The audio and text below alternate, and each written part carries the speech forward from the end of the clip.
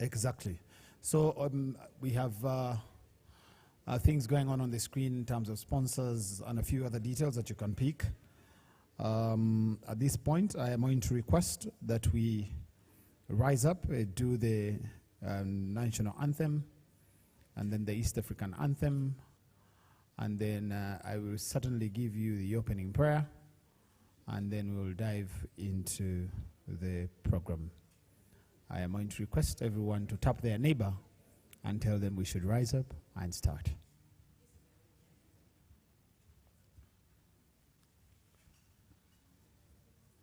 The technical team from Fenon, can you please give us the Uganda anthem, and after that you will give us the East African anthem.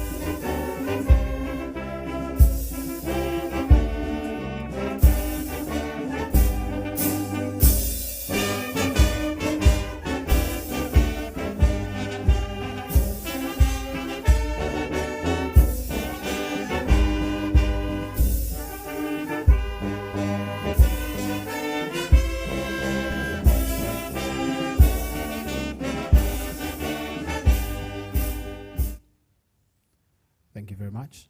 I'm going to request you to stay rising. So that I request, because of stage use, I don't want to be the only person standing up here. I want to invite a volunteer to come and give us the opening prayer so that we use the stage interchangeably. Do we have any volunteer that can give us the opening prayer? Very interesting. Can I volunteer for you? Can we humble ourselves for the prayer? Heavenly Father, we thank you for today. This is our day 2 as Fitspa and persons intake. We call you amidst us to support the planning, the implementation, the ideas that will be shared here, the institutional synergies. May you be amidst them to support the processes that we complete in this meeting, and we continue to grow this country in tech. All these we pray, believing and trusting in your name. Amen. Can we now take our seats?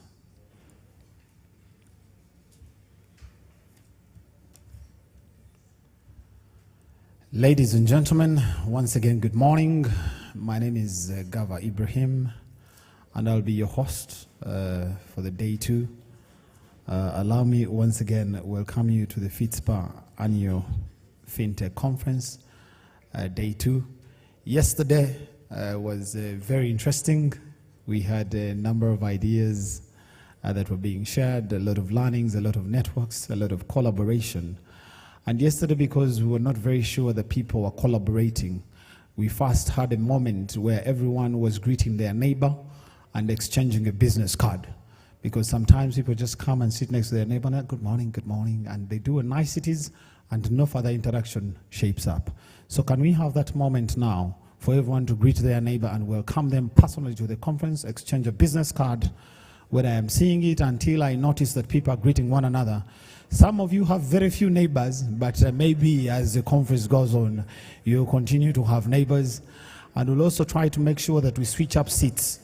The good thing is that me, who's this side, I've been able to see everyone and where they're seated, so we'll start to interchange. Sandra, I'm hoping that by the time we finish, you'll be somewhere seated behind to interact with different people. And then, of course, Mona to also interact with different people. So I'll try to make sure that we switch, because we need to have these conversations that we can create collaborations and synergies. Similar to yesterday, I had to tell people now stop, so that then we can get back to the program. Okay. Ladies and gentlemen, yesterday we had an intense program. And the program certainly covered a number of aspects. And of course, part of the things that was talked about yesterday was raising capital. And of course, we all know that for fintechs to thrive, it is critical to have capital that first of all can support you in processes of sandbox, in processes of randomized control samples, to be able to test the different solutions that we give in the market. And yesterday, the conversations around capital and raising were really, really interesting, because they tackled a number of aspects. And some of them was, when do you raise the capital as a fintech? And those are questions that you need to ask yourself, because sometimes as fintechs, we choose to raise capital and we say next month we want the money, and we start the process at that time. Yet you probably need more time. It also had the different ways of thinking about capital. Many times you can think about capital in the sense of money, but also you can think about capital in terms of the different entities that you can bring on to probably reduce your costs, see how you can operate efficiently. They highlighted another interesting area on sometimes which kind of funders are you talking about? Are you talking to, sorry. The nature of funders that you're going to talk to, you're probably talking to the right funder, you're probably talking to the wrong funder. And all those discussions were shaped yesterday. How do you go to your funder? What sort of conversations do you have? And so it's critical that you sort of understand what nature of funder that you're talking about and where you can actually source your capital. And we also agreed that yesterday that you need to make your brand visible, because locally you can actually source some sort of funding to be able to move your business. And I loved the conversations that we had yesterday. Allow me also share with you a little bit that yesterday we had the Director General of Uganda Investments Authority, who came and reaffirmed their commitment to us as the fintech space. And we are able to also share with him our members' portfolio through the deal book, which is going to be able to share with the different investors that will flock their office at the Uganda Investments Authority. So yesterday we really had a fun-filled day, interesting. And of course in the afternoon we talked about women in the fintech space. Of course at the moment we have about 5 led initiatives under Fitspa that are women-driven. Of course yesterday we had an argument of maybe the starters of Fitspa were all women because they are mothers. Of course that's an argument that we still can proceed with. But yesterday we had really interesting discussions that we're going to proceed today. Today is also going to be intense. We're going to have a lot of panels that will be picking up different conversations that support the conversations of collaboration, networking, and synergizing as different institutions. So allow me welcome you to the day 2 of the annual Fitspa conference. Friends, we have a number of entities that are sponsoring, and I will also be talking about our different sponsors at a later point. But for starters, allow me talk about the different exhibitors that we have with us, so that we can be able to appreciate or even make time to go and see what's happening there. I'm alive to the fact that we are live on the social media platforms, so feel free to share a tweet, feel free to share a TikTok video, feel free to post so that everyone can actually get to know that it's happening live here at Sheraton Hotel, Kampala.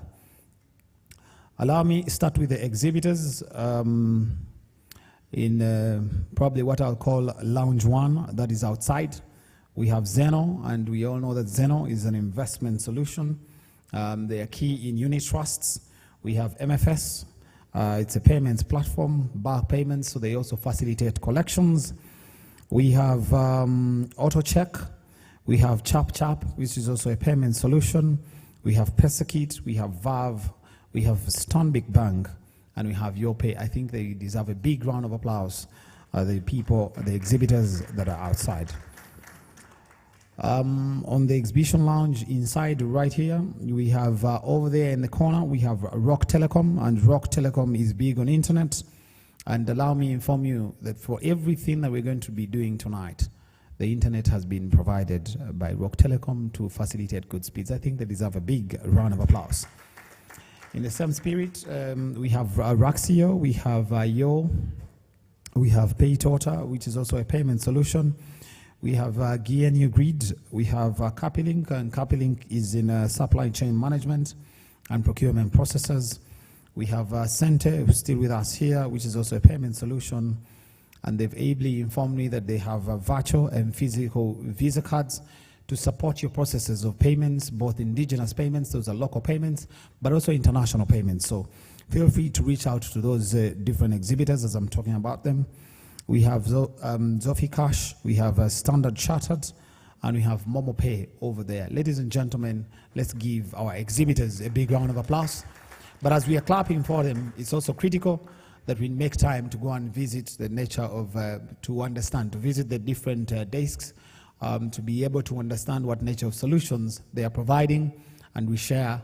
Let's not forget to share on our social media channels so that at least the public can get to know what is happening here at the Sheraton Hotel. Ladies and gentlemen, without any further ado, allow me welcome none other than our host, the chairperson of Fitspa, in Madame Josephine Alok, to give us the opening remarks for the day 2 of this conference.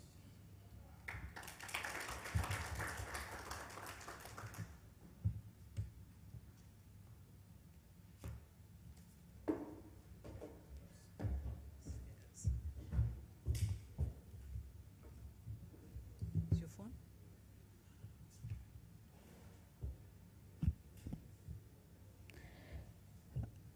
Good morning, ladies and gentlemen.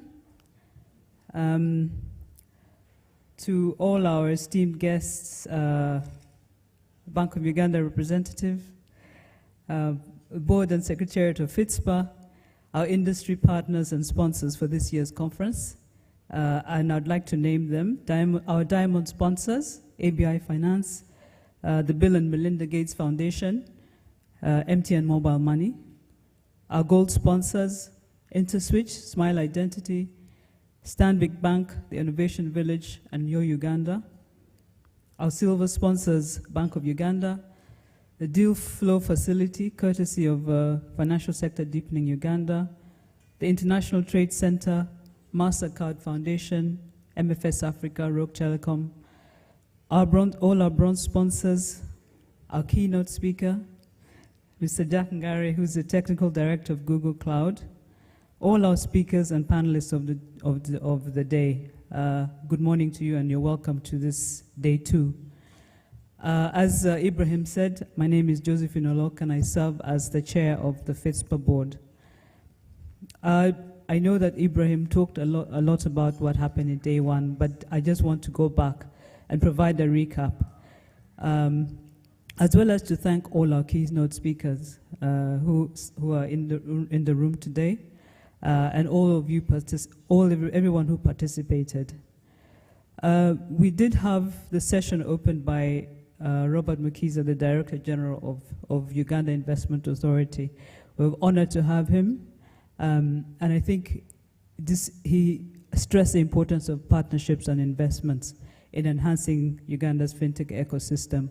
Of course, as the conference is about investments and partnerships, it was very important that he was here. There's a focus on the domestic investor and how we need to be looking at the opportunities that exist there. And what does the relationship between the Investment Authority and Fitspa look like? I think what's important is having the awareness of fintechs, having investment partners who are aware of the fintech industry, what the opportunities are within the fintech industry. And of course, having fintechs have access to funding at government level is important, as well as accessing the Green Finance Deal Room. As Ibrahim mentioned, we shared the deal book with the DG, and we hope that this is going to provide us a lot more opportunities to have enough knowledge about what fintechs are about, what they're looking for in terms of funding, as well as obviously open us up to opportunities for investors, both local and international. Our keynote speaker of the day was Francis Nasyomba, who is a principal at Raising Capital and Investments, and also president of CFA Society East Africa. Francis, you're welcome back. I think what is important in the investment space, and what Francis stressed, was the power of networking, the power of having a supportive ecosystem and policy and regulations which protect innovation. I think we also need to be looking at how we are valuing our businesses, but we must be aligning with our regulators and also ensuring that we're taking care of the ESG element, especially the governance. Some questions that he caused us to ask. Most investments are external, but we do have internal investors, and there's an opportunity there. What about investors like pensions? We have pension schemes here. We have SACCOs. We have investment clubs. But again, do the local investors really understand what fintechs are about? And do they know what the investment opportunities are in the fintech space? Those are questions that we need to explore. And again, as you're looking for capital, you often ignore the focus of your why. Why are you looking for capital? Why are you involved in the sector? And to what end are you looking for that capital? So those are questions that have to be asked, that we need to ask ourselves. And to succeed, it's important to have purpose and to plan. I think we often think that once you got capital, that is it. But I think it's important to understand that it's not necessarily a long-term solution, and that we need to plan for having businesses that are sustainable through profits and value growth. And we need to also look at, within ourselves, the teams that we have and the talent that we have. It's important that we have the essential skills in place, as well as obviously address the gender equality. We had a very useful panel discussion about raising capital. I think we got this perspective of the investment advisors, as well as those who have actually been successful in raising capital. I think what's important is, as companies, that we need to be investor ready. Investor ready meaning having the governance policies, financials in place, but also understanding how to sell your story. Yes, we talked about there's some people who are better at selling than others, but you have to sell your story. Because sometimes you're not selling a product, sometimes you're just selling an idea.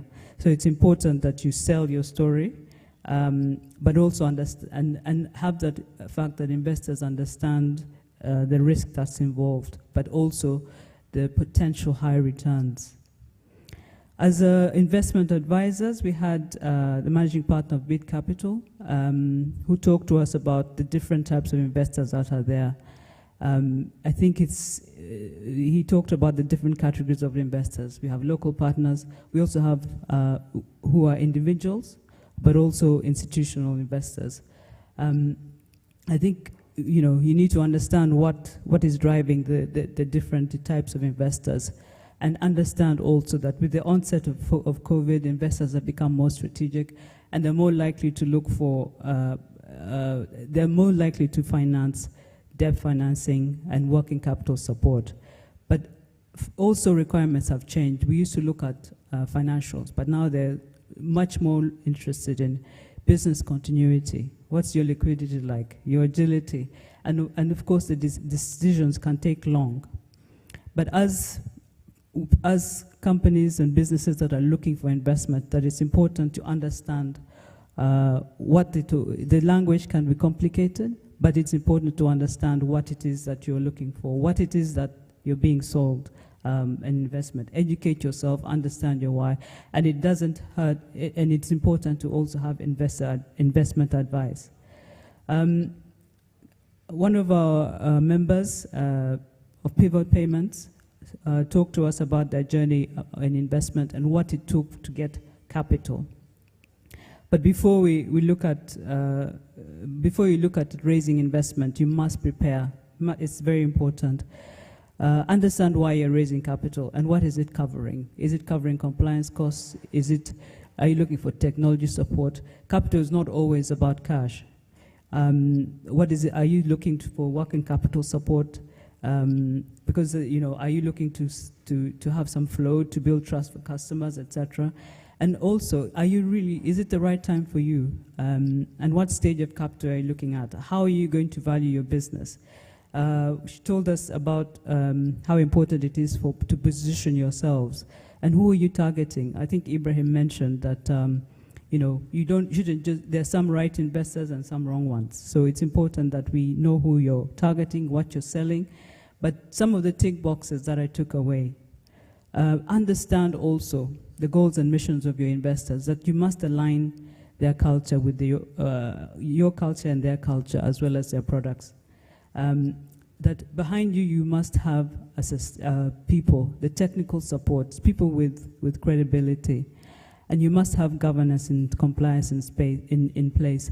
As founders, I think there is a tendency to want to hold on to the business, but when there are issues of governance and compliance, you may want to be able to step aside, put a board in place, put an MD in place, but don't hold on to being a founder and a manager as well. So we also looked at, I think we did really explore the notion that the local investors are there. And I think, but there is, the majority of the investment that is coming to the country is obviously international investment. And it's not by accident that is happening. The returns are there. So I think there's a mindset shift required to have local investors play in the market.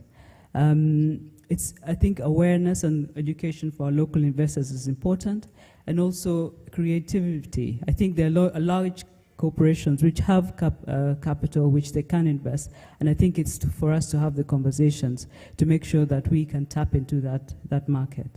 But we have the opportunity to do that.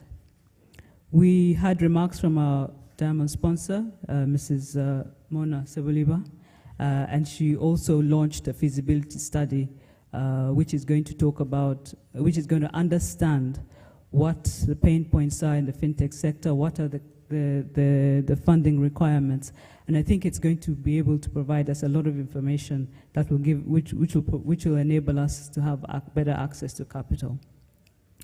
As Ibrahim talked about, we had a fintech session in the afternoon. I think the session was important. I think we did talk about why it was important. We have 189 fintechs and only 5 are women-led. That narrative needs to change. We need to have more women in the fintech space. I think we had our keynote speaker, Sandra Hua Yao, who's a senior vice president of Thunes, and she talked about gender inclusion. And it's the importance of having a very deliberate strategy to create opportunities and provide the environment that allows women to lead, to thrive within the fintech space. Our panel discussion also talked about the same thing, but I think it's all about being deliberate. So members in your companies, please be deliberate about getting women in the fintech industry. Have mentorships, have whatever it takes, the training, but be deliberate in recruiting women in fintech positions, in training, and giving them access to leadership positions. We also had a pitch session with our young people where we pitched agri-tech, transport, insurtech, and we had a formidable panel of judges, and we're very thankful for that. So all in all, a very exciting day, and we want to thank everyone who was involved.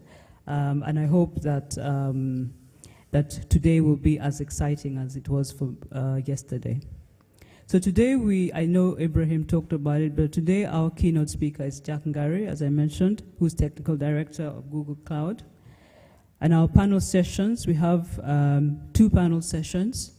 One is on regulation and licensed fintechs, which is hosted by MTN Mobile Money and Bank of Uganda. And then digital identity, which is hosted by Smile Identity. We have a fireside chat on green financing, which is going to be hosted by ABI Finance. And our breakout sessions, we have 4 breakout sessions. So unfortunately, you won't be able to attend all of them because we have 2 happening at the same time. But it covers last mile users of digital financial services across platforms. Then you're looking at digital trade, digital credit, and the national switch. These are all very exciting sessions. So I really hope that you're going to enjoy these sessions very much. We're going to have closing remarks by one of our strategic partners, Stephen Asime, who's the Chief Executive Officer of PSFU Uganda. So as I close, again, I want to say thank you. Thank you all members, all our esteemed members. We are not in existence, we are because of you. The board and Fitspa Secretariat for all the work they've done in having this session. And of course, to Bank of Uganda, our regulators and all our industry regulators, all our strategic partners, Financial Sector Deepening Uganda, UNCDF, ABI Finance, Bill and Melinda Gates Foundation, Netherlands Trust Fund, and Private Sector Uganda. I really hope that, like me, you're really looking forward to these conversations and that you'll be able to take away a lot from them today. So once again, and on behalf of the Fitspa board, I thank you for joining us, and I wish you a very great day. Thank you very much.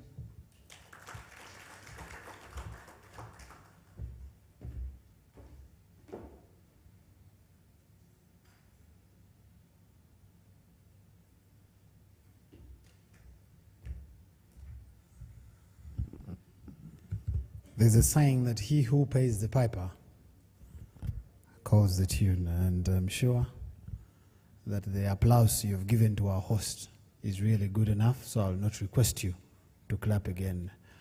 But Josephine, that's a way of saying thank you very much, together with the sponsors, for giving us good breakfast.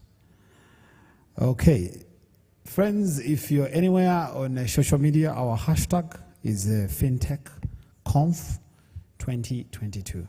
So that's the hashtag to make sure that the conversations are harmonized. So anyone who's going out there to check, they can follow that hashtag, FinTech Conf 2022. And then the other hashtag is investment and partnership. And speaking about investment and partnership, that's our theme. And our theme is really about how we create collaborations and synergies to ensure that all of us thrive in this FinTech space.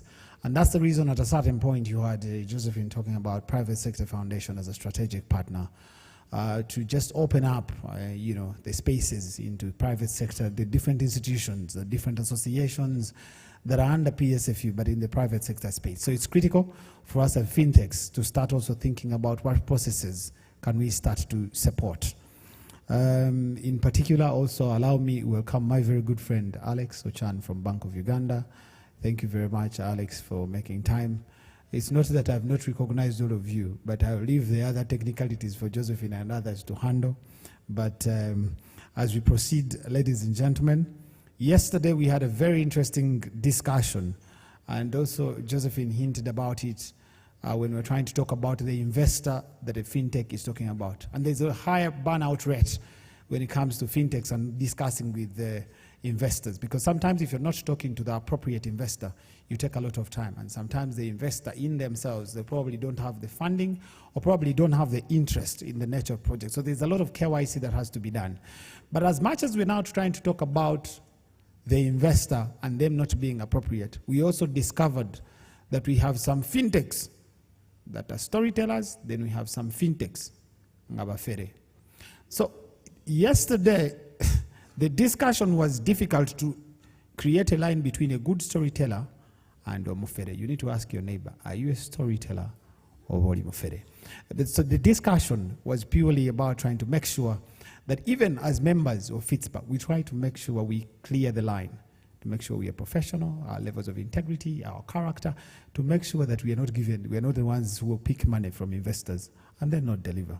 And that conversation we had with the Fitspa chairperson, and we agreed that certainly that's an area that always earmark. So if you're a member and you have anyone below you who has a problem, remove them before the problem becomes bigger. Friends, we are going to start with our keynote address. And the keynote address has not changed that much from our conversation that is theming this annual FinTech conference. The conversation is still about investments and partnerships. Allow me to read for you a brief of our next speaker. And dear speaker, please note that this was picked online. If you did not update and we read things, you were the one. It's not our problem. We picked online, we went there. Sometimes people don't update. They last updated 2 months ago, yet they have some new things that are happening in their space.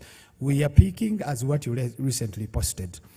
Friends, our next speaker is the Managing Director of Microsoft Africa Development Center in Kenya and joined Google Cloud Office as a Chief Technology Officer.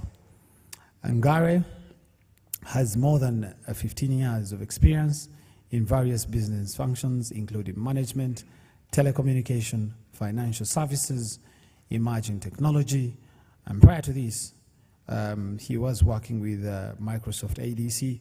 He was the MD at FineServe Africa, and he held positions at Stanbic Bank, NIC Bank, as well as spending 7 years at the British Telecom, with assignments in the UK, Saudi Arabia, Peru, and Japan. He holds a master's degree in management from the Harvard University, a master's degree in advanced computer science, a bachelor's degree in computer science from the University of Leicester. He did not add whether he's married or has children.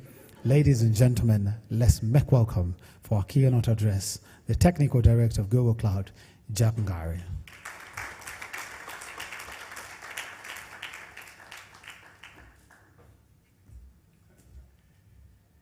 He's a storyteller. Great. It really is a pleasure to be here today. First of all, there are two things that have dawned on me since I came to Uganda. The first one is the level of conversations. You know, sometimes when you work for big markets and you think, okay, these are small markets, let's go see what they have, and then you're blown away. I mean, the conversations I sat in yesterday, from how fintechs perceive their value, to how capital is being raised, to how well they understand the market, you know. I was like, you know, the next time I have my guys from Google Ventures coming to Africa, they're passing through Uganda for sure. You know, I'd like them to really see the caliber of people here. And like I said, I was really blown away. The second thing is, this is actually me, Jack. You know, I met Richard for dinner, and he said, I was expecting a white guy, you know, to come who works for Google Cloud. And I'm like, no, now we are taking over as Africans. So we are telling them, step aside. You know, let's show you how we can do technology now. Amen. And no, I'm not a prosperity preacher. I just think, you know, there's a lot we can offer the world as a whole, and I'm glad to be here with all of you. The third thing, and the last thing, is you do not know how hard it is to switch jobs from Microsoft to Google. Because every presentation I used to do was called PPT. And now all of a sudden I can't use something called PPT.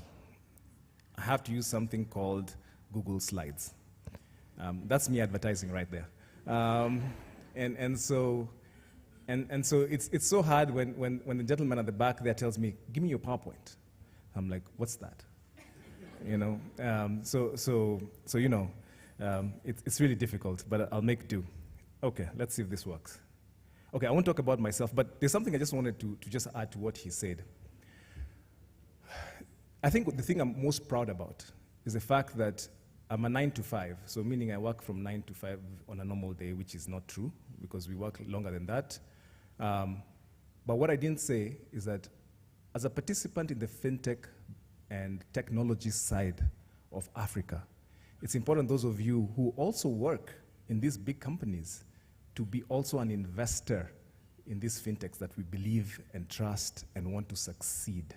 And so I could have added a lot more logos there about some of the companies I support, either in kind, as a board advisor, or as a direct investor. So this is another pitch I'm giving to a lot of you who work in various organizations. Take a chance. Invest in some of these fintechs. If we don't have local investors participating in the fintech ecosystem in Africa, it's very difficult to get people like Google to invest in the first place. But if we have people like, you know, I'm just thinking out loud here, the few fintechs that we have funded in Google Ventures, if we see names like, you know, Ziana there and what she does, you know, it adds a lot more confidence to us to invest. So, you know, I'd urge a lot of you to still do the same thing. Yeah,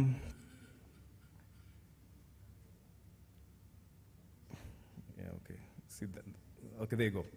Okay, Google, no, it's not Google Slides. So I took this picture off the net, And thank you very much for picking the good things they say about me on the net. When you run products for organizations, you always forget sometimes where you started from. And some of you may be familiar with this picture. This picture is where Google started. Larry Page and Sergey Brin. It could be anywhere in the world. Maybe for us, it may not necessarily look like this in Africa, but it'll be similar, that we are bootstrapping, that it's something that we have really, just gotten some small space somewhere and trying to make it work. And you guys can imagine in winter how that place would be cold, so I don't know how they are doing it. But it just goes to show, never underestimate the power of fintech. Having said that, it is true that the mortality rate of fintechs or startups is quite high as well. But when they do succeed, they actually can return a lot more X in terms of returns if you have the right founders and you have the right market or total addressable market. So, this is just a picture to remind us, humble beginnings, always start off with something like this. I think this is where the source of the Nile is. And, from that little waterfall, you can imagine how many people it feeds upstream. Okay, again, this is when they expanded, they took over Susan. Susan is the CEO of YouTube. So they took over her dining room. She gave them the garage, and when they got some money, they took over her dining room.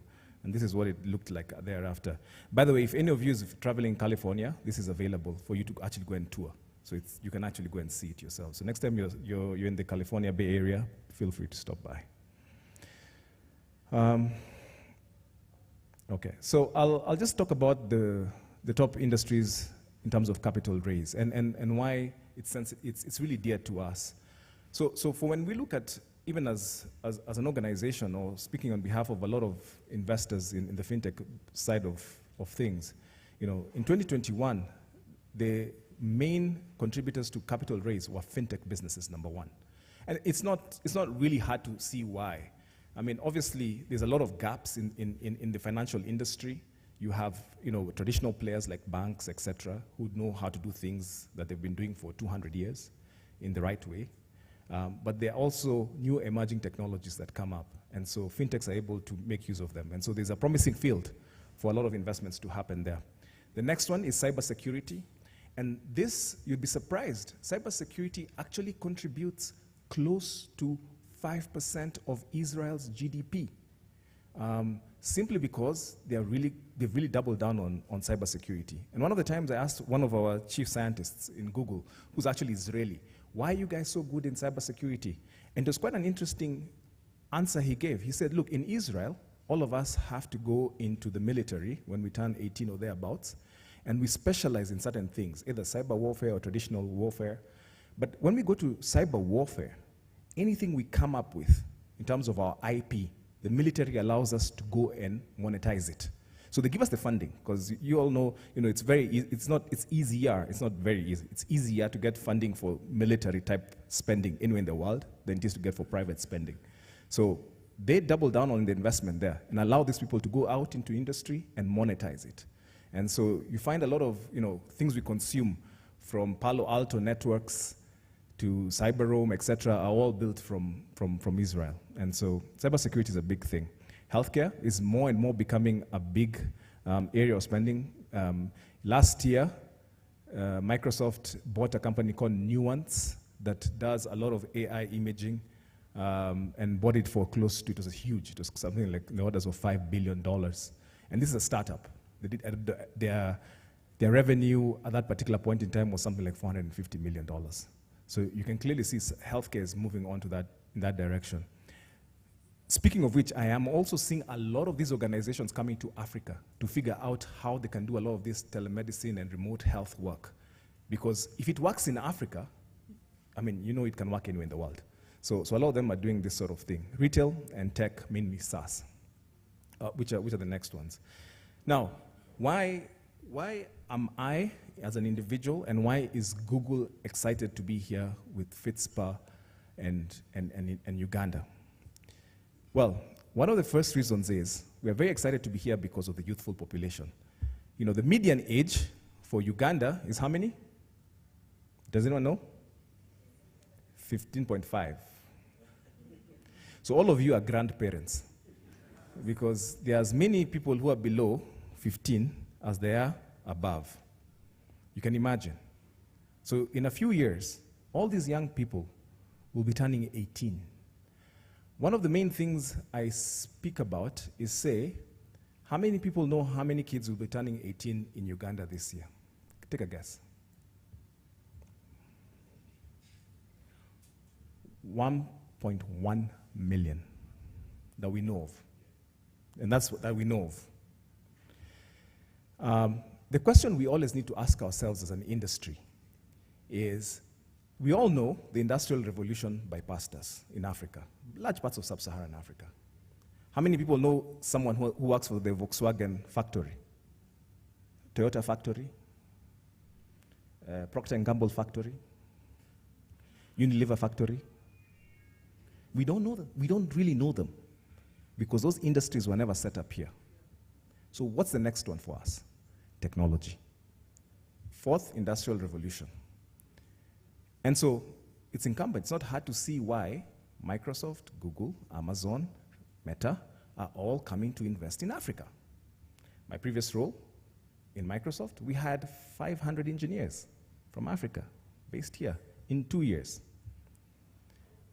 We actually hired a couple from Uganda. So some of you may be looking at me and saying, that's the guy who stole some of our talent. It's because they're good. They're good. One of the things we realized, to the next point, number 3, it's a tech-savvy generation. They know nothing about copper. One of the first questions in the interviews we asked them, what's the fastest speed copper can produce and fiber? One was saying, what's copper?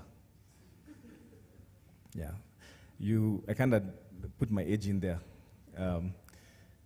But it's that savviness that we look at. And so a lot of them are setting up here. You know, recently Google announced that they're going to hire 200 engineers in Africa. And that's a small figure, by the way. But if we do not get a lot of these investments also from fintechs as well, coming into the continent, then we lose the 1.1 million or 1 million kids turning 18, because we need to create jobs for them. The last thing is, you know, the entrepreneurial spirit in Uganda is amazing, and it's also the heart of Africa. I mean, if I threw a dart, closed my eyes and threw a dart at the Africa map, most likely it'll land in Uganda, because it's at the center. Not that I'm that good at aiming, but it's close. So I just want to speak about 2 things. How do you build a flourishing ecosystem here? And there are 2 things that I'll speak about. The first one is partnerships. And partnerships are so critical. For any fintech industry to succeed, you need the industry, you need capital, and you need regulators. And I call this a trinity of partnerships. The industry is what we have here. Fitspa, who are bringing all of us together from different organizations, trying to figure out what's the best way for us to work together, whether you're in telco, you're in banking, you're in regulator, whatever, bring that industry together. And then you have capital. How do you mobilize capital for the organizations and regulators? Regulators are a key element of all this, because they are the ones who safeguard the public as well as give us the rights to move on to the next level. I'll just talk about. Okay, I jumped one slide, but it's fine. In community and partnerships, why is it super important for there to be that sort of involvement of everybody? Number 1, iron sharpens iron.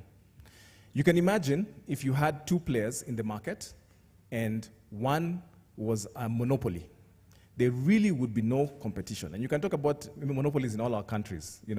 For example, and I'm sure they're doing a good job, but electricity generation, for example. You need more people to come into an industry to make it better. And so iron always sharpens better. And the next thing is that we also have to work together because of our GDPs. They're still small. We are growing, but they're still very small. A good example is the revenue, top-line revenue for Microsoft, for example, is $168 billion. The top line revenues for 2021 for Google was $240 billion. Who knows what the GDP of East Africa combined is? Guess, take a guess. Kenya, 98, 37, 64, 10. If you add Burundi, there's no official figures. We are smaller than Microsoft, Google, all of us combined. In other words, we could all go to sleep today for the whole year, and they'll pay us our salaries, and they'll still have extra change. So it's because they've garnered scale. And so one of the things I advise a lot of ecosystems and associations, think beyond borders. Always think beyond borders. Yes, you have your home market. You must build a good reputation. You must be able to scale in that market, but always think about the next billion users. Always think about how do I move my business model to scale. And at the end of the day, we are part of a value chain.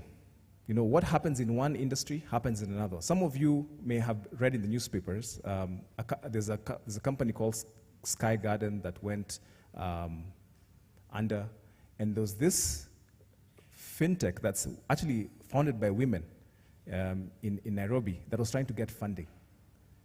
And so unfortunate that as soon as Sky Garden went under, you know, they were almost about to sign a deal sheet, and all the investors pulled out. Now, these are competitors, but you see the market immediately gets jitters across.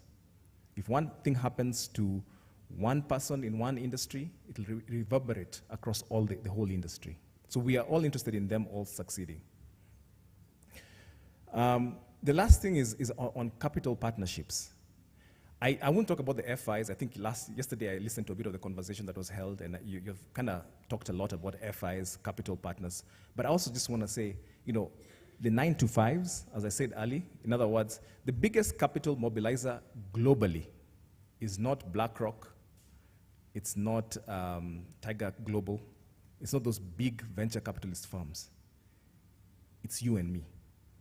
What we call side hustles, what we call, you know, the things that we fund our cousin who left high school and has told us he has a great idea and we know he's going to fail, but we still fund him. Those are the largest mobilizers of capital. One of the things I found interesting, a parallel to draw from it, and I know there's a conversation on digital trade, is the biggest shipper of cargo globally is not Maersk. Neither is it CMA Global or Lufthansa Cargo. It's none of those. It's actually the belly of passenger planes. In Africa, it actually contributes to 70%. Why? Because we all, when things pre-COVID, would go to China, buy stuff, put them on the plane, package them really tight so customs do not disturb us, you know, and then ship them to Africa. You know? So that's an interesting thing. And we don't document that, but it is a huge mobilizer of capital. The pension funds we talk about actually come from individuals who then give them to these, you know, partners. So the 9-to-5s, you know, it's an interesting place to also mobilize capital. And just a side note on regulatory partnerships, you know, which are very important. Generally, I'll say, to be honest, innovation always stays ahead of regulation. And that's the way it's supposed to be. There's always this yin and yang kind of relationship that's held. You know, you're in it every day, innovating, but you have to have this partnership of going to regulation to have it, you know, regulated. So it always happens that way.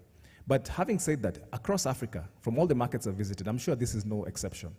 You know, it's always better tomorrow and today than it was yesterday. You know, the engagements, the discussions, it's always progressive, and we always move forward. In very rare situations, will you see, you know, it being retrogressive. But in most cases, the partnership always gets better, and it will continue getting better. But also, you know, consumer protection is always key with regulatory partnerships. The last thing I want to mention on this, in terms of partnerships, again, I talked about the GDPs of our countries, and you have to partner cross-border. You know, rather than set up, one of the things we noticed when we do our funding in Google Ventures is a lot of startups want to expand into virgin markets having not had the experience in those markets. You know, a lot of times we want them to partner. So if we have, I don't know, an organization in agri-tech here in Uganda and they want to move to Ethiopia, we always encourage them to partner so that they can get scale faster. And so that's a key element of what we put there. And the last thing is also around partnerships, which is Launchpad. And here's a challenge to a lot of the FIs, the banks who are here, the telcos. You know, one of the things you will notice is there's a company I was speaking to when I was coming to Uganda. The gentleman who was flying the plane was speaking to me about his small fintech. Again, a 9-to-5 sponsoring a fintech. And his fintech does IoT devices for base stations, etc. And he's more, he tries to innovate, but he also resells. And there's a company called One Next IoT, that's in South Africa. And this was formed by two gentlemen. But what happened was that Vodacom decided to invest in them and give them their base stations to manage their IoT. And he was telling me how the first release was really bad because it wasn't giving the right measurements of, you know, fuel, when fuel is low or generators are not picking up or the signal is low. But over time, you know, they perfected it, and now look at them. They're selling all throughout Africa and beyond. So a lot of telcos and banks, it's really important that you help to incubate, give them access to your market, even if it's a small piece, so they can be proving grounds for doing it. And I know a lot of telcos are doing it already, in terms of, like, for example, the education space, giving them a platform, so that they don't spend time acquiring customers. They leverage off what you have. And then also mentorship. Yesterday during the women's session, you know, I heard about how you can build mentors. And mentorships, for those of you who are here, are quite important to founders. So, you know, those are elements that everyone needs to consider. The last thing on ecosystems, which is the second thing that I wanted to mention, was, okay, go slides, skills and talent. So overall, we have to agree that skills and talents in the market, especially for technical skills, is low. It's really, really low. Having said that, it's quite ironic. On one hand, we have, for example, in East Africa, we have 4 million people, 4 million kids turning 18 every year. And on the other side, if I asked anyone here, if I knew a few good data scientists or Android developers, would you hire them as a whole? Really, am I allowed to say kick-ass developers? You probably would. So on one hand, we have the people. On the other hand, we don't have the skills. And so how do we bridge this gap in between to make sure that the skilling is there? And so those are some of the things that, for example, us as where I work, we are passionate about, not as just where we work, but as also individuals. How do we upskill universities to teach the right curriculum? You know, we were speaking yesterday to one of the universities, and they have marketing graduates who are graduating without knowing how to do a Facebook, an Instagram boost. I mean, you cannot be in marketing and you cannot do a Facebook post or a Google search post and market. So there's a gap between academia and industry, and this is all throughout, you know, Africa. And so we need to figure out how to make sure that industry contributes to the curriculum in universities, and universities generate the right kind of skill sets that we can absorb. The other thing about the partnerships is ecosystem, customer acquisition versus profits. So, having sat in many pitches, you know, the one question that always gets a lot of founders is, are you turning a profit?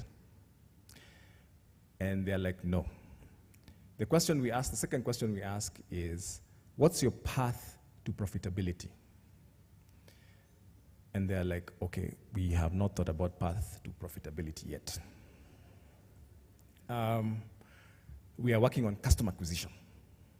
What's your CAC? I mean, some of you have had that question, and the cost of customer acquisition in Africa is 8 times what it is in Europe. Why? Because we have to have a distribution mechanism, especially if it's an non-tech area. Whereas in Europe, because everyone is on social media, you know, it's cost per clicks, it's really low. Here it's 8 times higher. And so as founders, as a fintech side, you have to figure out what your plan is and how you position yourself, but always keep the eye on the prize, which is profitability. In my experience, when myself and the chair lady, apparently we are alumni of Equity Group, when we started up Fitspa, which is Equitel, those of you may have read about the thin SIM. That's when I joined Equity. Those of you who are familiar with Dr. Mwangi, he's an aggressive businessman. So you've started up a telco business. You have not acquired even one customer. You don't even know how the competition will react. And he's telling you, have you turned a profit? And so you're confused about that question. For you to turn a profit, you need to have at least one customer, right? And try and figure that out.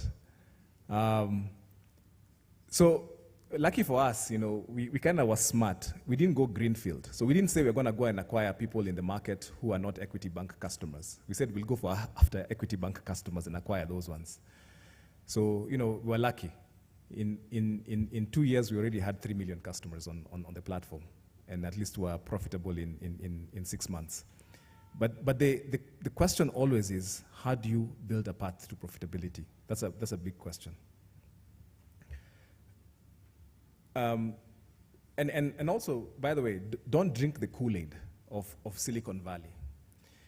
A lot of ideas that come from Silicon Valley were not built for markets like us, So don't drink the Kool-Aid.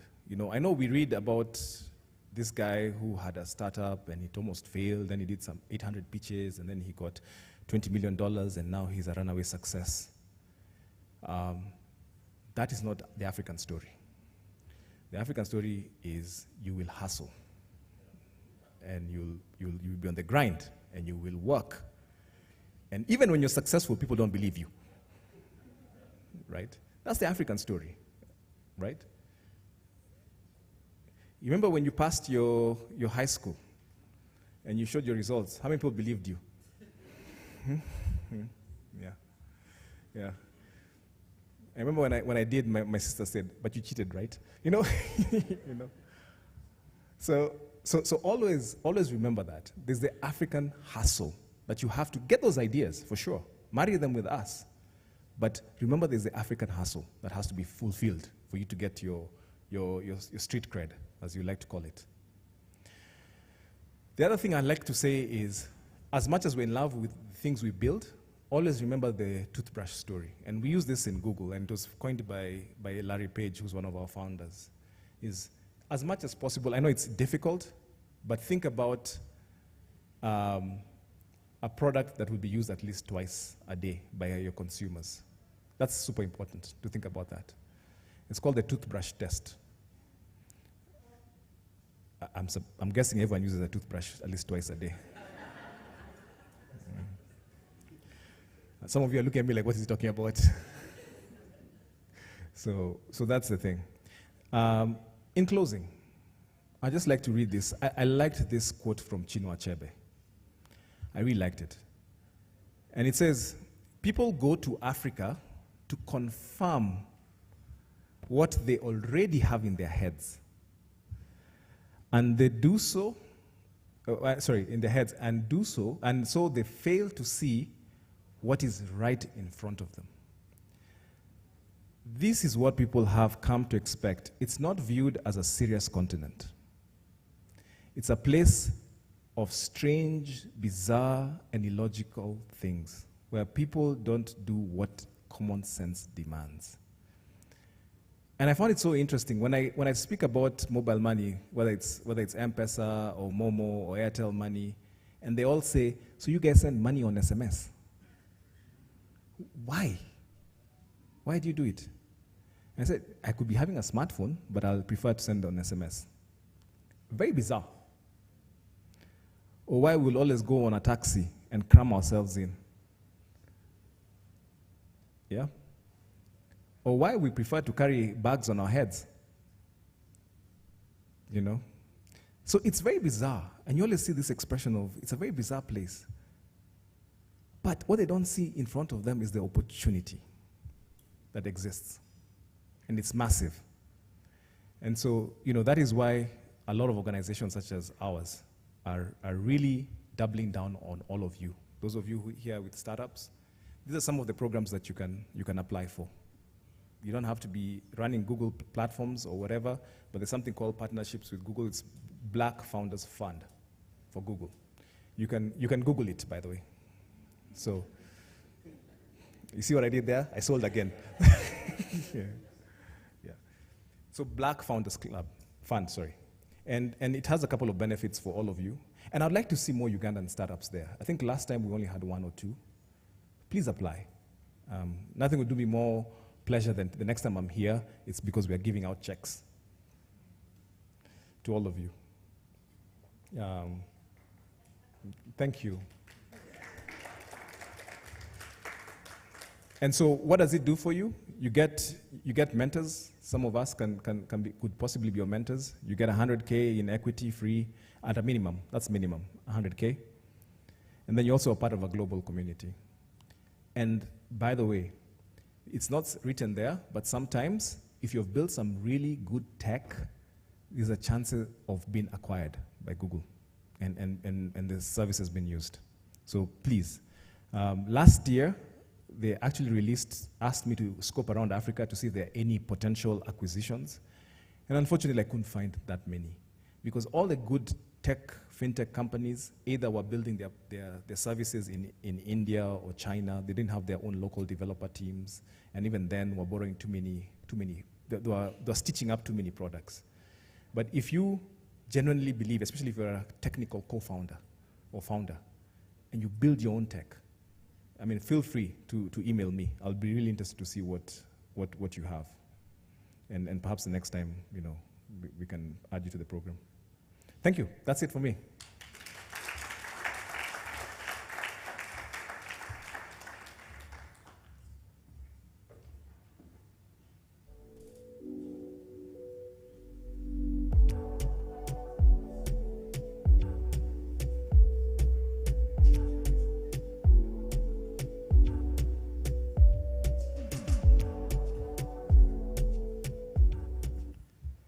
Ladies and gentlemen, can we give Jack another big round of applause?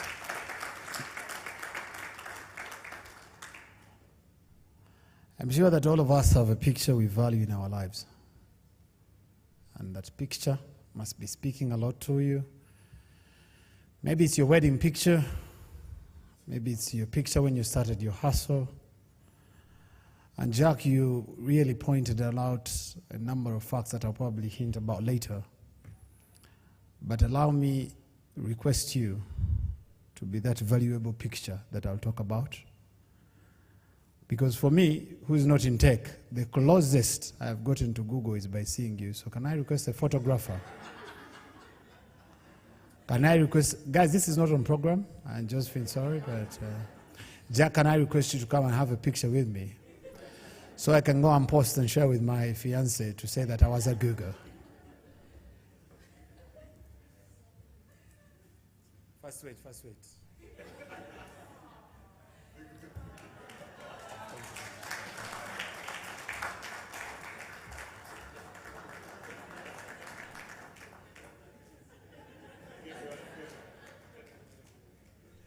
want it back. Oh, this man? Yes. Thank you. I'm sure, Josephine, this is now good enough for my payment. Thank you very much. Friends, I think all of us have aspirations, and when you meet your dream, please get close to it. I've always been seeing Google, and yesterday I was talking to my IT friend and said, he told me, this year Google has celebrated us, and they had put our independence, and so when you're Googling, you could see Uganda celebrating independence. And I think that was a very good thing. But for me now, I am close to the guy, Jack. Big up. Now, on to the assignment that was given, friends. I think Jack has done us well. He has shared a lot of insights in terms of where we can get to, in terms of which opportunities Google presents.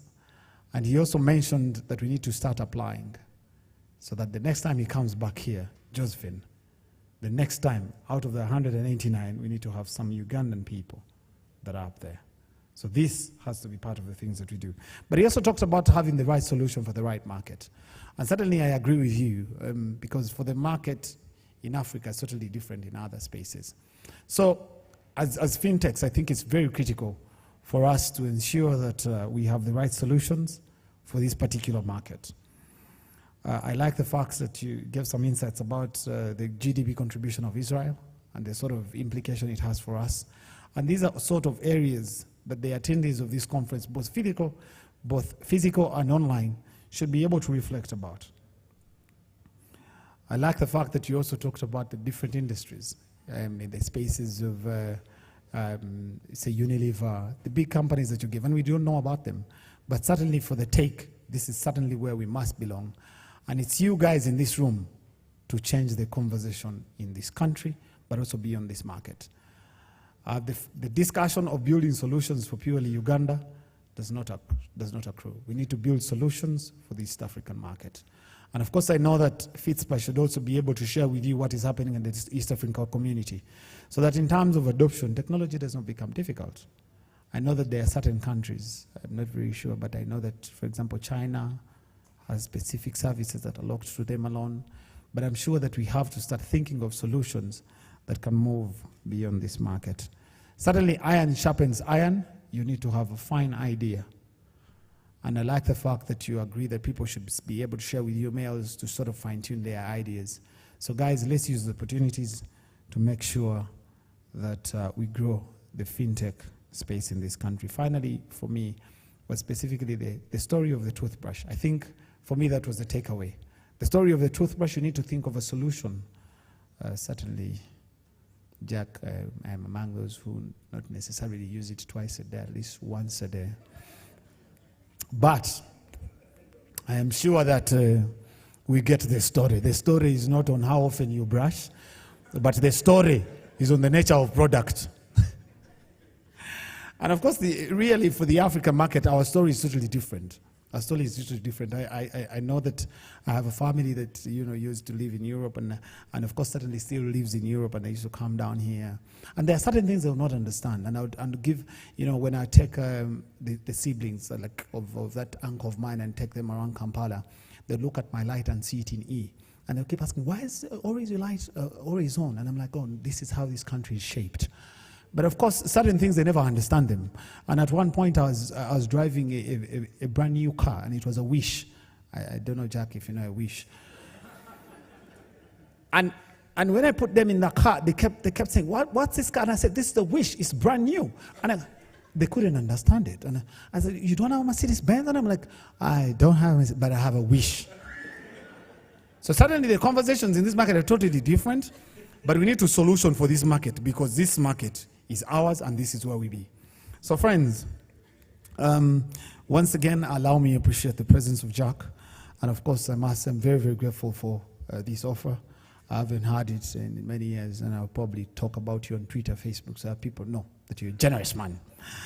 Right now, friends, allow me get into the panel discussion, and allow me request you to give welcome Mr. Chris Lukolio, the Digital Country Lead of Uganda at UNCDF, to come and invite the panel. Can we give him a big round of applause as he makes his way to the stage to then usher in the different members of the panel so that we can start further the conversation.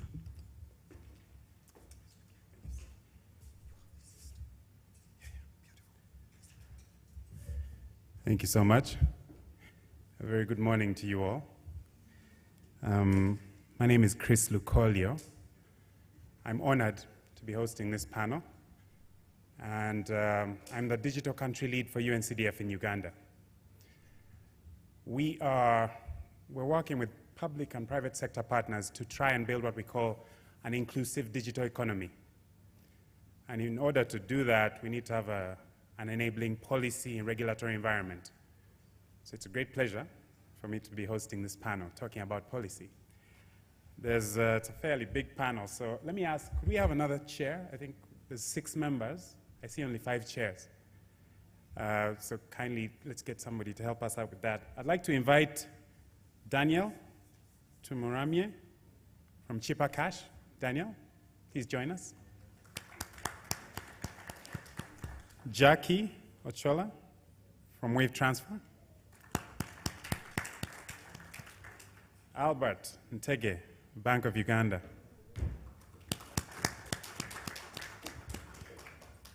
Patience Ankunda, Kulipa.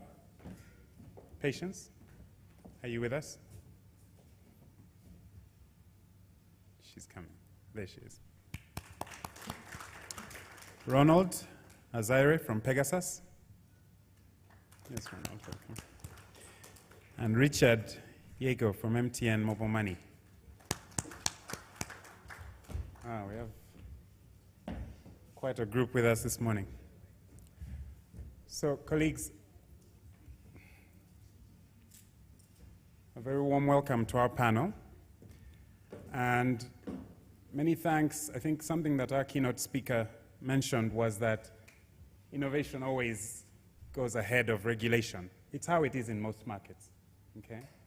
And so we will be sort of focusing on the national payment system regulation that Bank of Uganda has been enacting, and we'll talk about the challenges around that. Before we get started, let me have each panel member please introduce themselves. Let our guests know what you do, who you are. We'll try and keep it short. We'll keep it moving.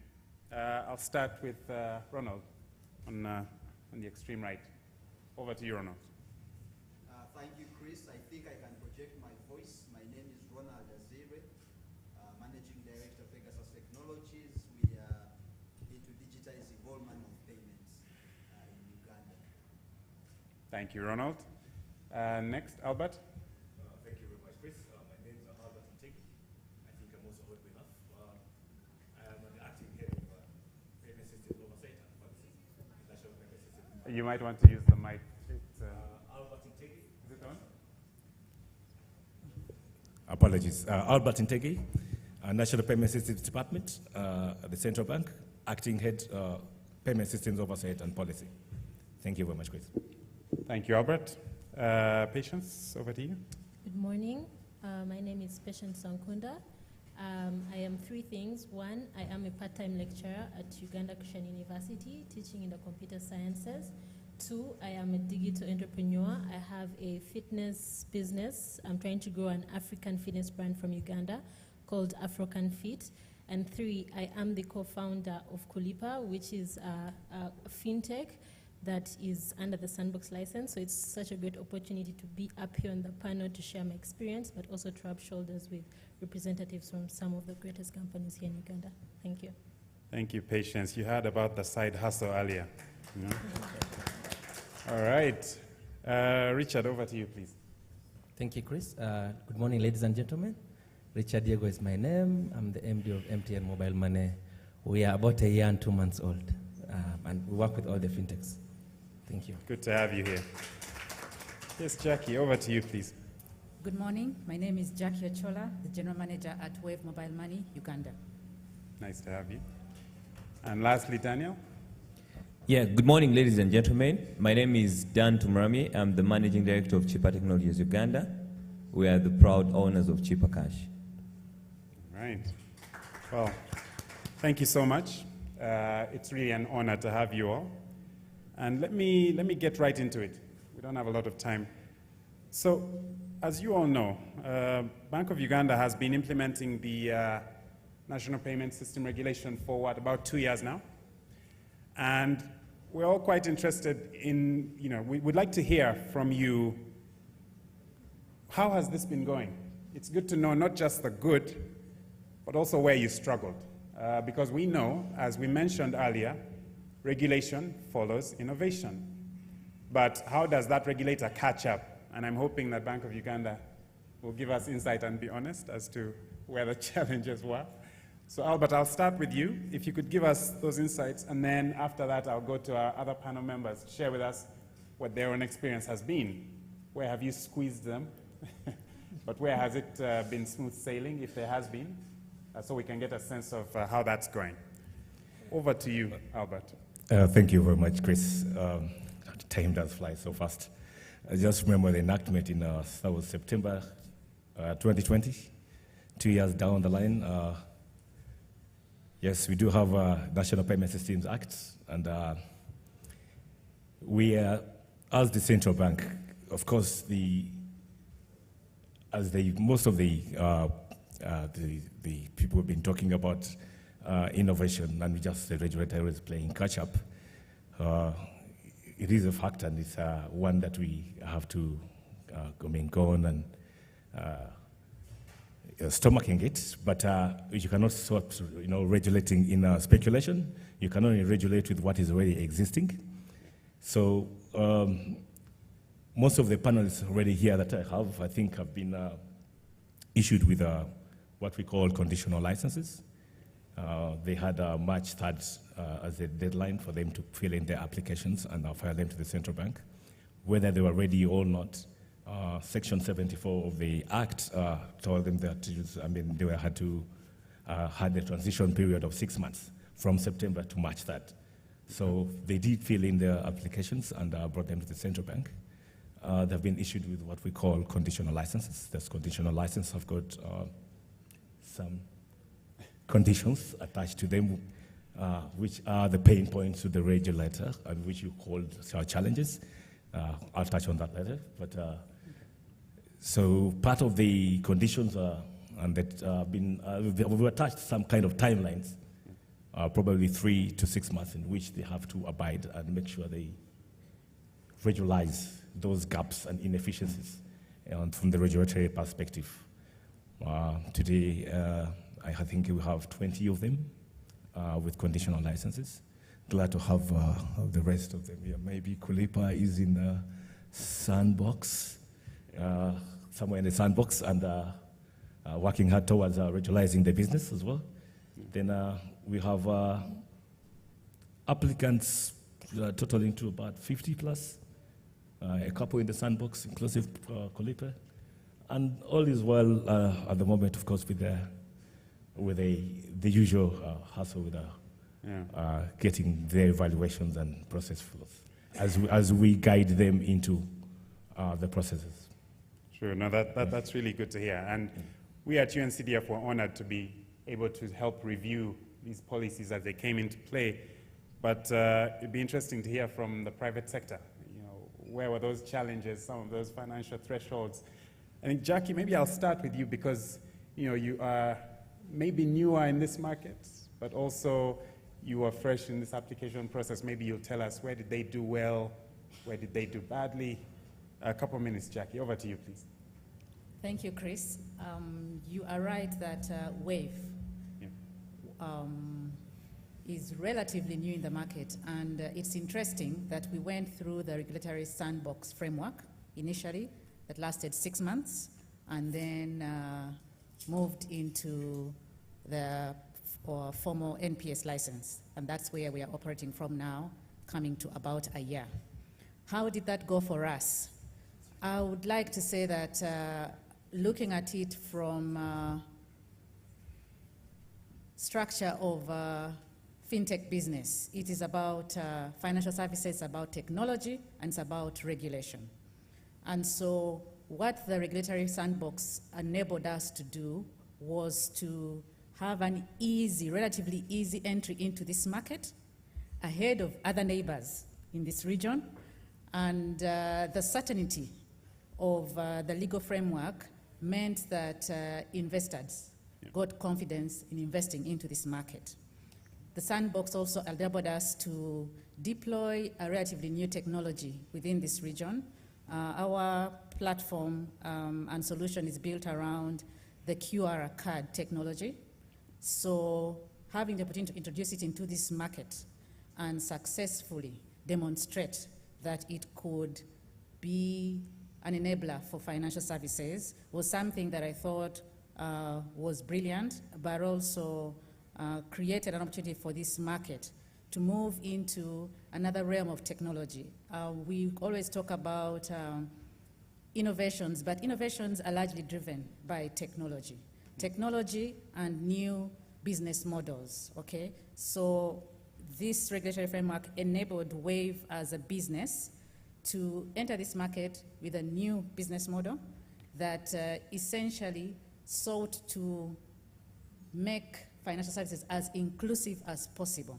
And so WAVE walked away from previous pricing models, came into this market with a pricing model that offered very, very affordable services, charging only transfers, offering free withdrawals, and targeting areas of in this market that had not been quite covered yet.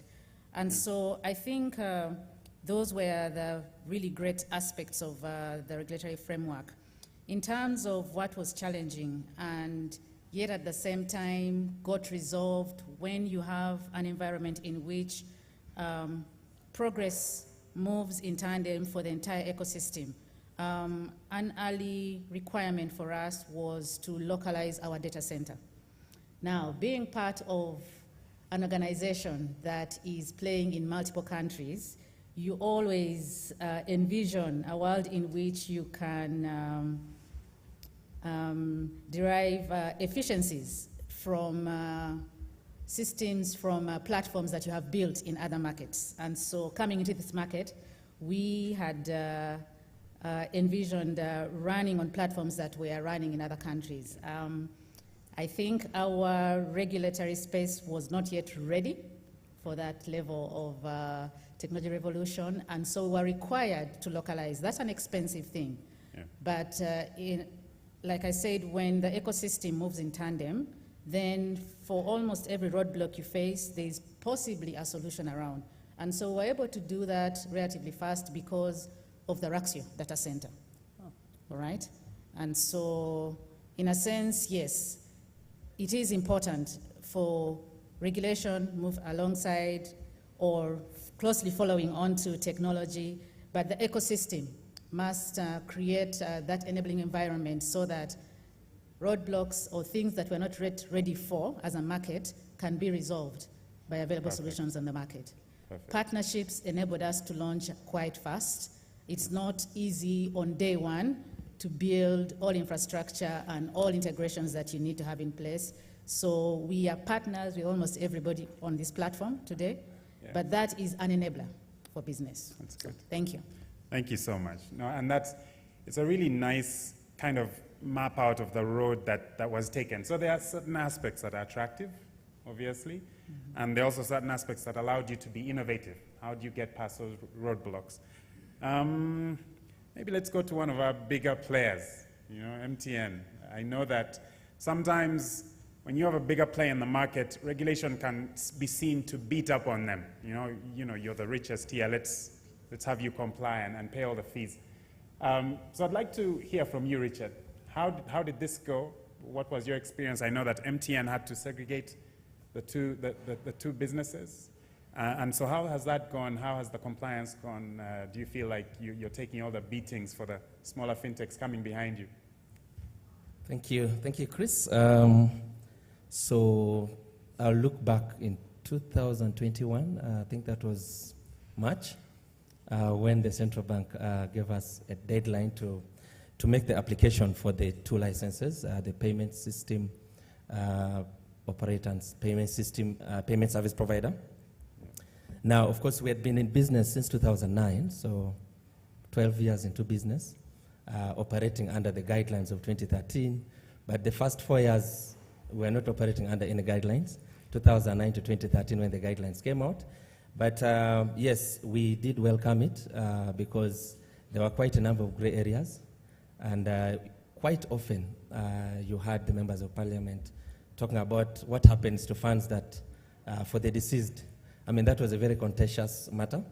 It was a gray area. And I think the NPS Act 2020 was long overdue. And we'd been looking forward to it.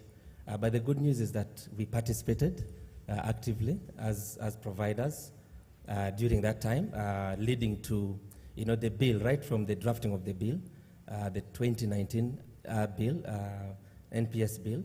So for us, the positive that we took right from the onset is that we're involved, the central bank involved us as the players in drafting the bill, but also most importantly, the regulations that came a year later. So quite a lot of challenges because initially we're operating as one entity, MTN Uganda, and now we had to split the two entities. One, MTN Mobile Money Uganda, becomes the child, of the parent company with 100% shareholding. Now, but beyond the act, the good news is that MTN Group had deliberately taken the decision strategically as part of the Ambition 2025 to split the two businesses with or without the local act or regulation. So we had prepared this much earlier while the 2025 strategy was being put together. So we had to embrace this right from the beginning. And of course, quite a number of challenges there, because now we are under the microscope of the central bank. The requirements are quite hefty. And that, of course, comes with a number of regulatory requirements in terms of the KYC is more enhanced, the limits, transaction limits, and But of course, the positive we also saw is as opposed to going through the escrow account holder, in terms of product development, seeking approvals, we saw this as an opportunity because now we interact directly with the central bank, and for us, we see an improved speed of going to market with some of the new solutions that we want to develop. We now have a direct relationship with the central bank, and previously we could not engage the central bank directly. We had to go through the bank that was holding funds on behalf of the customer. So we see more positives. Of course, a few challenges here and there, but like we mentioned earlier, innovation will always move ahead of regulation.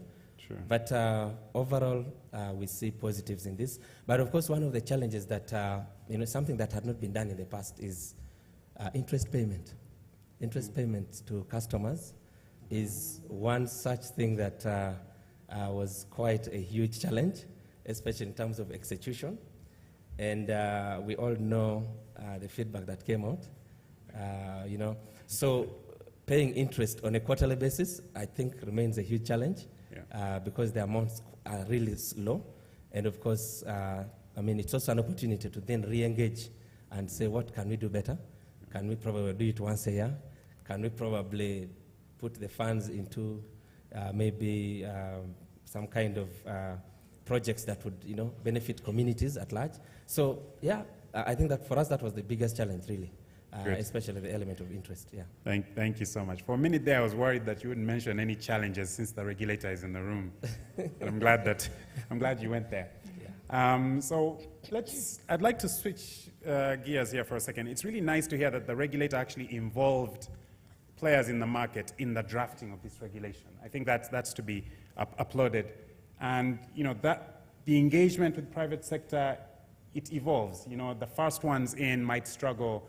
But later on, I'd like to, so Patience, yours is now, you're in the sandbox. Yes. While, for example, Wave went through that, they got the licensing and so on. It'd be good to hear from you, how's that going? Is it still as tough as, say, it was for the case of Wave, or is it now smooth sailing? Have they gotten it right already? I think our experiences may be different, but I'll just speak for Kulipa. So as Kulipa, we have a service called Lipi, where we are empowering businesses of all sizes to accept digital payments by removing the restrictions to the kind of businesses that we work with. But this was also an idea that was inspired by my side hustle. Whenever it came to payments, there would always be an issue. So this is something that we're trying to solve with Lipi. So with Lipi, if you're a merchant and you want to receive money, you have the power to choose how you get paid.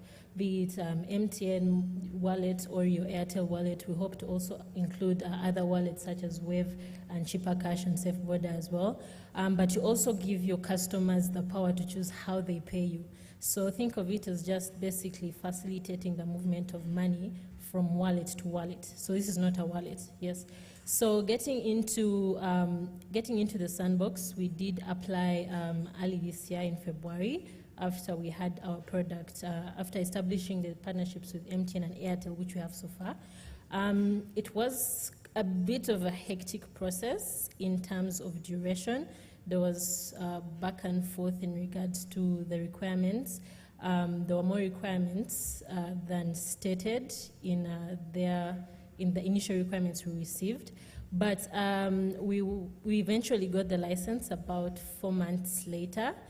So we've been operating since August. And so far we have about 400 users that are transacting. We've processed about 15 to 20 million Ugandan shillings already. So it has been an interesting process, especially coming from, are they going to approve our license? You know, those fears, they've already put in money. But then coming into the sandbox and now testing our products, and people are loving it, getting the feedback. But one thing that I did appreciate from Bank of Uganda is their need for us to prosper, and they actually do guide you on the compliancy and also visit you to ensure that you are being compliant and you're also tracking the necessary things. So that was actually a good part on them. Usually as startups, you fear that these guys are against you, they want to see you fail, but they actually listen to our grievances in terms of as we're testing our product, and we hope that eventually they will implement the solutions to such challenges. But it is a very great experience. We do hope to eventually get the licenses. We want to get the payment system operator and service provider licenses eventually. But yes, it has been, once you get the license, it's smooth sailing. Interesting. But thank you so much, Patience. And it's important it's good to hear that there's certain requirements that were listed, but then you get into the process and there's a few more. So just, it's learning process for everybody. So I know that Pegasus has been in the market for a while. You've really rolled with the punches and also been in a situation where there was limited guidance, and now you're in a situation where there's now more regulation coming into play. What's been your experience?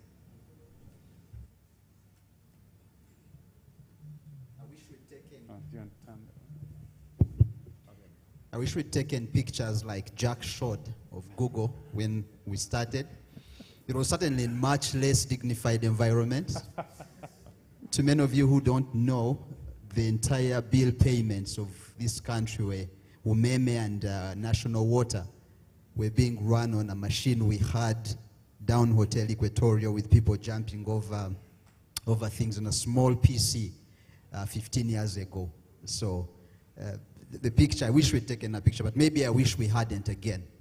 So we're a bit long in the tooth. We've been around 15 years now, and you're right in saying it's a completely different world, pre-regulation and post-regulation, which in itself, by the way, is a double-edged sword, depending on which edge you fall. What are the challenges we've had? It's the switch over from a non-regulated entity, which was, to put in a figure, some sort of jungle. I mean, with all the interesting pieces, and you never know when you run into a lion next door and so on, to now a well-manicured lawn and zoo. You see the animals in safety and so on. So that change comes with a host of challenges. We've had to change our management, our reporting, our security. It's been, first of all, extremely expensive to implement for people of our size. For those that might not know, I think we come from that little server to almost a multi-million-dollar organization now. And I want to correct Jack when he said he looked throughout Africa and could not find an organization that had indigenous software, indigenous people, and so on. We are 100% indigenous. We've been here forever. All our developers are here, all our solutions are here, all our people are here, and so on. So maybe I'll have a chat with Jack after that. Yeah. Anyway, so regulation forced us, and I'm sitting next to the regulator, so I behave yourself. So the things I'll say a bit mattered, but yeah, we had to in a sense wear their straight jacket from the free-flowing robes we had. So we are a bit straight-jacketed, but it also, as Richard pointed out, it has so many benefits. We're already seeing so many of the benefits, never mind the challenges that we face. So I am all for regulation. I want to add to Patience's voice that in the regulator we have people that have a very listening ear. Every time we've had challenges, we've gone to them and they've said, look, how can we help you to achieve what we want without necessarily breaking the regulation? And it's that level of engagement that has helped us to transition from an organization where the founders were literally everything to one that now needs to be structured. I remember one of the conversations we had with the regulator was, you cannot be a founder and a shareholder and a developer and a manager and so on. I was saying, but why not? They say, yeah, you know, in banking that can't happen. I say, but it's not a bank. So it's been, the central bank has been used to regulating banks, and now suddenly they are regulating this monster that they are trying to fit in a cupboard and they cannot fit in. So we've had to find a lot of middle ground. And it's been a very interesting journey. I engage them quite a lot. Probably we are the biggest face now in the halls of Bank of Uganda, always interacting with them. So it's been one of those journeys that's very important for the industry and one that we've enjoyed. Great. No, thank you so much. And I think, Albert, I hope you're taking notes, because it'd be nice to hear, are you achieving the objectives of the NPS regulation?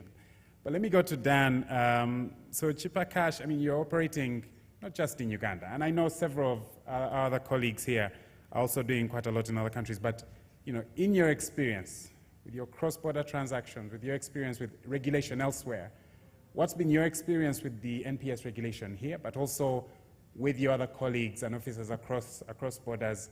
Is there a comparison you can give us? Can you paint a picture of, hey, it's been challenging here, but in another country where we did it, it was relatively easy? Yeah, thank you. So as Chipper Cash, and we're happy that we're one of the beneficiaries under the licensed entities in the NPS Act.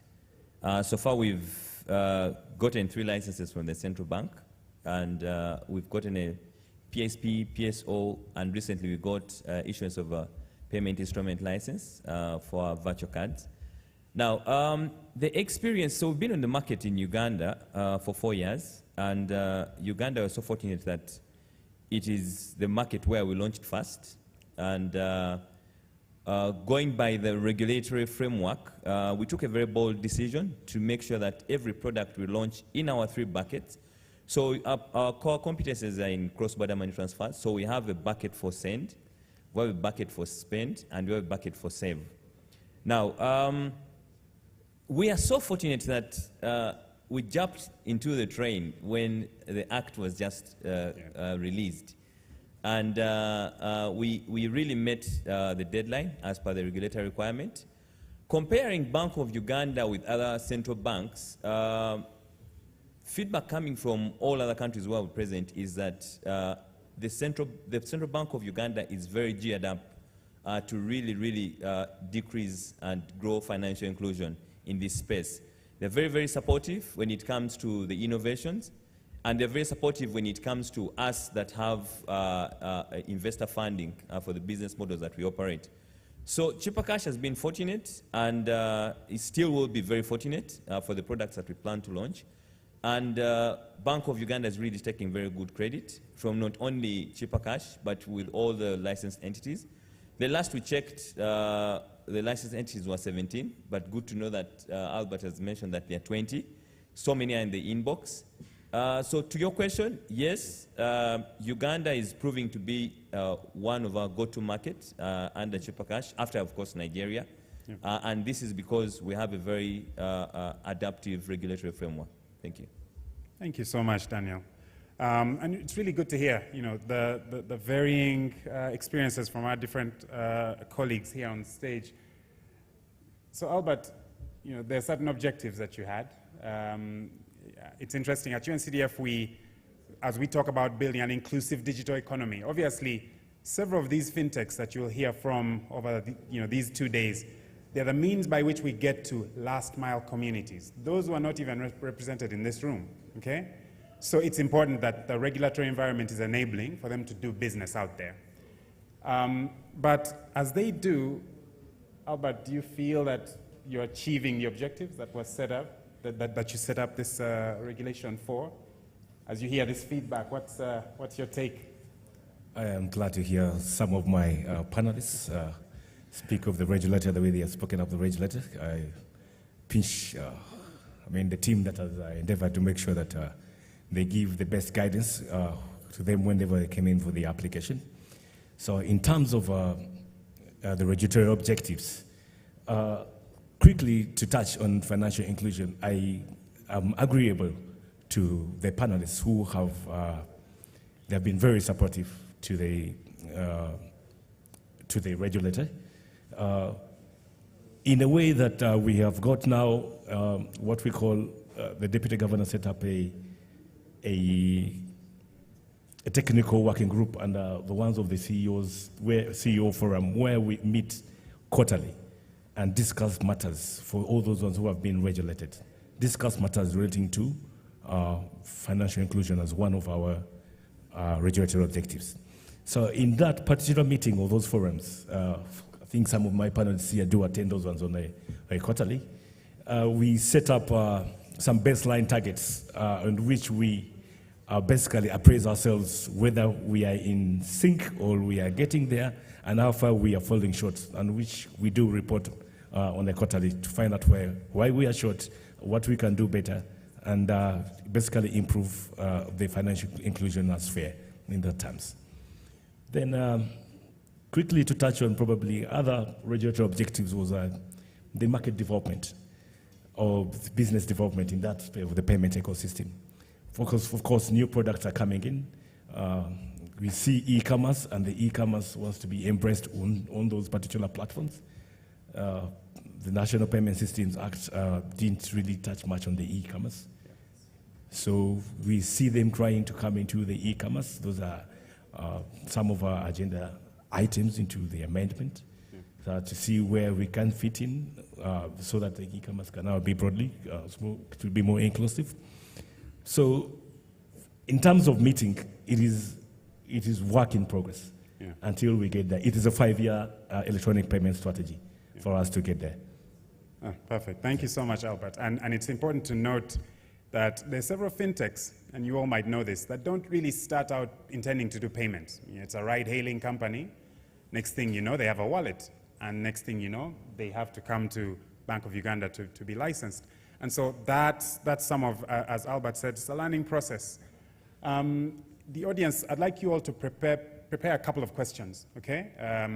As I go to our panel members, just for each of you, if you can quickly mention, now you've had experience with the NPS regulation, what's the one thing you'd like to see?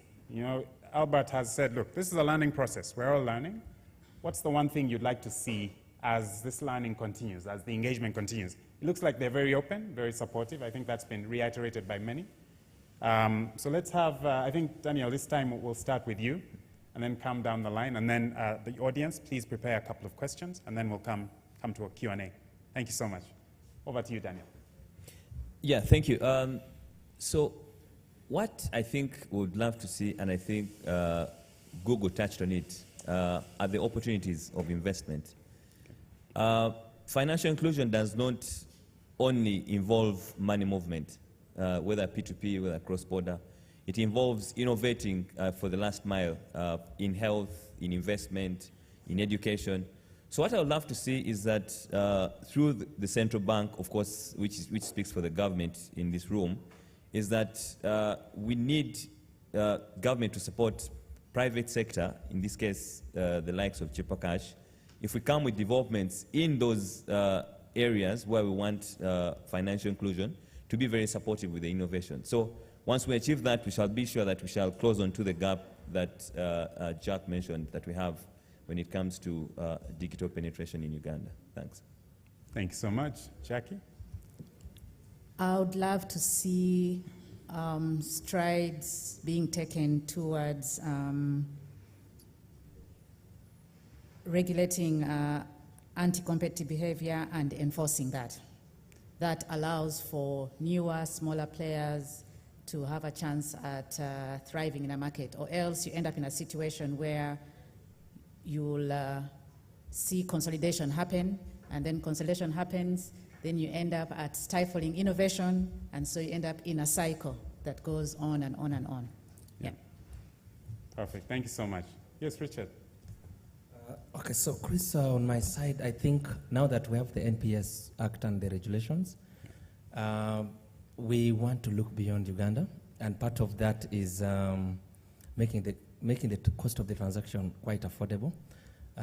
Financial services remain quite expensive in Uganda, and I think part of that solution for me is the national switch. The discussion is already ongoing, but I think what I would like to see is fast-tracking the actual implementation of that national switch, which then will lead us into connectivity to a regional switch. I'm looking at the East African community. How do we open up, to the rest of the East African countries for the traders, to do business beyond Uganda? Because the fact is, it remains expensive to, move funds, especially, outside Uganda. And so for me, the national switch will open up opportunities for, all of us to then plug in, because right now we have bilateral arrangements. Bilateral arrangements, we all know, are still expensive for the user, because we want volumes, we want more inclusion by all the customers.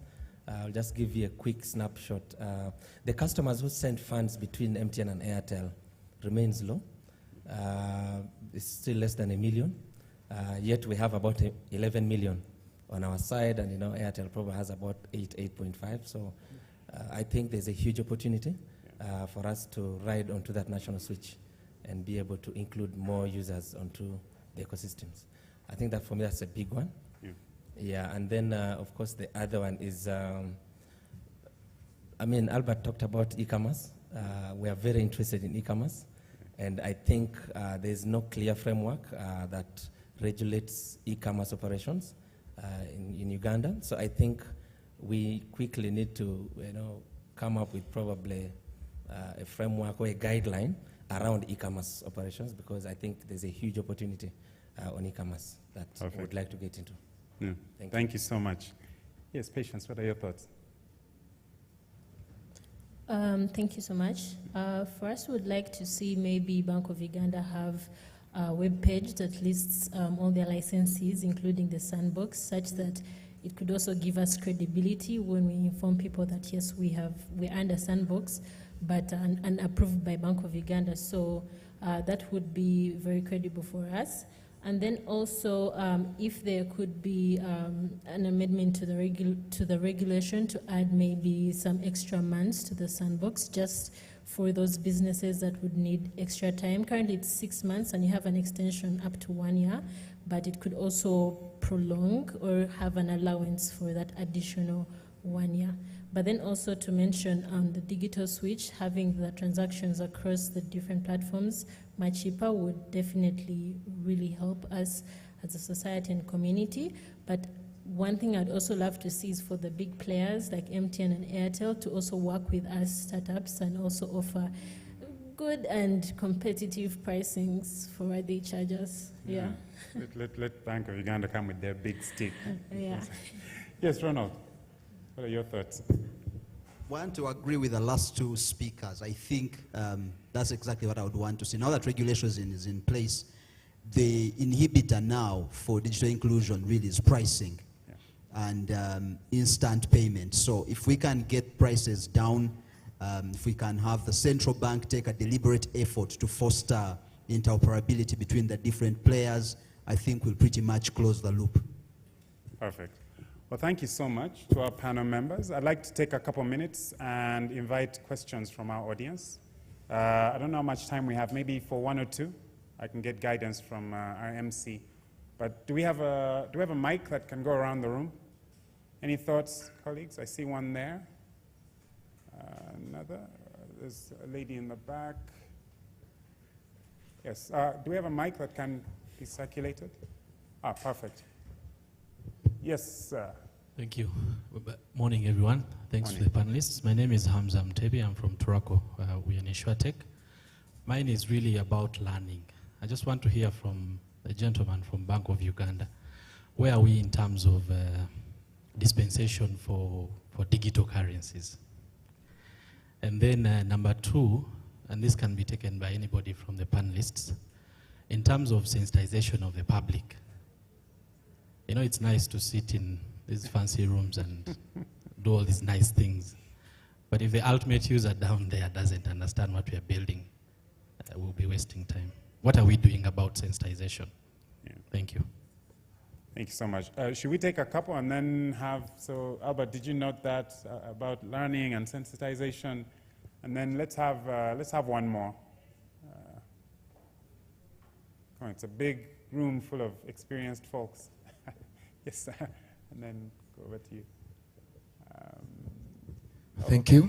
Good morning to you all. Morning. I'm Mogumi Edgar from Craft Silicon. We are also in the digital space. We give solutions for banking, but also aggregators. So my question is going to mainly be, I think, to the regulator today. Is there a way we can harmonize the regulation across the different regulatory bodies? Because coming from, for example, a fintech perspective, at Craft Silicon we do have a couple of solutions, but part of our solutions, for example, we have Lito, which is a wallet, and also a CAP service. But then often you find that the regulation seems to get contradictory at times. Central bank wants these, UCC wants these, then there's someone who is saying it should comply to these. Either we can harmonize this, because if we don't, I personally feel there's a risk for overregulation, which in a way becomes so costly, and again will lead to what our friends there are saying, which is the cost of the transaction. It always goes high because we have to comply to the different regulations over different bodies, which are in a way supposed to mean the same thing, but are competing for the same objective, but then causing people to regulate and get different licenses for different things. Thank you. Thank you so much. And then we had one more here. Let's take 3, and then we'll have responses, and then see how much time we have, and then get a couple more. The lady in black, yes. Thank you very much. My name is Olivia. I'm from MFS Africa. There is another elephant in the room that we've kind of shied away, which is cryptocurrency. And I'd like to know, especially from the regulator, I know that we've had a stop, especially for Uganda on that. How is it something that we are still shelving and hoping that maybe it goes away, because it's not going away anytime soon, it's growing faster? How prepared are we for cryptocurrency? And is it something that we are looking at, or we have still said we will not be entertaining that? Thank you. Thank you so much. So a couple of these were mainly directed to the regulator, but I know that other colleagues can chime in, especially, on cryptocurrencies, also on harmonization of regulation. I kind of touched on this. What's been your experience in, one regulator needs this, capital markets needs this, but then Bank of Uganda needs that. So Albert, maybe you can start, and then we can have another colleague chime in on the other two. Okay, thank you very much, Chris. Thank you, the listeners. I'll take the first questions in regard to the digital currency. This is a conversation that the central bank is having. Not only the central bank, but also the other regional central banks and international collaborations they're having, discussing on a way forward on a central bank digital currency as another avenue in kind of digitizing the currencies and have more cashless economy. This is a conversation that is ongoing, and there's feasibility studies being carried out. That is where much I can touch on in regard to the central bank digital currency. Then when it comes to the sensitization of the public, thank you very much for that bit. We have so far carried out this last quarter in different regions of Uganda, north, the east, west, central, and we co-partnered with our fellow regulatory body, authority, that is the UCC, because at times you think about cross-regulatory issues being asked, and yet you've gone as only the central bank. So an MOU was completed between UCC and Bank of Uganda. So we do carry out those outfield and regional sensitization awareness campaigns on both the digital currencies, on digitizing the digital economy as well, and in regard to issues raised according to their pain points, especially in using the digital channels, which are always issues which are raised by the public. The second question was in regard to harmonization of the regulations, not to kind of overkill, if lack of a better word, killing the industry. by over-regulating it because there's an authority on the other side, there's an authority demanding this. I think that is an option that can be debated. You know, it's something we can look at and look into basically to see if we harmonize all regulations, see where UCC comes in, or CMA comes in, where the Insurance Regulatory Authority comes in. We find a way how we can harmonize all regulations. See, I've even had discussions where people say, can we have one centralized sandbox? And this is at a regional level where they say one centralized sandbox where they can all have all discussions relating to those regulatory aspects and see how the fintechs can be supported who have cross-cutting activities from the investment perspective, insurance perspective, or the payment solution perspective. I think these are discussions we ought to have, and they can be prompted more by the payment actors to the regulators so that more discussions can be had.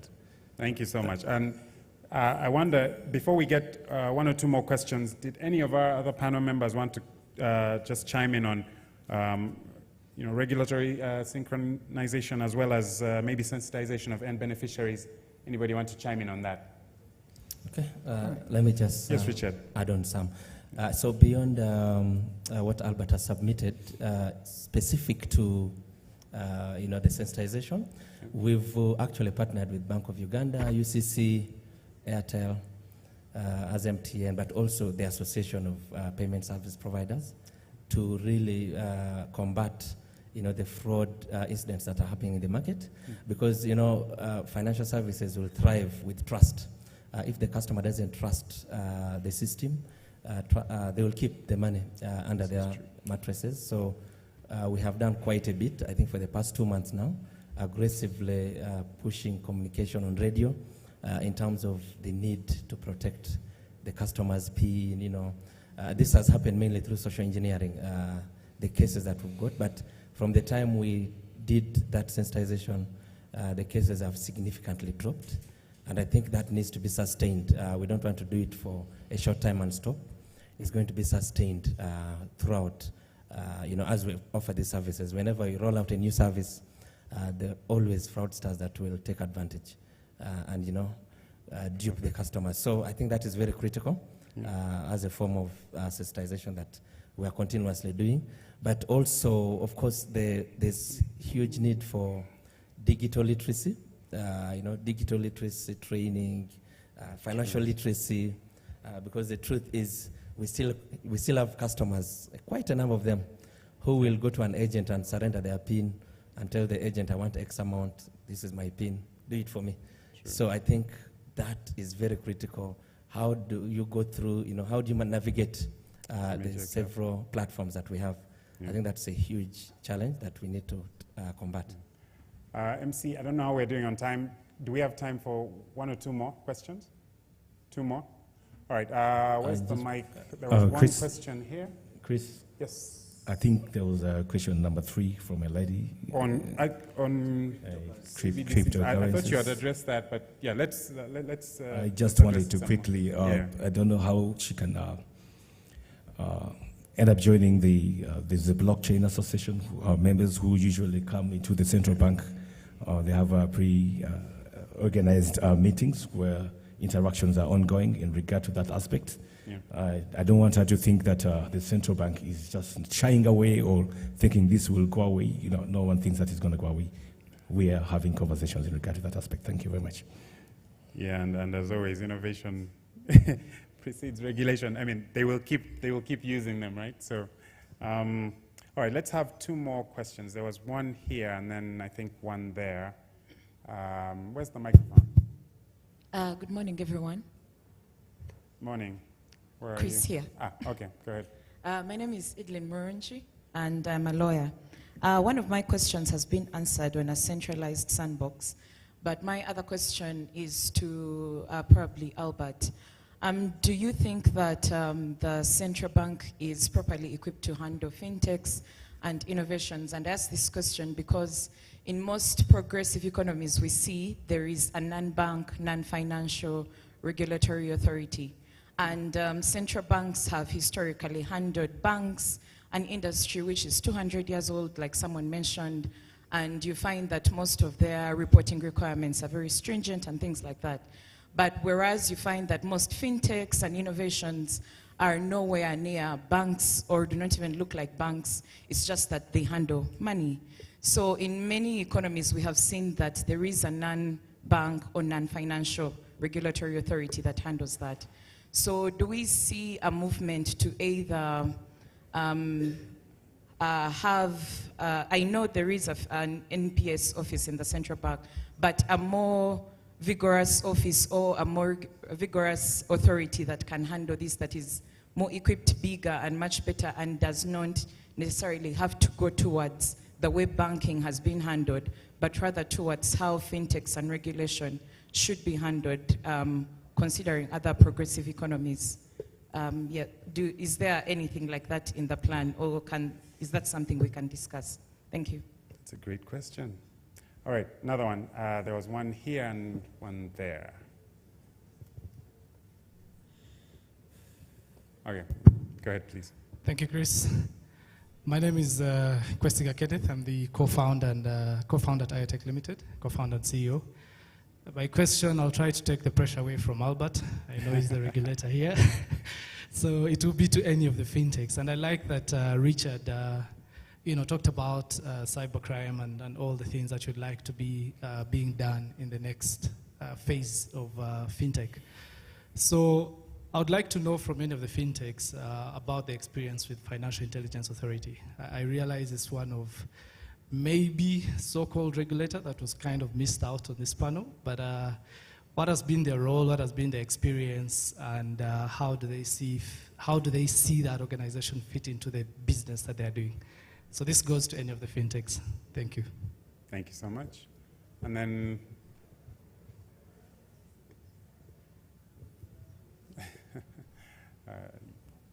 well, we had a couple of people who had put up their hands first. So, and then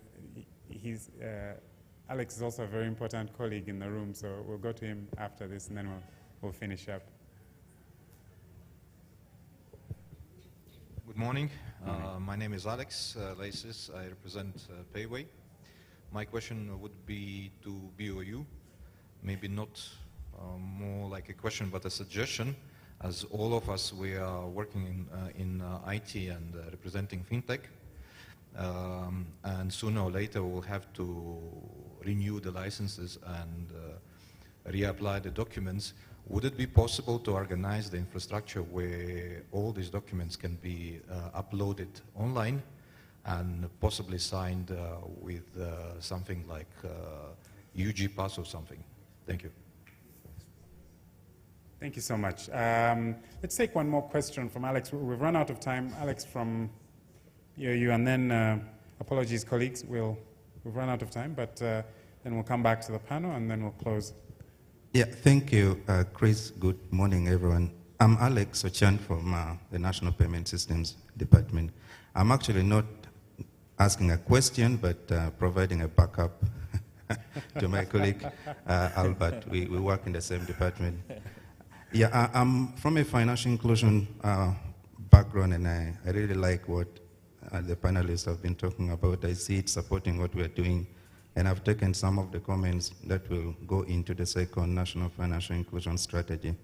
Very quickly, the first question which I want to respond to is on the issue of cryptocurrency. Where do we see it? I think for now we can easily answer that the status remains government stance of 2019. Which says that it's not being regulated. That is what I can go with for now. What I notice normally, whatever you say on cryptocurrency will go into papers saying that Bank of Uganda has allowed cryptocurrency very quickly. So we need to be very clear for now. What are we doing? We're having engagements with different fintechs. One of them is what an association that Albert mentioned, the blockchain, and my legal colleague, the legal person he has rightly mentioned, she's part of the association, and we've been having engagements with them. We've seen so many fintechs express interest in cryptocurrency. The issue that is seemed to come out clearly is not whether it's for payment or for investments. That one has never come out clearly. And as you know, the NPS Act looks at payments and not investments. But we've also had engagements with other authorities like Capital Markets Authority to try to see the divide between whether it's an investment or it's a payment instrument. What we've asked them is demonstrate that you're going to use it for payments. And that is not coming out clearly as yet. But we are having regular meetings with them. And one thing that fintech should know is that the Bank of Uganda is very open.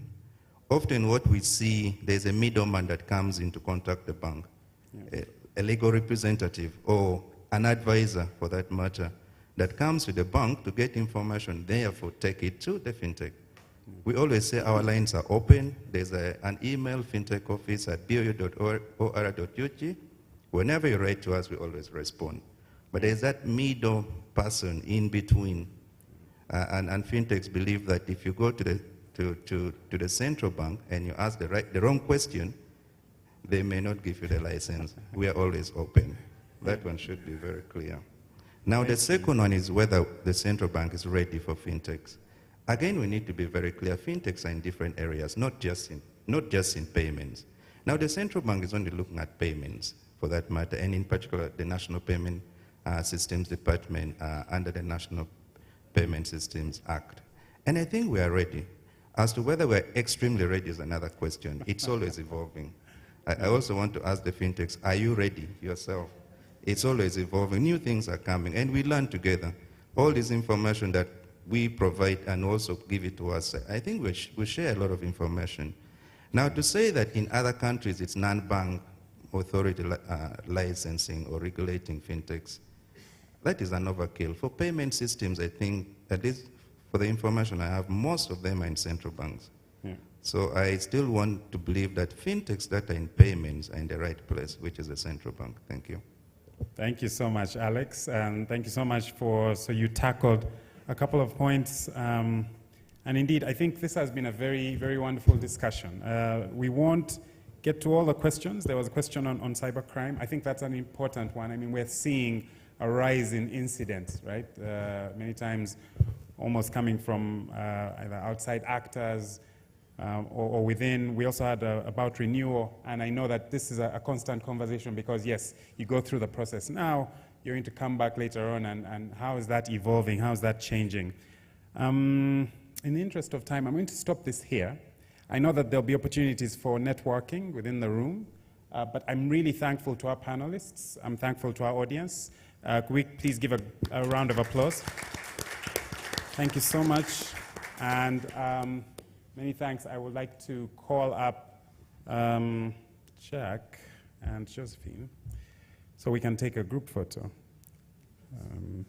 And then we'll close this discussion. Thank you all so much. I will ask our panel members to say goodbye. Thank you.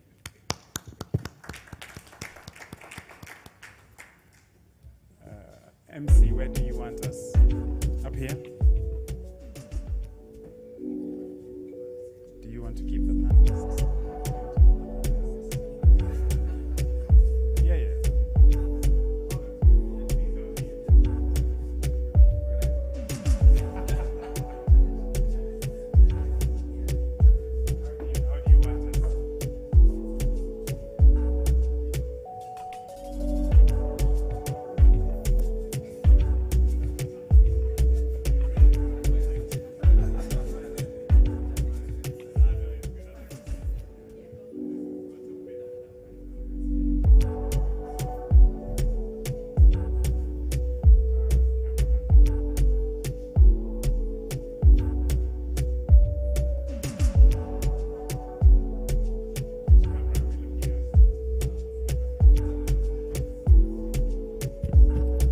The photographer.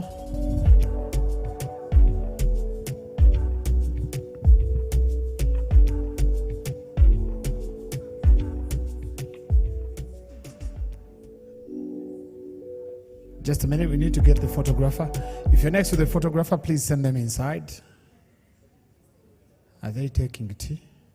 I'm sure that the videographer knows where the photographer is. But in the meantime, ladies and gentlemen, can we give a big round of applause to this panel for a job well delivered? Yes, so I'm going to request Faith. Faith, can you please come and use your iPhone? And it does the job. I'm sure also the photographer would have found his way. Oh, okay. Oh, yes.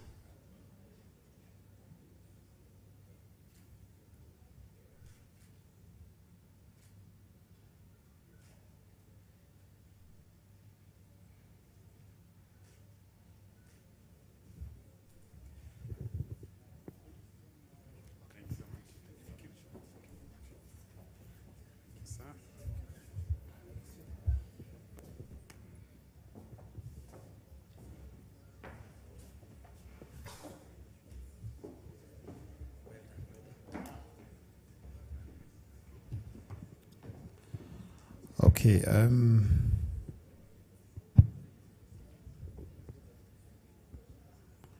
Chris, thank you very much, together with your team, for really taking us through the topic on regulations and licensing fintechs. Thank you very much for the entire team of the panelists that were able to take us through that conversation. Now, as we agreed, investments and partnerships, you do not make partnerships with the people you know. And now I've noticed that for one reason, Mona, apologies, but I noticed that you have moved from there, but your neighbor is still the same. So I'm going to swap. I am going to request that we now swap seats when I am seeing. Mona, I'm going to request you to move and swap a seat with Jack, and you create no space there. Yes. So as I'm telling Mona, I want to see the rest of you changing with your neighbor. Yes, my good friend Katongole, I expect you to switch. Now, some of you are seated with no neighbors at all, and we are here conversing about investments and partnerships, synergizing. And I don't know how you synergize with no neighbors. Guys, I expect that people are moving. You're moving from one seat to another. Okay, I've not seen any movement that side. Rashmi, some of you now have started looking behind. Thank you very much. I see Rashmi has got a new neighbor. And as you're moving to your new neighbor, exchange business cards. There, I have not seen any movement. I have not seen any movement there until I see movement happening. Yes, you need to be exchanging business cards and having these conversations. Exactly. Some of you are not moving, but you're just calling people. You come to me. No, that's not accepted. You move to the neighbor and create a discussion. My friend Amanya, who are you seated next to? Exactly, exactly.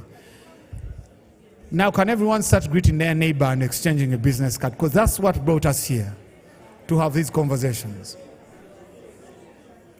Very good, very good. Okay.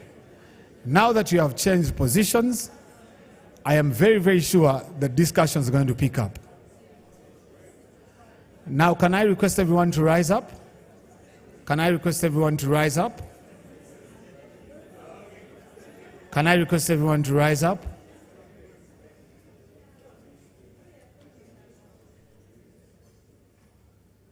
Yes. There was no better way to tell you to stop. Now we can sit down. Really. I had no way to tell you to stop the conversations. I wanted you guys to start the conversations of exchanging business cards, exchanging ideas, networking. And the rule of giving out a business card, you may not have the idea now. You may not have a meaningful conversation now, but you exchange the business card for a future conversation. Okay, friends, all this would not have been possible without our sponsors. And our sponsors have played a critical role to ensuring that we have this annual FinTech conference. The conversations are heated. Allow me to inform you that we are about to go for a break tea, but for now, can you lend me your ears?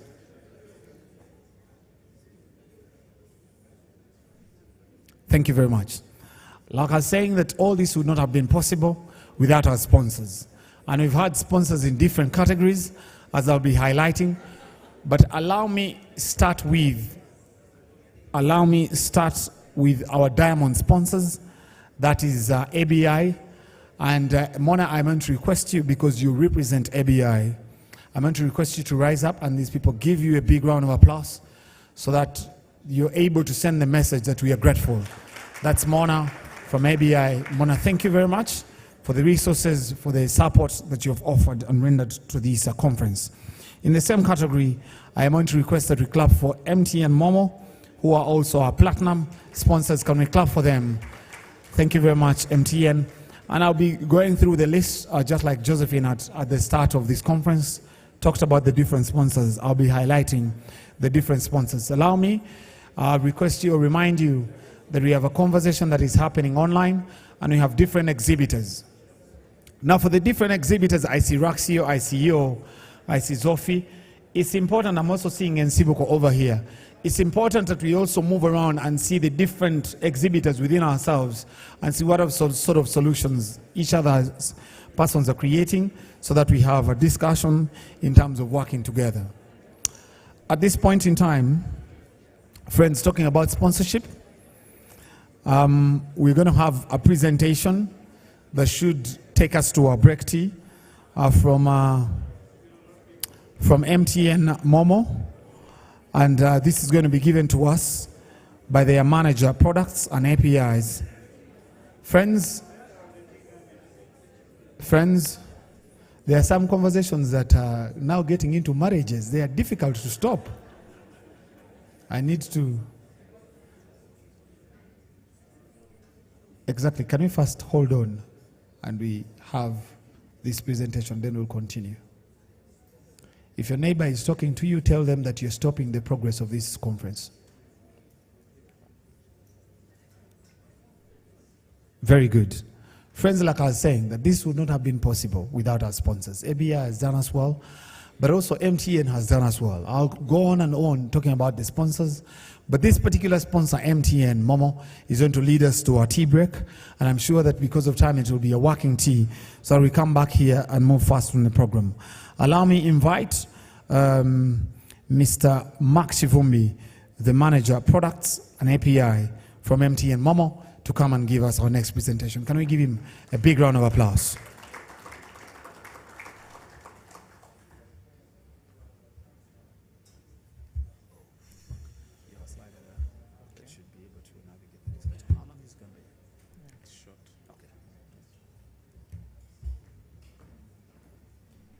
All right, good morning, everyone. Hope we are having a good day. My name is Mark Chivumbi from MTN Momo. I currently lead products and API integrations.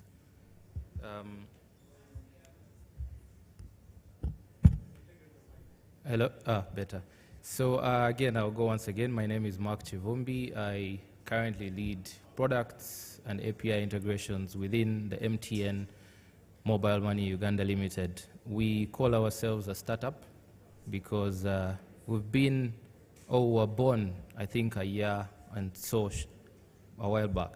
So as MTN Momo, we are here basically to support businesses and developers within Uganda and Africa and across the world. So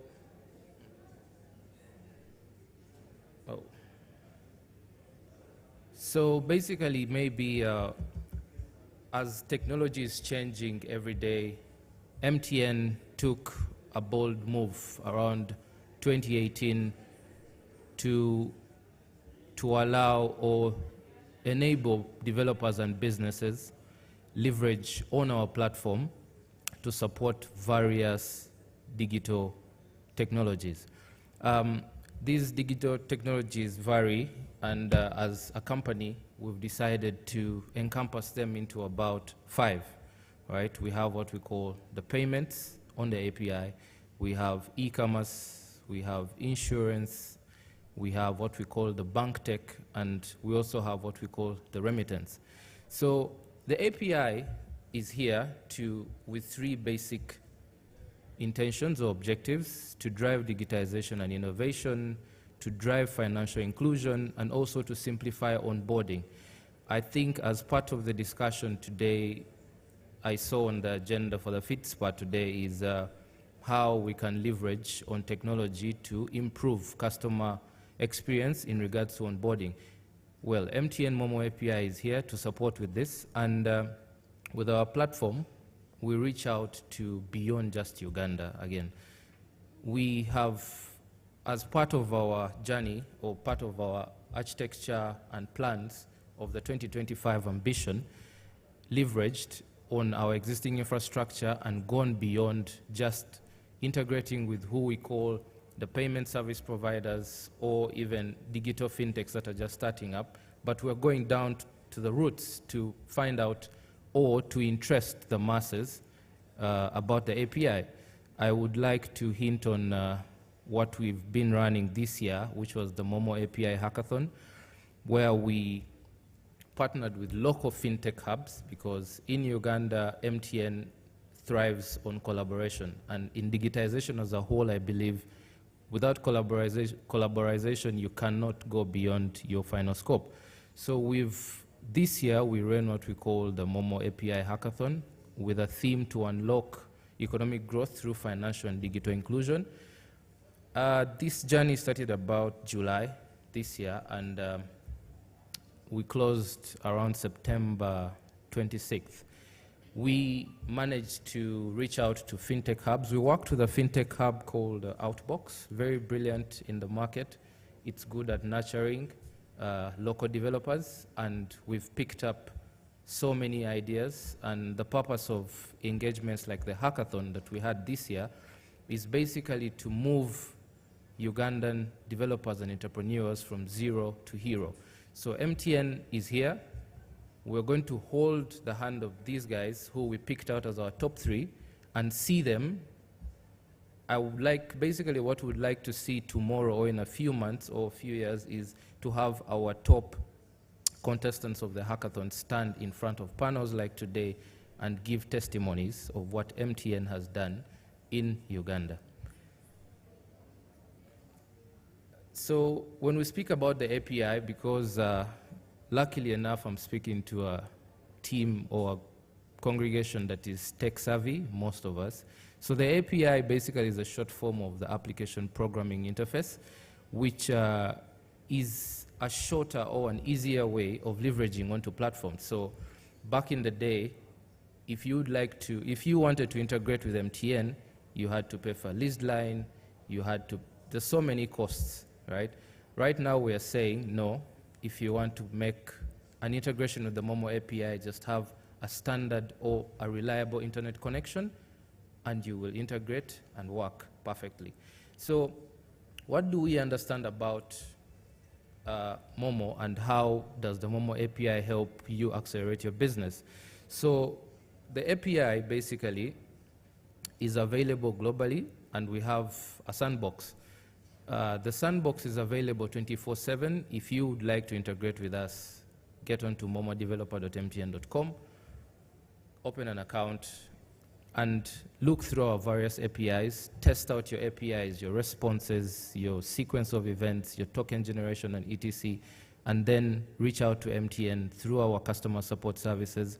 And I will stand here and assure you that we have a lead time of less than 14 days for you to get onboarded if you have the required documentation, because we have the regulator in the room here as well, and that's a yardstick that we always have to check. Now, as you would like to integrate with us, we have more beyond just the URL, the Momo developer. We also have developer communities. We've developed a community on WhatsApp. We've developed a community on Skype. We are working to develop another community on a platform called Insided and Slack. So with this, we get ideas from beyond just Ugandan developers and entrepreneurs, but also ideas from around the globe regarding the API.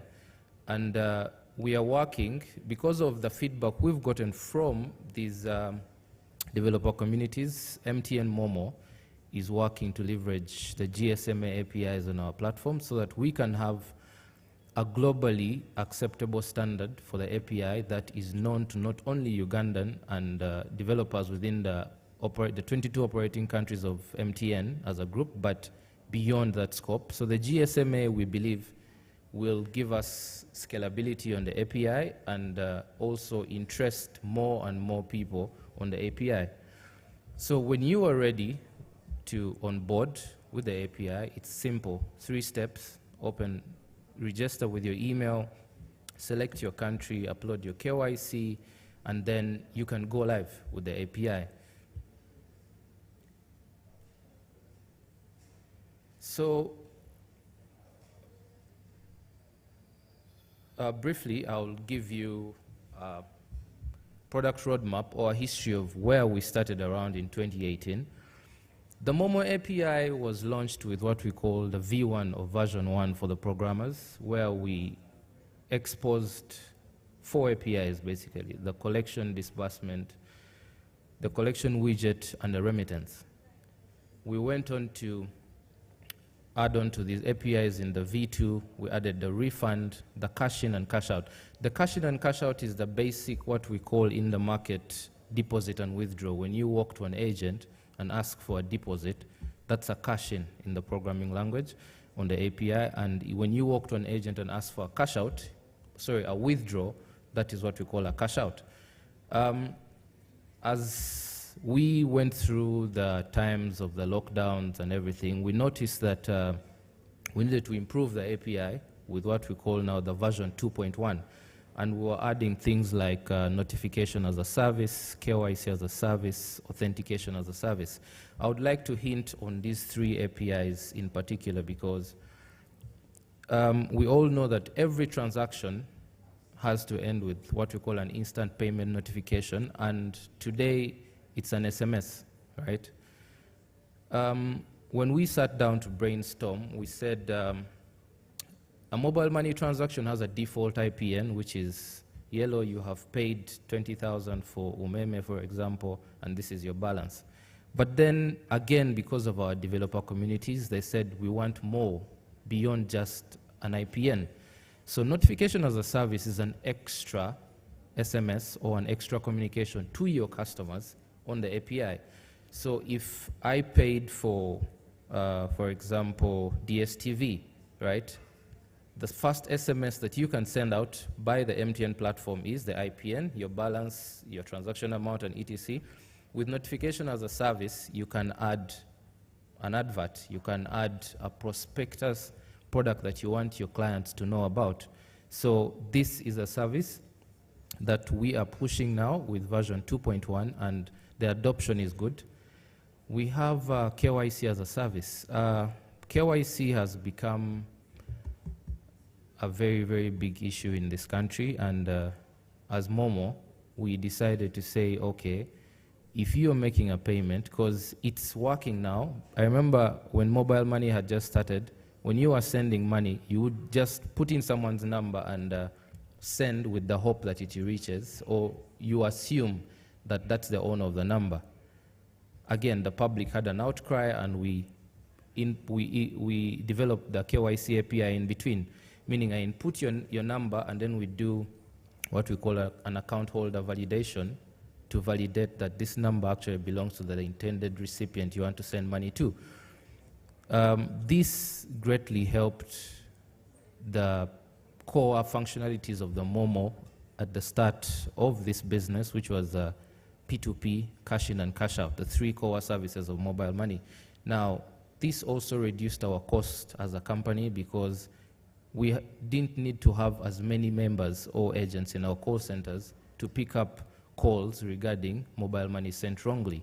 Now, we're saying now, since we're now moving, we've upgraded, we've developed, let's get this KYC as a service beyond just P2P, right?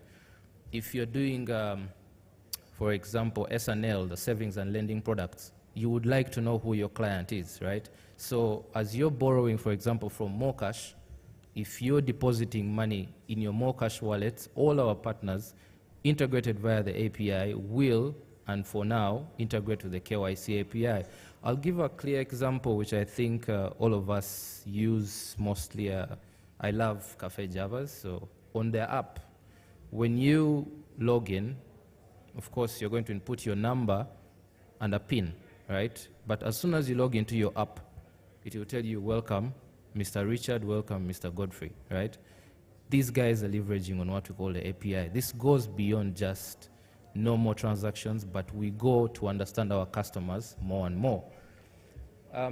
Authentication as a service is another product in version 2.1 of the Momo API, which helps with what we call CIAM. CIAM is an acronym for Customer Identity and Access Management, right? We all know that you would like to only transact with people you know or with entities that you know. So authentication as a service will help you electronically get consent from your customers, for example. For example, if you want to get a customer's KYC, you can add the API of authentication into your flow so that they select yes or no for you to take their name and maybe date of birth, for example. This is imperative because regulation tomorrow, we see people suing here and there, but with this API, you will have a record in your database to say, Mr. Mark, you signed up for a service, but yes, you consented to this service. It's a normal thing around the tech world to not read terms and conditions, and terms and conditions are really hectic. I read a book someday where some guy put $10,000 US in the terms and conditions, and only one person actually got the prize out of so many software buyers that day.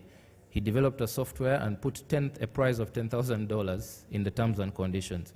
But that for me was a learning because reading is imperative, but because in tech, usually you just want to get things done. We don't like to read.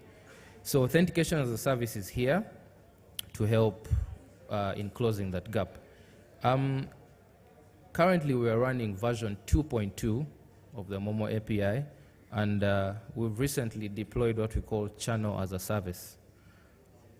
In this market, I will use the utility payments, for example. DSTV recently changed prices, I think 1st of September. And for DSTV to change prices, they have to communicate to all their stakeholders, right? They have to communicate to the MNOs, they have to communicate to the banks, they have to communicate to any other fintech in Uganda that is hosting their service for them to implement the change. But again, all these organizations are governed by service management principles, change advisory boards, and the priority of your partner may or will not or may not fit in the pipeline of your priority on a certain day when they need it. So because of such challenges with our partners, we've come up with what we call channel as a service. Now, channel as a service in a nutshell is we as MTN display your product on our menu or app, and then we give you an XML code that you populate to manage your own user journey. This is advantageous in a way that, one, your changes are immediate. If you want to change a price, you don't need to call MTN. Develop the code, change the price from 5 to 10, publish it, we acknowledge it, approve it.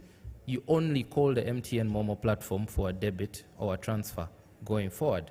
Now, we already have partners that are in SIT, Solution Integrated Testing, for this product, but we see this as a game changer in the market.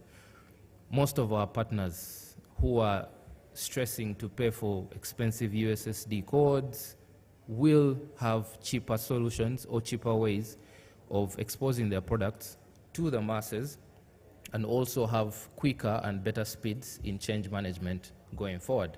We'll look forward to onboarding very many of you, I think, after the conference today on this.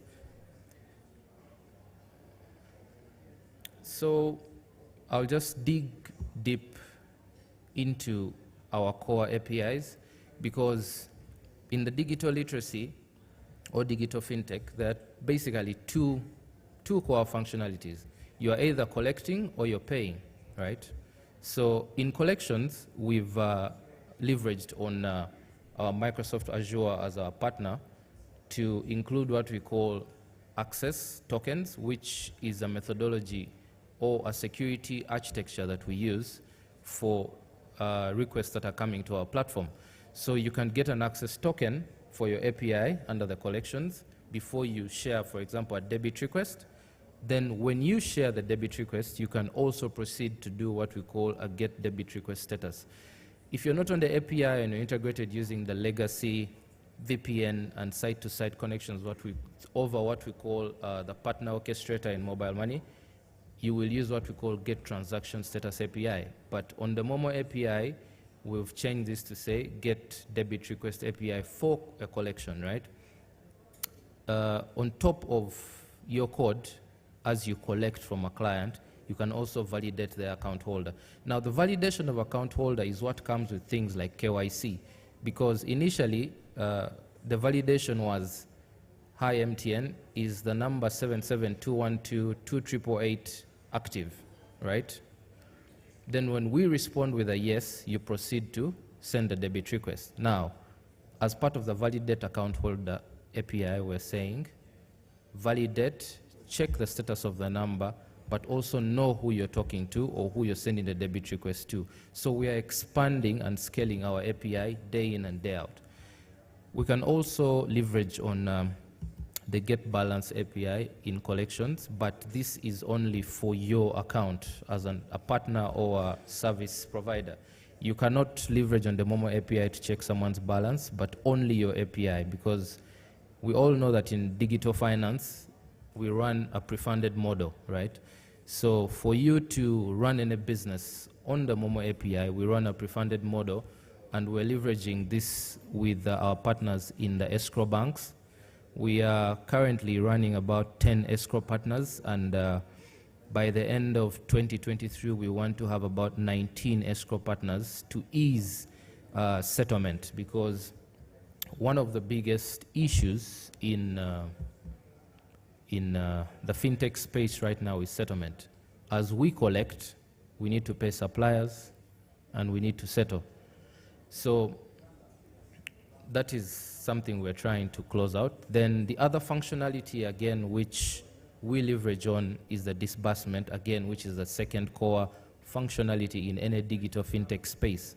Again, we leverage on the same kind of architecture in security, in validation, and in balance checks.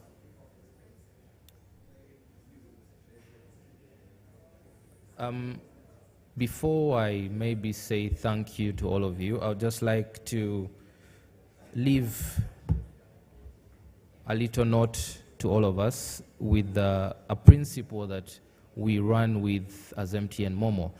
So we run on a principle of substance over form that states that the awareness of risk or the mindset will always remain a core competence of a payment professional, regardless of how intense compliance becomes. So as we, MTN Momo, come here to speak to the Fitspa, speak to developers, speak to businesses all over the world about how to leverage and scale digital payments, we would like to highlight risk, right? Risk is mindset, and if your mindset is aware about the risk, then you will leverage on any compliance issues or any threats that would come your way. Thank you for listening, and have a good day.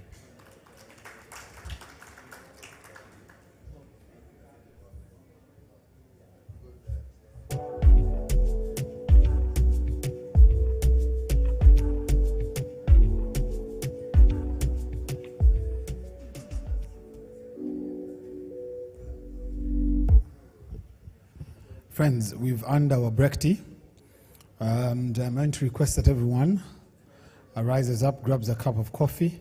Our interactions are going to be limited to just 5 minutes because we are pressed on time. So let's say 5 minutes to midday, we should be back here. Please feel free to grab a cup of coffee, and if you still want to pick another one, you'll come back with it inside so that we can proceed. Thank you.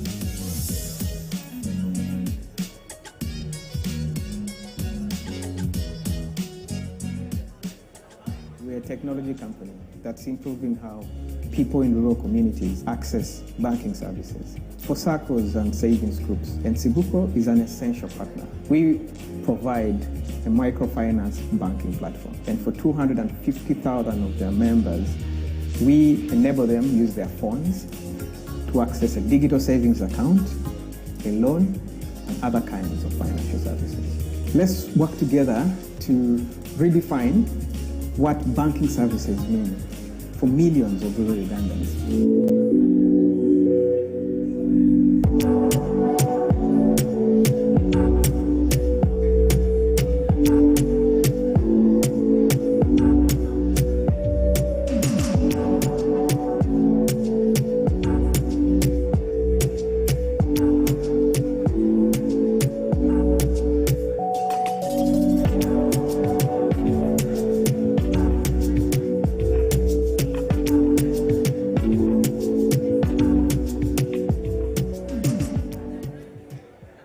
Probably been wondering what Momo Advance is and how you can use it. Well, Momo Advance is the most convenient way for you to clear bills even when you don't have the full amount. With Momo Advance, you can get a top-up when sending money or paying bills just when you need it. Receive a top-up of between 5,000 and 130,000 Uganda shillings whenever you need to cover bills, send money, and lots more.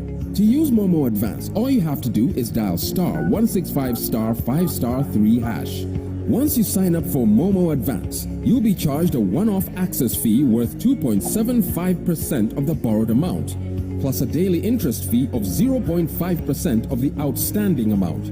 So, if you borrowed 20,000 Uganda shillings, for example, you will be charged a one-time fee of 550 Uganda shillings and an interest fee of 100 shillings. Wondering how you would receive your top-up? Well, you get to choose. You can receive your top-up when buying voice and data bundles or even mobile money, and the outstanding amount will be automatically deducted from your next deposit. Good news, right? But wait, there's more. You can use the service many times without first paying back the previous advance. You don't have to worry about not having enough money. Get a top-up with MTN Momo Advance anytime. For more information about MTN Momo Advance, visit any MTN service center near you.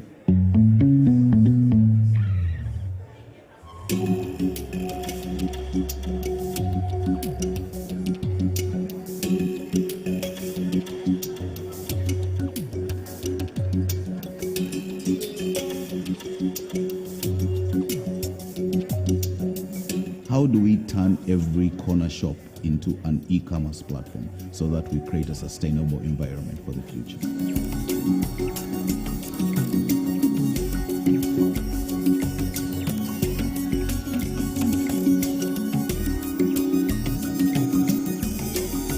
If we don't enable the small shops today to adopt technology, they are bound not to be there tomorrow.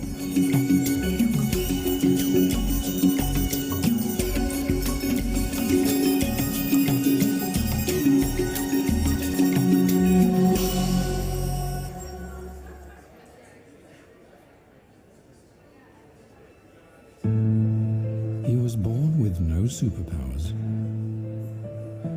He was just unique, with a burning desire to know more,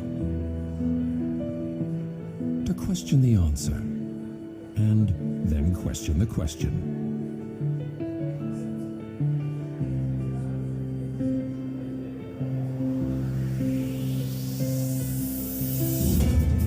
To never stop finding new ways of doing things.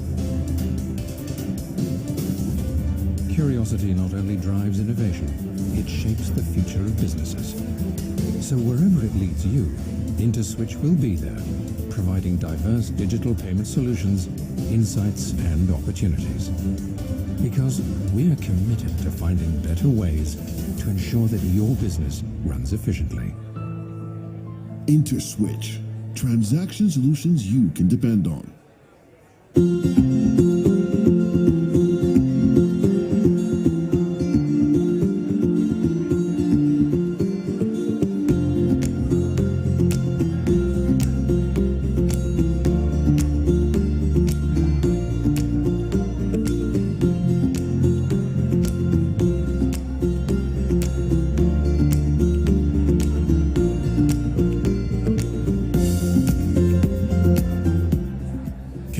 change this continent, providing for loved ones beyond borders, in this land of precious metals in the earth and priceless talent in our people.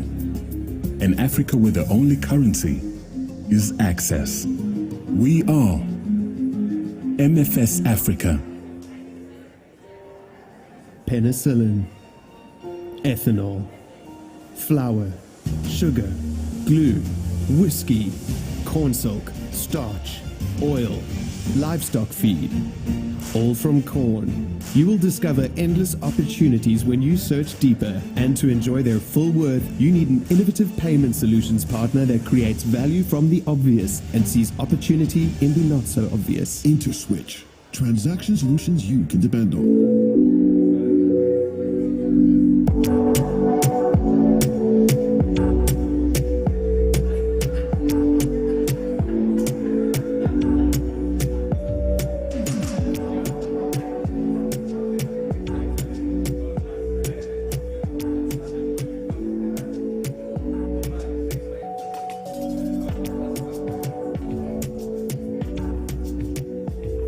Okay, ladies and gentlemen, allow me request you to get back into our seats so that we can proceed with our discussions.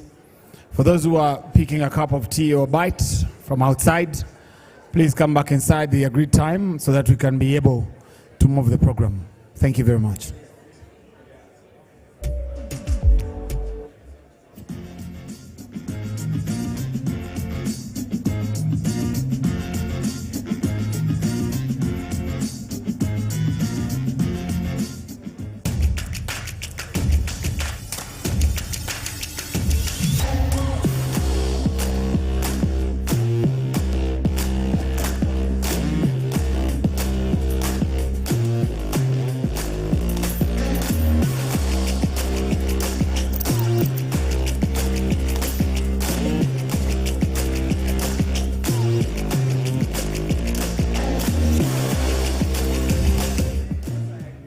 Special breed of people who always look ahead, never back, who are never satisfied, who never compromise, who will not recognize the boundaries of day and night, who want the next thing they create to be better than anything that's gone before or else.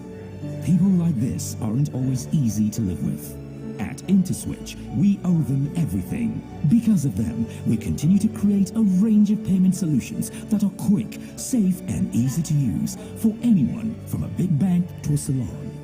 And by coming up with answers to problems before the problems happen, we've always stayed ahead of the curve. Without our special people, we might have an easier life, but we wouldn't be InterSwitch. So, wherever your imagination takes you, we will always be there with the payment solutions you need to thrive. InterSwitch, transaction solutions you can depend on.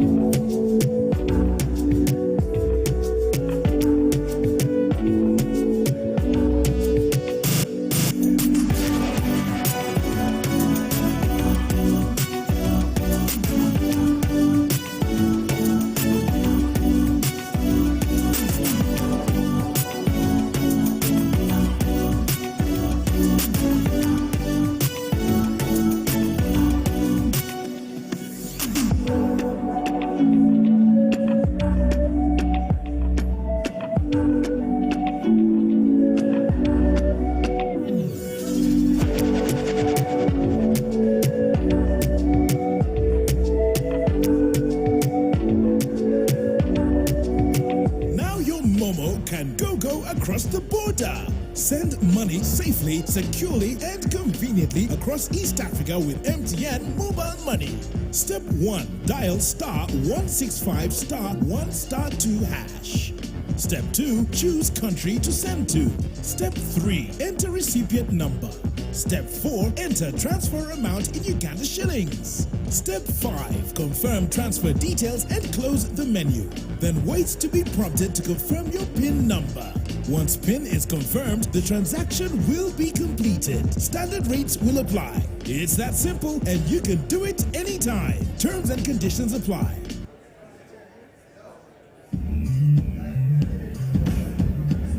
They say it's a jungle out here. We say it's a brave new world. They keep talking about how things used to be.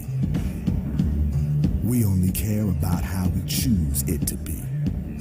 They are the norm, the usual, the expected, the product of the system. We are the different, the unpredictable, the ones who do the unexpected and the unbelievable. Why? Because we choose to. We choose different. We choose us. We choose Verve.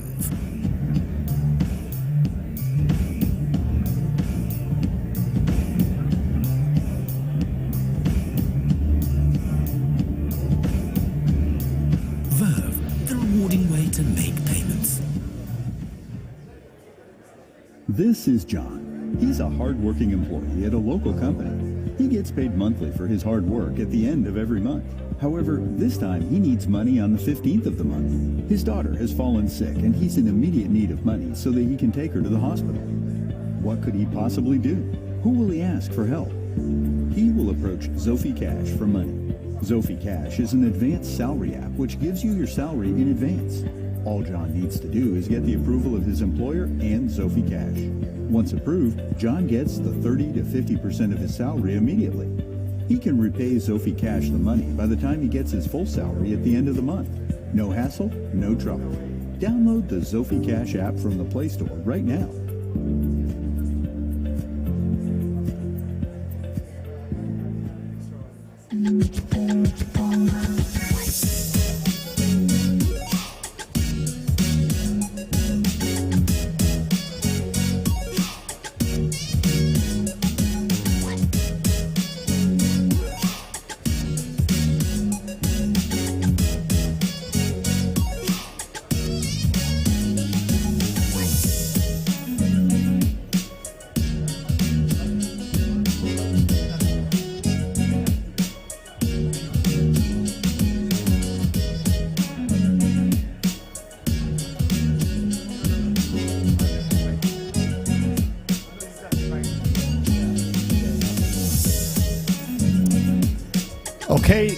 Okay.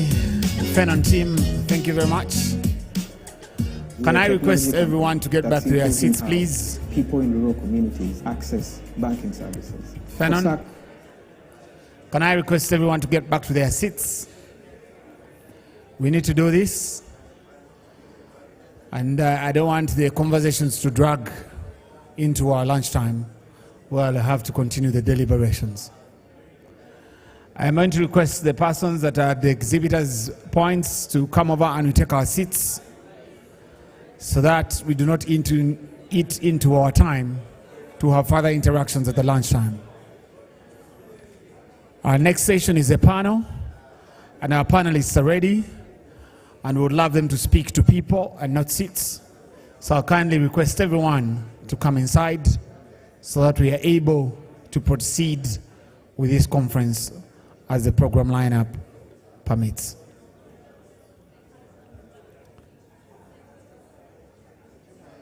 For those who are outside at the exhibition lounges, please come inside.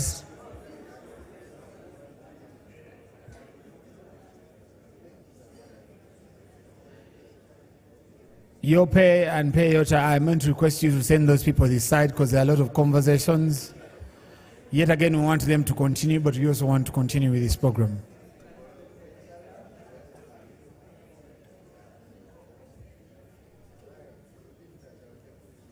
Okay, I think this is good enough for us to be able to proceed. Ladies and gentlemen, allow me to welcome you back from the tea break or coffee break.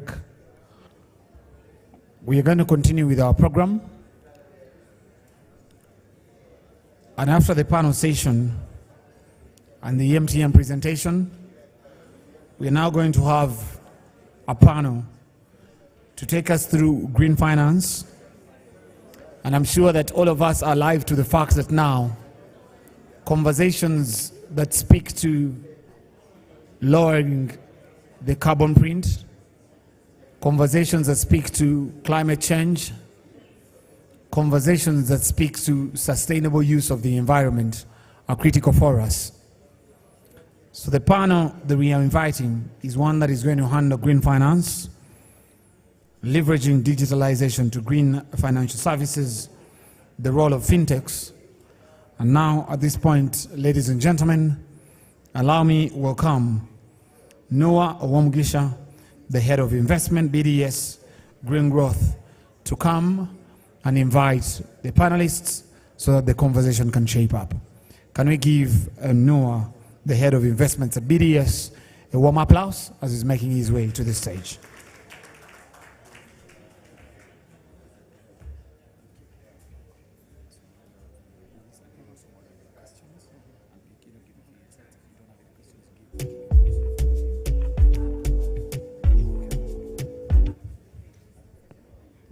Thank you. Good afternoon, ladies and gentlemen. All protocol observed. Yes, without wasting a lot of time, I'll invite my panelists. The first one being Mr. Sanjay Rugani, Chief Executive Officer, Standard Chartered Bank. A round of applause as he comes. You're welcome. My second panelist is none other than Ms. Mona Muguma Sevuliba, Chief Executive Officer, ABI Finance.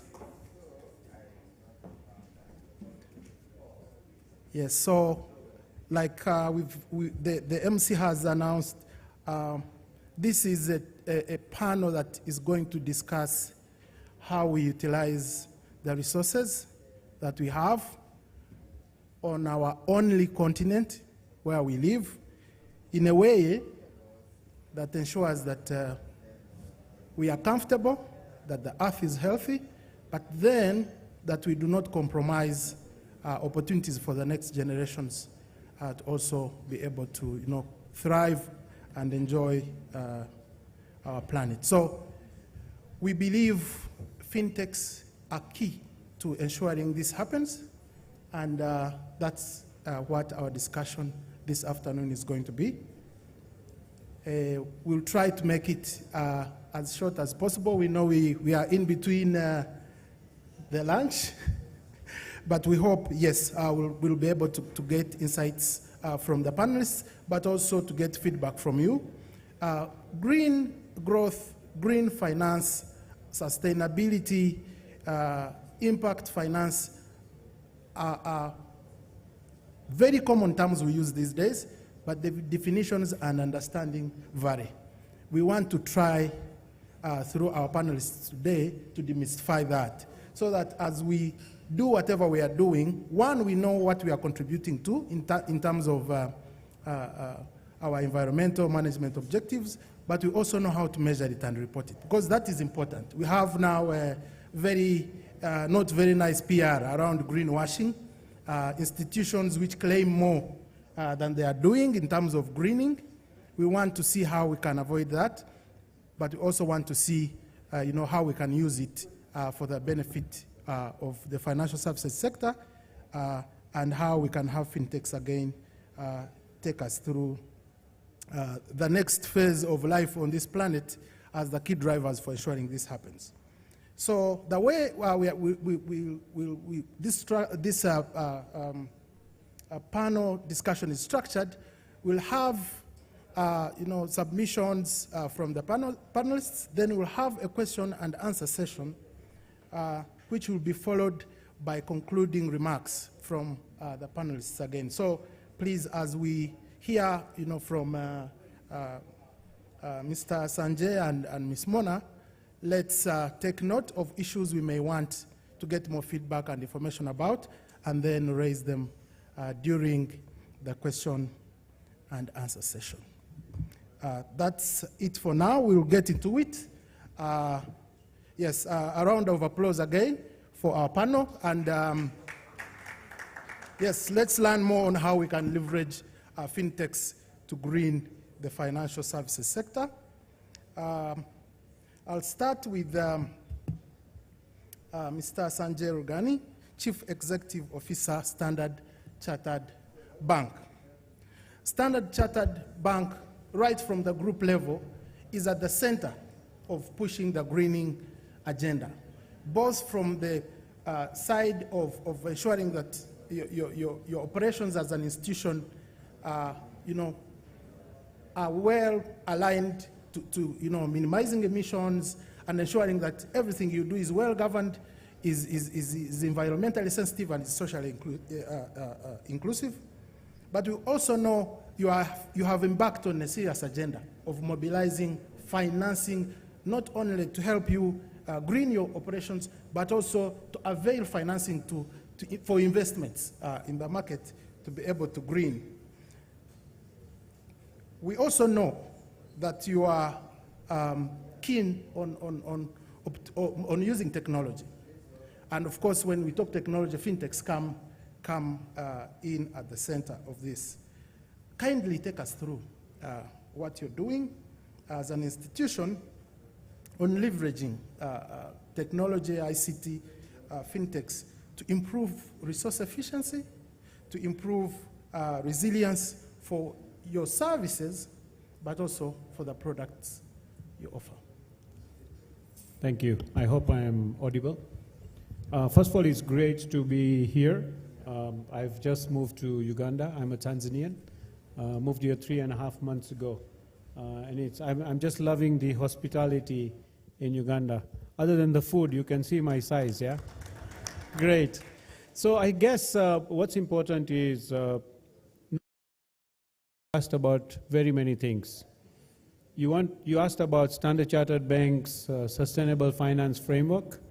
You asked about green finance, and then you asked about digital green finance and what's the role of Standard Chartered Bank.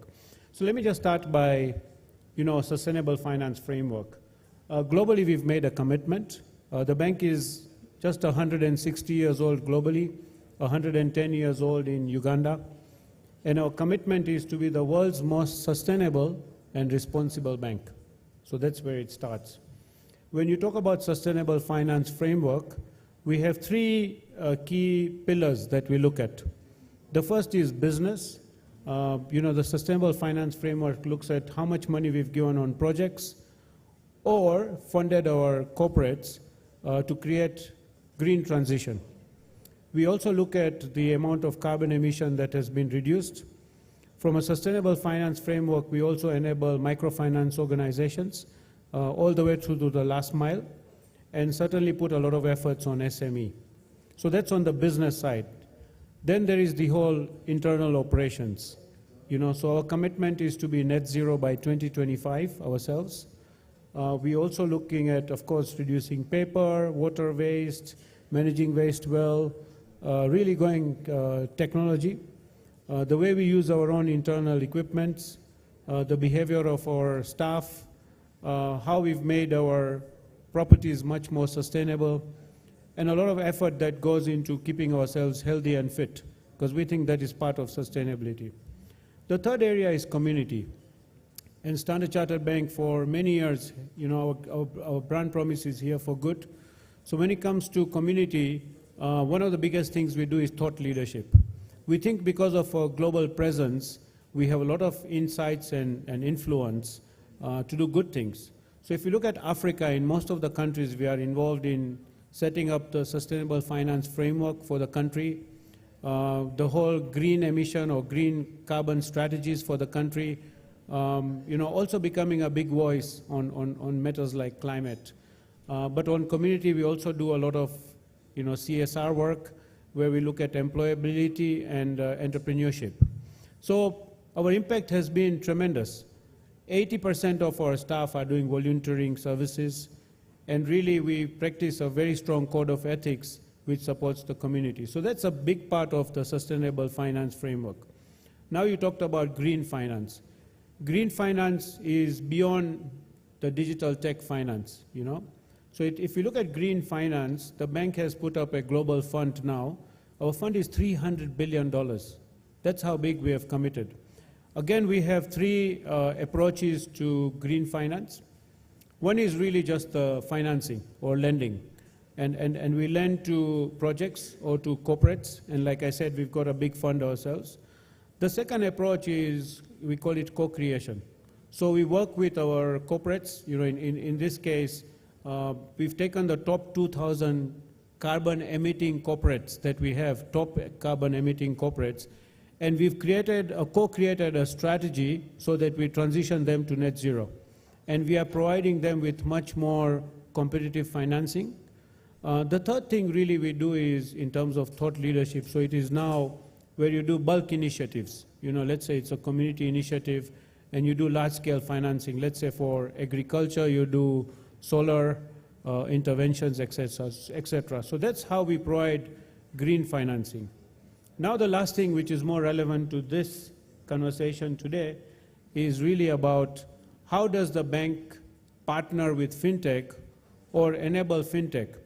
I think first of all we just need to recognize that, I mean, the game for banking sector going forward is we will not be relevant if we are not co-creating with fintech. You know, we just can't do it ourselves. And we have our core strengths, and the fintechs have their core strengths. And as a bank, many years ago, we appreciated this. So a lot of what we do is in co-creation. We use our fintechs pretty significantly. So what are things that we do? So there's the whole area of mobile wallet. We use aggregators who are fintechs, and we enable payments, whether it's B2B or B2C.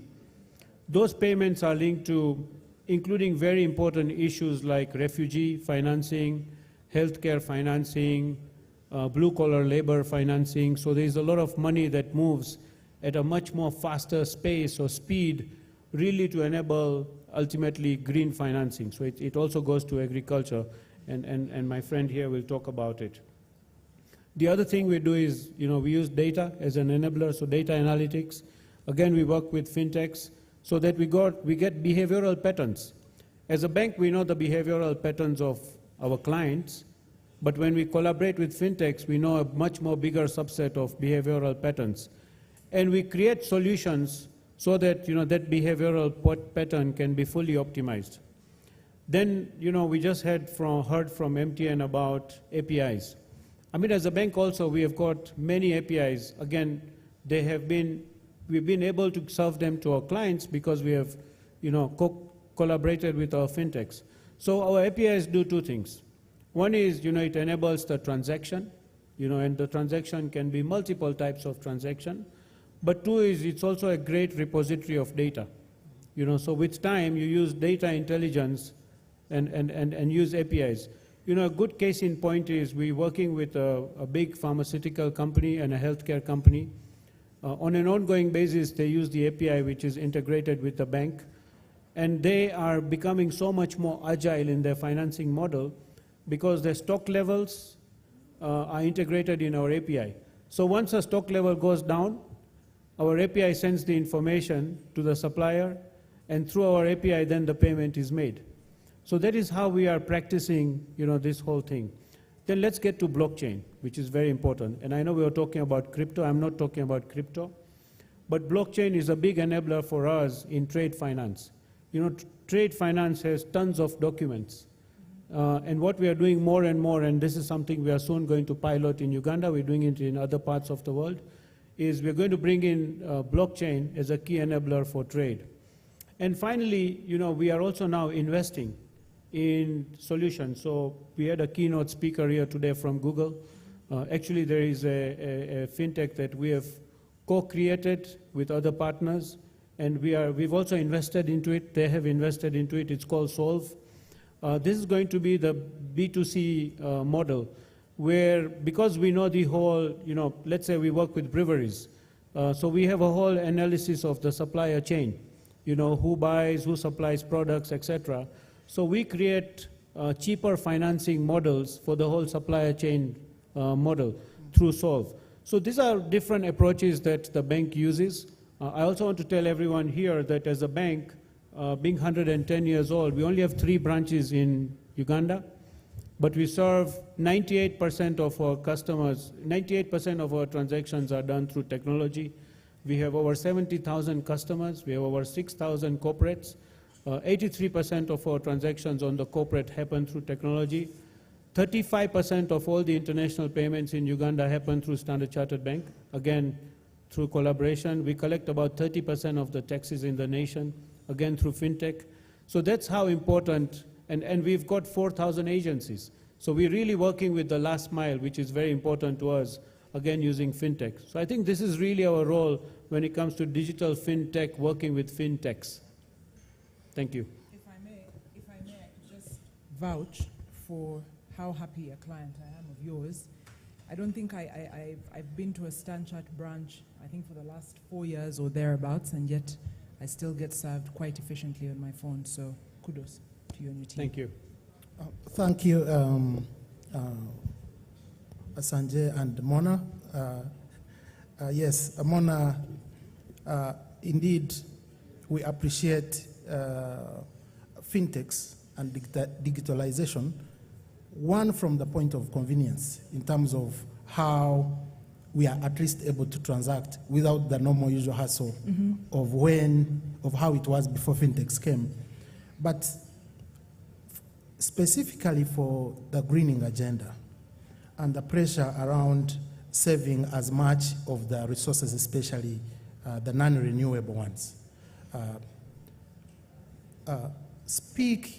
I would like to request you to speak to how critical the fintechs are in terms of, for example, and from the lens of greening, enabling an institution with just 3 branches in the country, working with 4,000 agents across, and the impact it has on, say, paper, the impact it has on, say, waste, the impact it has on social inclusion. People who would ideally have to burn fuel to travel across the country to come and line up a branch. Because to us, this is basically one thing we ought to appreciate. Sometimes we tend to focus more on the revenue, the money saving, but the environmental aspects, we tend to leave them out. But we know if the planet is on fire, and this doesn't need explanation because Uganda will have had a good beating regarding how the environment, the climate is changing, the losses, the floods, the droughts, and the rest.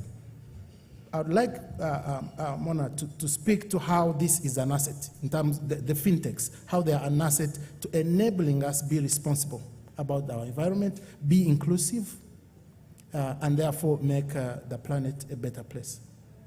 Thank you. You guys, you must agree Noah literally answers his own questions as he... But I'll be selfish and focus on the agriculture sector. It's in the name, the Agriculture Business Initiative. So allow me, and by doing that, I know I won't exclude any of you because you have to eat. And so you must be concerned about where this food is coming from. Before I do that also, I will give you an alarming statistic, and I've been told, I've just found out that COP27 is happening in Egypt towards the end of the year, somewhere in November, and some of you might be in this room who will be going there. And so if you are, I need you to carry this statistic that Uganda is the 12th most vulnerable country when it comes to climate change. However, we are the 49th least prepared to deal with the effects of climate change. And it's affecting us in so many ways. We've all been complaining about the changing weather, the changing seasons, the floods, the droughts. The seasons are all over the place and we can't plan. So for anyone who has an opportunity to speak into this matter, it's important that we, one, identify with where it's hurting us the most, and the fact that we need to adapt and survive the effects of climate change. So agriculture, unfortunately, bears the brunt of that. And fintechs here have a role to play because agriculture is also mostly done in the countryside by our smallholder farmers. Our smallholder farmers need financing still. When it's subsistence and only feeding a farmer and their family, that probably doesn't need financing, and that has changed. Farming and agriculture now is more like an agribusiness, is mostly agribusiness, and they need financing of sorts. At a very basic level, they're getting together in producer organizations, farmer organizations, and forming village saving and loan associations. That's at a very basic level. Then when they get a bit more sophisticated and more developed, then they have savings and credit cooperatives, the SACCOs. And then when their needs and appetite gets bigger, then we're talking about getting into MDIs, credit institutions, and the bigger banks. But they happen to be in the countryside. And many of the banks now have undergone rationalization and have a few branches in specific satellite towns to deal with, say, customers within a radius of 40 to 100 kilometers. Then, as I mentioned, the smaller savings and loan associations are very limited locally, and then the SACCOs that are still growing but might be serving a huge area are very limited in where they are located. But meanwhile, their farmers are everywhere. Here come the fintechs.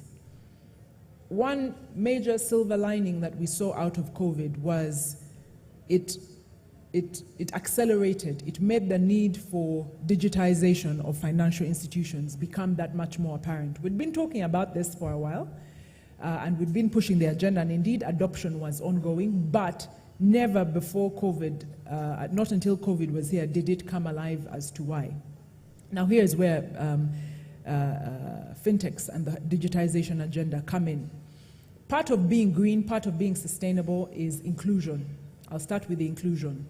It's ensuring that we're reaching the last mile. It's ensuring that women, youth, you remember from the presentation that we had this morning, a statistic that we know, half of us are below the age of 15, and there's need to engage that entire demographic. There's need to engage even those that are not youth but are in the countryside. And they've had to walk very long distances, ride long distances, catch taxis, catch buses, catch border borders, ride motorbike bikes to get to, say, a SACCO or to get to a bank to, one, get their application in. You get your application in, sign here, sign there, then you're told to come back in 2 days. Same distance is done. Then you need to see the manager for one reason or the other. Meantime, it's not only the customer. The loan officer needs to come and verify before the loan is given, for instance. So those are distances that are done. So here's where fintechs come in. The initial trip might have to actually be made by the borrower. And when they get there, they can now make the arrangements with the loan officer, who then comes for the initial field visit but has a scoring tool in their palm. And they're able to put in all this data right down to the location, take pictures, put in the information, the data, and send that information to the branch where there's a committee waiting with this information and can give a yes or no decision while he's still in the field. So he can tell the farmer, you have the loan, except maybe you need to do this, or you have the loan, good to go. And if that's the case, the money can then be transferred, and because the smallholder farmer now has a phone as well, the money is received on the phone. That has also changed because sometimes now the money is being sent to input dealers, where now it's no longer cash that is, or money that is coming on the phone, but the farmer is now told you can go to Noah and Sons agencies and you'll get the seed that you need. You will then go to Sanjay and Daughters agencies and you'll get the fertilizer that you need. All that entire discussion is happening while the loan officer is still with the farmer on their premises. When the farmer now needs to make repayments to that, if they don't have a phone of their own anyway, they can go to the agent banking networks within their village and can now repay and no longer have to go to the bank. Now, because they've been doing this a while, even additional borrowings that are required by the bank, now he need not go in person. They know him. They have a picture of him or his wife or the youth. They now know them, and this entire engagement can happen digitally. Updated pictures can be taken. So we save on the fuel that is being burnt, especially we don't yet have electric cars on our streets. So when we're moving by car, bus, taxis, borders, that's fossil fuels that we're burning. So if we can save our emissions in that regard, but especially the cost of the back and forth, we have done quite a bit. So we find that post-COVID and during COVID, many financial institutions suddenly saw the need. They had loans out there that needed monitoring, but there was restrictions around movement. Agriculture was one of the sectors that had the opportunity to continue trading during the lockdown, and so some of these farmers were actually trading and making money, but couldn't come the long distances to pay. But now with the agent network and with ability to bank on their phones, that has been shortened. So I hope. Thank you, Mona. Let's take a look at the benefits, real tangible benefits to financial institutions. The financial services sector's main motivation for most players is making money, is profit, is growth in portfolios, is everything money. What benefits, and this goes to you, Mr. Sanjay, what benefits, tangible benefits, maybe you can also hint on the challenges, have you encountered in this journey of greening? Definitely, as a pioneer, you'll find that there is quite a lot to level yourself before others can come and maybe find a playing field where you have been and you have helped, of course, rectify or smoothen a few things here and there. What are the benefits you can highlight and the challenges you have encountered in, one, greening your operations as Standard Chartered Bank, but also offering green finance to borrowers or co-creators you're supporting to go and invest in green or climate smart investments? Good. So I think first of all we are talking about the two biggest disruptors in this world, digital and climate. I think as a bank, you said the biggest motive banks have is to make profit. I do want to correct it. As Standard Chartered Bank, we are a purpose-driven bank. So for us, planet, people, prosperity, and then profits. If we take care of the others, profit will happen, is what we believe. I think the third thing is when people talk to banks, and particularly fintechs, and I've met a few today, the understanding is what technology are these guys using?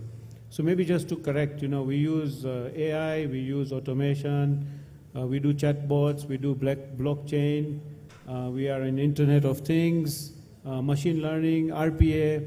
Everything is part of our normal day-to-day vocabulary. So it tells you how integrated technology is part of our life. I also told you the amount of automation we have achieved as a bank. So what are the big benefits we have seen? I think number one is that we track everything internally as an operation from efficiency perspective. And I can tell you, I've been with the bank 23 years, and I used to be the CFO in Tanzania, and things that 40 people could do, today 2 people can do. So if that makes sense, then that is what, so it's scalable 400, 500, 4,000, 50,000x, depending on where you are. The other benefit we've seen is, of course, a lot of carbon reduction. We have reduced 3.6 tons of carbon already in the last couple of years. We have reduced our water wastage. We've become very paperless. I think we only use 12% of paper or 15% of paper now. But really our efficiency models have become so much more strong. You will all appreciate that the talent that is required to run the world in the future doesn't always exist. So as a bank, being an international organization, we have our back office in India. A lot of our processes happen from all over the world, really. And that gives us speed, agility, but all the time also looking at best practices. You can constantly benchmark yourself.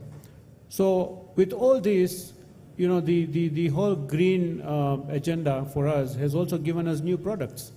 You know, there were things like Mona was saying, there are things that we could not have talked about maybe a few years ago. Mm-hmm.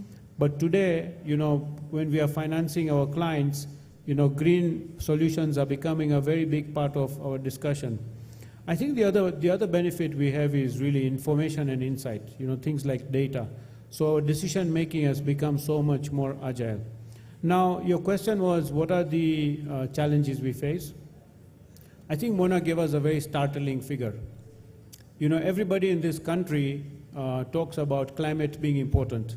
And what's happened in Karamoja is shocking that many people are not awake to this. As a country, we've made a commitment in COP26 that we'll reduce 30% of our carbon emissions by 2030. You know, Vision 2040 of Uganda, 5-year development plan, all of this talks about what we need to do for the environment. You think you go outside the road, and including people sitting here, what are our behavior patterns? Mm-hmm. So I think the biggest challenge I have seen as a CEO is we don't behave what we talk, even though we are getting hurt. Mm-hmm. And I think sometimes we forget that, you know, there's always a conversation, but our emission is less than 1% or just around 1%. I think Mona said that our vulnerability is so high that it will be stupid for us to ignore. You know, so the biggest challenge is behavioral patterns. You know, acceptance is the other thing. And I think generally, you know, most of us have been born with tolerance in our life. You know, imperfection is the game that we have played since birth, maybe to an extent. So live with the situation is kind of our motto. Yeah. I think we've got to wake up. The New Africa demands that you create your own destiny. And I think that is more important. The other thing is, you know, when you're alone in the system, if 5,000 corporates or 50,000 corporates were doing the same thing, or if every citizen of Uganda was doing the same thing, life is easy because we're all working towards one destination. Sometimes we become the odd ones, and that's a challenge itself. So I think this is what I would say. Thank you. Thank you so much. We need to be more of doers and less of just storytellers. I think I'm avoiding the other word, but let's, from Mr. Sanjay's remarks, we need to step even higher, away from just telling good stories, what ought to be done, crying about what is happening in Karamoja, in Mount Elgon area, to saying what must we do now. And doing it. And doing it, absolutely. I would like to call on Mona to highlight part of ABI's support to the financial services sector is building capacities of institutions to be able to move beyond just saying we have branches, but looking at how they prepare to be relevant and current. For us, as ABI, of course, being in the agribusiness sector, which is the backbone, the backbone of the economy, but also the biggest employer of Ugandans, but also as ABI being a facilitator of the financial services sector, which is ensuring that that sector accesses credit and the relevant services, but also the institutions in there are relevant. Highlight to us, what are we doing as ABI to enable financial institutions move towards this greening agenda with fintechs on board going forward, of course. What challenges have we come across in doing this? Maybe also to hint on this, most of the actors in the financial services sector are not experts of environmental science, environmental management. So when you talk green, some already are thinking of forests, because that has been mainly the most marketed or the most symbol of greening for the previous interventions. Highlight to us what ABI is doing, what challenges are there, and how we are supporting financial institutions to green better for the better of the financial services sector, but also the planet as a whole. Thank you, Noah. I'll start with a statement that you just made, that indeed greening is not just about planting trees, and planting trees is very, very important, and it's part of the greening agenda that we have, and as you rightly put, that's not all there is to it. Starting again with the impact of climate change on our agriculture sector. Again, with the floods and the droughts and the unpredictable weather patterns, we're finding that we are not producing the kind of yields that we want from our crops and even from our animals when we would want, and so there's need to address that matter. So there are three strands of adapting to climate change or addressing the whole climate change issue that ABI is focused on. We're looking at climate change adaptation, mitigation, and then there's a biodiversity conservation. Adaptation is the fact that the floods, the droughts, and the unpredictable weather patterns are here with us. And Sanjay touched on it, where we learn to live with things. So how do we help the farmers learn to live with that? As I touched on it earlier, you get improved seeds, seeds that can sprout earlier than usual, so that in case the sun lasts longer than was planned, we still get yields. If the droughts or the rains come more than was planned, they still make it through that water, and we still have crops coming out, or that type of thing, so that we're not affected by that. So to a financial institution who gets 3 products from us, which are lines of credit, credit guarantees, and some technical assistance, what does it mean to the branch manager? What does that mean to the loan officer? What does it mean to the CE? And it's about the quality of portfolio. You have these number of farmers or agribusinesses on your books, but now you are concerned about the weather patterns as well. Because when you hear of flood somewhere or drought somewhere, then it means the quality of the farmers that you lend are not going to harvest when they said, and they want to be able to pay you, and then you have bad loans on your books, and then you know that whole cycle goes on. So ABI Finance partners and works with the financial institutions to pretty much become agronomists and understand agriculture, understand what affects it, so that we can now, as bankers, as financial service providers, work with the farmers from an understanding point of view, where we can advise them that it looks like the season is not working out, perhaps you shouldn't borrow now, or if you're going to borrow to plant, you have 3 weeks left, and I advise that you get that kind of seed. That's all training and capacity building that the financial services actors and even the fintechs, we all need to understand. So it's not just about getting money out of the door, but it is making us that much more aware of the things that are affecting our clients and helping them be a part. So you need to understand your business partners, and that's understanding the farmers.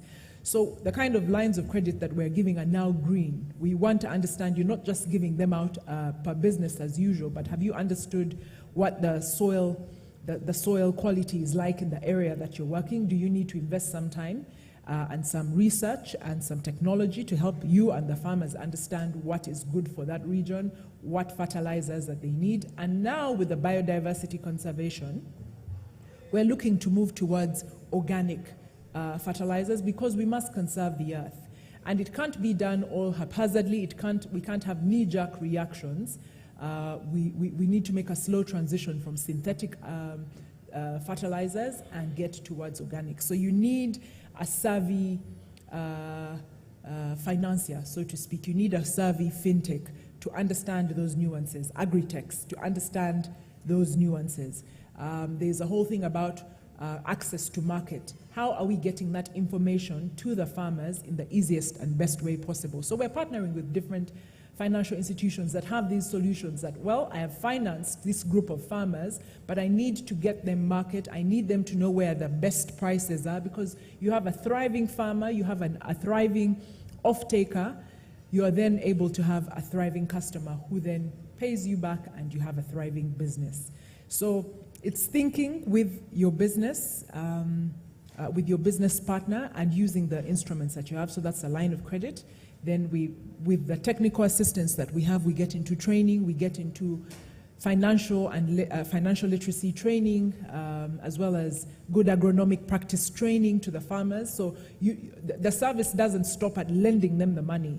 It goes as far as building their capacities, because sometimes you don't know what you don't know. You could have been farming and tilling that land for the last 20 years, and until somebody tells you that there's a better way of doing something, unfortunately, this information is not widely available. You don't know it. So we work again with the financial institutions to ensure that good agronomic practices, financial literacy, are then passed on to the agribusinesses and the smallholder farmers. Then there's a credit guarantees. Part of being green, part of being sustainable is inclusion. It is smart business to grow your pool from which you can get clients or market.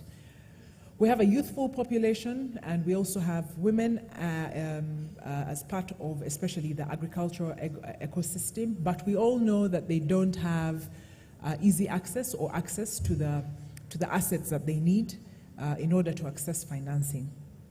One thing that we promote at ABI is farming as a family business, because you want them to come together to the table. You want a family, a community to come together at a table and discuss how do we use this resource as best as possible. Before I get back into the credit guarantees, fintechs and agritechs need to necessarily reach out to the youth. One of our winners from Easy Agric yesterday, as you can see, was a youthful lady who is coming from a farming family and has used the platforms through Easy Agric to ensure that market is provided for for farmers' produce, and that type of thing. So with credit guarantees, we're just ensuring that women and youth and anybody excluded from owning assets and therefore sometimes doesn't have adequate collateral is brought into the fold, is financially included, and can be able to access finance. So that's how we're using our 3 products: the lines of credit, the credit guarantees, and technical assistance. You also asked me to talk about what the challenges have been. A little bit like Sanjay was saying, sometimes we've been confronted by the question of, but that costs too much. I can't be bothered. There's easier business. There's lower hanging fruit to harvest before I go into training farmers, before I go into financial literacy training and the like. And that is just being short-sighted. And so the time it takes to have these engagements and convince and make the case is where I would see the biggest challenges are. As I mentioned, before COVID, we were struggling to make the digitization case. Unfortunately, it took the event of the lockdowns related to COVID to demonstrate the need for that. So we don't want to have to wait till too late for the messaging to go that you needed to reach the youth, you needed to reach the women, you needed to go to the countryside, you needed to get more people included into the financial services ecosystem, and that the initial cost is nothing compared to the gains generally over and above having a sustainable planet, over and above having a sustainable business. And of course, as Sanjay said, when all those things are together, it will make sense financially. Thank you. Yes, so our time is fast spent. We are now going to have a few questions, very burning ones. I hope the team moving the mics is ready. Rashmi is ready. Yes, so we'll give it about 10 minutes and then we'll wrap up the discussion. So hands are up already. Please, those with mics, please, let's have those questions. Thank you.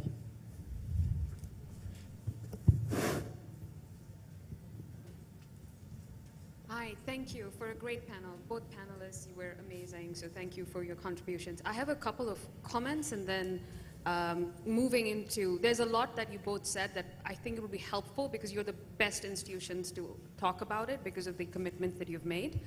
Number one, to the point that we should be doing more, yes, as a general we do, but Africa overall has the lowest carbon footprint compared to Europe and North America that's already making wishy-washy commitments on COP26 and 27.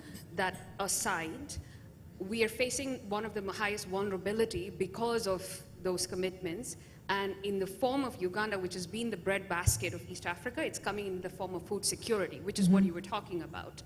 So there are a couple of questions there. So Sanjay, to you, a lot of the banks on their balance sheets, because we are an agrarian economy, are funding agriculture. The risk to agriculture is increased. The cost of credit is already very high. We are largely smallholder farmer. How is the entire financial sector looking at risk, right? Because Mona talked about guarantees, multiple financial instruments, but they're all designed around risk. So how are you looking at your current balance sheets in terms of agriculture exposure, and what are how can the public-private sector and institutions like Mona help you lower the kind of risk that you see in the agriculture space and the food insecurity that might ensue to help smallholder farmers move into climate smart products and agricultural practices? And that's also something when I call about public sector, because we also need the capital markets to come in. We need green bonds, but we also need to know how to price those bonds to get other people to come in and buy it in. So sorry, so much, because you guys were so amazing, so it just got more questions. Shall we take that? We'll maybe take two more, and then... I think it's quite a wide question. You don't want it getting drowned. Okay. It's fine. Let's take two more, then we'll get back with all the responses. Good afternoon. Thank you so much for the amazing panel, as the speaker was saying. My name is Idlin Murunji, and I'm a lawyer. So I understand, I also have maybe a comment and then a question. So I understand the green finance is also under the sustainable finance space, investment space, impact investment space. And I've been quite interested in that space. And we have heard from the beginning of the, when they coined the words that at Bellagio, that this is really just coining things or capitalism trying to get a new face. And they have mentioned that everything that comes to Africa, Sub-Saharan Africa, or the Global South is, in essence, impact. And if 80% of the Ugandan economy is agriculture, then almost everything that we're working on is either way green finance. So we are just putting labels on what we're already doing. So what are your companies and organizations doing to see that you actually measure this impact? Because that has been the biggest thing. What is different?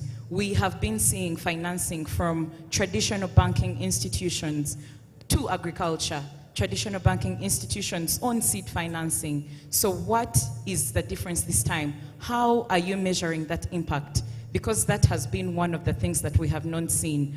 And specifically, how have fintechs helped you measure this impact? What metrics are you using? What difference do we see now? And what difference are we going to see in the future? Or are we going to get new words to coin what has been done before? Thank you.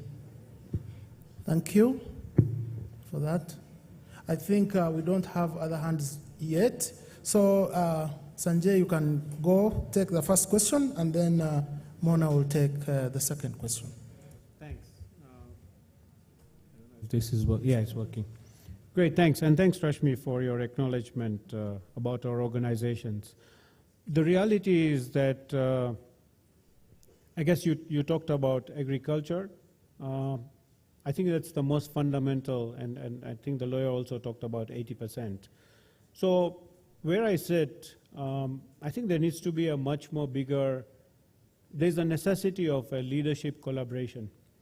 You talked about the multiple state actors, capital markets, Ministry of Finance, the tax authorities, the environmental ministry, the development partners, the financial institutions, the think tanks. Everybody needs to sit together. We've got the national determined contributions that we have committed to. We've got to make this a reality. Mona talked about in the world or in her space, the approach is adaptability. You said adaptability, then mitigation, and then biodiversity or conservation, whatever. So what is our national plan? How many of us know about it? And then what's the role of every state actor? Yeah. Because remember, we are currently in a world, we are in a perfect storm. This world is so constrained at the moment, whether it's inflation, the war, China, foreign exchange, everything is a problem at the moment.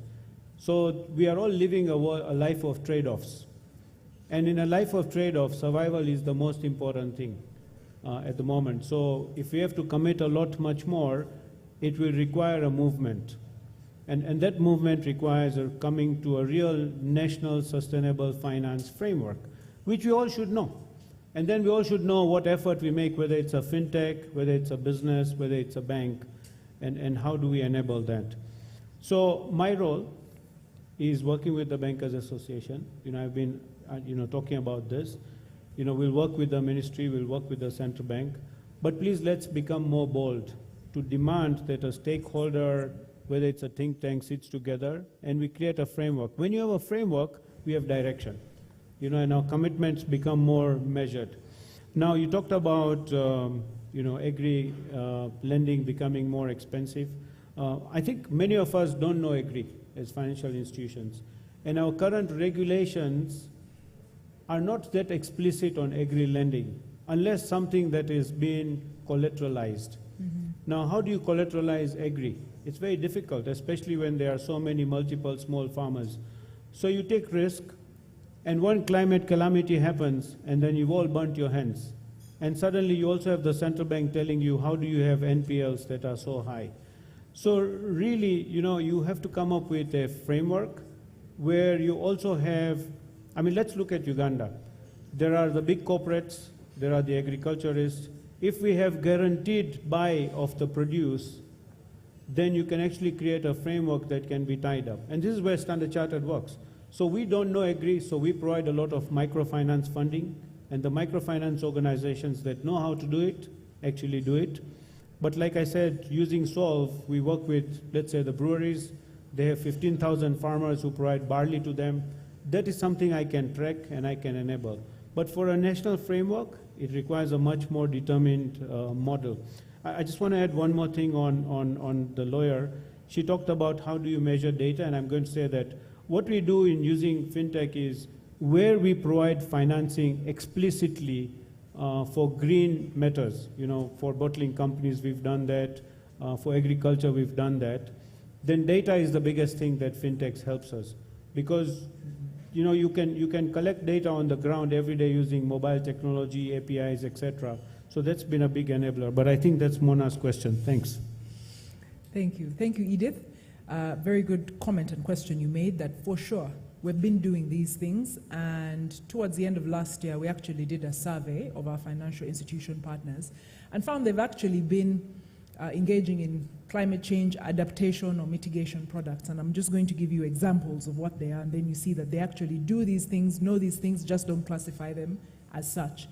Mitigation, one that falls between mitigation and adaptation, for instance, is irrigation, because you're adapting to the dry weather.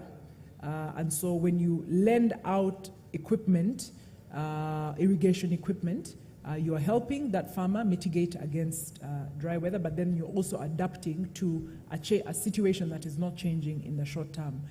Improved seed and that type of thing is all adaptation.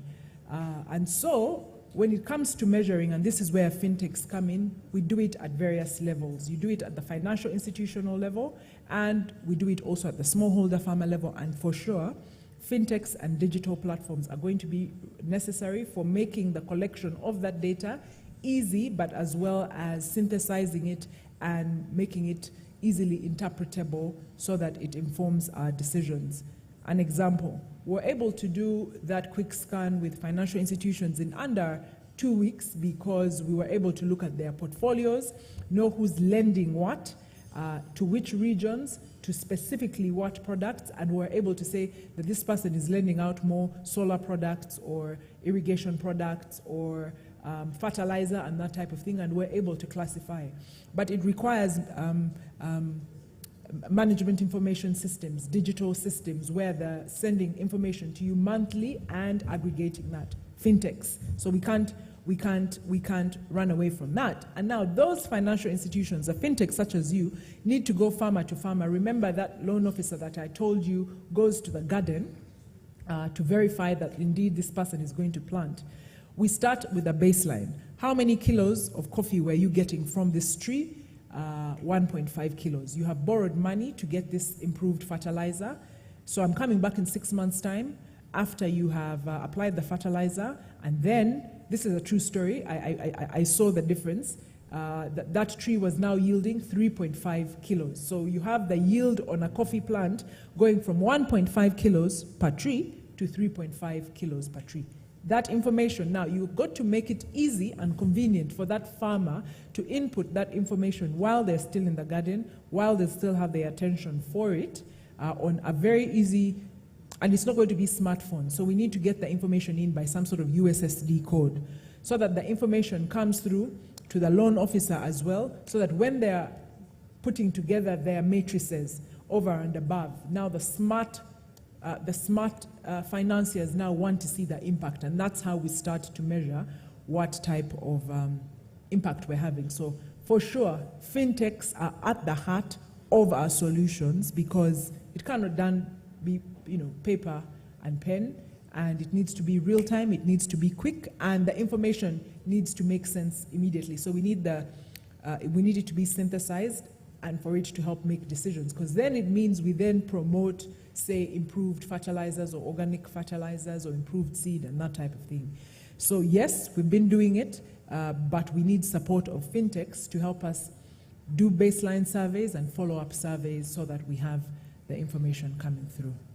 Thank you, Mona. Maybe one other thing you can highlight is how ABI is going around the challenge of different definitions, different understandings of common green terminologies, such as impact, sustainability, greening, and the rest. Yeah.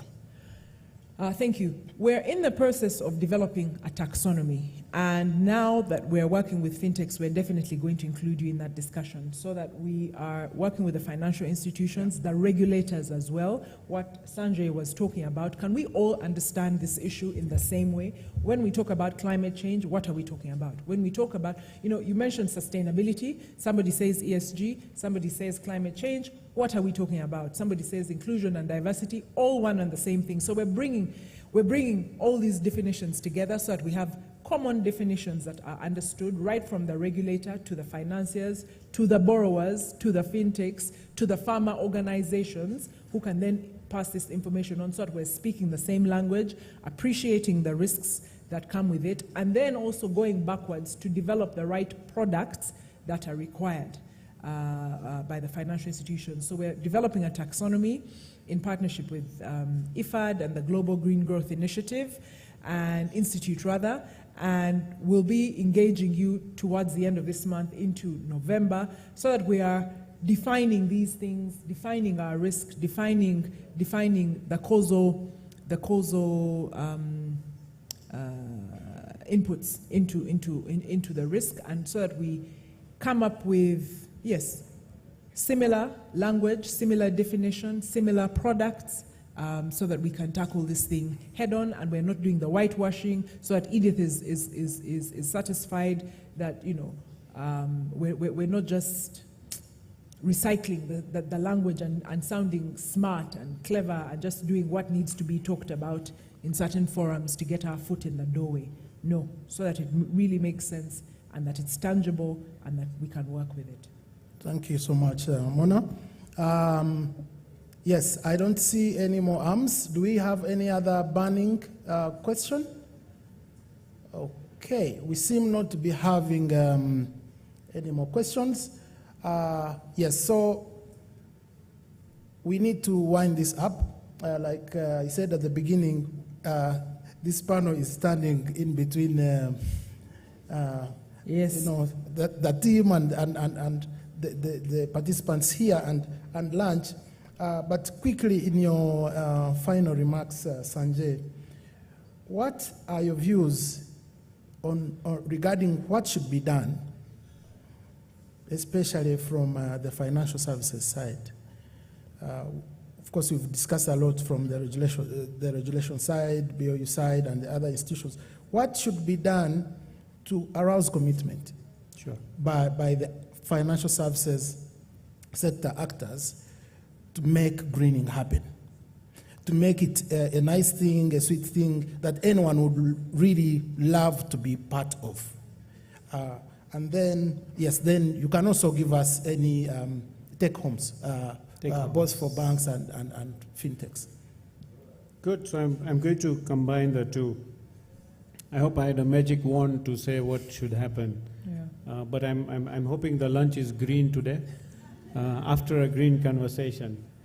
But I think what my message is as an African myself is that where we sit in this world, the world has never been so equal.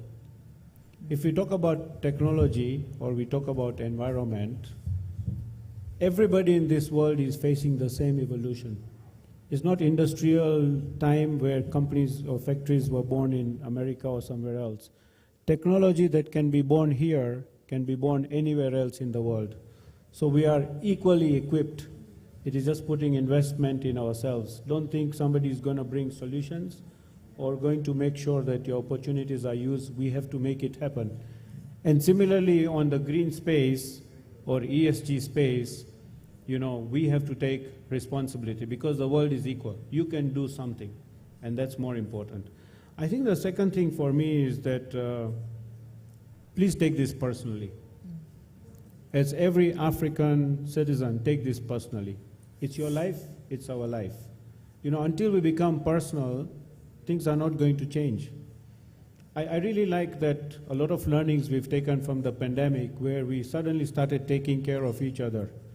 COVID was so much more tiny compared to climate, and how we all came together to care about each other. I think there should be a model to take care of each other on climate issues also. And we should use fintech because fintech enables 70% of the problems to be solved. The next thing for me is really I talked about, we need to create a journey of collaboration. I call it a sustainable finance framework. It can be a national framework because that allows us all to define what is our role in that destination model. And if something is missing, we know how to bring it into the equation. The other thing I would say is the role of financial services sector is information. I mean, we connect with almost all fintechs, we connect with everybody who uses money. So we get this SMS, you have withdrawn this much money. Maybe if it said that you have withdrawn it from this space, you came to the counter at the branch, you burnt 5 carbon, what are digits. If you had done it through digital, it would have burned more, 1 rather than 5. So there is this whole piece about information and what Mona and team are doing, what we can do. When you buy a cigarette pack, it says this is injurious to health. I think we should find some model of saying the more carbon you burn, this is injurious to health. And financial services sector can play a role in it. But we have to build capacity because today we are very weak. We are weak from a policy perspective. But we are also weak from an education, information. I mean, Mona is talking about creating a taxonomy, is it not? If you don't even understand what green means, clearly there is a bigger challenge. So we have to fast track that ambition.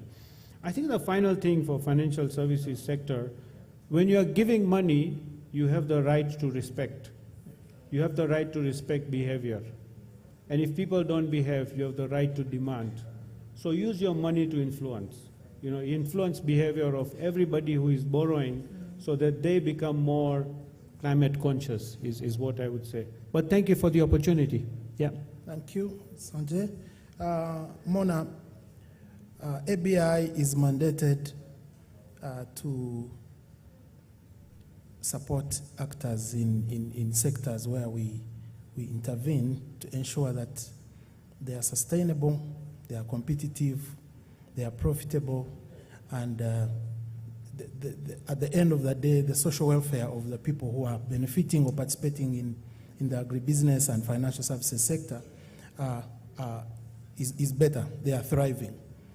How is ABI, in addition to the taxonomy you've mentioned, planning to support the financial services sector?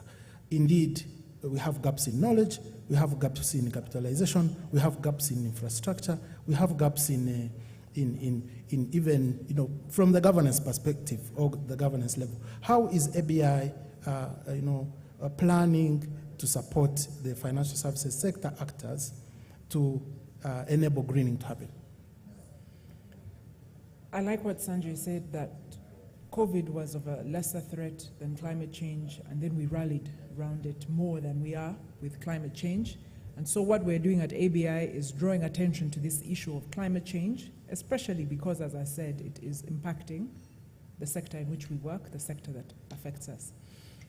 About 3 months ago, we launched a 7.5 billion Green Challenge Fund, and that was on the Abbey development side. That has since closed, and evaluations and due diligence is underway. And from yesterday's explanation that I gave, Abbey Development works directly with value chain actors, smallholder farmers, agribusinesses, and so we were looking for good and interesting ideas to finance that will help farmers and agribusinesses adapt to climate change, mitigate against climate change, or enhance biodiversity conservation. So that's underway, so to speak, and that's kind of water under the bridge, and then we're going to implement and hope that we know. And we're confident we're going to have a good story to tell. On the Abbey Finance side, speaking to the fintechs, speaking to the financial institutions, in November we're launching not just the taxonomy, but launching the Green Challenge Fund for the financial institutions, and it will be north or around 30 billion shillings. Why?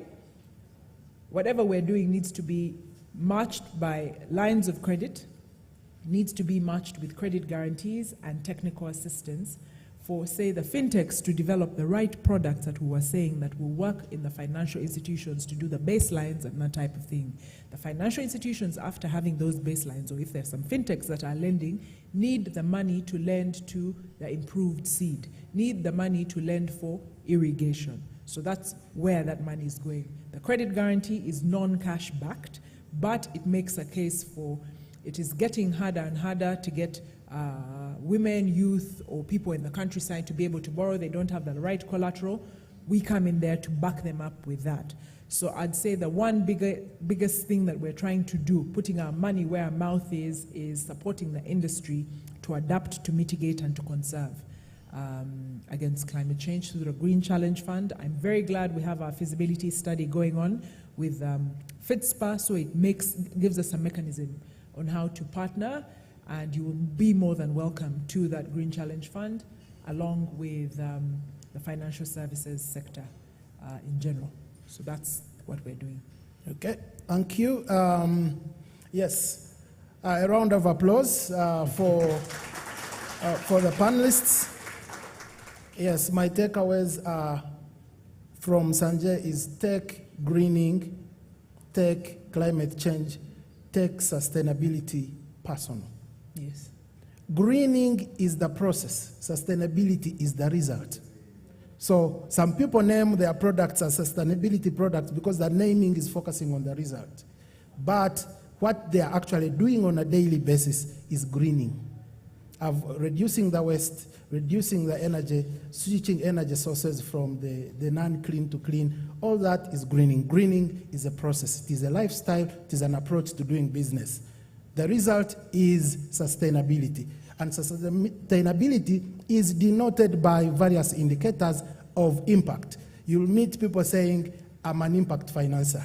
They are offering green finance. You'll meet someone saying, I'm a sustainability financer. They are offering green finance. But they are defining it from the results point of view.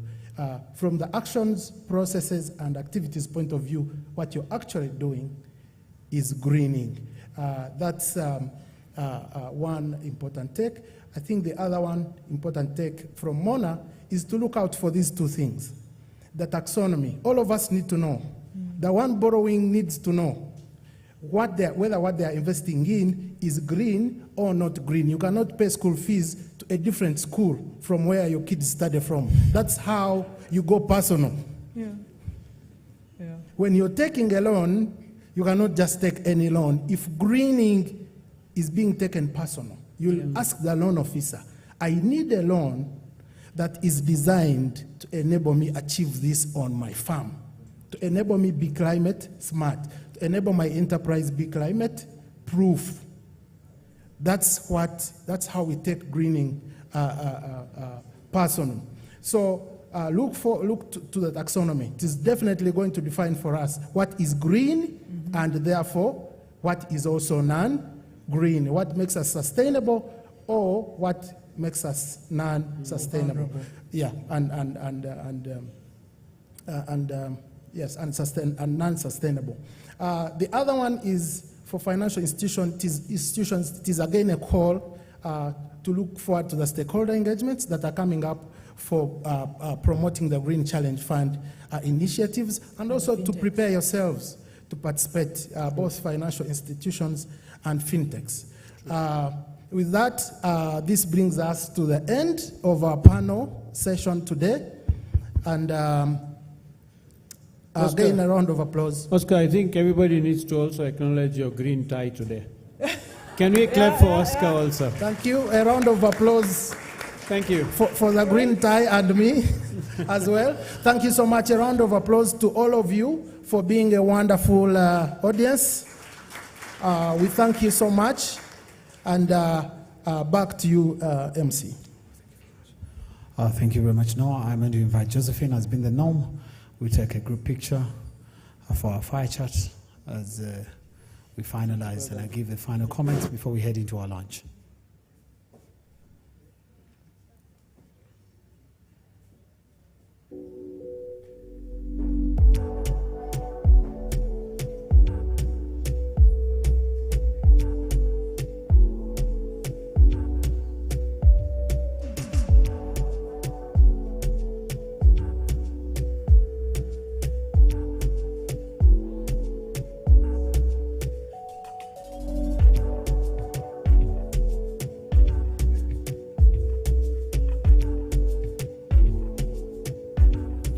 Thank you very much, Noah, Mona, and Sanjay. Ladies and gentlemen, we've come to the first half of our day 2, and I'd like to thank you so very much for honoring the invite, but also staying this long, to the numbers that are growing, but also the interactions that we are having. Part of the discussion that I have picked is one that speaks to Standard Chartered Bank, and of course, to come as any idea on this planet, we all need to preserve, to protect, and be able to profit. And I think that's very powerful, and it's a message that all of us need to take back home, because once we preserve and be able to protect, then we'll all profit. So we need to put our minds to it and see how to proceed. The unification of ideas or statements, because there are a lot of statements that are being put in different places. Some people are talking about inclusion. Others are talking about impact. Others are talking about sustainability. And sometimes for us they are telling we do not know. So at the end of the day we may miss out, yet it's critical for us. Of course, Mona highlighted on how Uganda is not ready. We all know our problems. But I think it's very important that we ready ourselves, because the impact of climate change will indeed suffocate our businesses. And of course, being one that works in insurance, even us as insurance players have started to move that direction of making sure that we can stay in a better world and safer, and be able to profit. Ladies and gentlemen, allow me reaffirm to our recent panelists, Mona and Sanjay, that it's critical for you to note that you did not only have the physical audience, but you also had an online audience that is leaning somewhere about 500 participants. So can we give a big round of applause for people that are viewing online or through YouTube? And I'd like to thank Fitspa together with the team that is leading the online conversation. You need to ensure that as we're speaking tech, your neighbor must have sent out a tweet about this workshop, about this conference, because it's critical. We can't be talking about technology when you have not sent out a tweet. Then why are you here? So you get, because it's very, very difficult. You need to share a line. You can't come in a place when you've not learned anything. It's important that at least you share a line, even if you've not, because it's also possible, we've said so much and you have no story to take home. Go to our Fitspa page, retweet what we've said, and you say the guys said a lot. Friends, I've enjoyed myself, and I'm sure you've also enjoyed yourself. Before we finalize, allow me to inform you that in the afternoon, we talked about the breakout sessions, and it's critical that you identify the sessions that will speak to you. A part of us will come back right here to the ballroom, and if you intend to come back, the topic will be the last mile user, the last mile users of digital financial services across platforms. Is the cost of transactions equitable or fair for the last mile user of digital financial services across platforms? And that is the topic that will be here through our sponsor, the Innovation Village. Will be handling that. And our moderator, Arthur, from the Future Lab studio, will also be a part of the story. Still back here at the ballroom, we'll have a second topic to do with digital credit. And the reason why I'm talking about them is for you to identify which one of those speaks to you. The second one will be digital credit. What trends are shaping the fastest changing digital MSME credit industry and the Euro finance sector. And this will be our sponsor, Stanbic Bank. And of course, Joel Muhomoza, the CEO of FlyHub, will be moderating that session. For those of you who do not take particular interest in these, you will have to move out and go to the forest room. The forest hall is just there in the corridor, and I'm sure as you're moving out, the team will be able to direct you, but it will also be well branded, and you'll have to move to that forest hall to listen into digital trade. The conversation in the forest hall will be that speaks to digital trade. How do we protect digital investments beyond blockchain, remittances, cryptocurrencies, and NFTs? This will be by Yo Uganda. And of course, the moderator will be Ronald, the head of product and innovation at DFCU Bank. Our final breakout session, still that will shape up in the Forest Hall, will be the National Switch, which will be speaking about enhancing interoperability with the initiation of the National Switch, address the issue of cost transactions across payment platforms by InterSwitch, and will be moderated by Kenneth Posiga, the CEO, InterSwitch. Ladies and gentlemen, I would like to thank you very much and invite you to our lunch. Bon appetit, and see you in the afternoon. Oh, okay, apologies. IoTech. Hey. No problem. But you can also imagine my sucrose levels are getting low. And that's also a sign to show I'm hungry. But my apologies, CEO IoTech. So let's just identify where we should be going after lunch. Allow me to invite you to our lunch and also a breakout session. Some of you may be doing a few things outside, interacting, but let's continue the discussion. Bon appetit, and see you at exactly 2. Thank you.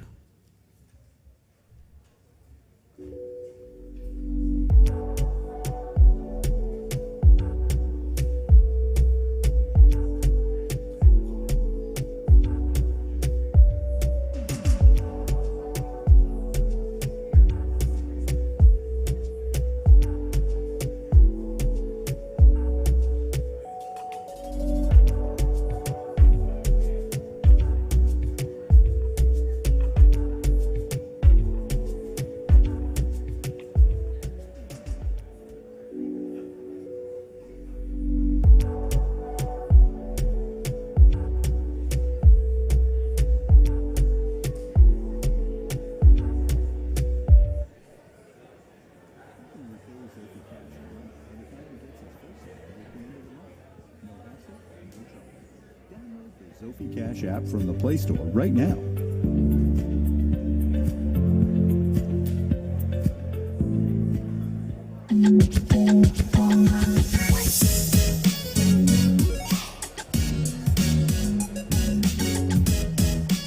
Fanon, thank you. I've had a couple of persons asking for what I have read, and I'm sure that what I have read is a mouthful. Feel free to check the Fitspa website. The program is there, so you can easily find out where you want to belong. Thank you very much.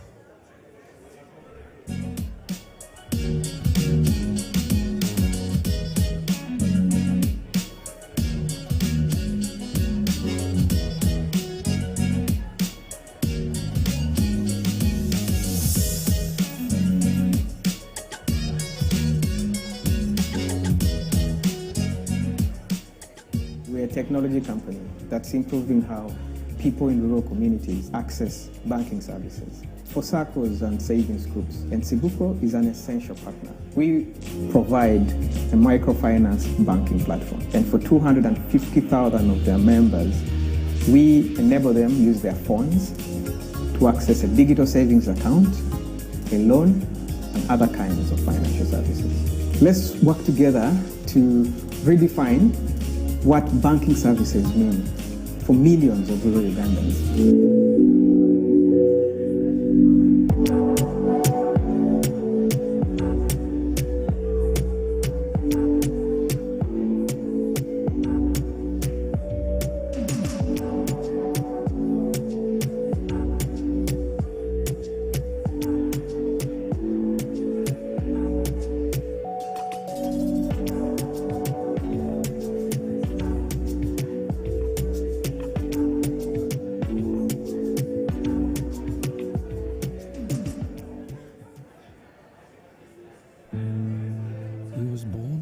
Superpowers. He was just unique, with a burning desire to know more, to question the answer, and then question the question.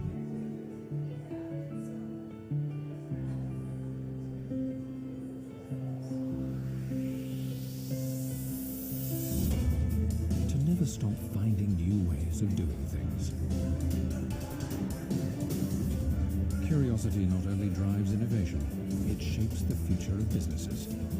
So wherever it leads you, InterSwitch will be there, providing diverse digital payment solutions, insights, and opportunities. Because we are committed to finding better ways to ensure that your business runs efficiently. InterSwitch, transaction solutions you can depend on. You've probably been wondering what Momo Advance is and how you can use it. Well, Momo Advance is the most convenient way for you to clear bills even when you don't have the full amount. With Momo Advance, you can get a top-up when sending money or paying bills just when you need it. Receive a top-up of between 5,000 and 130,000 Uganda shillings whenever you need to cover bills, send money, and lots more. To use Momo Advance, all you have to do is dial *165*5*3#. Once you sign up for Momo Advance, you'll be charged a one-off access fee worth 2.75% of the borrowed amount, plus a daily interest fee of 0.5% of the outstanding amount. So, if you borrowed 20,000 Uganda shillings, for example, you will be charged a one-time fee of 550 Uganda shillings and an interest fee of 100 shillings. Wondering how you would receive your top-up? Well, you get to choose. You can receive your top-up when buying voice and data bundles or even mobile money, and the outstanding amount will be automatically deducted from your next deposit. Good news, right? But wait, there's more. You can use the service many times without first paying back the previous advance. You don't have to worry about not having enough money. Get a top-up with MTN Momo Advance anytime. For more information about MTN Momo Advance, visit any MTN service center near you.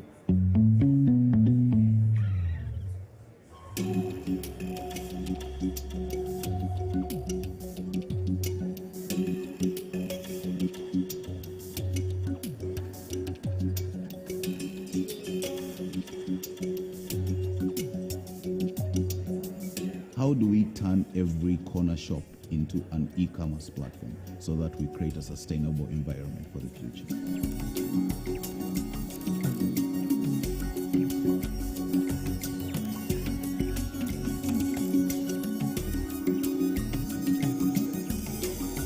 If we don't enable the small shops today to adopt technology, they are bound not to be there tomorrow.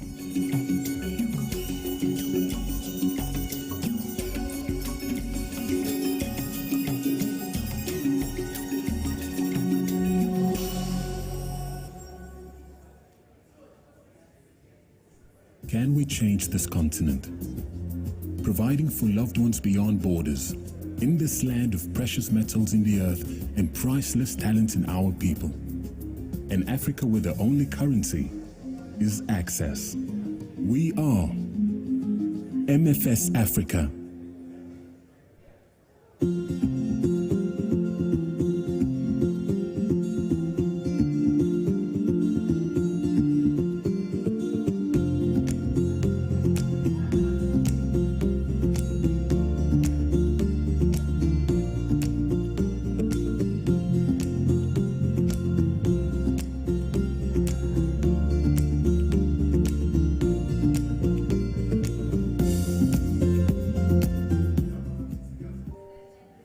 Penicillin, ethanol, flour, sugar, glue, whiskey, cornstalk, starch, oil, livestock feed, all from corn. You will discover endless opportunities when you search deeper, and to enjoy their full worth, you need an innovative payment solutions partner that creates value from the obvious and sees opportunity in the not so obvious. InterSwitch, transaction solutions you can depend on.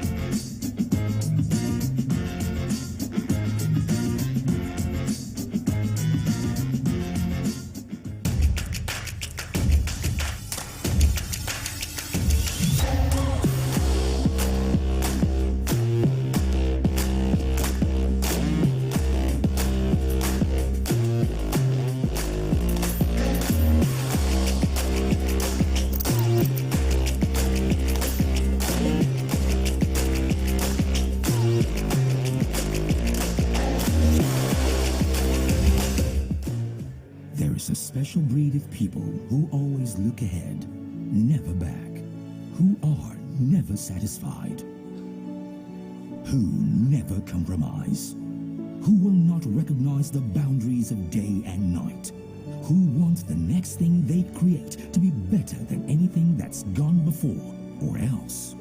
People like this aren't always easy to live with. At InterSwitch, we owe them everything. Because of them, we continue to create a range of payment solutions that are quick, safe, and easy to use for anyone from a big bank to a salon. And by coming up with answers to problems before the problems happen, we've always stayed ahead of the curve. Without our special people, we might have an easier life, but we wouldn't be InterSwitch. So, wherever your imagination takes you, we will always be there with the payment solutions you need to thrive. InterSwitch, transaction solutions you can depend on. Angela? Yes, Mommy. What did you wish for? I want to be a pilot. Want you to fly, fly so high in the sky. And when shall we make her have more realistic dreams? we don't kill dreams, we build on them. 'Cause you're a star, dreams come true. Dreams come true. Mama, I thought our dreams would change. I don't want to disappoint my cousin. These little things we do today take us one step closer. Whether all you have is just a dream, we are ready to walk that journey with you until it's your reality. With us, you're one step closer to achieving your dream. Stanbic Bank, it can be.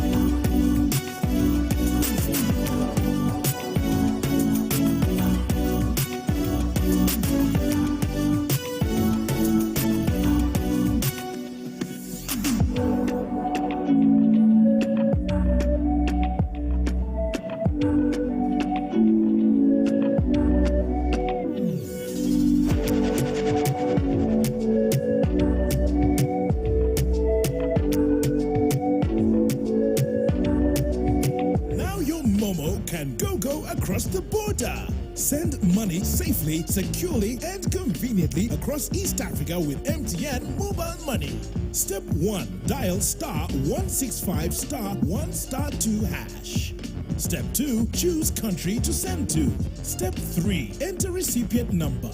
Step 4. Enter transfer amount in Uganda shillings. Step 5. Confirm transfer details and close the menu. Then wait to be prompted to confirm your PIN number.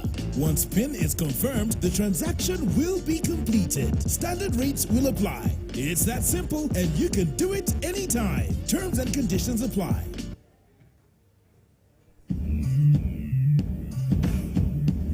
They say it's a jungle out here. We say it's a brave new world. They keep talking about how things used to be. We only care about how we choose it to be. They are the norm, the usual, the expected, the product of the system. We are the different, the unpredictable, the ones who do the unexpected and the unbelievable. Why? Because we choose to. We choose different. We choose us. We choose Verve.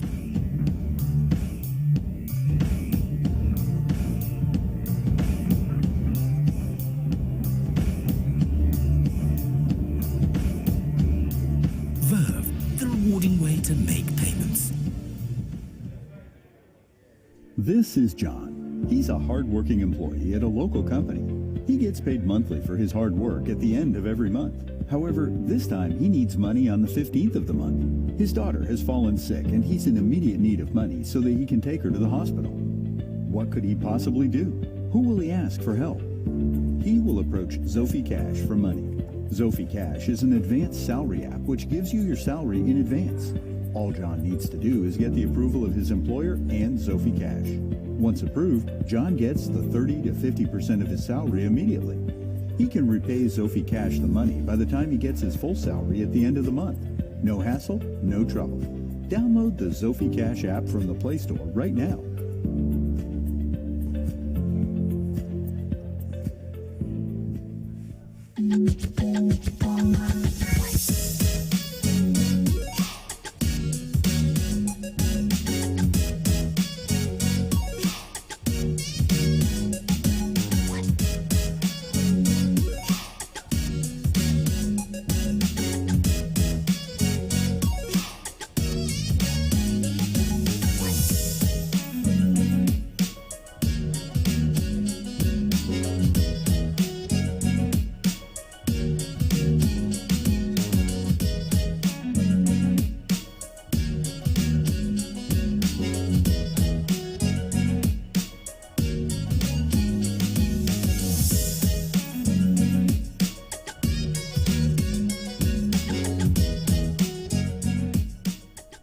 We're a technology company that's improving how people in rural communities access banking services. For SACCOs and savings groups, Exhibitor is an essential partner. We provide a microfinance banking platform, and for 250,000 of their members, we enable them use their phones to access a digital savings account, a loan, and other kinds of financial services.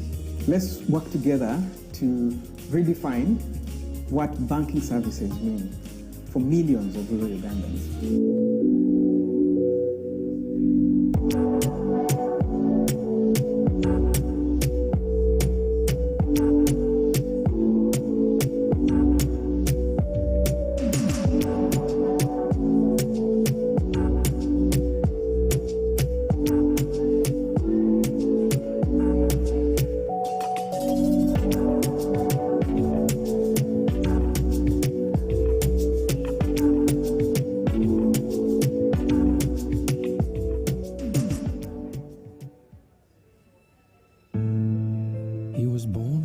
Superpowers. He was just unique, with a burning desire to know more, to question the answer, and then question the question.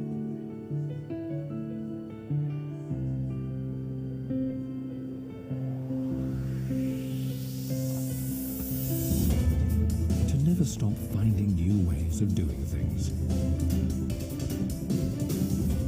Curiosity not only drives innovation, it shapes the future of businesses. So wherever it leads you, InterSwitch will be there, providing diverse digital payment solutions, insights, and opportunities. Because we are committed to finding better ways to ensure that your business runs efficiently. InterSwitch, transaction solutions you can depend on. You've probably been wondering what Momo Advance is and how you can use it. Well, Momo Advance is the most convenient way for you to clear bills even when you don't have the full amount. With Momo Advance, you can get a top-up when sending money or paying bills just when you need it.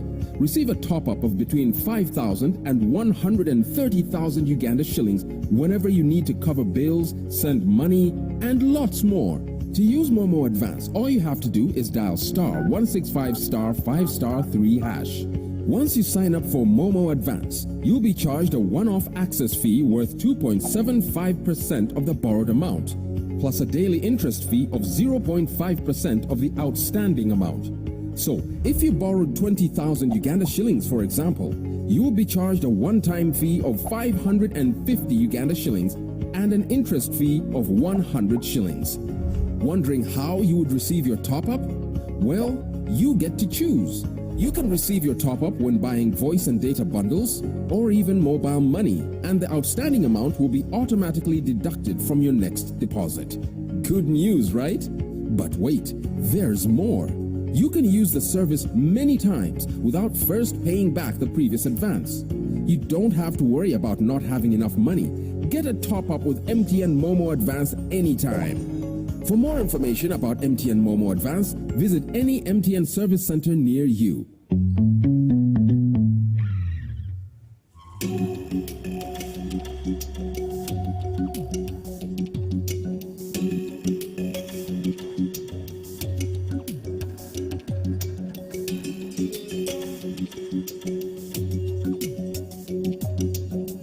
How do we turn every corner shop into an e-commerce platform so that we create a sustainable environment for the future?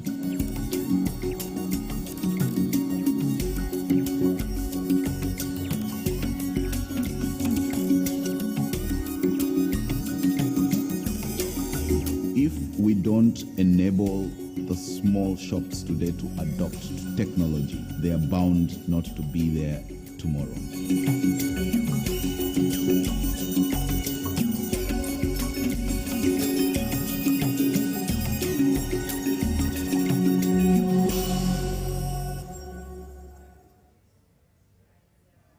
Can we change this continent?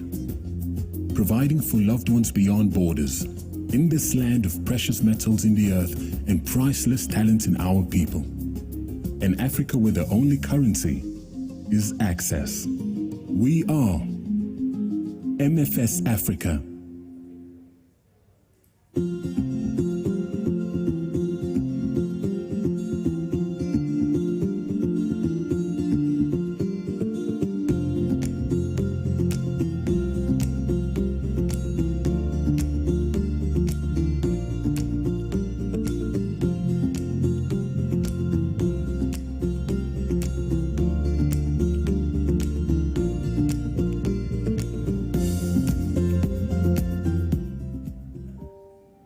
Penicillin, ethanol, flour, sugar, glue, whiskey, cornstalk, starch, oil, livestock feed, all from corn. You will discover endless opportunities when you search deeper, and to enjoy their full worth, you need an innovative payment solutions partner that creates value from the obvious and sees opportunity in the not so obvious. InterSwitch, transaction solutions you can depend on.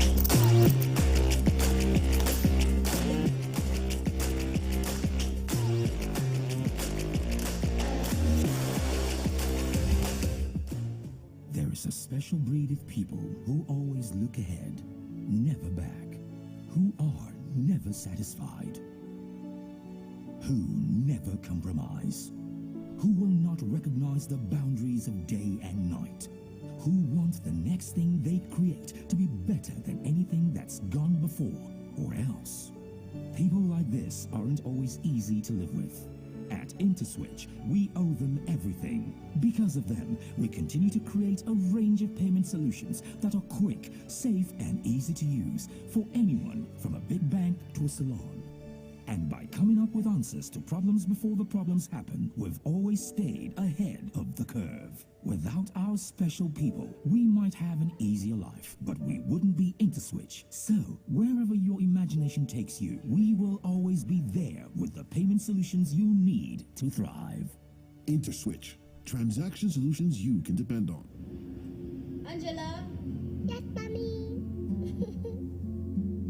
What did you wish for? I want to be a pilot. Want you to fly, fly so high in the sky. And When shall we make her have more realistic dreams? we don't kill dreams, we build on them. 'Cause you're a star, dreams come true. Dreams come true. Mama, I thought our dreams would change. I don't want to disappoint my cousin. These little things we do today take us one step closer. Whether all you have is just a dream, we are ready to walk that journey with you until it's your reality. With us, you're one step closer to achieving your dream. Stanbic Bank, it can be.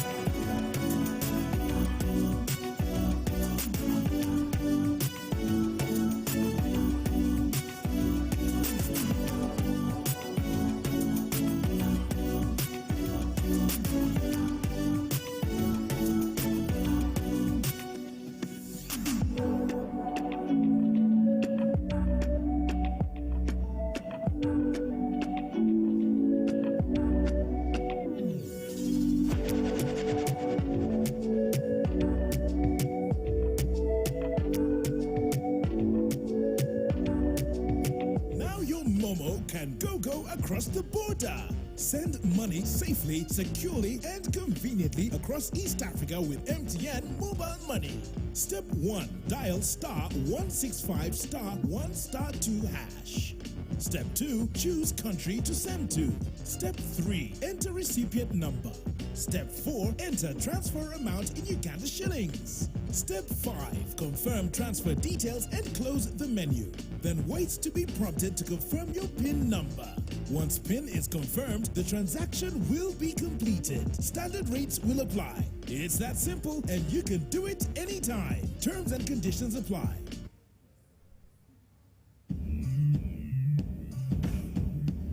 They say it's a jungle out here.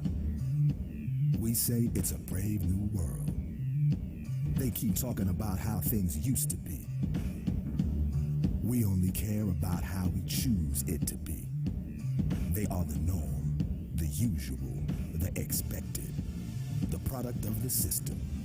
We are the different, the unpredictable, the ones who do the unexpected and the unbelievable.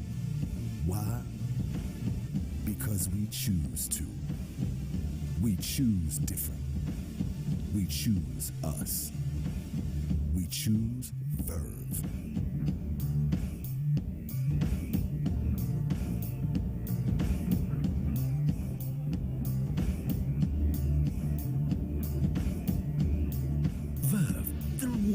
to make payments. This is John. He's a hard-working employee at a local company. He gets paid monthly for his hard work at the end of every month. However, this time he needs money on the 15th of the month. His daughter has fallen sick and he's in immediate need of money so that he can take her to the hospital. What could he possibly do? Who will he ask for help? He will approach Zophie Cash for money. Zophie Cash is an advanced salary app which gives you your salary in advance. All John needs to do is get the approval of his employer and Zophie Cash. Once approved, John gets the 30 to 50% of his salary immediately. He can repay Zophie Cash the money by the time he gets his full salary at the end of the month. No hassle, no trouble. Download the Zophie Cash app from the Play Store right now.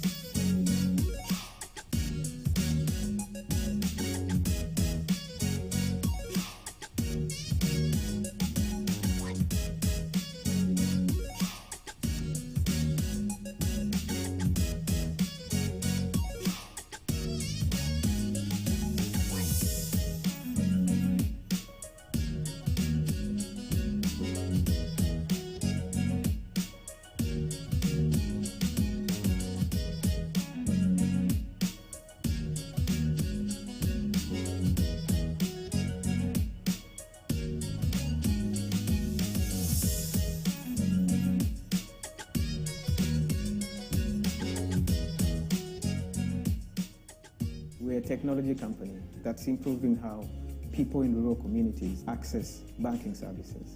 For SACCOs and savings groups, Exhibitor is an essential partner. We provide a microfinance banking platform, and for 250,000 of their members, we enable them use their phones to access a digital savings account, a loan, and other kinds of financial services. Let's work together to redefine what banking services mean for millions of rural Ugandans.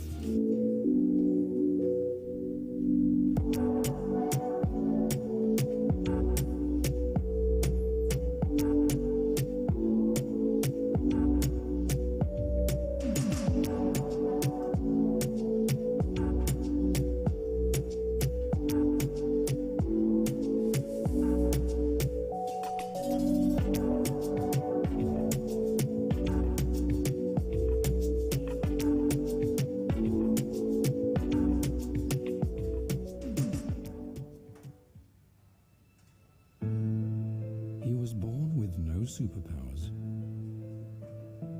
He was just unique, with a burning desire to know more,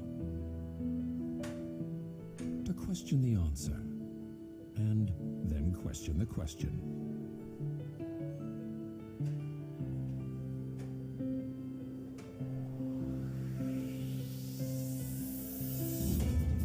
To never stop finding new ways of doing things. Curiosity not only drives innovation, it shapes the future of businesses. So wherever it leads you, InterSwitch will be there, providing diverse digital payment solutions, insights, and opportunities. Because we are committed to finding better ways to ensure that your business runs efficiently. InterSwitch, transaction solutions you can depend on. You've probably been wondering what Momo Advance is and how you can use it. Well, Momo Advance is the most convenient way for you to clear bills even when you don't have the full amount. With Momo Advance, you can get a top-up when sending money or paying bills just when you need it. Receive a top-up of between 5,000 and 130,000 Uganda shillings whenever you need to cover bills, send money, and lots more. To use Momo Advance, all you have to do is dial *165*5*3#. Once you sign up for Momo Advance, you'll be charged a one-off access fee worth 2.75% of the borrowed amount, plus a daily interest fee of 0.5% of the outstanding amount. So, if you borrowed 20,000 Uganda shillings, for example, you will be charged a one-time fee of 550 Uganda shillings and an interest fee of 100 shillings. Wondering how you would receive your top-up? Well, you get to choose. You can receive your top-up when buying voice and data bundles or even mobile money, and the outstanding amount will be automatically deducted from your next deposit. Good news, right? But wait, there's more. You can use the service many times without first paying back the previous advance. You don't have to worry about not having enough money. Get a top-up with MTN Momo Advance anytime. For more information about MTN Momo Advance, visit any MTN service center near you.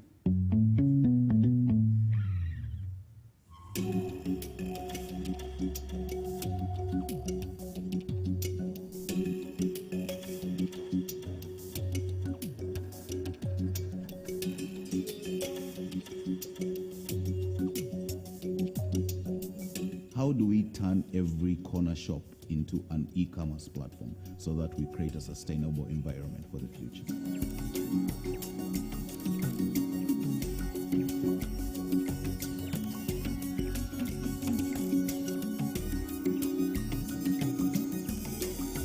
If we don't enable the small shops today to adopt technology, they are bound not to be there tomorrow.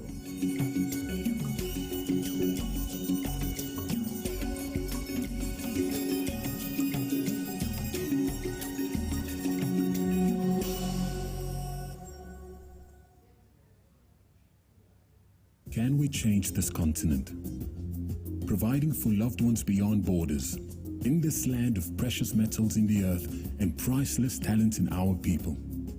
An Africa where the only currency is access. We are MFS Africa.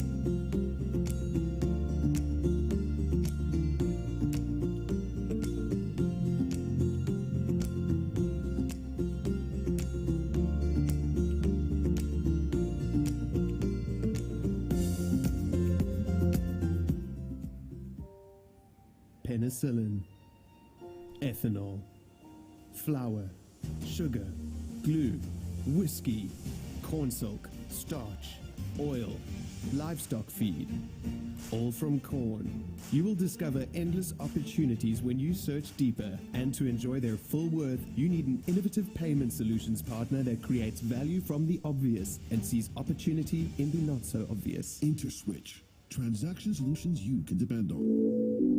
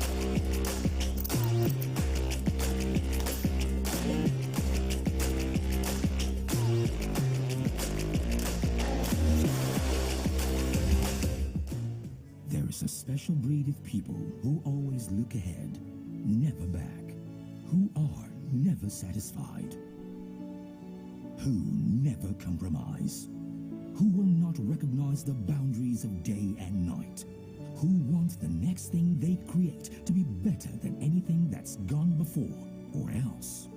People like this aren't always easy to live with. At InterSwitch, we owe them everything. Because of them, we continue to create a range of payment solutions that are quick, safe, and easy to use for anyone from a big bank to a salon. And by coming up with answers to problems before the problems happen, we've always stayed ahead of the curve. Without our special people, we might have an easier life, but we wouldn't be InterSwitch. So, wherever your imagination takes you, we will always be there with the payment solutions you need to thrive. InterSwitch. Transaction solutions you can depend on. Angela? Yes, mommy. What did you wish for? I want to be a pilot. Want you to fly, fly so high in the sky. And When shall we make her have more realistic dreams? we don't kill dreams, we build on them. 'Cause you're a star, dreams come true. Dreams come true. For me and Mama, I thought our dreams would change. I don't want to disappoint my Kasenene. These little things we do today take us one step closer. Whether all you have is just a dream, we are ready to walk that journey with you until it's your reality. With us, you're one step closer to achieving your dream. Stanbic Bank, it can be.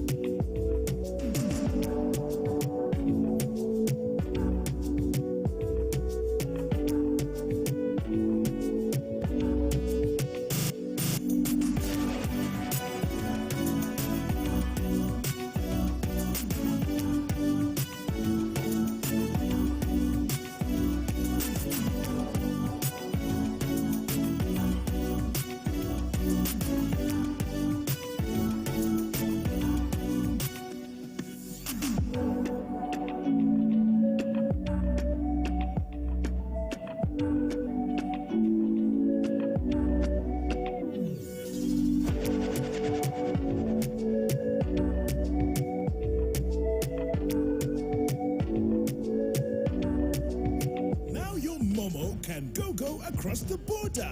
Send money safely, securely, and conveniently across East Africa with MTN Mobile Money. Step 1. Dial *165 *1*2#. Step 2. Choose country to send to. Step 3. Enter recipient number. Step 4. Enter transfer amount in Uganda shillings. Step 5. Confirm transfer details and close the menu. Then wait to be prompted to confirm your PIN number. Once PIN is confirmed, the transaction will be completed. Standard rates will apply. It's that simple, and you can do it anytime. Terms and conditions apply.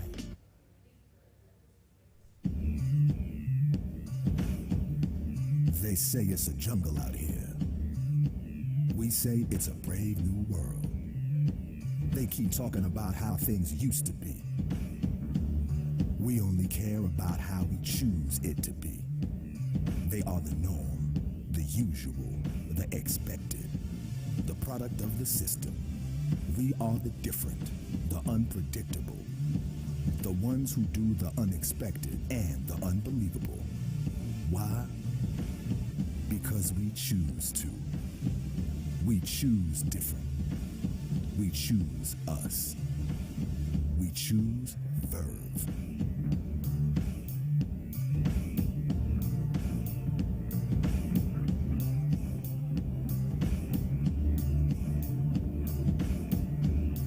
Verve, the rewarding way to make payments. This is John. He's a hard-working employee at a local company. He gets paid monthly for his hard work at the end of every month. However, this time he needs money on the 15th of the month. His daughter has fallen sick and he's in immediate need of money so that he can take her to the hospital. What could he possibly do? Who will he ask for help? He will approach Zophie Cash for money. Zophie Cash is an advanced salary app which gives you your salary in advance. All John needs to do is get the approval of his employer and Zophie Cash. Once approved, John gets the 30 to 50% of his salary immediately. He can repay Zophie Cash the money by the time he gets his full salary at the end of the month. No hassle, no trouble. Download the Zophie Cash app from the Play Store right now.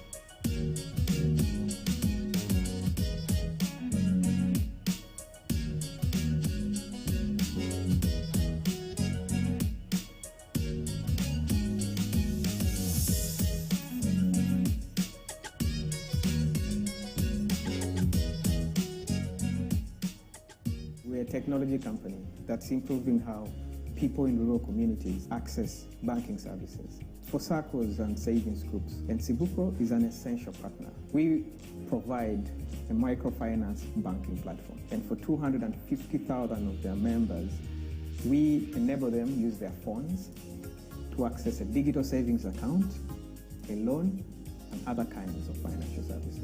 Let's work together to redefine what banking services mean for millions of rural Ugandans.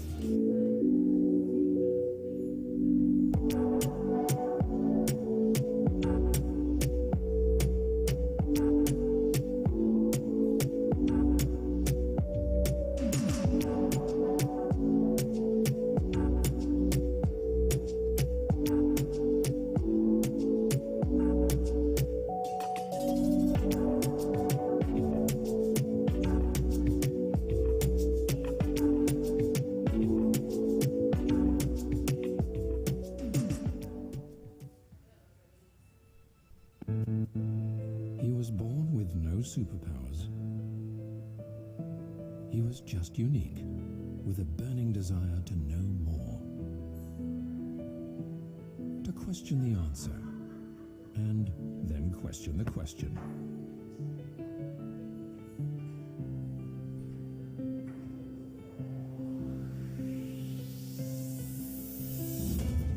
To never stop finding new ways of doing things. Curiosity not only drives innovation, it shapes the future of businesses. So wherever it leads you, InterSwitch will be there, providing diverse digital payment solutions, insights, and opportunities. Because we are committed to finding better ways to ensure that your business runs efficiently. InterSwitch, transaction solutions you can depend on. You've probably been wondering what Momo Advance is and how you can use it. Well, Momo Advance is the most convenient way for you to clear bills even when you don't have the full amount.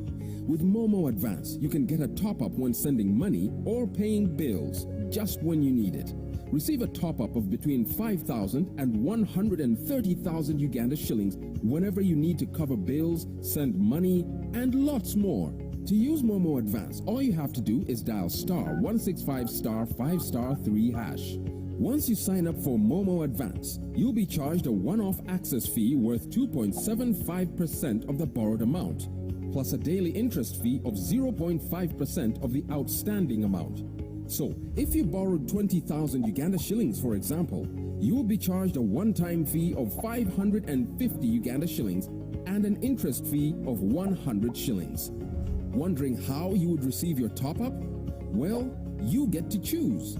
You can receive your top-up when buying voice and data bundles or even mobile money, and the outstanding amount will be automatically deducted from your next deposit. Good news, right? But wait, there's more.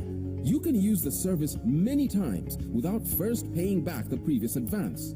You don't have to worry about not having enough money.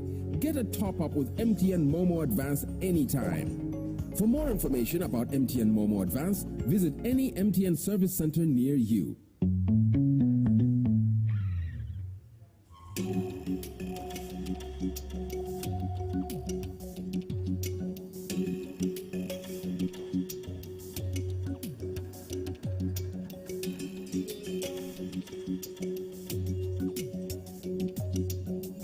How do we turn every corner shop into an e-commerce platform so that we create a sustainable environment for the future?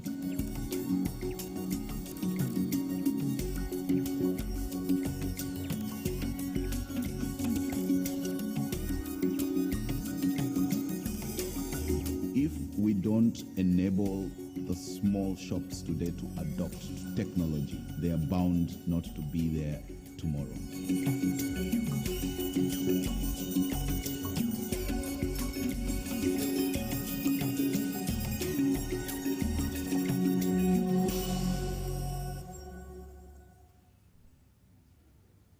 Can we change this continent? Providing for loved ones beyond borders, in this land of precious metals in the earth and priceless talent in our people. An Africa where the only currency is access. We are MFS Africa.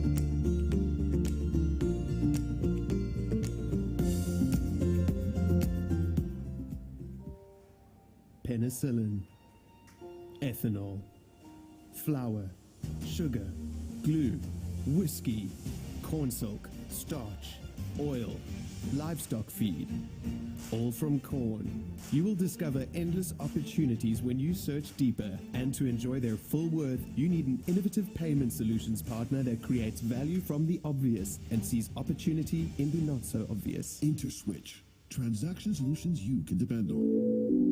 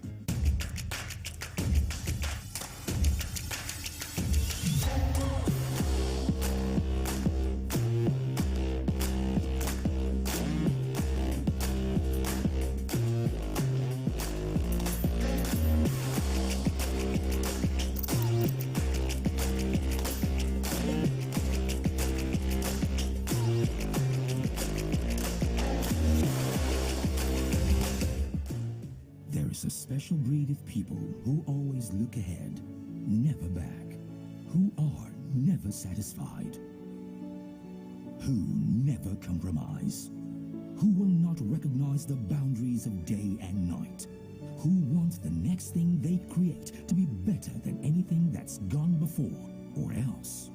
People like this aren't always easy to live with. At InterSwitch, we owe them everything. Because of them, we continue to create a range of payment solutions that are quick, safe, and easy to use for anyone from a big bank to a salon. And by coming up with answers to problems before the problems happen, we've always stayed ahead of the curve. Without our special people, we might have an easier life, but we wouldn't be InterSwitch. So, wherever your imagination takes you, we will always be there with the payment solutions you need to thrive. InterSwitch. Transaction solutions you can depend on. Angela? Yes, mommy. What did you wish for? I want to be a pilot. Want you to fly, fly so high in the sky. And When shall we make her have more realistic dreams? We don't kill dreams, we build on them. 'Cause you're a star, dreams come true. Dreams come true for me and Mama, I thought our dreams would change. I don't want to disappoint my cousin Nene. These little things we do today take us one step closer. Whether all you have is just a dream, we are ready to walk that journey with you until it's your reality. With us, you're one step closer to achieving your dream. Stanbic Bank, it can be.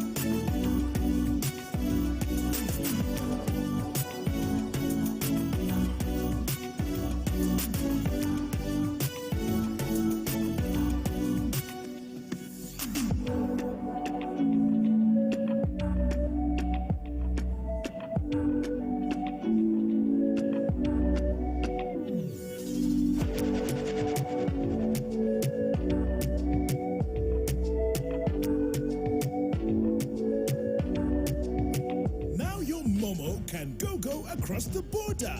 Send money safely, securely, and conveniently across East Africa with MTN Mobile Money. Step 1. Dial *165*1*2#. Step 2. Choose country to send to. Step 3. Enter recipient number. Step 4. Enter transfer amount in Uganda shillings. Step 5. Confirm transfer details and close the menu. Then wait to be prompted to confirm your PIN number. Once PIN is confirmed, the transaction will be completed. Standard rates will apply. It's that simple, and you can do it anytime. Terms and conditions apply.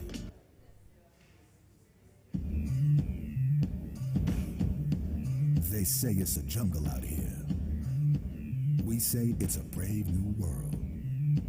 They keep talking about how things used to be. We only care about how we choose it to be. They are the norm, the usual, the expected, the product of the system. We are the different, the unpredictable, the ones who do the unexpected and the unbelievable. Why? Because we choose to. We choose different. We choose us. We choose Verve.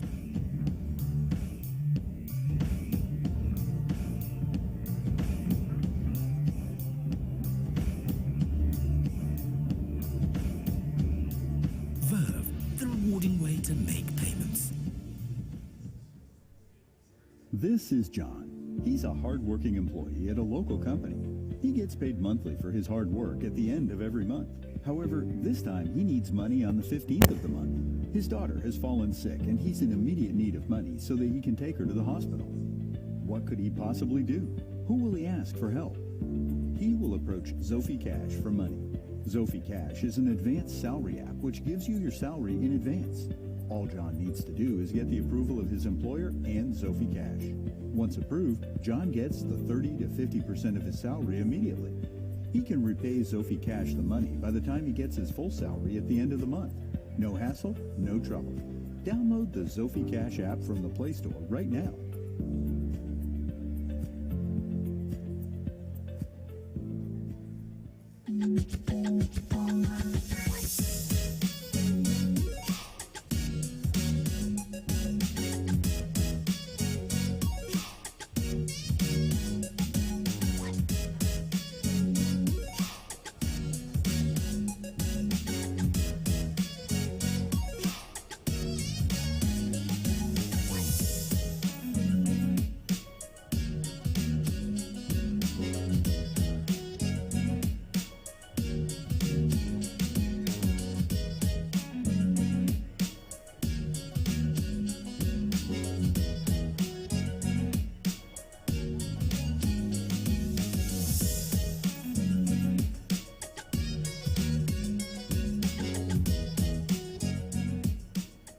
We're a technology company that's improving how people in rural communities access banking services. For SACCOs and savings groups, Exhibitor is an essential partner. We provide a microfinance banking platform, and for 250,000 of their members, we enable them to use their funds to access a digital savings account, a loan, and other kinds of financial services.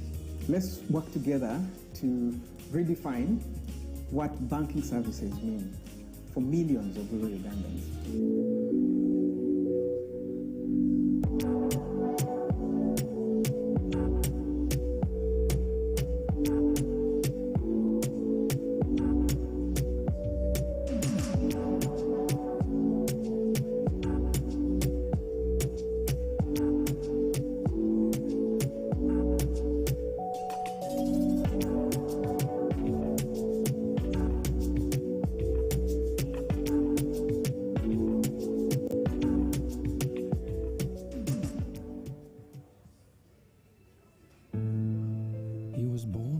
Superpowers. He was just unique, with a burning desire to know more, to question the answer, and then question the question.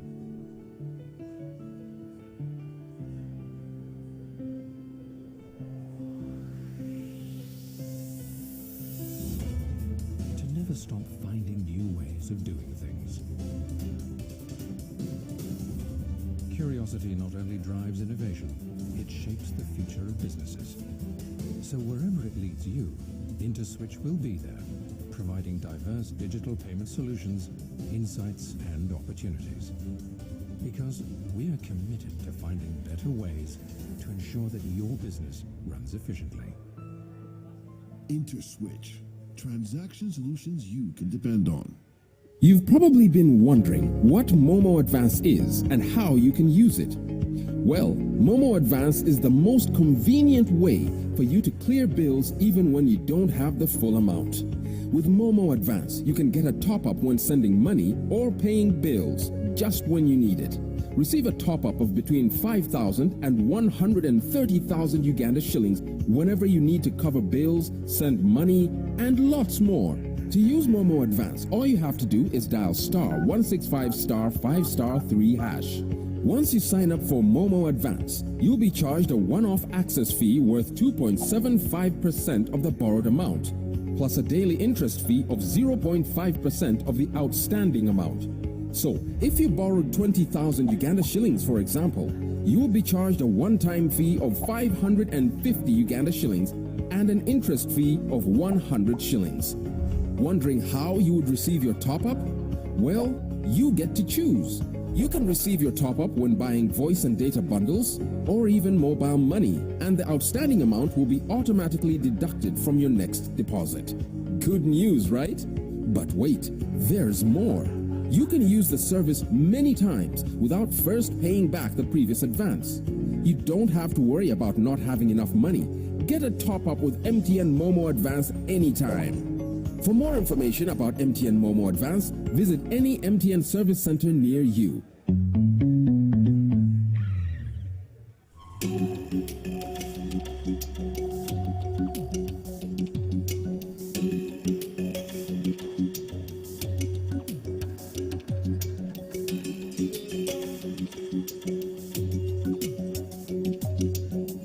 How do we turn every corner shop into an e-commerce platform so that we create a sustainable environment for the future?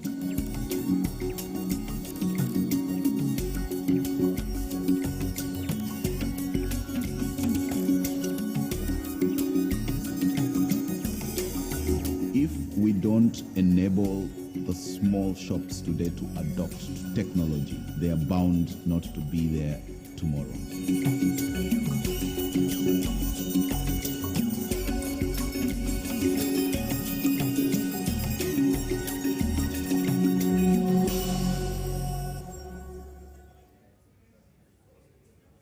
Can we change this continent? Providing for loved ones beyond borders, in this land of precious metals in the earth and priceless talent in our people. An Africa where the only currency is access. We are MFS Africa.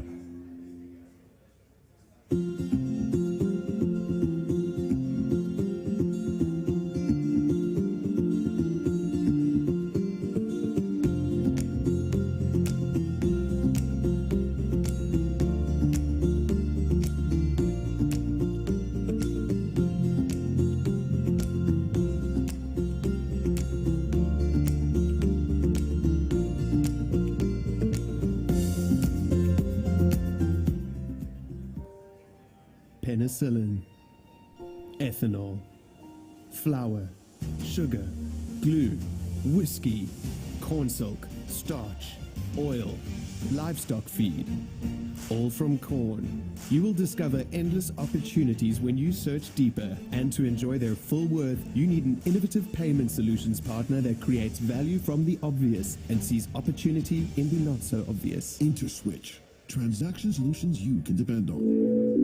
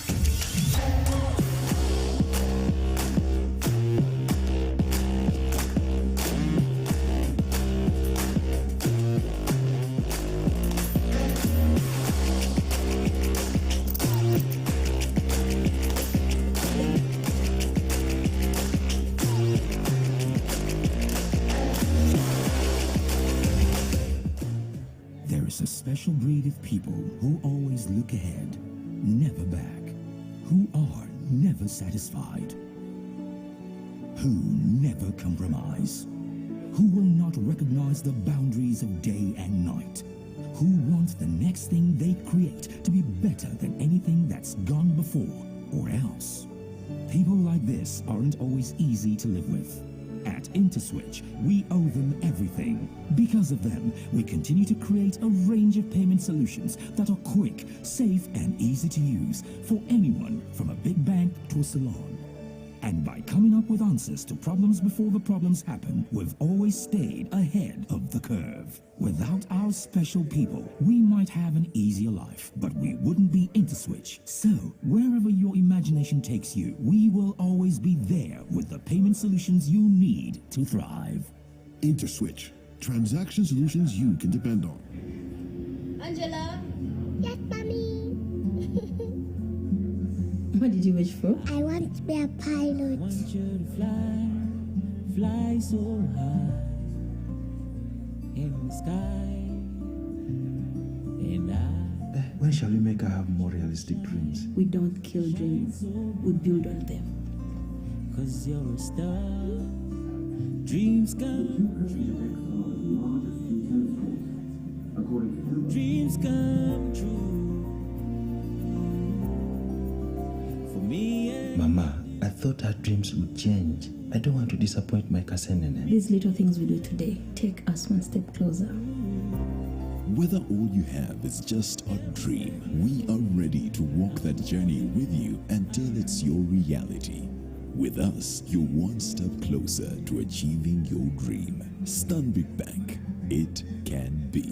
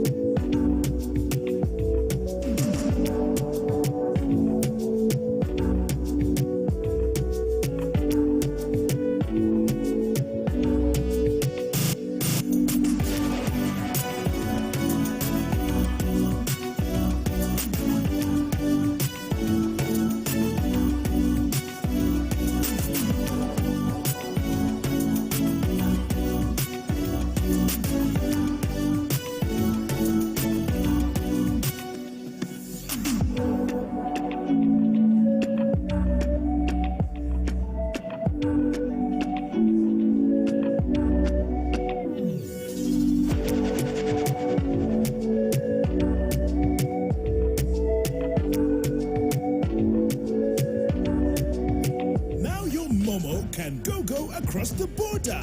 Send money safely, securely, and conveniently across East Africa with MTN Mobile Money. Step 1. Dial *165*1*2#. Step 2. Choose country to send to. Step 3. Enter recipient number. Step 4. Enter transfer amount in Uganda shillings. Step 5. Confirm transfer details and close the menu. Then wait to be prompted to confirm your PIN number. Once PIN is confirmed, the transaction will be completed. Standard rates will apply. It's that simple, and you can do it anytime. Terms and conditions apply.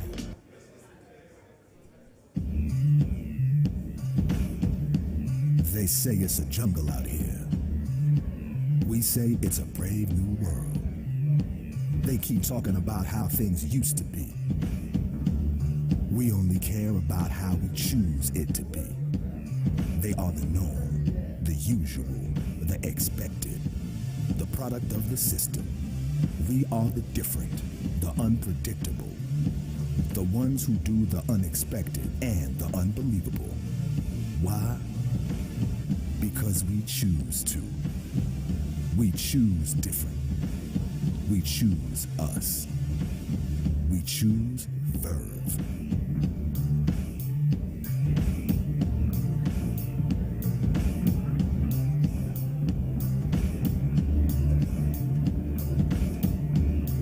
Verve, the rewarding way to make payments.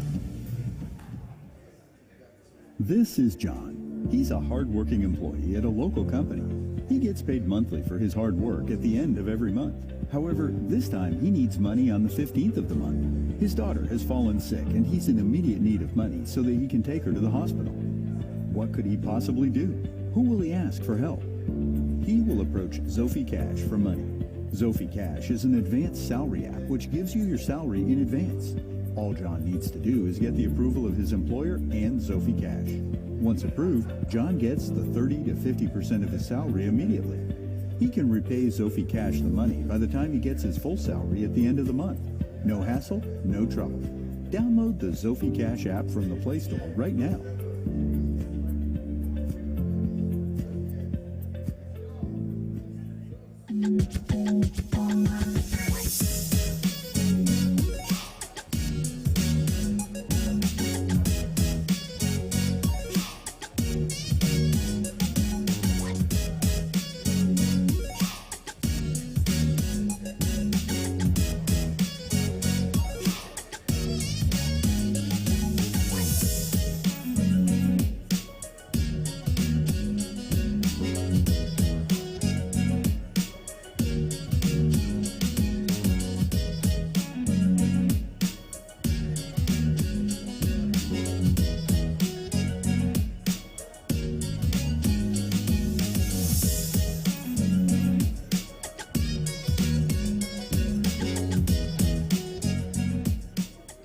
We're a technology company that's improving how people in rural communities access banking services. For SACCOs and savings groups, Exhibitor is an essential partner. We provide a microfinance banking platform, and for 250,000 of their members, we enable them to use their funds to access a digital savings account, a loan, and other kinds of financial services. Let's work together to redefine what banking services mean for millions of rural Ugandans.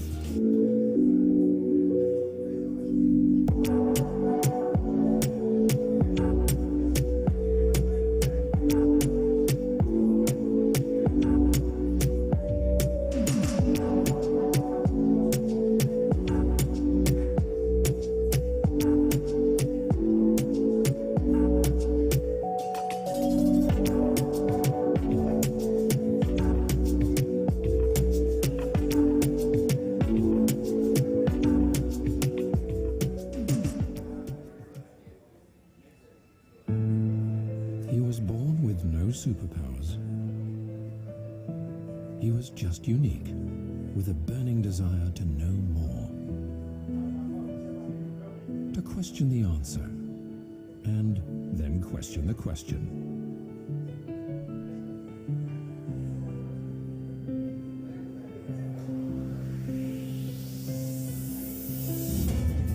To never stop finding new ways of doing things.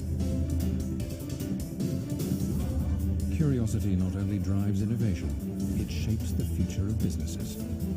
So wherever it leads you, InterSwitch will be there, providing diverse digital payment solutions, insights, and opportunities. Because we are committed to finding better ways to ensure that your business runs efficiently. InterSwitch, transaction solutions you can depend on. You've probably been wondering what Momo Advance is and how you can use it. Well, Momo Advance is the most convenient way for you to clear bills even when you don't have the full amount. With Momo Advance, you can get a top-up when sending money or paying bills just when you need it. Receive a top-up of between 5,000 and 130,000 Uganda shillings whenever you need to cover bills, send money, and lots more. To use Momo Advance, all you have to do is dial *165*5*3#. Once you sign up for Momo Advance, you'll be charged a one-off access fee worth 2.75% of the borrowed amount, plus a daily interest fee of 0.5% of the outstanding amount. So, if you borrowed 20,000 Uganda shillings, for example, you will be charged a one-time fee of 550 Uganda shillings and an interest fee of 100 shillings. Wondering how you would receive your top-up? Well, you get to choose. You can receive your top-up when buying voice and data bundles or even mobile money, and the outstanding amount will be automatically deducted from your next deposit. Good news, right? But wait, there's more. You can use the service many times without first paying back the previous advance. You don't have to worry about not having enough money. Get a top-up with MTN Momo Advance anytime. For more information about MTN Momo Advance, visit any MTN service center near you.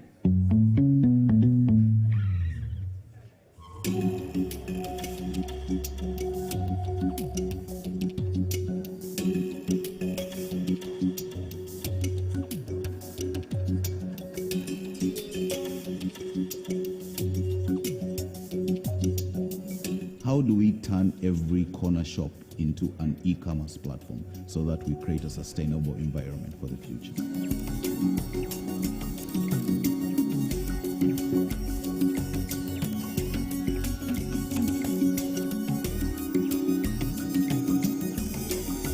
If we don't enable the small shops today to adopt technology, they are bound not to be there tomorrow.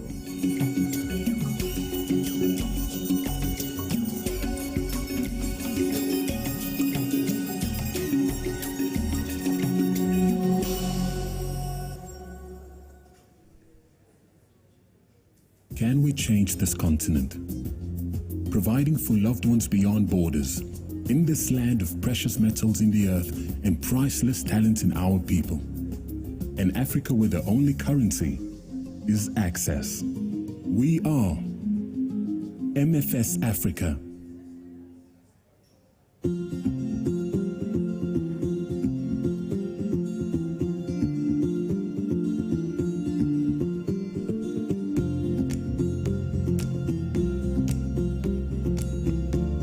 Okay. Good afternoon, ladies and gentlemen. We've outspent our time, and of course, a number of us are probably to blame. But allow me to welcome you back from your lunch. We've made a bit of adjustments, and we'll request that you oblige because the adjustments are for the betterment of this conference. I had earlier mentioned that Yo Uganda is going to be in the forest room. Allow me to say that Yo is now coming to this room, and then we're going to request Innovation Village, the topic on the last mile user of digital finance services across platforms, to move to the forest room. And I'm going to request the Yo team to speed up and please come here and we start the conversation because we've already outspent our time. So for everyone who is interested in Yo, please stay here. And then for the rest of us who are interested in listening to the last mile user of digital services across platforms, please move to the forest room immediately. And I request the different chairs that are supposed to moderate these sessions to kick us off because we fast spent on time. Thank you.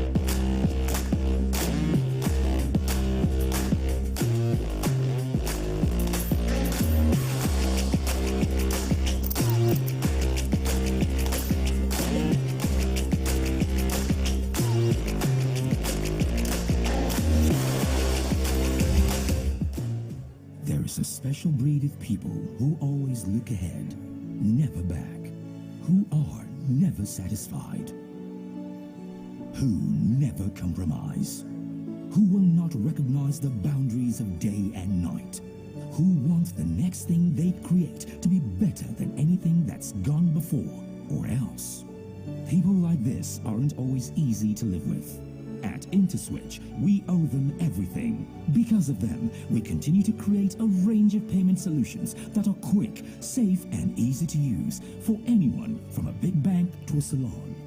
And by coming up with answers to problems before the problems happen, we've always stayed ahead of the curve. Without our special people, we might have an easier life, but we wouldn't be InterSwitch. So, wherever your imagination takes you, we will always be there with the payment solutions you need to thrive.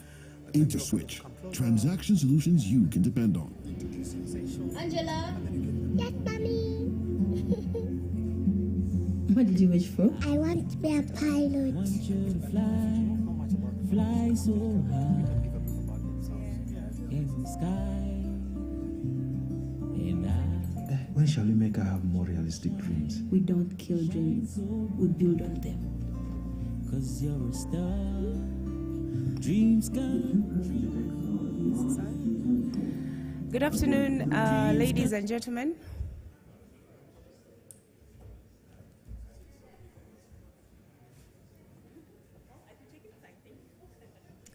So I would like to warmly welcome you to this afternoon session, the annual Fitspa Conference 2022. This afternoon on this panel, we're going to be discussing digital trade and finance, and the topic in particular is how do we protect digital investments beyond blockchain, remittances, cryptocurrencies, and NFTs. I hope I'm audible, and I hope that we are all in the right room. Okay, so I'd like to introduce my panelists one by one. Right, I'm introducing. Maybe I'll introduce, okay. We have Renita Nabisubi from the MasterCard Foundation. We have Ronald Sebuhinja from DFCU Bank. We have Hilary Modi from Rock Telecom. Is Hilary around? He hasn't yet come to the podium. Hilary Modi. Okay, he's coming. Right, then we have Umar from Silo Foundation. And then we have Mr. Maurice Silla from Jumia Pay. I'm going to allow my panelists to introduce themselves and say a little bit about themselves as the rest of us enter the room.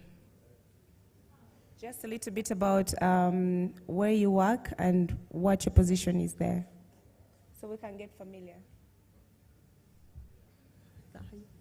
Hello? Yeah, there we are. Okay, I'll start. My name is Nabisubi Renita. I work with the MasterCard Foundation, and I lead the work there on digital economy. Very happy to be here.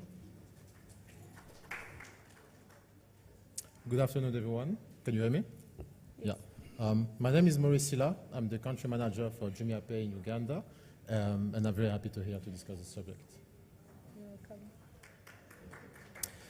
Good afternoon, everyone. I'm Ronald Sawihinja. I'm the head of product development and innovation at DFCU Bank. DFCU Bank is one of the country's leading banks in traditional banking, and my job is to make sure my team leads the transformation journey to becoming a fully digital entity. Thank you.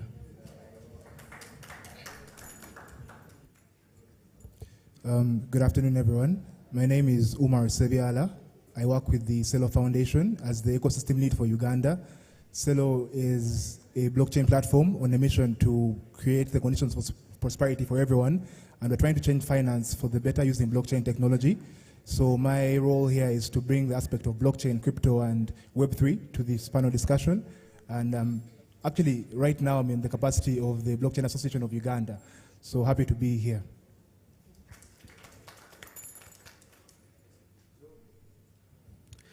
Yes, good afternoon, everyone. My name is Hilary Modi from Rock Telecom, fully Ugandan-owned ISP, one of the top 4. What I'm here to talk about mainly is digital investments in our economy from a socio-economic aspect. Thank you. So, thank you, our panelists. So to begin this discussion, I am sure we're all aware that we are at the helm of the 4th industrial revolution. And Africa in particular has not been silent and has taken its place in this revolution. Trade and finance, all of you would know, I'm sure, are the backbone of any thriving economy in the world. So I would like to, my first question that goes to Renita Nabisubi, for her to help us understand in the simplest form what a digital economy is. What are the players? Who are the players? What is digital trade and finance really?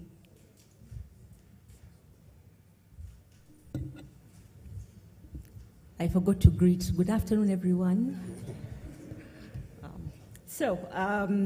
Thank you for that. When I got the invitation to speak at this panel, I was super excited, and I went and I researched lots of stuff, waiting to come and wow you all. So I had like a mini research paper. And then I went back to the question, and it said in the simplest terms possible. So I had to delete that. So let's go to the basics. And I know you said people know what trade is, but let's start there, right? So, you know, what's trade, and then how is it digital, how does it work, and so on and so forth. So, trade. You want something that somebody else has, and they're going to give it to you, but at a cost. So, if we take an example of, and with the risk of feeding into stereotypes, let's say I want to buy a shoe, right? So I know that there's somebody downtown who's got a shop where I can get that shoe from. I go to that shop, I see the shoe, I touch it, I feel it, I smell it to see whether it's leather, you know, all those things that we go through, and then I bargain with this person, this merchant who's selling it. We agree, you know, and I pull out my physical money, I give it to her, and the transaction is complete. So that's what we, I think, all do, more or less. Maybe you don't bargain as much as I do. But then let's see, how does that translate to an online transaction, right? And let's see it from the side of the merchant. So let's say before I leave, she took my number. And so now I'm giving the example in the Ugandan context. So she took my number, and then 6 months later, she's got new stock. She hasn't seen me around, so she sends me a message on my WhatsApp number showing me, you know, other pictures of new shoes and all of that. And then I decide, yeah, cool. I think I could buy these shoes. So the first question that comes to my mind is, okay, so how am I going to pay for them? How am I going to, how is she going to get that money? And then I think, mobile money. All right, fine. Then my next question is, but how will I get those shoes? So, and I think, oh no, a border guy will deliver those shoes. Then I wonder, okay, is he going to come all the way to deepest, darkest Buambo where I live, where the road is not tarmacked? How much is that going to cost me? Maybe it will even cost me more than the shoes, but okay, fine. Let's imagine he gets there. Then my next question is, but what if I pay this person, the money leaves my account, it goes into her account, and then she doesn't send the shoes? What then? I have no answer there. Then I proceed to say, okay, but if that doesn't happen, so she gives the shoes to the border guy comes to my home, and then the shoes don't fit. What next, right? So I think in that example, what we're seeing is that the things that are really important, at least at that very basic level, because that's a really quite basic use case, is the payments, the e-payments, that's going to be sorted. The infrastructure and services to facilitate the delivery is important. And biggest of all is the trust issue. So let's unpack that a bit. What creates trust?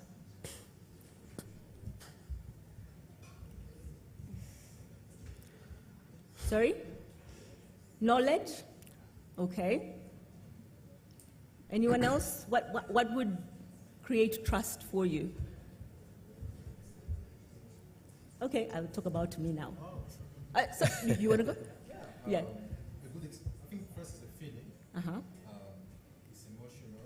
It's also repetitive. So it's very hard to gain, but it's very easy to fall out. So you need to earn trust by having consistency, good experience, good quality, in the example of the shoes, and a good relationship with the person. All of those play into account. Yes, that's very true. But me, I'm suspicious, and I want to know that the law has got me covered.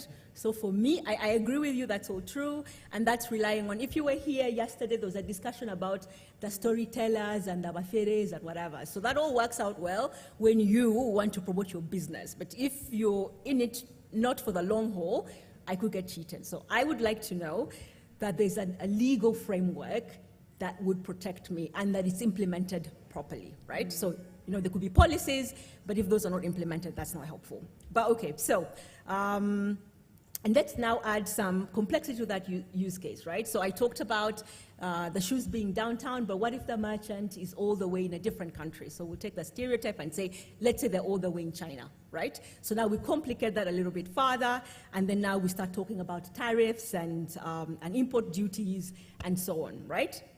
So from those examples, we're saying, again, the factors that enable digital trade are technologies used to create that supporting service. So you will hear about, and you've heard in all the sessions we had this morning about AI, blockchain, Internet of Things, and I think my colleague will talk a little bit more about that, so I won't get into that. Then you need to have the digital finance, the payments, the flow of data and information is important, and then I've talked about policy and regulations. So according to the World Trade Organization, because we're now in a global economy, for global trade, global digital trade,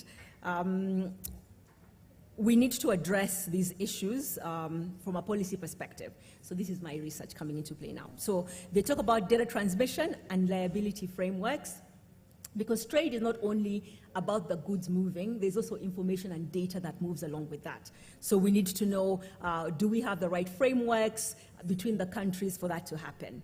There's legal recognition of electronic transactions and documents. So if I go online and I say I'm going to order something, which my example was about the shoes. So I have sent you my mobile money, but we need to have that legal understanding that we are in a contract of sorts, and therefore you are bound to deliver that. So that needs to be sorted.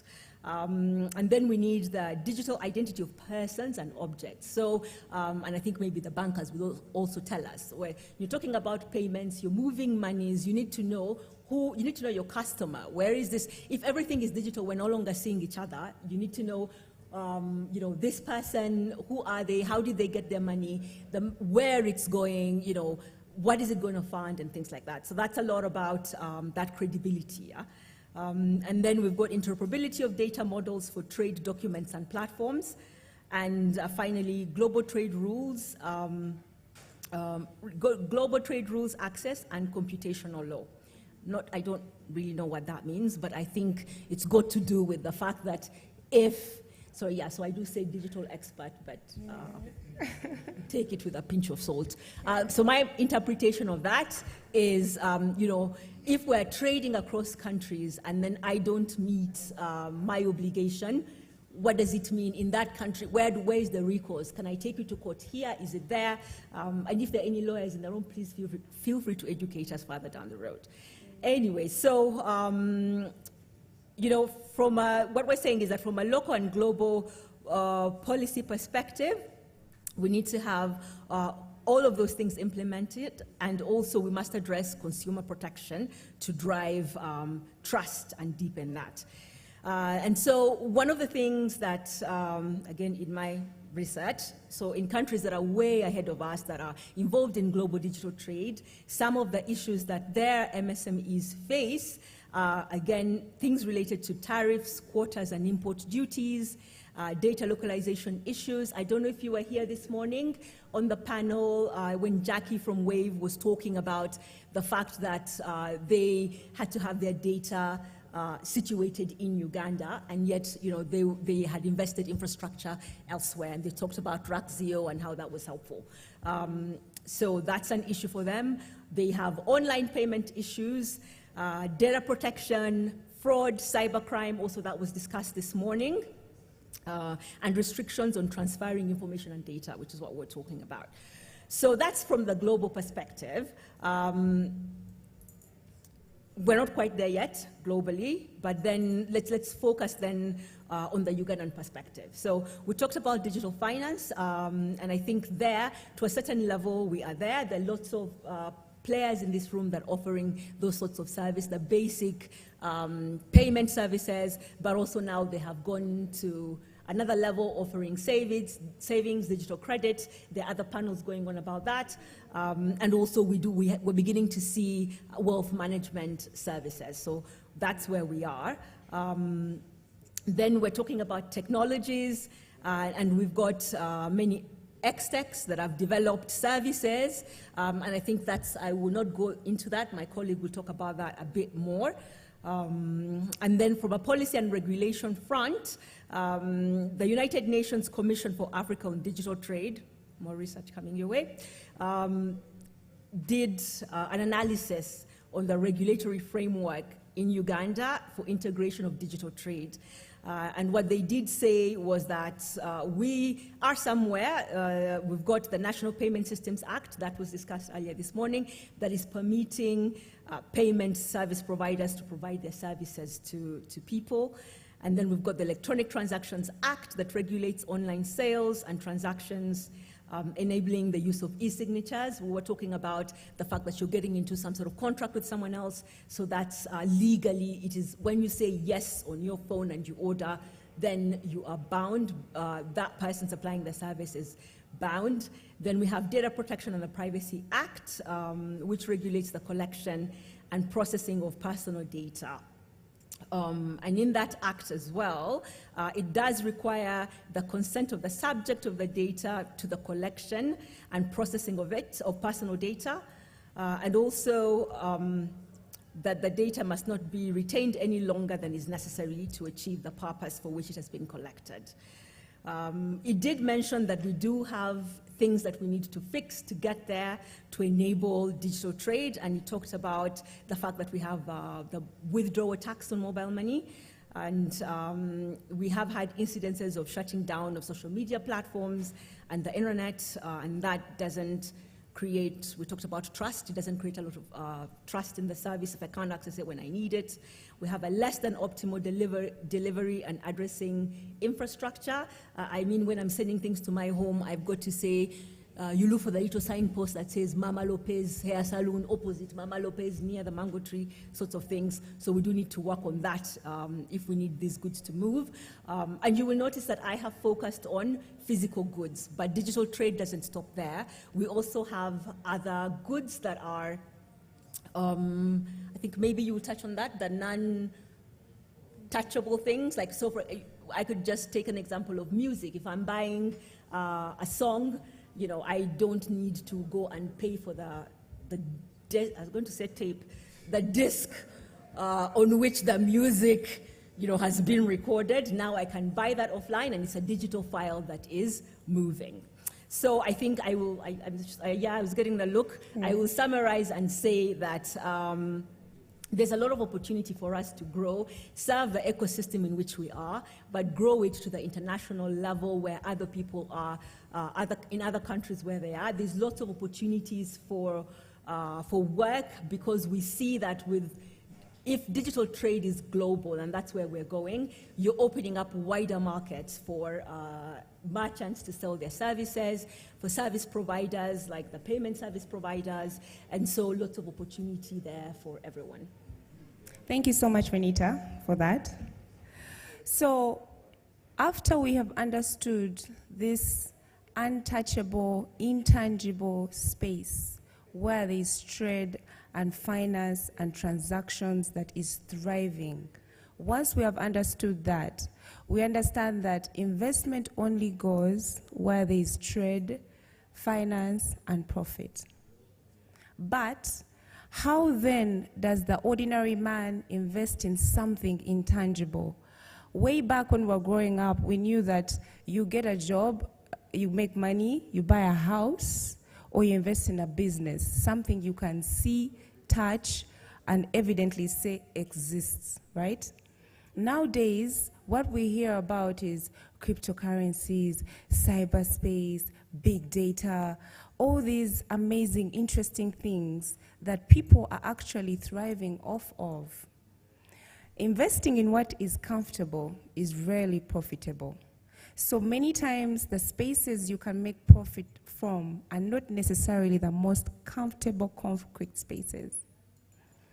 Umar, I'd like you to help us understand what are investments in this digital space. What are digital investments? We understand bonds, houses, and all these things we've been investing in for a very long time. But what are digital investments, Umar? Thank you, Elizabeth, for that. And good afternoon, everyone, again. So I'll take it from the Web3 space, Web3 being the next generation of the internet, whereby you have the characteristics of decentralization, and there's no central entity that kind of controls what happens within this space. So if someone says digital investment, you think digital assets.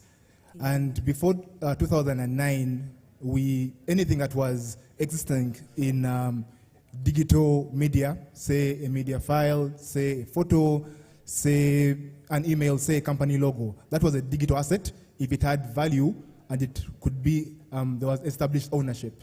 Then comes 2009, then we get Bitcoin, the first cryptocurrency.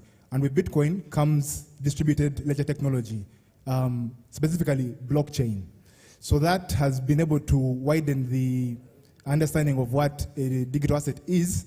And this, when you talk of digital assets right now, you're talking about something that is native to a blockchain or to a distributed database per se. Because blockchain is only one of several of them, but they're all put under the same technology of distributed ledger technology. So as it is right now, we have a host of digital asset classes. And so we talk about the 5 of the majors. The first one being cryptocurrencies. Cryptocurrencies, in layman's term, it's simply digital money that is secured by cryptography on a distributed ledger, which could be a blockchain, it could be a block lattice, it could be a hash graph, any of those. As long as there is cryptography at play and there is value being secured on a distributed network. Bitcoin was the first cryptocurrency. It's the largest by market cap right now. And speaking from current affairs, it's currently in a downtrend, but we have seen that happen and we know it always does come back up. Cryptocurrencies are like the first asset class that anyone coming into the digital space would be exposed to. And there's a lot around that we can be able to unpack as we go on. Then there's a subset within cryptocurrencies called stablecoins.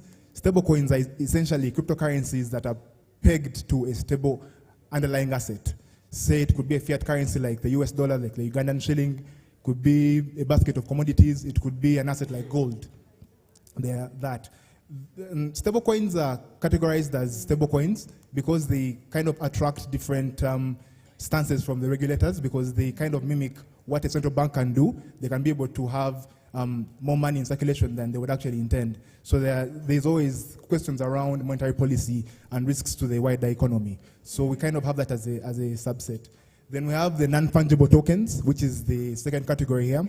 And the non-fungible token, or called an NFT, is essentially a unit of identity that sits on a distributed database.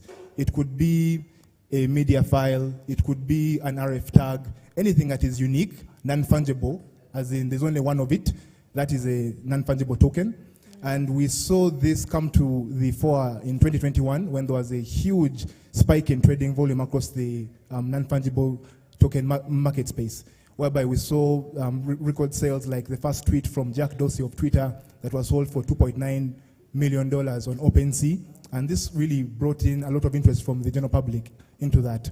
But then talking about the volatility there, since these highs that we had there, because at the time it was around a gross and monthly volume traded in NFTs was around 17 billion, but that has since died down to around 466 million. That's around a loss of around 97%. So the cryptocurrency markets and digital asset space is very volatile. That simply goes to show. It has wild swings up and down, but there's a lot of value here as well. The third asset class is tokenized assets, whereby you have real life assets, say trees, say buildings, say real estate per se, that could be tokenized and put onto the blockchain as an asset there. So this is something that is coming to the fore. And for the case of the Celo Foundation, we're doing a lot of work in this space around tokenizing carbon credits, because Celo is built as an environmentally conscious blockchain platform, and we try to have we try to play our part in as far as protecting the climate and trying to reverse climate change as best as we can. So we're trying to tokenize carbon credits, bring them on chain to bring verification to the last user, and also bring that kind of transparency end to end. So that's only one aspect of tokenized assets. Then there is a fourth category called security tokens. This is yet to really take off, whereby you have actual financial instruments like shares and equities that can be issued on chain natively. You have like, think the Uganda Securities Exchange issuing, you get companies coming on this security exchange to issue their share certificates, but it's natively on a blockchain platform. There's one platform that is doing this called Polymath. It's yet to take off, but it's the best chance that we have in as far as getting a fully decentralized marketplace for security tokens. And also, they also do have the aspect of increased regulation and the risks of laws around that. So that's why folks don't really take part in that, but it's also a valid asset class. Then the last that is not really open for public investment is central bank digital currencies. Essentially, this is the digital version of the fiat currency that is issued by central banks, and it is being digitized and issued on either a wholesale or retail basis. For the case of Africa, we already see there's an e-Naira in Nigeria today, and there's an ECD coming out in Ghana as well, and other central banks around the region are trying to see if they really do need to have a digital play within that space. So when you look at that, this is like the broad category, the categories that we have for the digital asset classes that we can be able to invest in. And then I would like to look at, say, a few contrasts between, say, market cap from the traditional side and the digital asset class. When you look at bonds, now the bond market globally is valued at around $119 trillion. It's a very big market. Equities, stocks, looking at around $104 trillion. Cryptocurrencies at our peak, or at the peak, this was around November 2021, our total market cap was around 2.9 trillion. We have lost around 2 trillion of that value since, but nonetheless, there is still a lot of potential upside to this particular space. In terms of returns, when you look at people who invest in traditional, say, bonds, look at the Ugandan market, you are guaranteed a stable return annually of between 12% to 18% on treasuries, and this is guaranteed by the government of Uganda, regardless of inflation. And when you look at, say, securities, looking at our security exchange here, we're not really doing so good. I looked at a report from the index that was trying to track performance from Q2 this year to Q2 last year, and there was a change of around minus 23%, meaning you'll be losing 23% of your money just by putting it there. You can get a dividend. You can be able to maybe get someone who can buy your shares at a profit if you're lucky, but they're not as liquid as, say cryptocurrencies. And then looking at cryptocurrencies, this is a market that does not shut down. It's liquid 24/7. You can be able to sell your digital assets at 2 a.m. in the morning. There's liquidity for that. And locally, we do have a host of service providers that can actually help us do that. Through your Uganda and other payment integrators, we're able to get cash in, cash out locally, until the central bank has currently put that on hold. But with players like Yellow Card in the room, you can still be able to get your digital assets locally here. And in terms of returns, I just want to paint the big picture here. This is a very volatile space, and this is not financial advice. Please do not go out and buy cryptocurrencies because this guy in a t-shirt said so. But think about the wider picture here. Looking at a horizon of a decade, 10 years out, from 2011 to 2021, Bitcoin was the best performing asset per se, of any investment that we saw. And to put this into terms of this, gold from 2021 to 2011 returned an average of 0.25% on your investment. That's what you'd get.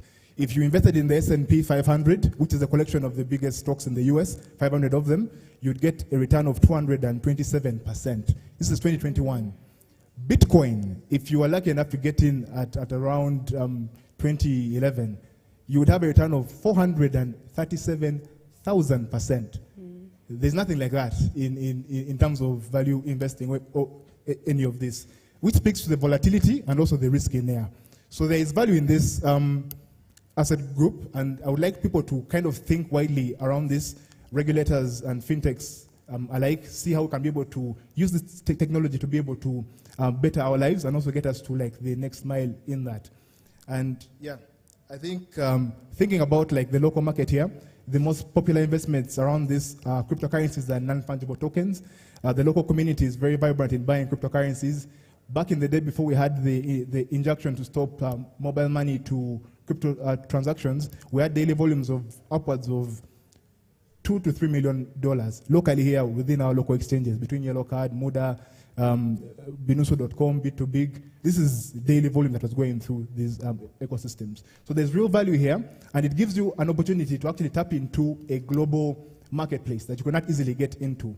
Cryptocurrencies or NFTs, security tokens, all these are liquid assets, highly volatile, but you need to kind of do your own research before you get in. And once you get in and you're able to understand what you're doing in this space, you can be able to benefit from this and be able to get a host of use cases and upside for yourself as an individual. So, yeah. Thank you, Umar. That's very interesting. So I'd like to ask us in this room a question. Have you heard of the term crypto kings? Crypto kings. Remember the time when 2020 was lockdown, right? Most countries were in lockdown anyway. All of a sudden, when lockdowns were lifted, there was this new breed of billionaires around the world, new people you've never heard of before, who had amassed wealth while we were in lockdown, wondering what to do next. I feel that many Ugandans have heard of or are familiar with cryptocurrency, at least Bitcoin. But how many of us have taken the time out through Yellow Card or Cheaper Cash to invest in cryptocurrency? I don't know how many of us have, but to my knowledge, it's not as many as we who know about it. Most of us know, but haven't. Hillary, help us understand. As Ugandans, we have heard about Nigerian crypto kings and Kenyan crypto kings. We have seen economies turn on their head because of digital trade. Help us understand why most Ugandans face a barrier when it comes to being active players in this space. What is the explanation for the gap between the day I learn about cryptocurrency and the years it takes for me to invest in cryptocurrencies? Yes, thank you very much, Elizabeth. I'm just going to start with the most obvious reason. I know we have very many delegates from all over the world in this room, but generally as Ugandans,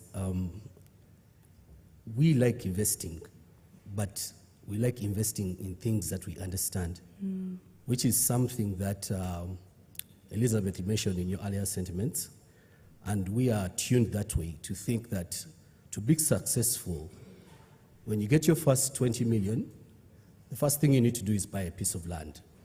Then you build a house. Then you get another deal somewhere. What's the next idea? Let me go and buy land and start farming. Then you have the apartments, you have the boutiques, everyone is selling food. So then when someone comes to you with the idea that I have this idea, it's something that will disrupt the current status quo in terms of technology. The billionaire, the Ugandan billionaire you're talking to will actually think you're crazy. You're asking him to invest in something that is not tangible and something that he's not going to get immediate returns on, that will take probably 5 to 10 years to yield. We have this culture of, let me put in and start getting out of it immediately. And I'll give you a very simple story. This is a true story. I know people have been talking about Bafere and storytellers. I'll give you a very simple example from my own experience as one of the think tanks at Rock Telecom. We've noticed that with the pandemic that we had, there was a lot of change in the way consumers, in consumers' habits and how we interact with our different service providers. So as an admirer of fintechs and technology in general, I was looking at companies getting funds of 20 million, 5 billion, 3 million. And I was thinking, why aren't we tapping into that yet as an ISP? So I started knocking on my shareholders' doors, the directors, and talking about all these things that will be required for the fintech ecosystem to grow. And that means expansion of the network. We need to have top-notch data centers, cloud services, and all this. And of course, you have those that see what you're saying, but the actual investor or investors are still relaxed. So if we have even our own leaders still questioning the market, then how will you go and talk to, say, a gentleman deep in Masaka with his money that he wants to invest, and you're telling him to give you some seed capital to start something here? And then moving away from that, we have other general barriers that not only affect Uganda, but are also global, but some are specifically unique to us. We could talk about the regulations. With anything new that comes into our market space, for some reason, and I'm not questioning our government, we seem to have regulators and organizations cropping up out of nowhere. So you find that you're telling this gentleman, we need to open a fintech, and this is what we're going to do. BOU is asking you for this. They're sending you to another regulator. That's all a lot of money to invest. And that is going to deter a normal Ugandan from thinking of investing in that space. Then if you look at our network readiness index in the country right now, we are at 116 in the whole world, which means we are not yet there. And I've had people talk about some of the panelists and the moderators here have mentioned things like we have a 49% mobile penetration, and then we have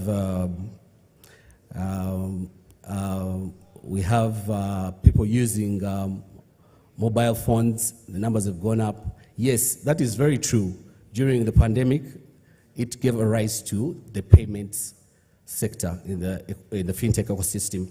And that's why you saw companies like one of our panelists here, I think, Jumia, the likes of Glovo, and all of these rising up very fast. But then we still have a problem as a nation in terms of our infrastructure.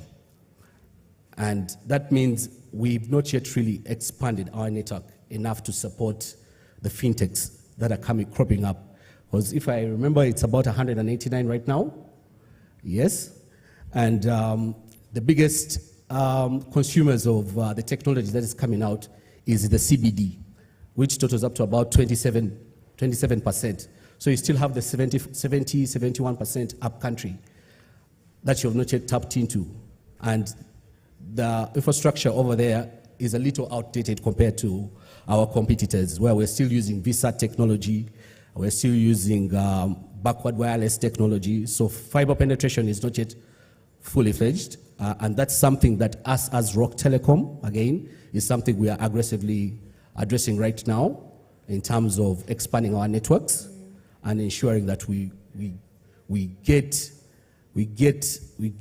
the end users or the last mile users on the grid, where they're able to actually now enjoy all these innovations that are coming up in the fintech industry in terms of, I'll give an example of myself. I've not touched cash probably in the last 6 months or so because of so many innovations that are coming up. Today, you're looking at MTN, Airtel. The next day, they're telling you there's Wave.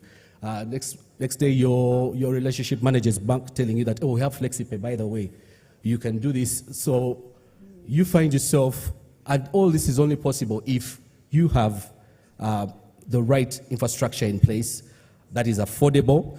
And I know one of the pinpoints of this particular fintech community is the cost of operation, which again comes back to the normal Ugandan. You're going to tell him that for us to get the right kind of bandwidth, that is in terms of internet, the right kind of servers, you need to give us probably between $50,000 to $100,000 And that's going to be crazy for a normal Ugandan. It's like, why would I give you $100,000 for just internet and a few machines? You get? So what I can say is do not despair, the fintech community and other tech innovators.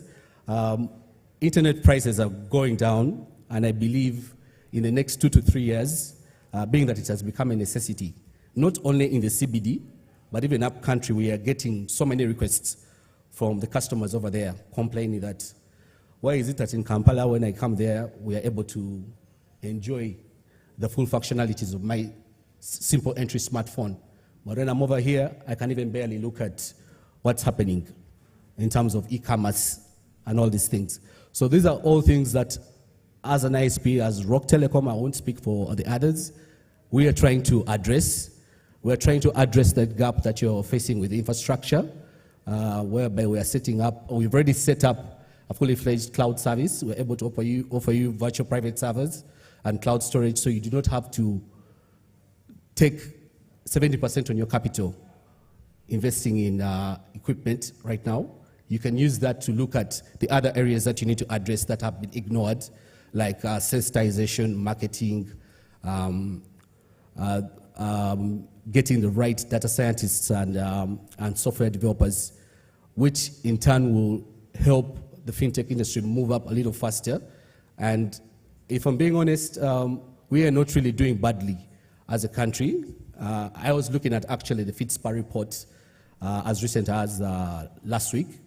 And if we're at 7%, and Kenya, that is considered probably more advanced than us, is at 9%, it means we are not very off. We're not so far off. We just need to collaborate more as innovators, the telecoms, the banks. Even the banks are starting to welcome us much better. Before they used to fight us a lot. Now we're getting more requests for dark fiber. And you're wondering, what does this bank want dark fiber for?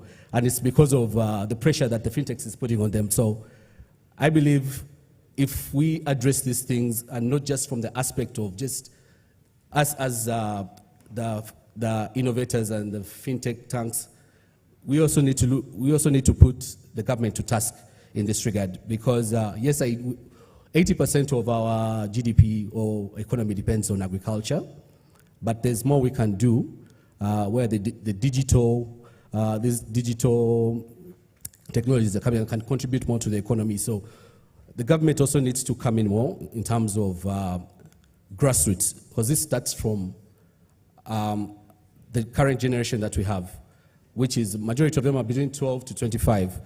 These are the people that we actually need to nurture right now. Right now we're talking about all of this in a small room, but in schools, the systems haven't yet changed. They're not yet tuned to think that way. And the only way we can do that is to task the government, even ourselves. Let's start sourcing these talents, these tech talents, very early.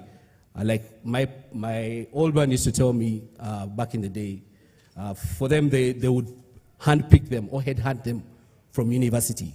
So why can't we do that? Why can't we create these incentives for the talented youth that we have here to move our fintech and technology environment much faster? With that being said, thank you very much. And yeah. Thank you, Hilary. So Renita has explained to us what the digital economy is. Umar has explained what the asset classes are. Hilary has explained what the barriers to entry for us are, and we get that. But then we understand that with every investment, there must be a risk. The higher the risk, the higher the return. Maury, help us understand, if you may, what the major risks in digital investments are. You know, as briefly and as nicely as possible, what the major risks, if I invest in this digital space, what risks do I honestly face? Because I understand that there can be no reward without risk. Yeah, sure. First, I would like to speak a bit about your comments about a shoe and how there's complexity in selling a shoe on digital layers. So I work at Jumia and Jumia Pay, And as an e-commerce platform, you had to deal with all of those questions. How do we generate trust for customers? How do you make sure that the product that you're buying is the one that you want, quality is not fake? How do you make sure that if the customer is not happy with the color, he can refund it, he can return, he can have his money? So all of those questions applies to the business of e-commerce. And I'll answer your question, but to go to the next step of digital investments, I believe that the issues are the same. So a lot of things that we have faced at Jumia, for example, is how do we educate the customers about digital? I think there's a lot of customers in Uganda that have made the first digital purchase through Jumia. And we have learned from it. We had a lot of risk. Obviously, there's fraud to manage, there's security. How do you make sure that the assets and the goods that the customers want are the ones that I get? And I believe it translates to also digital investment. So you mentioned the fact that there's no returns. We've seen cryptocurrency having a boom, but we're also seeing now all the risk that cryptocurrency has in terms of returns and volatility. How do we make sure that our governments are also proponents of cryptocurrencies and allow our customers to transact safely and have trust that they'll be able to their money will not be captured. So that's a few. But the first one, I would say, to digital investment is really knowledgeability. I do believe that more customers are aware of Bitcoin because they've seen success of people getting rich off Bitcoin. And to take another asset class, for example, that you haven't mentioned, Nigeria, for example, has a booming ecosystem of startups. And I believe that Nigerians have seen startups, entrepreneurs get wealthy with their startups and have exits. And it's creating an ecosystem where people are saying, oh, actually, if I start my startup, I can actually become rich of it. So if you're seeing someone do what the things that you do and having success of it, it creates that flywheel in that ecosystem. So that would be the first, is knowledgeability about the different asset classes they are and how customers can have variety, whether that's bonds, whether that's crypto, whether that's angel investing or other asset class. Two, I would say is trust and security. How do I make sure that, because at the end of the day, we're talking about money, and there's a huge element of trust and security in handling money and goods. So how do I make sure as a customer, if I'm investing, that the money is going where it's supposed to go? How do I make sure that a fraudster is not taking my money and playing me, right? So that's a huge issue, and there's a lot of players here that are trying to tackle that issue, whether that's with KYC, with security, with investment, wealth management, but it's a complex issue. Because what we found out in Jumia, and I believe everyone here is finding out as well, you're always catching up to the fraudster. They are always smarter than you. They are always more innovative than you, so you're always catching up. And we found ourselves sometimes at Jumia finding cases of fraud, and we were amazed at the ingenuity of the fraud, right? And we're like, wow, even if I put my whole week thinking about it, I would not come with that, right? So fraud is a huge risk, and you have to manage it, and you have to make sure that the customers understand when they're investing what are the profile of risk and returns they have. And third, I would say also liquidity and being able to see what my money came up. I believe Hilary talked about Ugandans like to invest in things they can see. It's no different from digital trade as well. So how do you educate customers to, okay, I'm investing digitally, but I can also see the money growing in my account, and when I want to remove the money or use it for something else, it's already in my pocket and I can see it. So all of those things have into account. What we've done is really spend a lot of time trying to educate customers and building that trust. And we have found out that actually it's really hard to build trust, especially on digital channels. We're still in a market where people need to see you, need to talk to someone. In case there's an issue, they need to see and talk to someone on the phone or face-to-face. So obviously that brings more cost because you cannot rely on digital layers. But that's what we have to do here in this market to make sure that we are able to gain the trust of our customers ultimately, and then they'll be able to move after and trade later on. So that's one of the examples we do. So we have campaigns with our providers, we have done the same for payment methods, for example, right? When Jumia came in the beginning, paying online before receiving an item was new. So we had that huge element of trust where I'm buying something on Jumia, but is the item going to come? And even today, when we have customers, that have used Jumia before. They're repeated customers, they know the items are going to come, but still, that barrier of paying for something when I have not seen the item is hard to challenge. Same thing with digital, right? So that's a lot of time, and we need to all of the efforts of the ecosystem to bring that on. I talked about security and fraud. That's also a lot of things. But regulation can also help us bring the standard of regulation higher on security, right? If every fintech player has a huge security stack and is paying attention and taking it seriously, bring down the fraud overall. And once you have it, once you have trust and you have security and you have hopefully returns, I do believe that this is a sector that is going to grow. We've seen it in other markets, African markets that are similar to us, where wealth management, investing, angel investing are growing up. And I do believe that Uganda is going to follow the same path and have a vibrant ecosystem in terms of digital investing. Thank you so much, Maury. I had prepared two very interesting questions for our closing session, but we're running out of time. So I'm going to have the final panelists speak, and then we'll have closing remarks, right? So, speaking about trust and security in digital trade and finance, every other day we hear the word hacked, breached, unsafe, unsecure. There is no way to escape the issue of cybersecurity in this space and in our lives today. Ronald, help me understand the issue of cybersecurity as a risk to my foreseen investments in this space, and what has been done to give me comfort from a Uganda perspective that when it comes to cybersecurity, I have a level of comfort. I'm covered to a certain extent. What assurance, if any, can you give or advice or guidance, Ronald? Thank you, Elizabeth. So the issue of cybersecurity is a very serious one, especially in this current era when we're digitizing all sorts of things.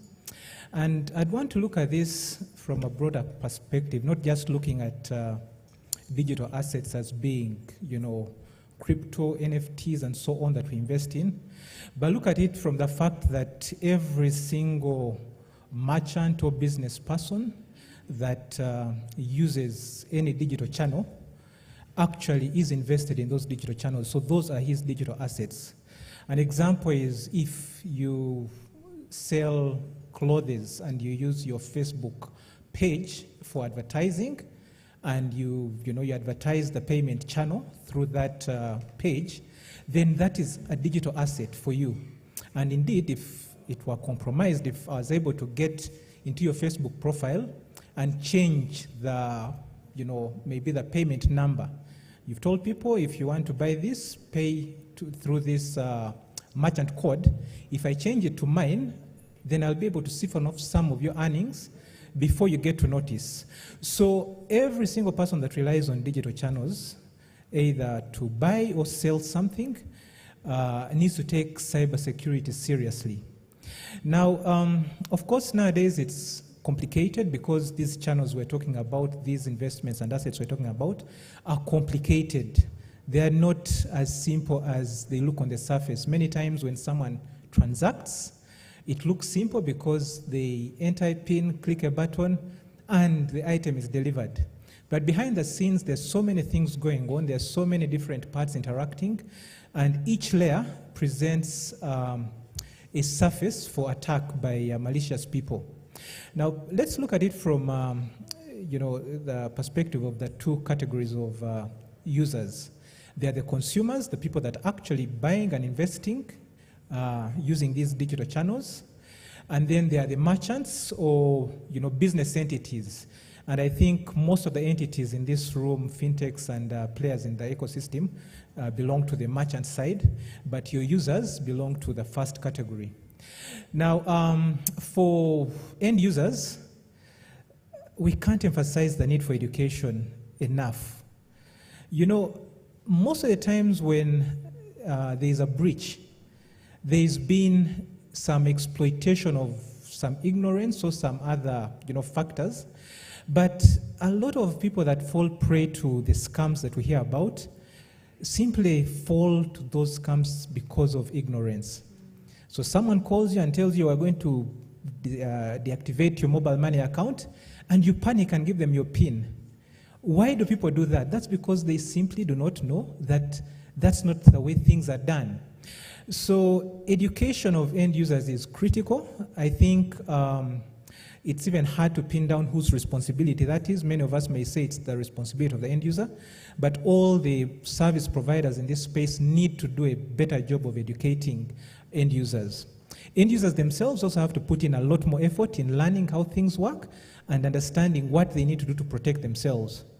There's so many things that we actually invest in learning. If you know how to drive, after some time you know that to brake safely from a certain speed, you need a certain distance. That's why people don't collide into each other at traffic lights.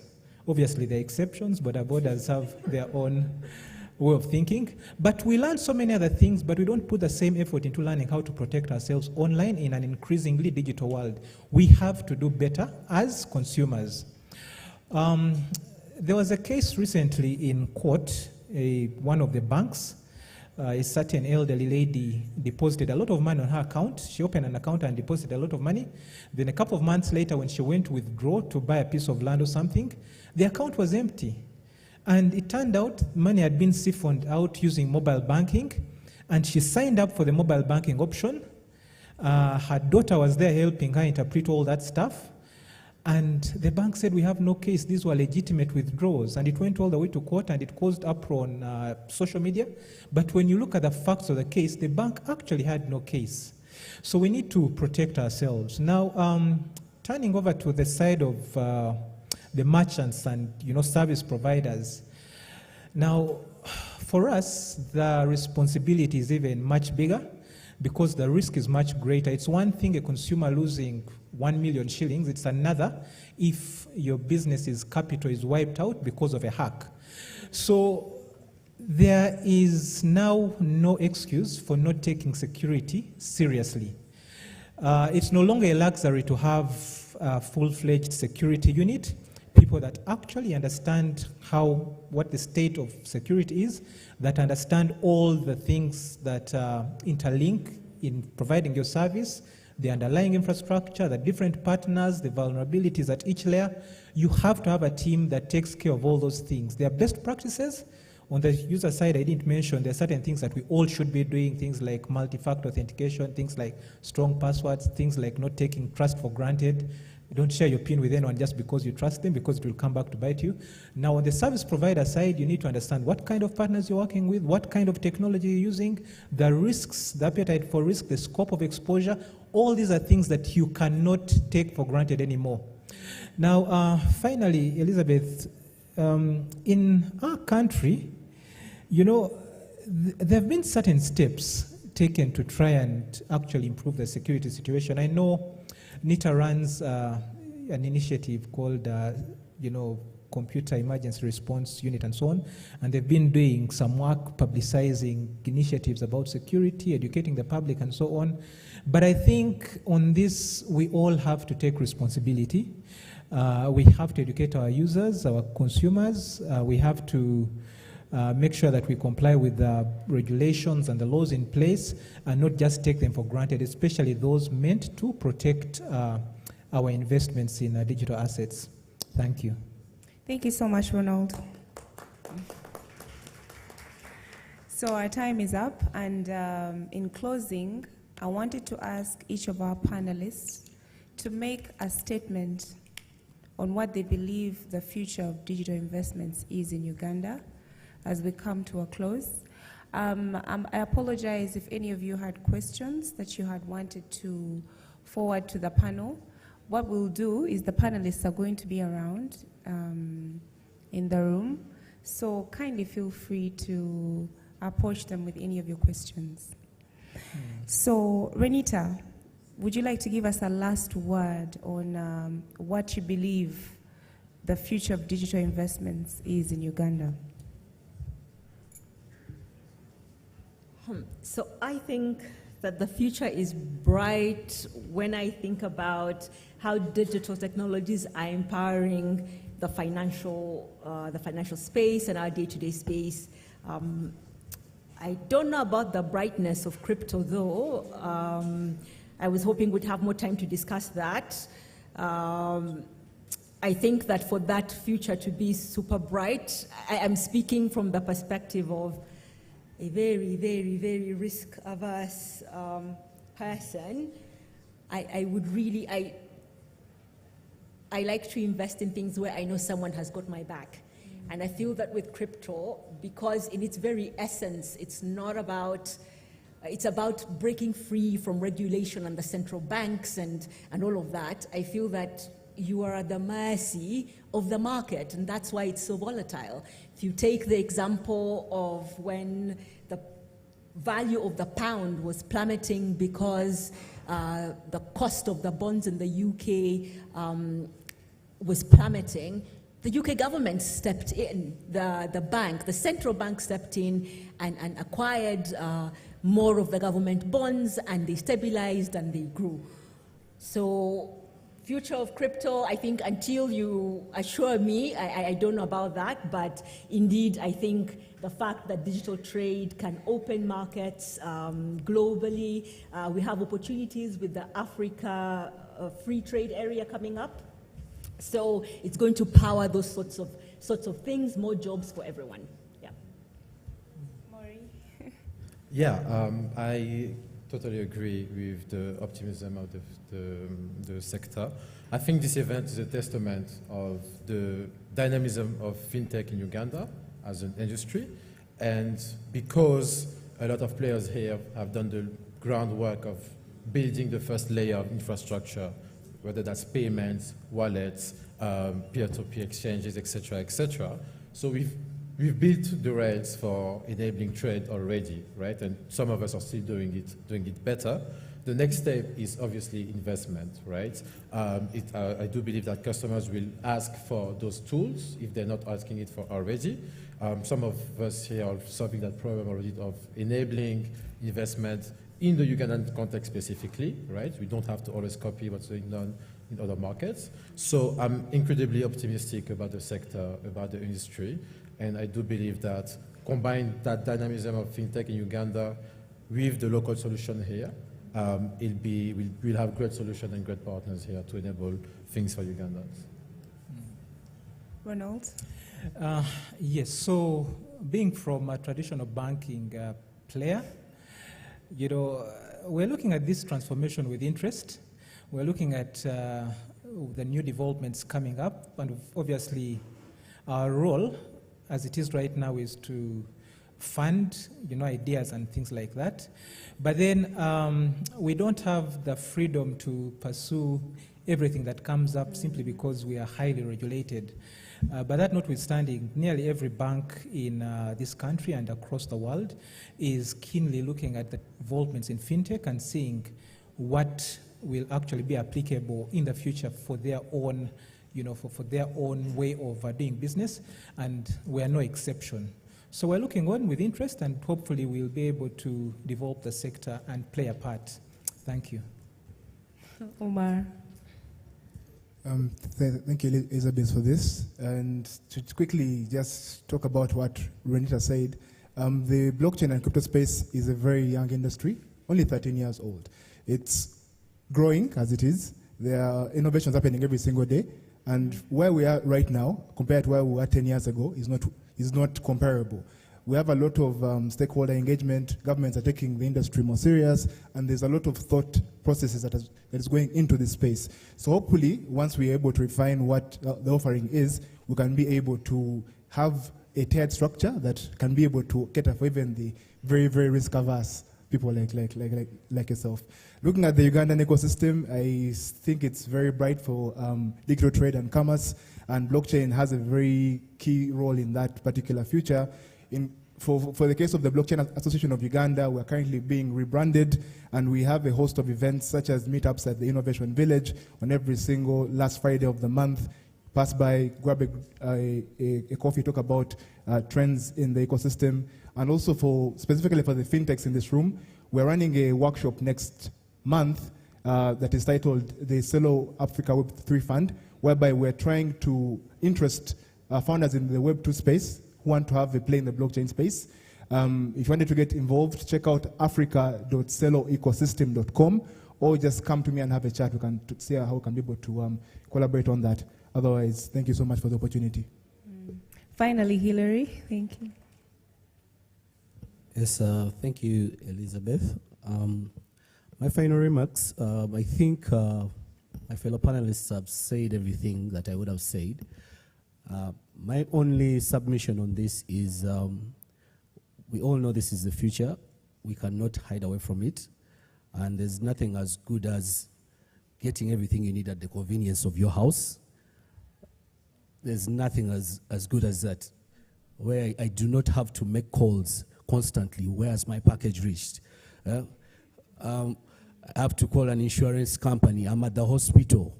The card has been rejected. You get? So we need this technology. We need these innovations. So then it comes down to how do we collaborate? Us all in the fintech ecosystem, from the ones handling payments to e-commerce to lending and investments, the SACCOs, the infrastructures. We all need to come together and stop fighting each other in terms of how we're going to move this. Because it wouldn't make sense for me to have an opportunity to extend a network somewhere, and then my competitor is simply blocking me because they don't want me to get that business there. You get? So those are the challenges that we're facing currently. And even as the fintech community, repetition also creates a problem, because us as end consumers, we also do get fed up of seeing the same thing under different names. So with that being said, those are my humble submissions. So as we're innovating, let's think of our consumers and what they want and collaborate more. Thank you. Thank you. Ladies and gentlemen, that brings our panel discussion to a close. Thank you so much for your time. Thank you, panelists, for your knowledge and information. If you've ever wondered, ever in your life, where your great-great-grandparents were when people were making moves that gave them generational wealth up to this day, they were probably in a room or a space like this, talking about things like this. So I'd like to encourage all of us and to challenge us to think about investments in the digital finance space and challenge ourselves to do something. Thank you.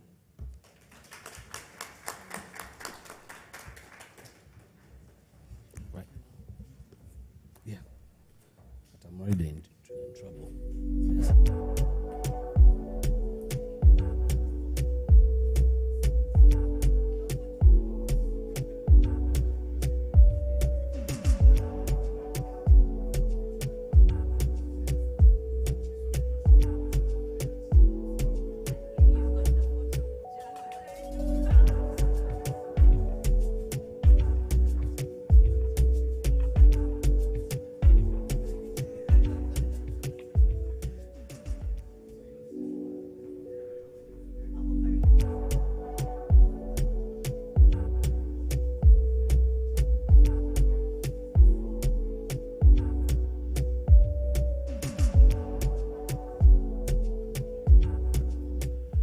Okay, thank you very much, the moderator, together with your panel. I'm going to request the moderator for this panel to come back to the front, because we're going to take a group picture, because that has been the norm. Friends, I would like to thank you for keeping up. We spent a bit of time on at lunch. So our next conversation in here is one that speaks about digital credit. It's going to be championed by Stanbic Bank. And I'm going to request the moderator, Joel Mohomoza, the Chief Executive Officer of FlyHub, to come and take it away immediately. Thank you.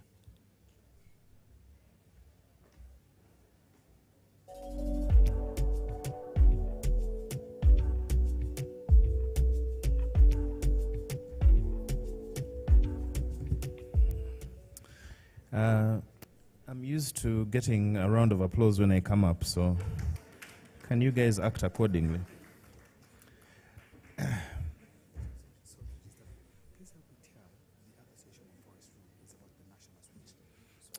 All right. I've been asked to do this man's job. And the other breakout session, which is on the national switch, is happening in the Forest Room, not the Victoria Room, as advertised, so Forest Room. But those of you who are really cool can stay here for this session. All right. Thank you. Right. So I'll start by introducing... oh, you're going to be recording me? My gosh. All right. So we're going to have a session on digital credit, and may I ask the panelists for today to please make their way up. I know we've got to make up on some time, so would the panelists please come to the front of the stage? Thank you. Aaron, that means you.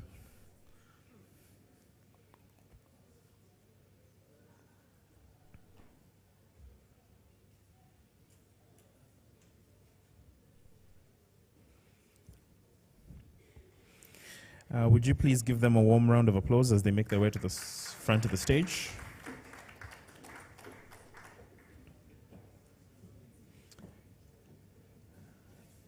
Okay, we're missing one person.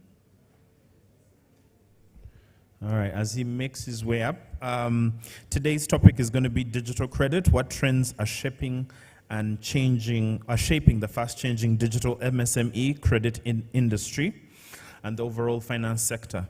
So I'll start by introducing myself. My name is Joel Muhumza. I'm the Chief Executive at FlyHub. Last year when I was here, I had another role, so maybe next year when I come here, I'll be the Group Chief Executive. So if you guys pray for me, it will just keep going higher and higher.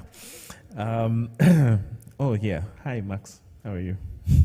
Yeah, we're waiting for one more gentleman, and then we should be able to kick off. So I think what we'll do is I'll start by just introducing what FlyHub does, because this is my chance to market us. So FlyHub is a technology services provider. We are brand new, the first fintech under the Standard Bank group of companies. Standard Bank decided that they needed to diversify a little bit and have a bit of a fresh turn on the way they do things. So my job is to build digital platforms, do some custom software development, and do all that cool data stuff. So you'll be seeing a lot more from us in the coming years. But for today, I'm here to facilitate this discussion, which is going to be about digital credit in our economy. For the sake of time, I'm going to make sure that this discussion is limited to about 30 minutes, and then I'll give some time for people to ask some questions. Is that all right with everyone? Please give me a head nod if that's all right with you. Is that all right with everyone? Yeah, okay, thank you. So I'm going to ask the panelists to just give a quick introduction of themselves. You can talk about who you are, where you work, and one thing that we should know about you before we start. All right, thanks, Joel. My name is Aaron Akampa. I head enterprise banking at Stanbic Bank. Yeah, so enterprise bank, that's small and medium-sized enterprises. Over to you. My name is Jacqueline Babazi, and I'm the Executive Director at the Association of Microfinance Institutions of Uganda. Cimenta Maxima is my name. I'm the founder and CEO of Livara. We make amazing natural and organic hair products using shea butter, and if you're not using them, I don't know what's up. All right, thank you. So I think maybe to just give a bit of a background for us beginning this conversation. When financial inclusion first took off in this country, one of the biggest drivers was obviously mobile money and digital, and one of the other drivers of that was the access to credit. So the booming digital credit has been a driver for the growth in not only the telcos, but also in the banking sector. So Aaron, I have a question for you. Okay. How would you say banks are responding to these emerging business models? We've got a lot of fintechs here that are doing digital credit. I will say they're eating a little bit of your lunch, maybe not a lot of it, but they're eating a bit of your lunch. How are you responding in particular to that trend? And where do you see the future for banking in digital credit, particularly to MSMEs in Uganda?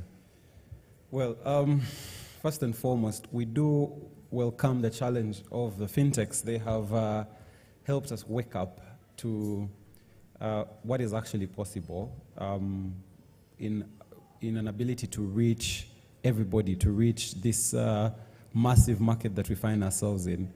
Now, to talk about the response to the fintechs in regard to digital lending, over the last few years, there's been a realization within the banking industry that whereas fintech may have come to take our lunch, it's better that we partner with them to be able to solve. So the traditional banking industry, which is a lot of brick and mortar, is not designed to deliver services, compelling services to solve the challenges of a small business, as an example.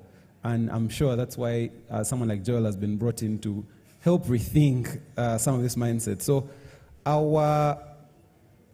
if you see the investment, those of us who are close enough to the numbers, if you look at the investment in the banking industry, probably 40 to 50% of our spend is in technology cost. Now, previously this was to digitalize, which is ATMs and whatnot, but we're seeing a transition of spend towards ensuring that we have channel capability to deliver digital services to our clients across different stratospheres. Now, where we cannot reach certain clients for regulatory purposes or other reasons, we are partnering with MNO, with fintech, and a few others to get there. The trick for us has been ability to get access to data, to be able to meaningfully lend or provide services to these to MSMEs digitally. If you can't get data, you can't score. If you can't score the data, you can't lend. And for us to get a better understanding, it's taken a bit of a twists and turns in trying to solve the transactional environment before we can say, oh, we're offering credit. When we tried to offer credit blindly, it resulted in losses that we can't speak about. And so we had to almost rail that back. But what the fintechs have taught us is there is a different way. So can we work with them? Yes, we are working with them. We are working with fintechs. We're working with MNOs. We are investing very heavily in channel capability, in scoring engines, in scoring models. We no longer classify ourselves as I'll speak for Stanbic, as a traditional bank. We look at ourselves as a technology company that is evolving and trying to shed away all this weight and slim down like the fintechs and be able to reach a wider group of customers. That's the journey that we're on. Okay, thank you. Maybe just to follow up on that. So the vast majority of businesses in Uganda are informal, if you put them nicely.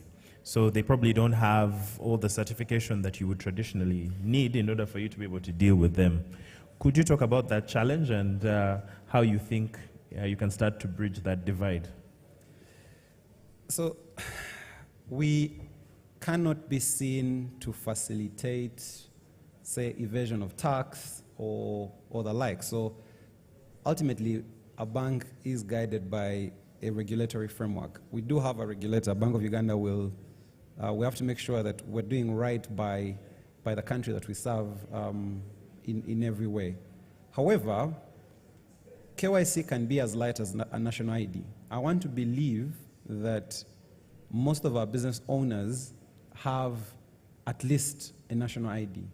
So if I am to offer a micro business a traditional bank account with a monthly management fee of 30,000 shillings or 25,000 shillings, that's far too expensive.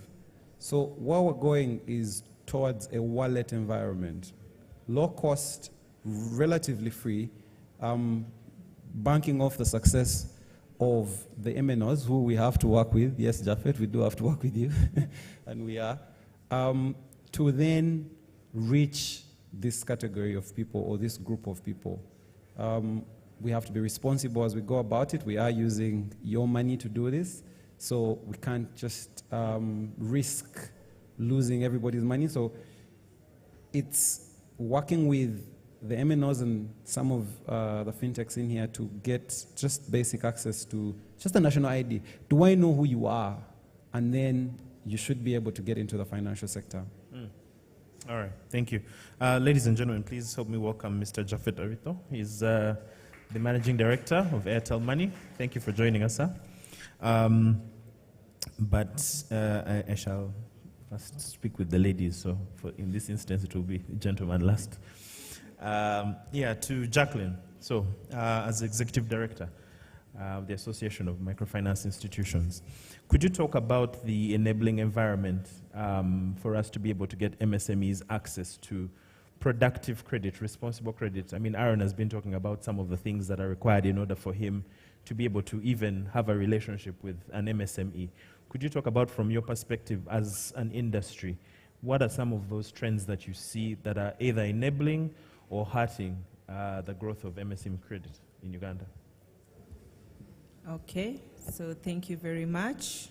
I'll begin with the ones that are creating an enabling environment based on the kind of customers that microfinance institutions serve.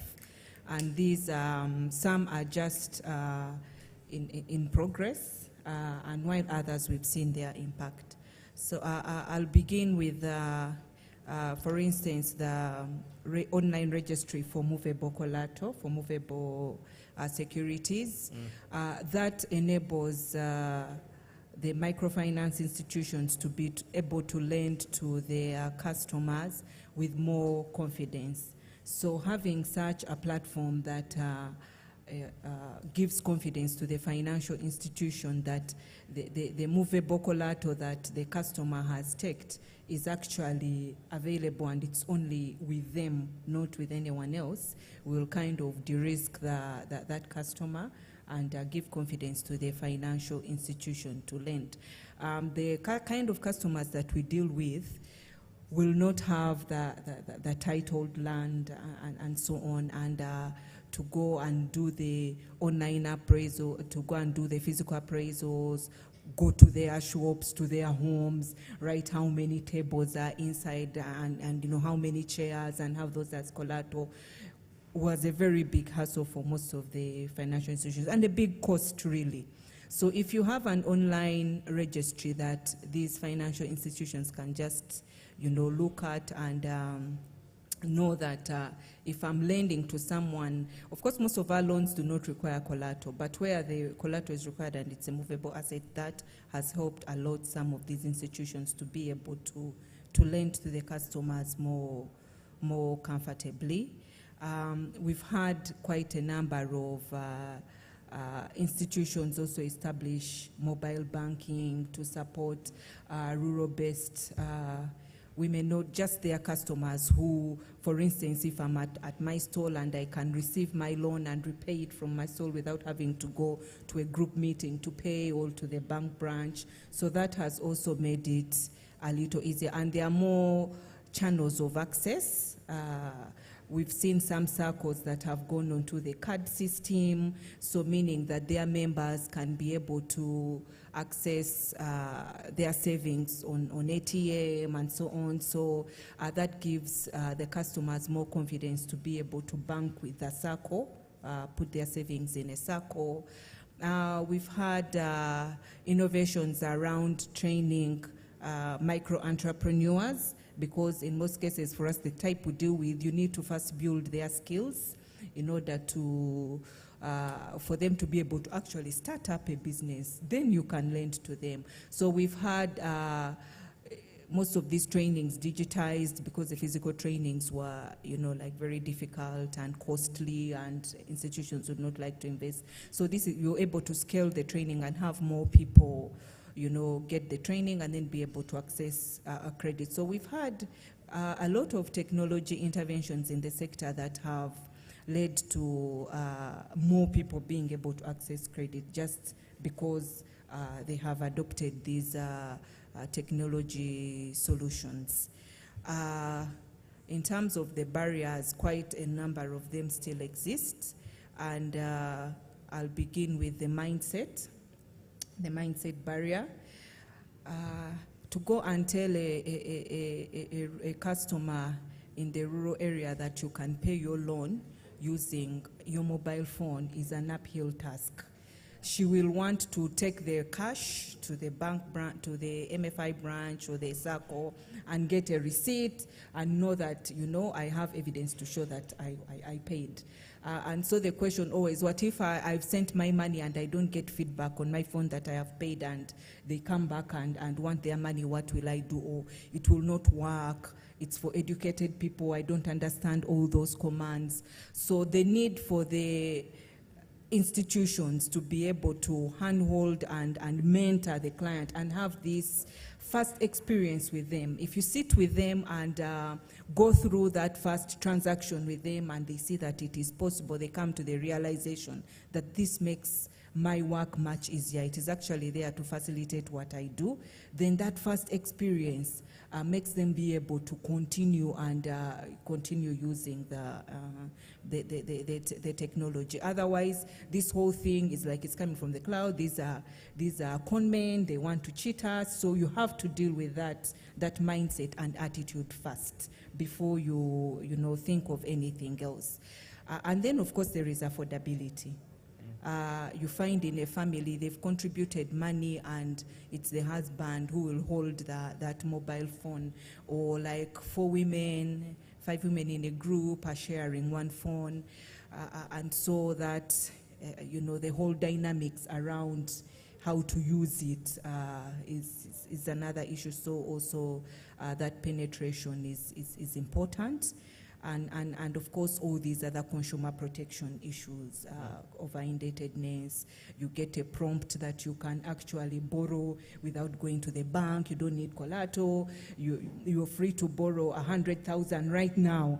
And wow, so immediately she'll go into the phone or here and get that. And next they'll be telling you, don't send me money on my MTN line, send me money on my Airtel line because of that whole circus of the over-indebtedness. So the whole financial literacy, thing to teach them about the over-indebtedness and all that. But otherwise, technology has been an enabler.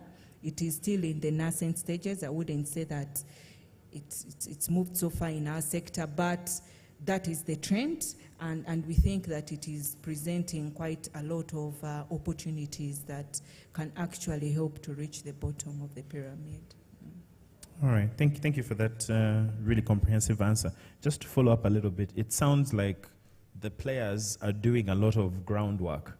Like what you said, if I'm the first sort of lender who comes and I train you as to how to use the application and I take you through that, then someone else comes behind me and says, yeah, but let me just use the training that this person did. I mean, I would imagine that causes a lot of, I would be aggrieved if I'm the first person. So is there something more that you feel either civil society, government needs to do to like sort of make this a much better experience for even you, the supply side? Okay, yeah. Government definitely needs to create the enabling environment and the support to build these capacities, because that's a lot of resource that the service providers have to put in, which is not part of what their core business is. So you need civil society and government. But for us also as an association, we support the sectors, the members, to do digital financial literacy and some of the education that is required, the financial literacy, the business skills, and so on. So that we create an environment where our members can freely get into a market that is actually ready for them to use technology. Otherwise, in the beginning, they had moved on and established these digital platforms, but their customers were not using them because they did not trust. And when the financial institution is talking to the customers, it's like you're there to market your product. When the association talks, on the other hand, it's a very different attitude, yes. They will trust that this is coming from a third party, so we can trust what they are saying. So definitely there is a need of a whole lot of stakeholders within the ecosystem to play different things in order, different roles in order for us to get to where we want to be. All right, thank you so much. Max, I hope it's okay for me to call you Max. It's already happening. Eh? So, I've been talking to the providers of credit, but you're here, you're a real business owner, you're a CEO, you're making waves. I think in the shea butter market, it's about, $2 billion market or greater than that? Yeah, so could you maybe talk about your experiences running your business and the way you were able to access credit, especially early on when you had an idea and you had some assets and you had some traction, but you needed capital to get you going. Could you talk about your experience, maybe see some trends that are changing? There are people here on the panel who you might want to say some things to, you wish they could do for you. This is your chance. I'll protect you. So the floor is yours. Wow. I've already had quite an experience with Aaron here, fighting with the bank.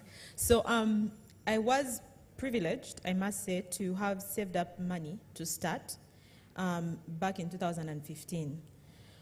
Simply because I worked, saved up money, came here, and then started my business. However, along the way, when you need to scale and you need some good amount of money, I've noticed that it doesn't matter what your balance sheet says or what your bank statement says.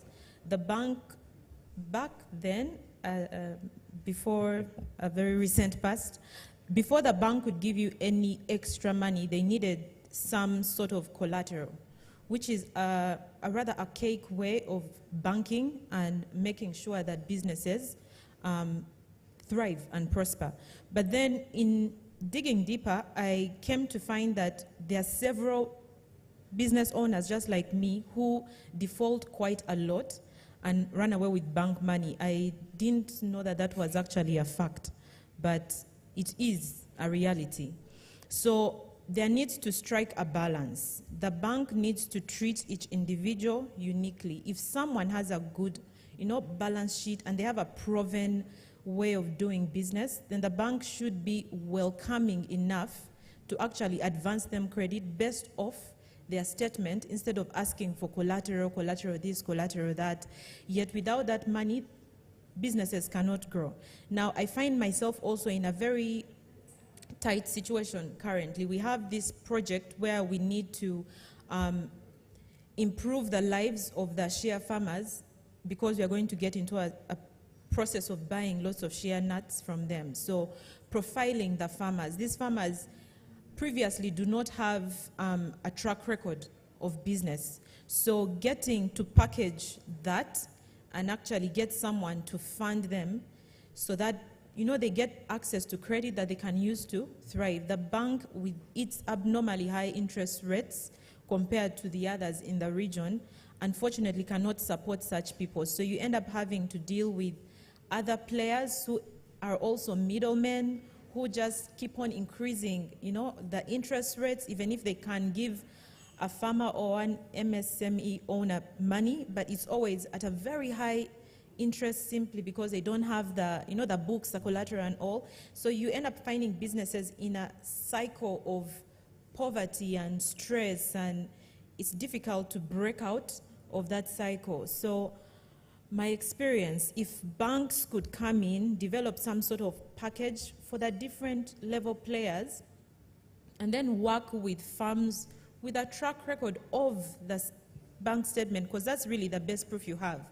And then based off that to advance better and cheaper credit to people as we move forward. I think that would be a good way of... Okay. So you mentioned something. I mean, I think you're at a stage now where you're scaling, you're growing a little bit, you have some financial muscle as well, so your needs are a little bit different. Yes. So my question is, if you were, you have considerations now about where you might get that capital. Mm-hmm. Is the bank the first place you're going to look at? Are there other places you're going to? No. Aaron, you've heard what she has said. Oh my God, no. So, say more. As a business person, definitely not your Stanbics and the rest. No. Your interest rates are extremely high. They will kill me as a business owner. Also, I do not have for example, I need to get 6 billion shillings. I am 36, I think. Where the heck am I going to get from the collateral of 6 billion shillings? 75% of our Ugandans are below 30 years old. I mean, where in the world are they going to get from the collateral that they need to thrive? So hell no, not the bank. But it has bank on it, but UDB, the development banks, of which we have very few available, right? So you find that the development banks have more flexible banking solutions and cheaper rates. They're not necessarily interested in the collateral. They're more interested in your plan and proof of concept and having someone to literally sit with you to let you scale. So at this level, those are the people I'm looking at for financing. However, there are other players in the industry, the private equity firms, which may seem good in the beginning, but we don't have good exits, many of them, and then they end up being very expensive for people midterm. So people, because they don't have the collateral that the bank needs, they end up risking their businesses to get this money that's more readily available for them, trap themselves, and end up losing their business.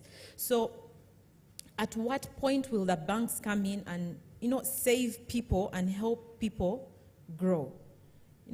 Those are questions that you all need to ask, but no, I wouldn't look to the bank, not at this level, no. Aaron, do you have anything you want to say? They are roasting you here. Feedback is a gift, right? You have to be able to take the feedback, take the punches, and come back with a response. The fact of the matter is we do operate in a risk environment. But I can state with absolute certainty that 95%, and I'll speak to the SME sector, that's the one I represent and run. We have 45,000 businesses within our SME portfolio. The credit that I have given out currently in my portfolio, 95% of the portfolio is unsecured, which means I don't hold any landed collateral for 95% of my portfolio. That means I'm taking lending decisions based off transactability and the business itself. We're not in the business of property. We're not a real estate agent. We do have a real estate arm of the bank, but 95% of my book is unsecured, which means I'm taking risk on the business. Now, the issue of interest rate, we have to, it is an issue. And I classify us as the cheapest credit. If we take a sample of some of the fintechs in the room, and I'm not pointing fingers, I mean, we have people lending at 120, 150% per annum. So the central bank rate just hit 10% at the last monetary policy review. We have costs as well. That's unfortunately the interest environment that we find ourselves in. There's other factors that are driving that, not just that are completely outside of our control. What is within our control is, can we give businesses the credit that they need in a time frame that it's relevant to them? And that's an improving journey. And I'll go back to the point I made earlier. 95% of my book is unsecured. I'm not going out to, especially SMEs, saying, give me landed collateral for me to get you credit. No. Do I understand your business, and can I finance based off the understanding I have for your business? And we're doing that. Just to add, yes, the bank is doing that, but again, for example, simple example, I needed to open up Bugolobi, a new branch. We have sunk in about 500 million shillings just to get that project off the ground for it to start functioning. So for it, I needed that amount of money to get it to operate. But when the bank looked into my books, after a lot of negotiation, they could only give me 120 million shillings unsecured, which was a very good thing, but it's only a fraction of what I needed to get myself off the ground. So what did that mean? It meant that I had to delay my opening by 3 months in order for me to get the money that I needed to start functioning. But could the bank have trusted the books of my other branches, seen how they operate, and then give me a package to open this one and use that as the payback? Maybe it could have done better and done that differently. But yes, they still give the unsecured money, but it's always very little, and it will not take you where you need to go. So open up, cheaper money, and save us. There are also people in the audience who I believe offer credit, so I noticed they're also silent. Thank you so much, Max. Let me move on to you, Japhet. I mean, you are in charge and responsible for, I guess, one of the biggest data sets in this country. You see money moving, I think, through the different wallets that Airtel has. Could you talk about sort of what you're seeing in those trends in terms of financial inclusion there, not only with the individuals who are borrowing, but also the partners that you see coming to you and sort of trying to use your platform to be able to extend financial services to MSMEs? Thank you very much. When you sit with bankers, you get a bit worried because of the amount of money they talk about. For me, actually, I'm looking for a very small amount to solve a problem in the society. And let me first of all start by stepping back and looking at what we call digital credit and what are the pillars that has made it possible for us to go into that space and what are the challenges that we are facing. If you look at the digital credit, first of all, you look at it from digital channels because you have to look at it from how do you avail this credit. And you look at USSD, mobile app, internet, all these are enablers for this kind of a product. Then you go to digitized data. And this is where we need to play big time because you just need to take time, analyze the customer behavior, and decide on a credit score. Then we will now need to pay a lot of attention to customer experience and education. And I picked from the team when they were saying, when it comes to repayment of their loan, despite having the technology, people prefer to walk to an outlet and make a payment. You'll be surprised actually that the mobile money pilot that was done before it became a money transfer service in Kenya, it was being piloted between Faulu and Safaricom with an intention to enable Faulu to collect money. Then later it was discovered that members of that group, instead of paying the loans with that money, they were actually sending money to each other. And that's how it became a money transfer service. This tells me that there's a lot of education to be done. But we have a problem to solve. And let me tell you why I feel like we have, as an industry, we need to come in both sometimes we are referred to as telecos. We are not telecos, actually, we are fintechs. Both Airtel Money and MTN, Momo, we are actually in the fintech space. We also ride on the infrastructure that is developed by the teleco to drive the service. But can you imagine if we were to offer a credit to the bottom of the pyramid? And you see, when people say bottom-up approach, which is becoming a very common, is becoming a good and one of the most common vocabulary now being used globally, is because if you can impact that small trader in the bottom of the pyramid, it will have a huge impact, not only on the economy, but also to the bigger players in the industry. When I talk about these small traders, what are they looking for? It's a very little money. Many of them want $50 to maybe $200, and the kind of product credit they are looking for is not a long term. They actually need a credit in the morning, pay it in the evening. If you have looked at how the people that you see in the street, how they operate, in the morning they go and pick items from a store, they sell them during the day, they surrender the money to the supplier during the evening. So if these are the people, these are the traders we need to enable. So where I see, if you look at what has happened in the mobile money space and in the financial services sector, we have done good in enabling the customers to take a credit. And you find that all the players in the industry now have that 10-day, 15-day, 15-day, 7-day product where you can be able to borrow and pay a small interest, and then you can borrow again, and you can borrow as many times as possible. We have actually innovated around it, and we discovered that sometimes people want to borrow very little money to complete a transaction. You find that, for example, you want to buy bread, and you are short by 10 Uganda shillings. If that transaction can be completed at that time, and you get that service that service offered, then you repay the following day when you get money. This is what in Airtel we are calling checkout loan, and it's becoming very, very popular. You'll be surprised to know that we are almost raising now more than $10 million, and the product is less a few months old. And the whole idea is we want to enable the customer at that point of need. You want to pay electricity and you are short by a few amount, or even you don't have any money at all. You enable you to buy just by doing a credit score.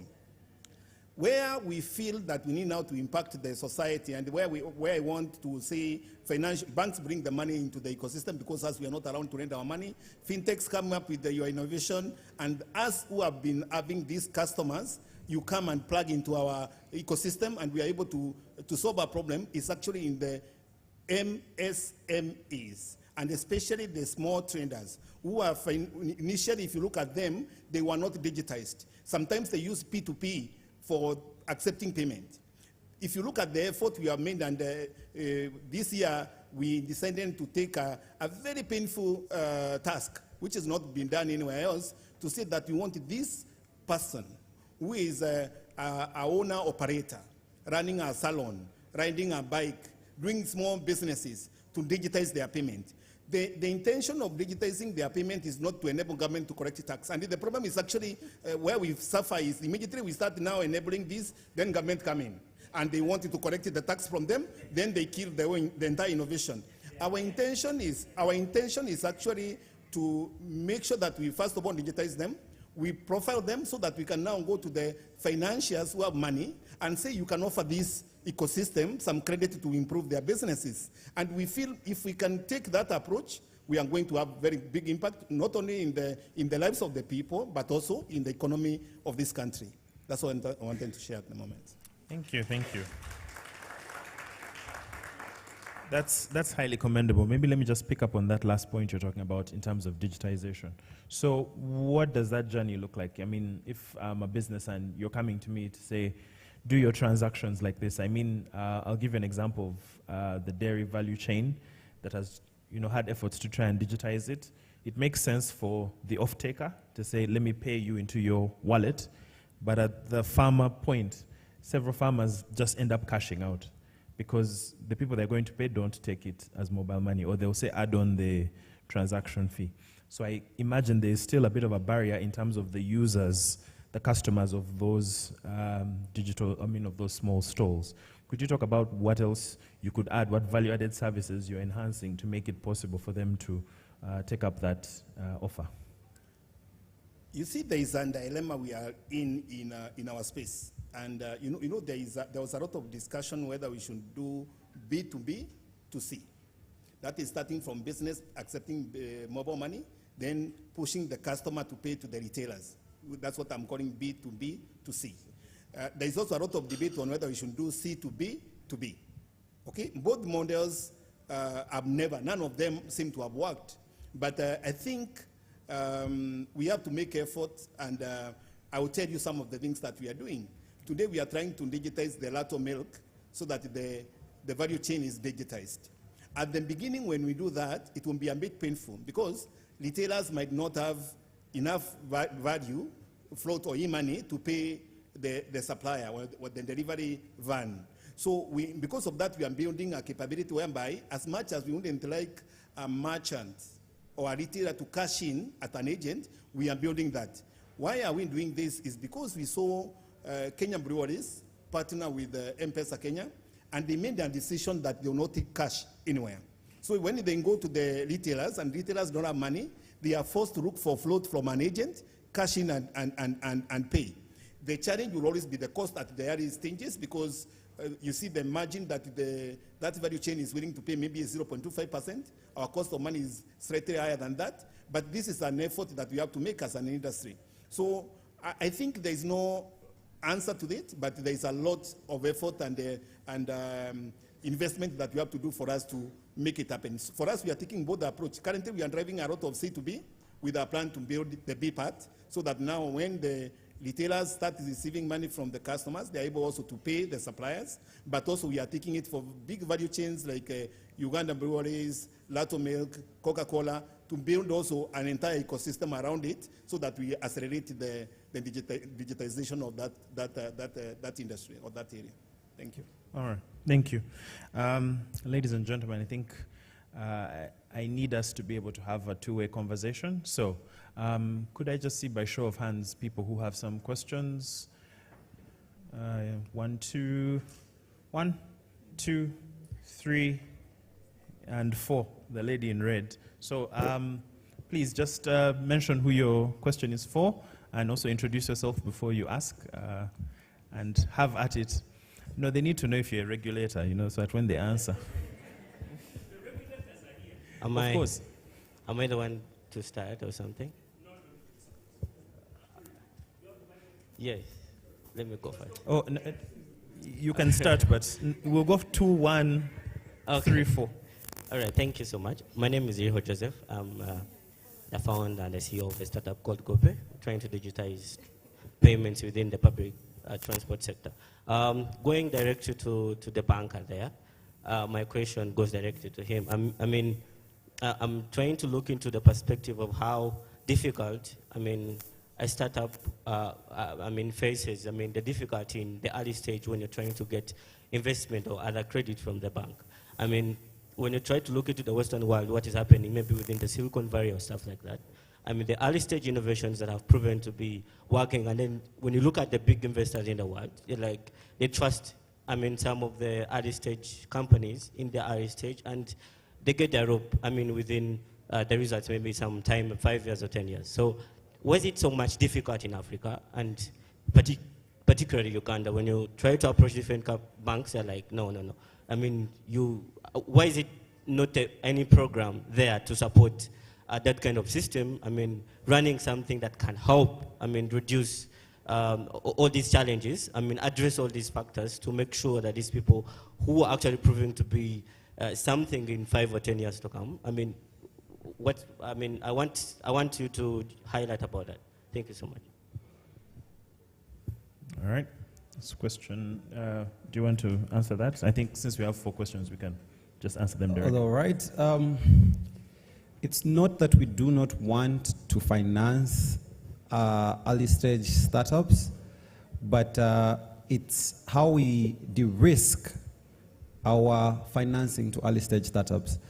Now, we have initiatives or we've set up programs in the bank where these early stage startups can go through an incubation program whereby we are having deliberate discussions around your corporate governance, around your compliance and governance framework, about all these elements that touch an early stage startup. I ran a startup on my own back in the day before I got into the corporate world. I did face these challenges. So it's something I'm very passionate about, and we have set up a unit inside the bank that's deliberately looking at fintech and how we can not only partner with fintech, but provide financing solutions to fintech. So please do reach out to us. Don't hesitate. I'm not opening the floodgates to say I'm going to give every single one of you money, but at least those that are bankable, where we have clarity of purpose. If we can invest, we will, because that's an option. If we can finance, we will. It comes down to your data points and how your business is set up and how we taking you through that particular incubation program. So, no, yes, just reach out to us. I don't know what banks you're reaching out to, just come talk to me. Aaron, you're handling yourself well. Well done. Colin? Thank you. I have two questions. I wanted to first say that the regulators are here. And any questions that we address, we must address to them. But that Colin, who are you? First tell us who you are, sir. I am... It's a problem. You call me by my name. So my name is Colin Asimwe. I work at Wave Mobile Money. And we are trying to address some of these same challenges that you are facing. I have two questions. And I guess it goes to you, Japhet. And the second question will be for you, Aaron, which is, so you've spoken about, and feel free to guide if you think. So there is the infinity loop of including the bottom of the pyramid, which is what we're trying to do. It creates the attendant specter of fiscal policy, because the more you include people at the bottom of the pyramid, the more the government says, give me some command. You sort of say, we've brought 100,000 into this place. They say, okay, now we're taxing Facebook ads. And that attendant specter of fiscal policy, which follows and therefore leads the capital to then hide farther away from the arm of government, and which then, inadvertently creates the need for more financial inclusion. It becomes an infinite loop of where we're chasing more people so we can put them in digital economy so we can help them pay for basic things. But the moment they're in like this, we're trying to tax them, and so they're hiding farther away. The question is, is there a breakage in that cycle? And what are some of the long-term solutions we see to this?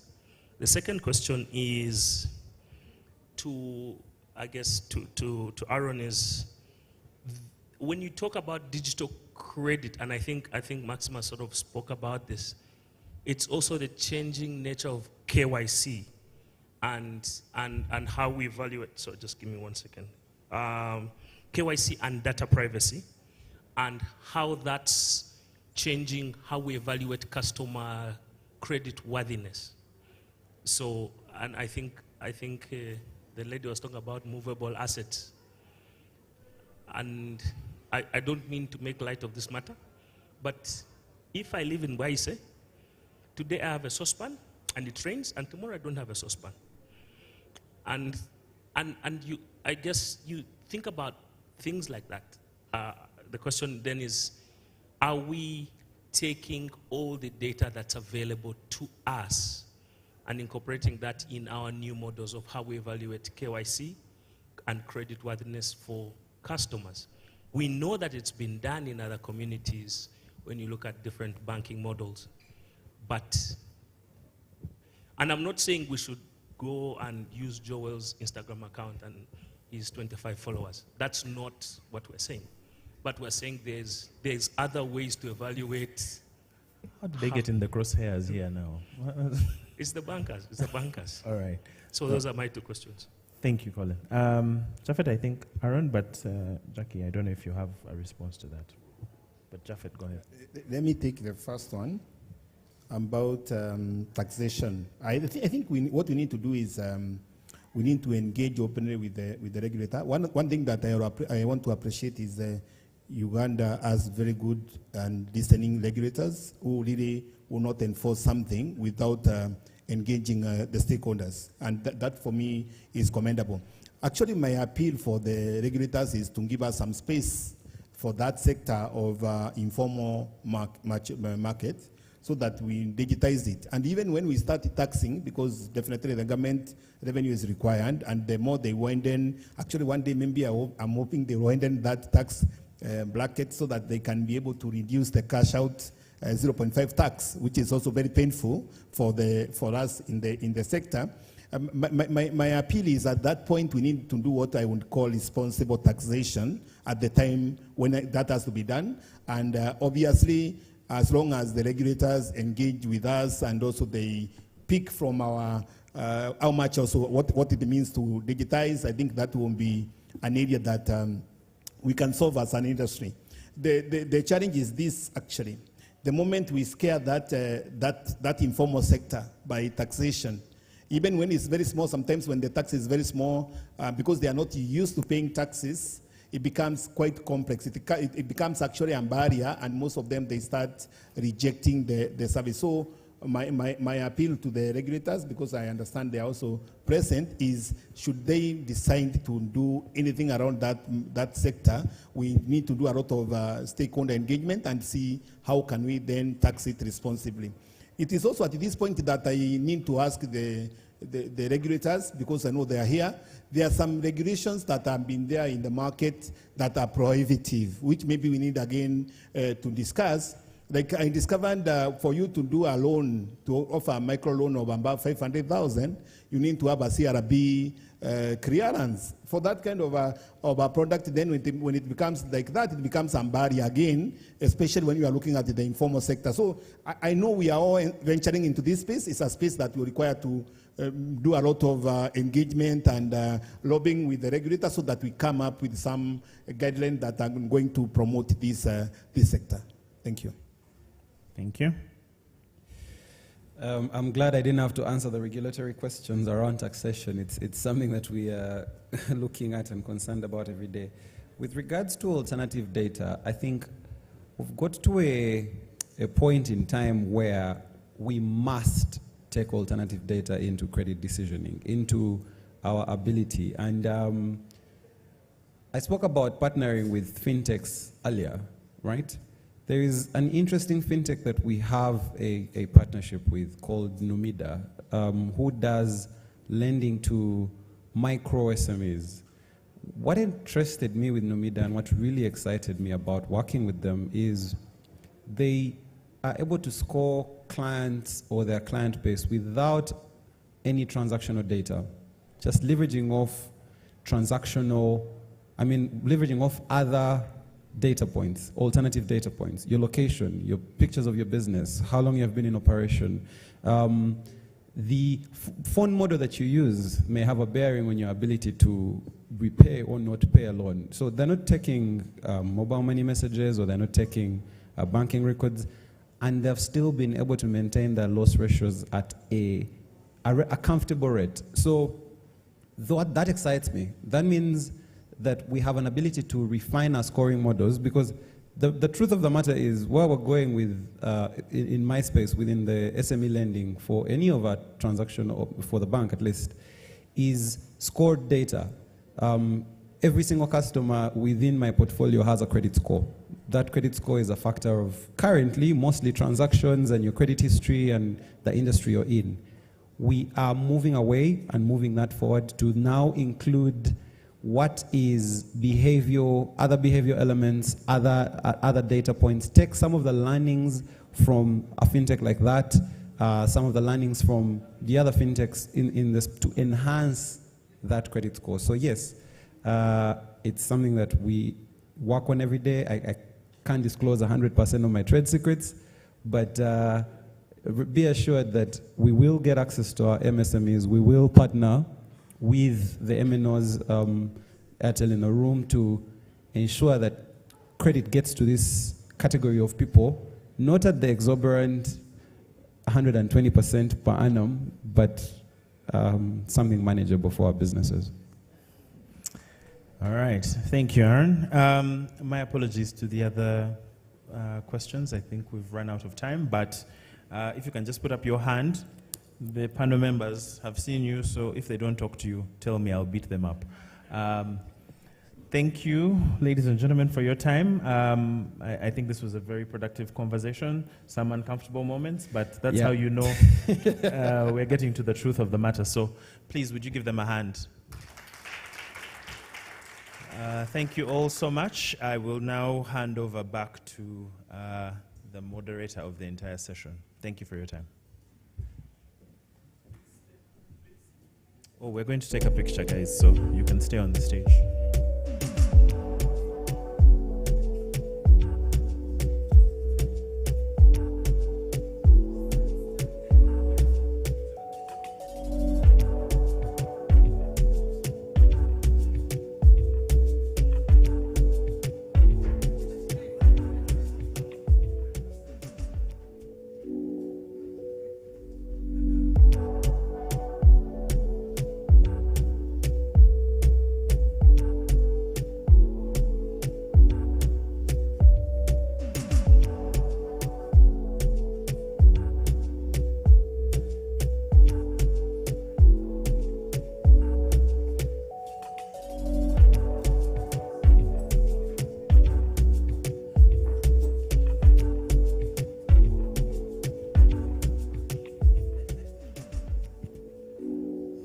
Ladies and gentlemen, once again, can you give Joel and the team a big round of applause for being able to deliver that conversation.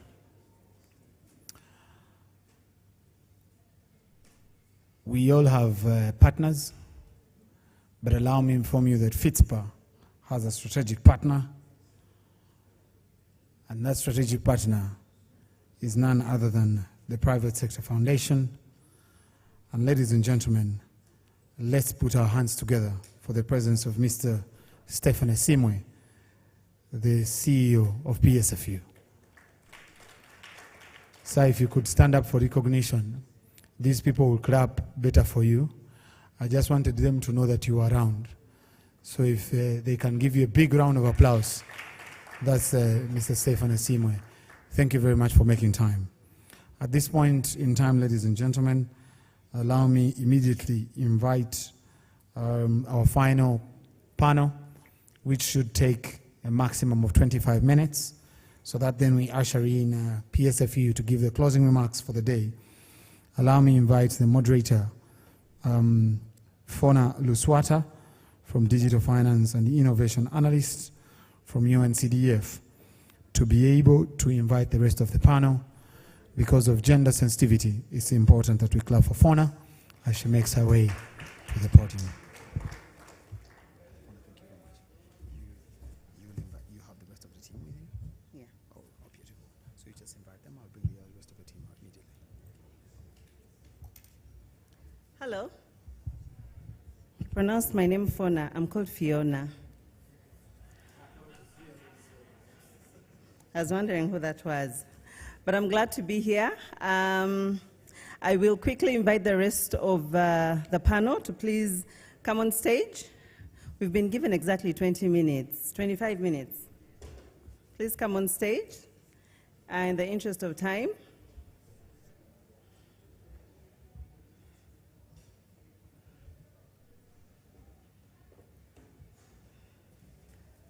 I don't know where Sophie is.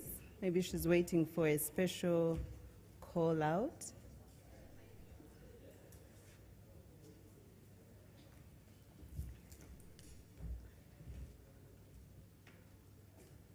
Yes, we are waiting for Sophie so that I'm not the only lady here. But as we wait for her, once again, thank you so much for making out the time. We know that our day has been spent and time is not on our side, but I'd like to thank all the panelists that came before us to say that the deliberations have been amazing, and thank you so much. My name is Fiona Luswata. I am the Digital Finance and Innovation Analyst with UNCDF, and I will be your host for this panel. Our conversation is going to be, yes, I know what it's about. It's going to be about digital identity, specifically about streamlining customer due diligence to enhance customer experience. Very pertinent question in line with the way in which digital finance is going. The conversation that we had before, one of the questions actually spoke to KYC and how is it that we are starting to pivot the way that we look at our customer in order to leverage digital and be able to give finance to our clients in the different entrepreneurial spaces. Welcome again to our panelists. I will quickly ask each of you to introduce yourself so that you can blow your trumpet, speak as much as possible about yourself, but in exactly 1 minute. Thank you so much, and I will start from the far end. Thank you, Fiona, and good afternoon, ladies and gentlemen. My name is Michael Bamwesije. I head IT and security for the Uganda Communications Commission. Thank you so much, Fiona. Good afternoon, everybody. My name is Moses Rutahigwa. I head the Consumer, Private and Business Banking at Standard Chartered. The subject of the day has been very important for us because over the last couple of years, we've spent a lot to be able to enhance the way we serve, onboard and serve customers in the bank. And therefore, identity has been a very important subject, and I'm happy to be part of this discussion today. Thank you. Good afternoon, ladies and gentlemen. My name is Godfrey Mwindo. I am the Chief Commercial Officer for MTN Momo.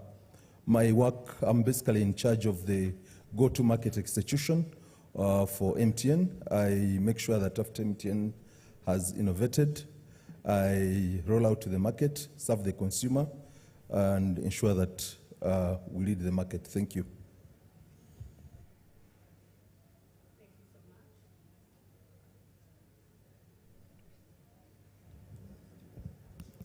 Thank you so much. My name is Nyombi Sophie. I'm a senior associate with Bowmans Uganda, which is locally trading as A. Fumpanga Advocates.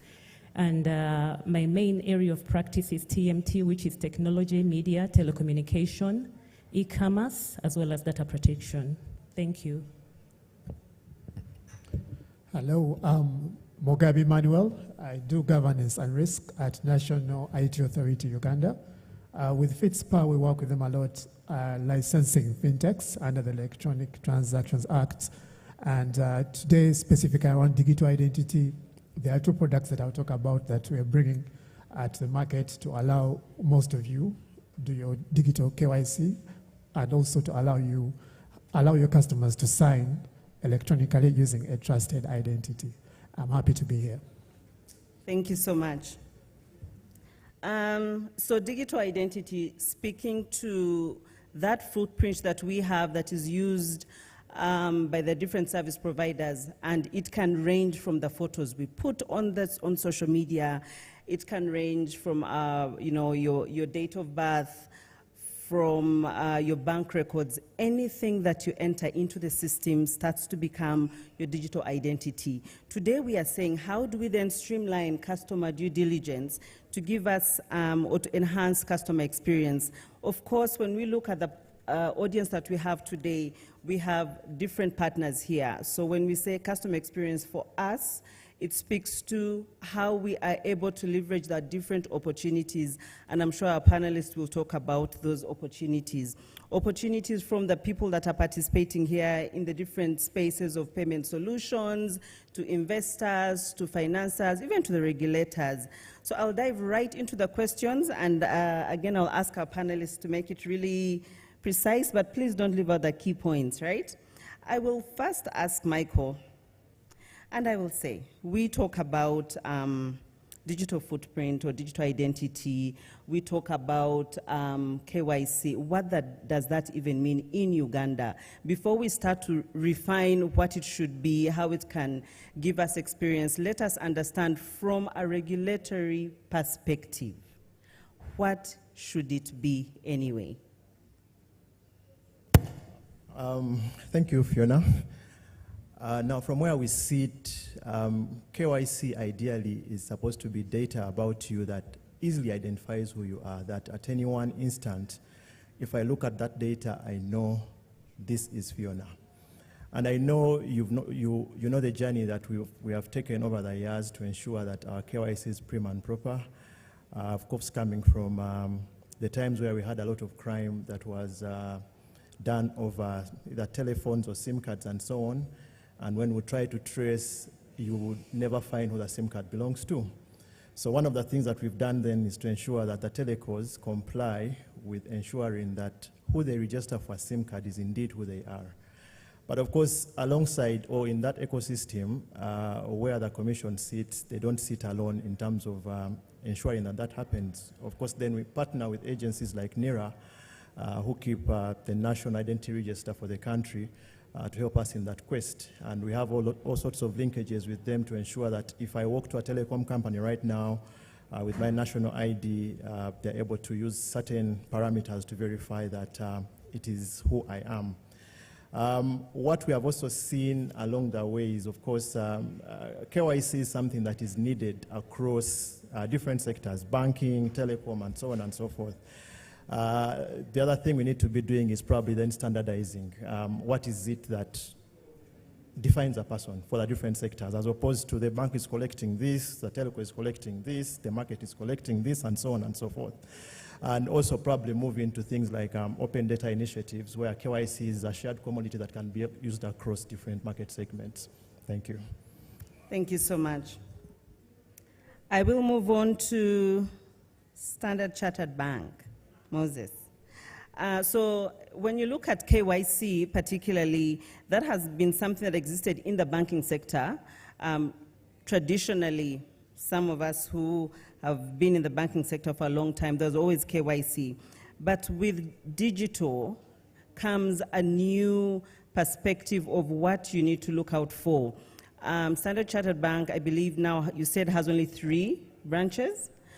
What does that mean in terms of KYC? We talk about it to enhance customer experience, but you're looking at opening accounts digitally. You're no longer going to the bank. Transactions. Of course, when the legal comes on, she will talk about, what does that even mean? Is it, can someone take the bank to court, over things they could have done long ago? So I'm asking, in terms of KYC, and yes, we are making the experience better for the client, but what does that actually mean in how the bank has pivoted the way that they look at KYC, particularly in face of digital today? Thank you so much, Fiona. And that question possibly speaks to how we have evolved. In 2019, we began digital onboarding, and we were the first bank to be able to onboard a customer digitally, end to end. Now, that comes after dealing with roadblocks on how the customer was identified before. Because previously, you have to enter a physical banking hall, be able to be verified, both documents and physically, and then the account is opened. Or a person comes to your office, but now the customer is enabled to do it from the comfort of their home when they are on the beach. How do you evidence that the person you're dealing with the right person?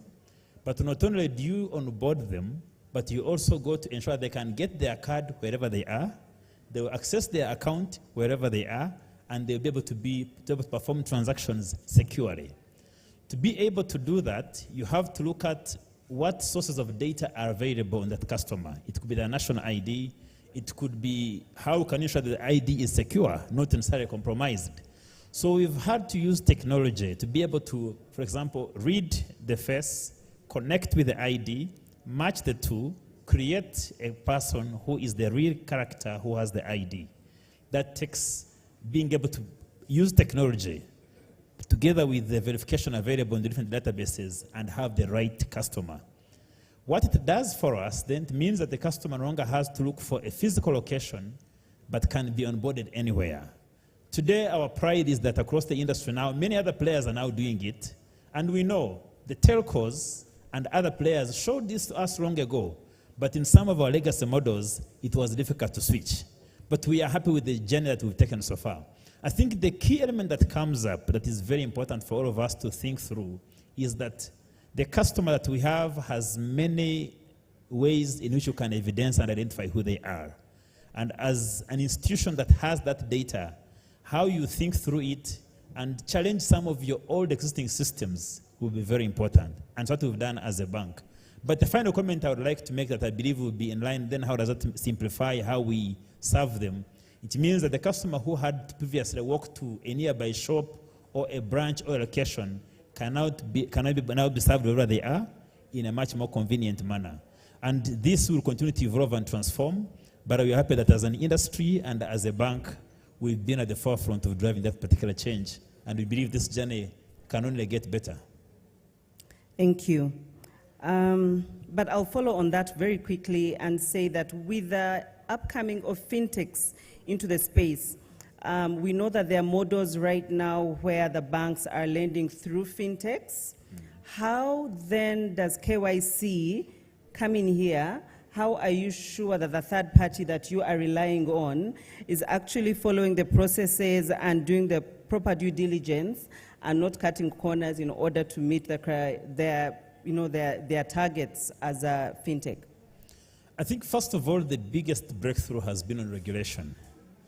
We are happy to see that at the moment, the NPS Act allows fintechs and banks to be under the same regulator. It means we are applying the same standard, but most importantly, we have, through UCC, through NIRA, we have central databases which are helping us tap into the same customer. So by being able to have clear regulations in place, it gives comfort to the sector that now we can partner together. We were having a discussion with fintechs earlier on, and the discussion previously was, how can you trust the fintech that this is the right person you're dealing with? But now we know because there's regulation in place. But number two, the amount of data the fintechs have is significantly enhanced from even what banks had before. It gives us further comfort that that particular partner is actually the right one. But most importantly, we have tested, we use proofs of concept, test them, study them, so that by the time we go live in a particular model, we have simulated those scenarios and we have comfort that we're dealing with the right partner. And I must say the partnership between banks and other institutions and fintechs will continue to expand because the relationship is building and becoming stronger every day. Thank you. I will first skip him and I'll go to legal. I want to ask you something. Legal framework. He has talked about how the banks, how there's a lot of regulation, right? But we want to understand, when you come to customer due diligence, what is the awareness of the, what are the risks and challenges that all the service providers face in terms of, it could be the fintechs, it could be the banks, it could be the mobile network operators. What are their risks in terms of KYC? Because there are instances where I give my ID to the fintech, but now that information is being shared with the banks. Are the fintechs giving this information to the client, who the end user of this information is? While we are very excited about the fluidity in which all this information is being used, due diligence, the digital identity is going places. We have talked about how can we pivot the way that we look at KYC and be able to serve the needs of our client. The lady from Levara was talking about how can they be able to look at all the transactions from the different branches in order to give them financing. However, from the legal perspective, what does this new shift in the way that we do customer due diligence mean? And mean both for the providers of the service, that's the MNOs, but also for us, the client, the receiver, the end. Are there any legal aspects in terms of what should we look out for? How can they misuse my data? In as much as we're pivoting and we're very excited to change. Okay, thank you very much. First of all, there is need to know where does the need or the obligation to conduct KYC come from. Do fintechs do it as a matter of vigilancy, or it's a requirement under the law, an obligation under the law? So the Anti-Money Laundering Act 2013 as amended gives the fintechs, financial institutions, generally makes the accountable persons to be, the accountable persons are required to conduct due diligence prior to engaging or initiating any relationship with their customers. So conducting due diligence is a requirement under the law. It's not just as a matter of vigilancy. So obviously, as the previous, my co-panelists have discussed, that it calls for collection of data, that is the national ID in most cases, which the financial institutions and the fintech like to request for so much. So that is personal data. So definitely it sets in data protection concerns. So with the data protection concerns, what are the key things that the fintech need to look out for? So the key thing is to obtain the consent, because at that point they are data collectors. So prior to collecting the data of any customer, there is need for the fintechs to obtain consent of their customers. And that consent needs to be unequivocal and well-informed. And it can go as far as, because some fintechs or some companies collect the data, but actually they are not the ones that process the data. So they instead hire independent or third parties to do the data verification. This ID that was provided to me, how do I verify that this is indeed Sophie's ID? So they have systems that are integrated with NITA and other government agencies where they do the data verification. So at that point, they are sharing personal data. So how do you make sure you share personal data properly under the law? So in that, those companies are required to have agreements data processing agreements or data integration agreements with the third party that they are contracting to do the verification, the data verification. So in that way, that agreement will govern the relationship between the fintech and the data processor. So at that point, when you're collecting the data of the data subject or of your customer, if you may call them that, the customer needs to know and be aware that the processing of the data will be done by a third party, so that to that point they even give you the consent ahead of time. So it is very important that your customers know the reason or the purpose to which the data is being collected, and what you're going to use it for, and to the extent that you're going to share it with any third party. So that way the consent will be obtained unequivocally. So the other thing, obviously, in the data protection, what fintech need to look out for to streamline the KYC process properly, because it raises data protection concerns. Obviously, it calls on other obligations under the Data Protection and Privacy Act. That act calls for fintechs to have a data protection officer. It calls for registration with the data office. It also, it calls for registration with the data office. And the other obligation is basically to ensure that the data is done properly. So they are also required to have safeguards, security safeguards, that will ensure that the people's data that has been collected is kept properly and there are no data breaches. The other key element in the data processors agreement, which I had left out, if I may go back to it, is that relationship between the fintech and the data verification agent or company, the independent contractor that does the verification, it needs to streamline their relationship very well to ensure that in case of any breaches, the fintech company ought to be informed, or the bank ought to be informed, because any breach by the processor automatically will affect the data collector. Because when your customers walk to you and you collect your data, they didn't give it to the verification company. So that also needs to be streamlined. So for the data subjects, they gain rights. And some of the rights that they have is, in Europe, they call it the right to be forgotten. Here in our law, we call it to delete. So they have the right to delete. They have the right to request for verification of their data, among others. And in case there is non-compliance with the data protection laws, for the companies, they are punished under the law. And this can affect your gross revenue to the extent of 2% of the year. So that is what it needs to be. That is the key thing to also note as you're doing the KYC, basically, is to ensure that the process is streamlined.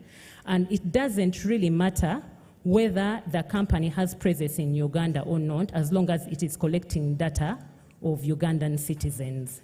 So those are some of the key things that I can highlight in respect to data protection concerns, with the key thing, if I may emphasize, is to obtain consent. Thank you so much, Sophie.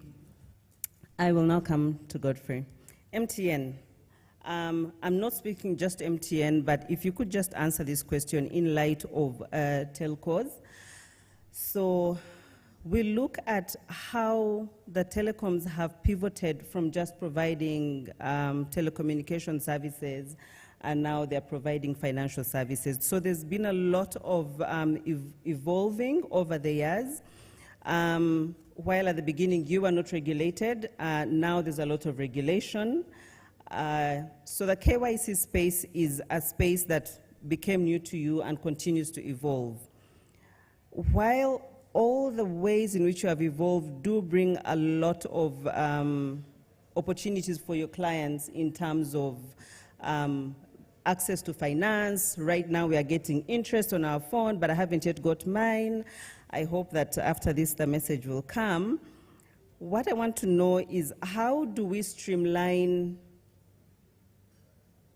data collection for the telcos, or what are you doing as MTN we have about maybe 11 million subscribers, MTN, 8 million or so, Airtel. We talk about how they're not sending money to each other. How do we ensure that we are not repetitively just getting the same information? How do we ensure that the data we are actually collecting is relevant? Ties in critically to the fact that with all these fintechs coming into play, maybe Nita will also talk about it, that someone goes to, say, Nsibuko and gets money, comes to Momo, gets money, goes to Airtel money, eventually they are over-borrowed. How is MTN making sure that the data they collect is enhancing the customer experience, but not exposing MTN or the telecoms, if I may put it that way, to fraud?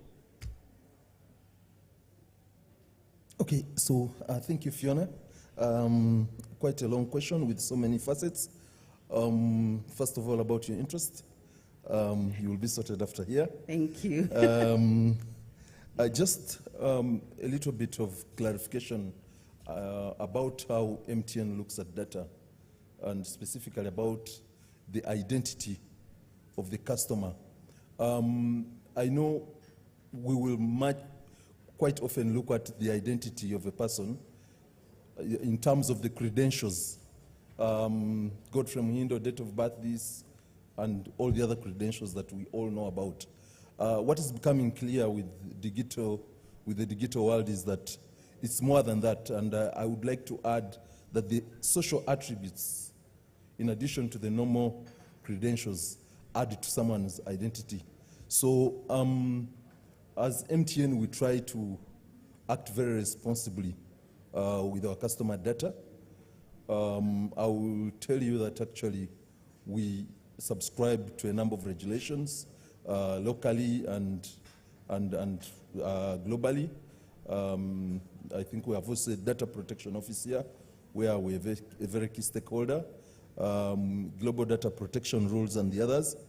I think the biggest challenge in our experience when it comes to data is the real awareness of the customer. So as we ask these customers to seek the consent of their, to always give consent or to even deny consent to the other partners that may come in seeking to get their data. Some of them actually will not even look into those particular details of the consent that they are giving. So you will find that, and I think this has happened in Kenya. I'm also getting to know that it's even happening in Uganda, where somebody applies for a loan digitally, and they don't know that they have actually given out their phone book to a money lender, who, when actually they realize that you're not paying even after one day, then they call one person in your phone book and they say, please, Godfrey took some money from us and he has failed to pay. And if you went at the back end, you would actually realize that this customer gave consent for the money lender to get to their phone book. We all see how after subscribing, after saving somebody in your phone book, you realize that actually all the other social media platforms that you're on start asking you to make them your friend. They have already gotten into your phone book. You don't know what's happening. Then there are also issues like the agent books that we have today, where we put our phone numbers after depositing or withdrawing. Some of those actually have been used by social engineering, I should call them musketeers or whatever. So these guys go and pick these details, and they know that you actually deposited 1 million shillings somewhere, and they pick those details, and then perhaps somebody who has some agent line somewhere sends you a push, and all of a sudden you withdraw the money that you last withdrew. So those are some of the experiences that we get, but now we have invested very strongly in ensuring that we make our customers aware to know exactly what is happening, such that they do not make those mistakes. But as overall, we continue to drive the experience of our customer. looking at the data facets away from the personal credentials to ensure that we add them value by giving them additional services and products. I mean, just like you've said, we've transitioned from being a telecom business to now a money business. We are now helping our clients to access credit and all the others.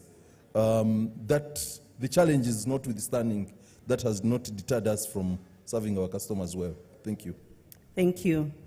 Before I come to Nita, just to reiterate and say, the reason we have these conversations is to be able to understand what our legal obligation is as service providers, but also on our end, if you are the end user, to understand what are those gaps, what are the risks that you might face as you give out your information, what should you ask for, or what they say sometimes, what is that fine print.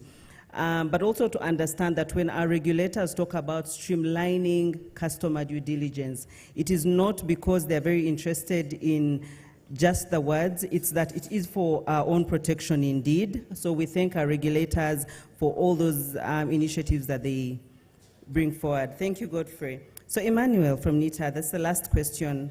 We could go on and on forever, but time is not on our side. NITA, Uganda. You play a critical role in bringing together information when you talk about digital identity. I have already spoken about the fact that there are many new entrants into the market, many new entrants bringing all this information together, collecting information.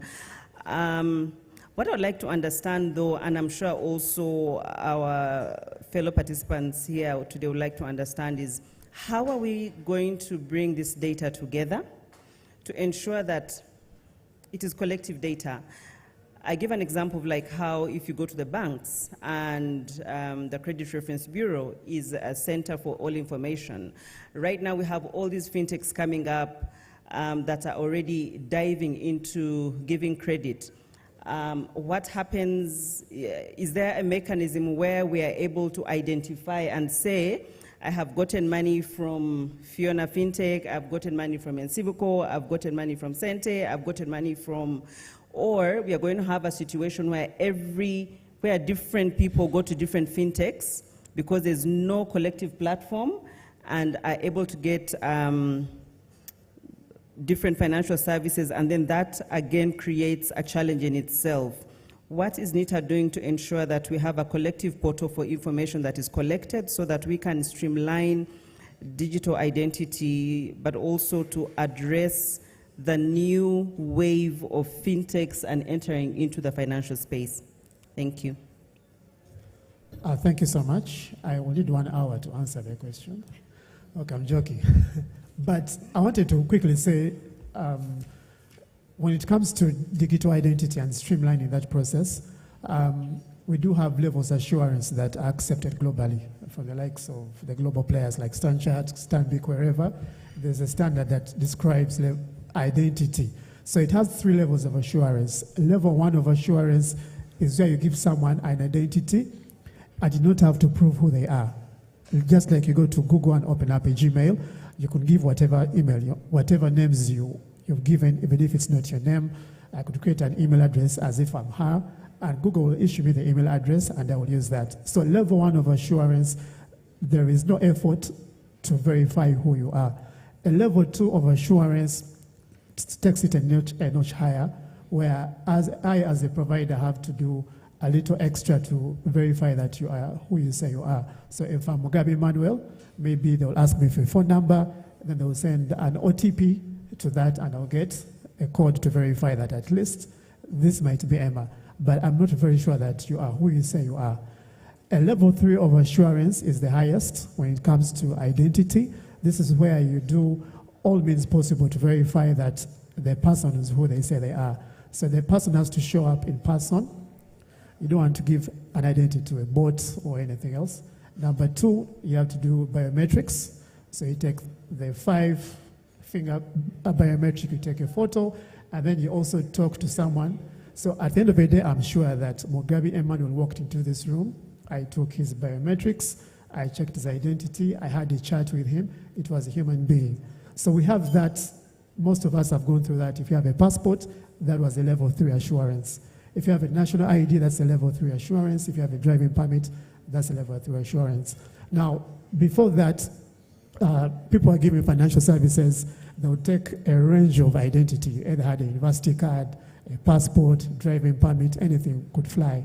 But due to the increase in use of digital and the amount of fraud around digital identity, regulation came out which says, let's all use a uniform identifier, and that identifier is going to be the national ID. So that was picked up in the Registration of Persons Act. Bank of Uganda picked it up as well, in the Payment Systems Act as well. And now that fintechs are under the licensed by the central bank, part of what they're required to is to comply with that. So now that we have this data at NIRA, how do we make it possible for different players to do that? So if you go to the likes of the banks, they might have the financial muscle and the technology and the skill to build that pipe to get to NIRA and verify. So every time you give them your national ID, they're able to speak to NIRA through their pipes they've built and verify that. But a fintech, most fintechs are bootstrapped, 5 people, 10 people, and they're trying out an idea. That is quite out of their reach. So government has invested. We've put this middle layer called the UG Hub, and we are offering it to allow players, both financial institutions, anyone who would like to verify identity with NIRA, to be able to go through that platform. So we're reducing the cost of investment, the cost for KYC, given that government has rated down the level 3, and we're allowing other people to piggyback on that, obviously within the confines of the law, as my colleague had mentioned, on things to do with data protection and privacy. So with that intervention, we bring the cost lower, and we make it easy for someone to be able to meet the requirements for KYC, especially for highly regulated entities. That's on the part of digital to streamline that process. On the other side of digital identity, we did have interesting scenarios. During the lockdown, COVID, most people couldn't. For some transactions, you have to do a signature at the end of the day. Now, how signatures are done is a traditional wet ink signature, where you have to show up in person. So you might start a process online, but at the end of the day, you have to show up in person and sign a document. So during that gap, most people decided to use so many things to do digital signature. But remember the issue I told you about identity.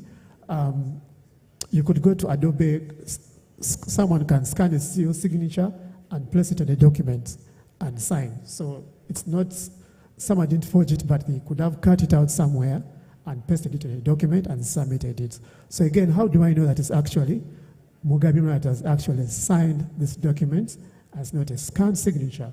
So we do have a solution that we are launching this month, which we are building onto what we call public key infrastructure. Again, relying on the data that NIRA has, we are taking it a step higher and giving you a digital identity based on public key infrastructure. PKI is built on top-notch security encryption, which is not yet hacked so far. And we're able to give you digital identity in the palm of your hands so that you're able to digitally sign a document and say this is who you say you are. Now, when it comes to the finance side, some of that is very, very critical. Some of the cases you've looked at that we mentioned before, how someone onboards themselves and digital banking and all that, you have to consent at the end of the day that in the traditional way you show up and sign, digitally you might onboard, but that point at which you confirm and accept the terms and conditions, or you might be taking a loan digitally and you have to accept. So for right now it's more of a tick box or an OTP, but according to courts of law, that could easily be challenged. I could say that's not me, maybe someone stole it.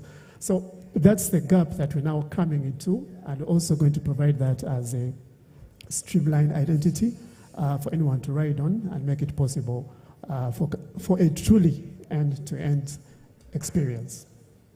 Thank you so much. Thank you so much. I know that we are just getting started. I do hope that next year we shall kick off the panel conversation with, and dive deeper. But thank you so much, our panel. A big hand clap for them. We're sorry we could not take questions because time is not on our side.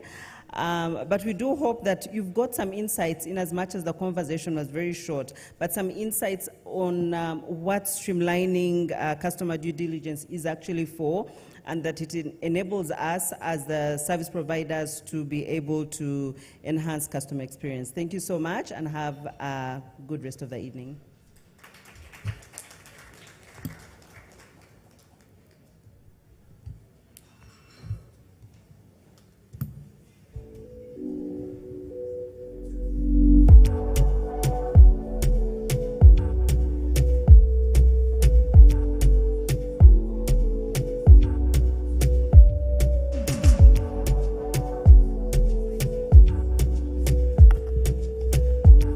Can I request you find for me the photographer to come and take this picture so that we can end this session.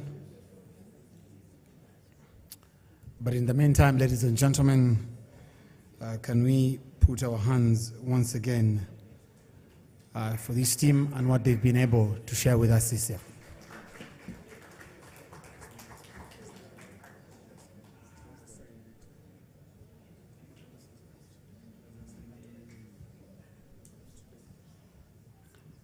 Okay, there's some information that has just come in. State House, I want to presume, because everyone can post something about State House, but I want to think this is very authentic. Press release on the Thursday, 13th of October. His Excellency, the President of the Republic of Uganda, Mr. Yoweri Kaguta Museveni, has signed the 4 bills, and one of them that is critical for us is the Computer Misuse Act that is amended 2022. I don't know if you are comfortable with what is in there, but we can clap because His Excellency does things for the goodness of Ugandans. So thank you very much for that update.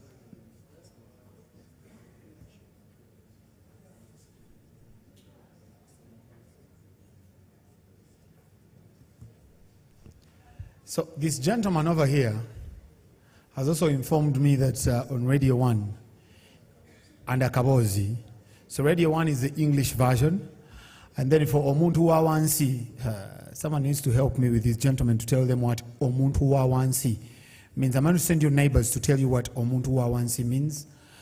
But for Omuntu Wawansi, you're looking at Akabozi, and that program is called Omugundu gwa Teknologia. So every Tuesday, 12 to 1. So if there's any one of us who wants to share information to do with technology, there's a program at Radio 1 that you can have either in English or in Luganda, depending on your target audience. So I'm sure that they can ably find you. Thank you very much. That's the gentleman. What's your name if you come to Radio 1? Patrick Mulindwa. So at least you can write down the name so that if you go anywhere, you can easily find the gentleman. Thank you very much, Patrick. Ladies and gentlemen, we've come to the end of day 2. Can I request everyone to give themselves a big round of applause for keeping it here till this time? Certainly, as I'm preparing to invite Wava, who then will be able to invite the CEO of PSFU, there are key takeaways. And key takeaways has been for me captured in what we call NED, N-E-D. Let's continue networking, let's continue sharing experiences, and let's continue the discussion. Chief guest, we've been here since yesterday. It's important that I inform you that the conversations that we had yesterday were ones that were speaking about raising capital for fintechs. And as you come to share these conversations, I'm sure that under PSFU, there are a lot of conversations that can be able to support Fitspa in terms of growing capital for fintechs in this country. So those conversations were really fruitful for us. We later had a conversation to do with women in technology and business. So we also had that discussion to be able to support women under Fitspa to make sure that they can be part and parcel. As of today, we only have 5 members out of the 189 who are members of Fitspa. Only 5 of those institutions are women-led. So these are conversations that through PSFU, if you have institutions that speak to women and supporting women, or speaking to supporting ladies, we can open up such activities. This particular day, we've had conversations into how we can support the entire ecosystem to make sure that fintechs in this country thrive. And you being the lead contact person for Private Sector Foundation, I am sure that even your gates are open when it goes to the President of this Republic. And so certainly these conversations, you can scale them up, being that you lead the conversations of private sector. So it is really strategic that we invited you here, not for any reason, but to make sure you open your compound for these conversations. I think that that is good enough. Allow me to invite the Vice Chair, Fitspa, Wava, to come and introduce our final speaker who will also close this session. Thank you very much.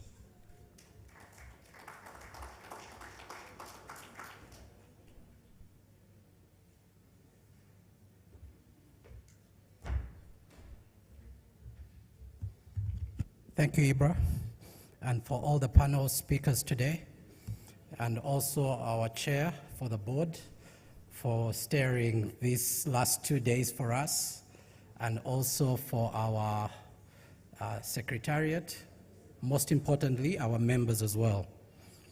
Today, I would like to introduce a dear friend, somebody I've known since I was a young boy, many years ago. It's a pleasure to have Steve Asimwe, the CEO at PSFU, to be giving the closing remarks to this great event today. My name's Henry Kevin Wava. I run a company called Sunbelt Holdings, a financial advisory. I'm also incubating a fintech within the ecosystem. But here today, I want to speak about Steve before I welcome him to the floor. Steve is currently at PSFU. He was appointed in December of 2021 to date, and he has over 310 members of business associations under PSFU. We are a long way to go to catch up with you.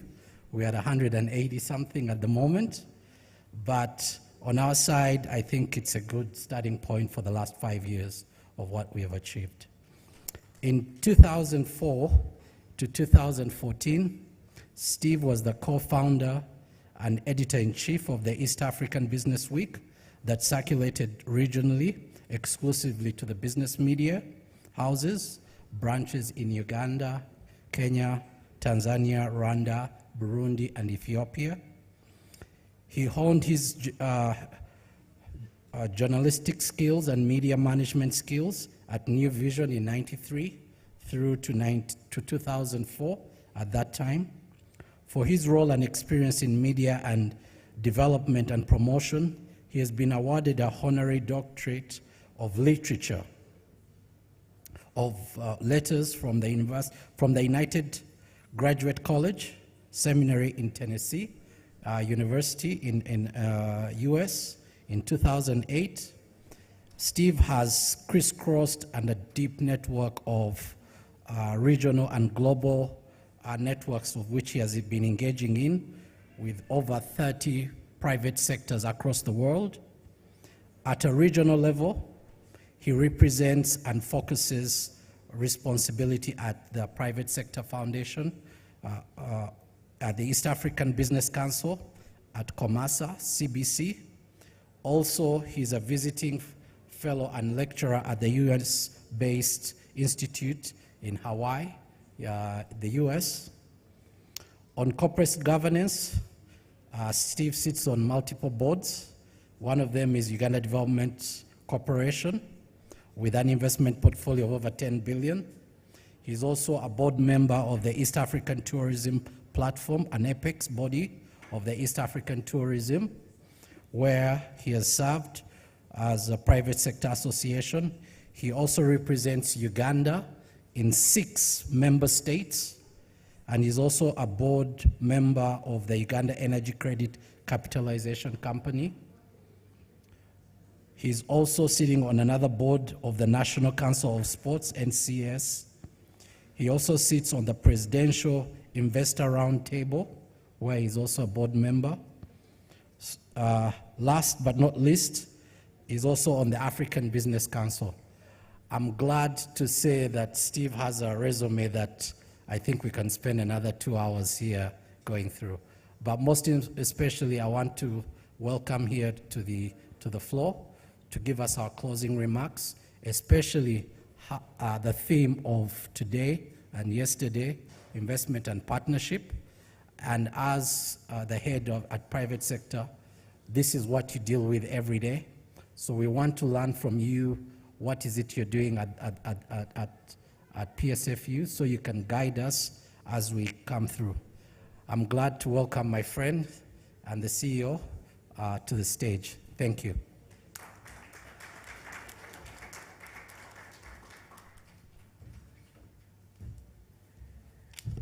Thank you very much, Henry.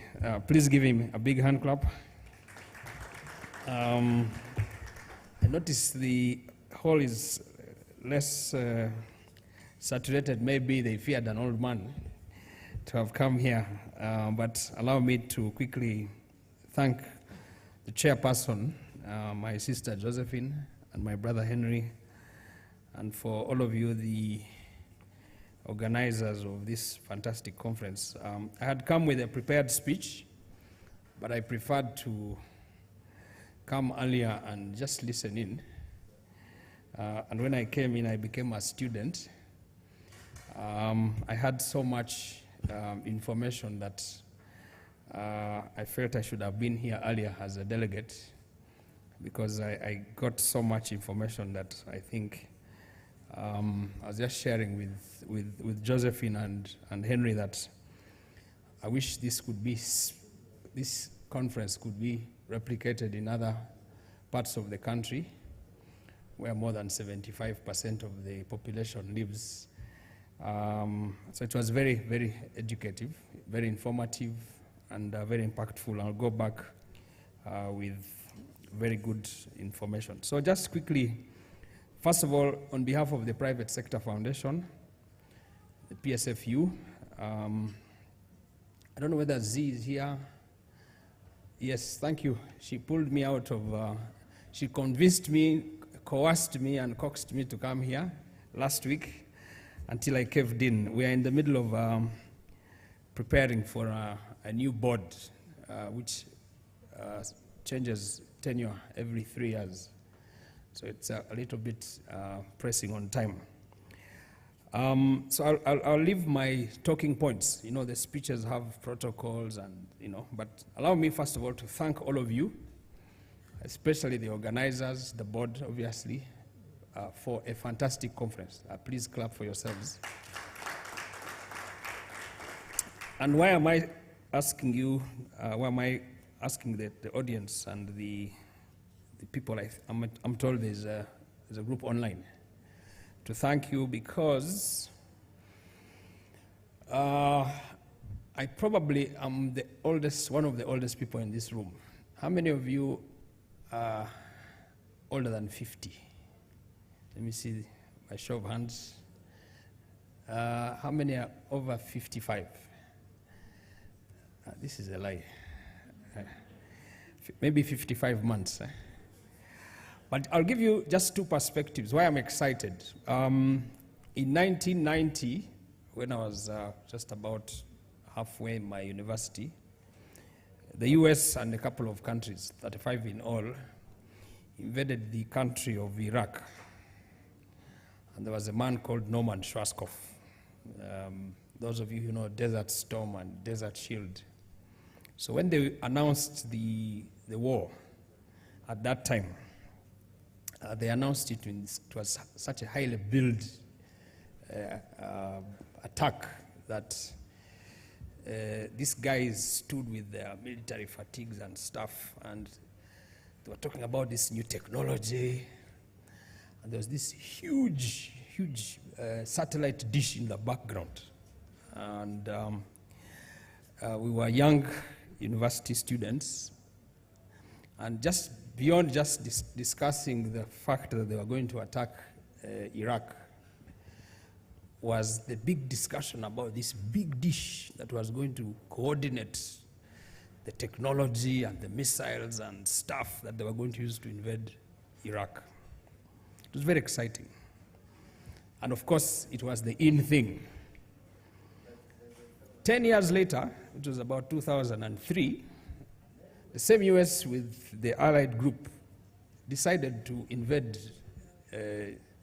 Iraq the second time. Again, it was blitz, it was media stuff and a lot of coverage.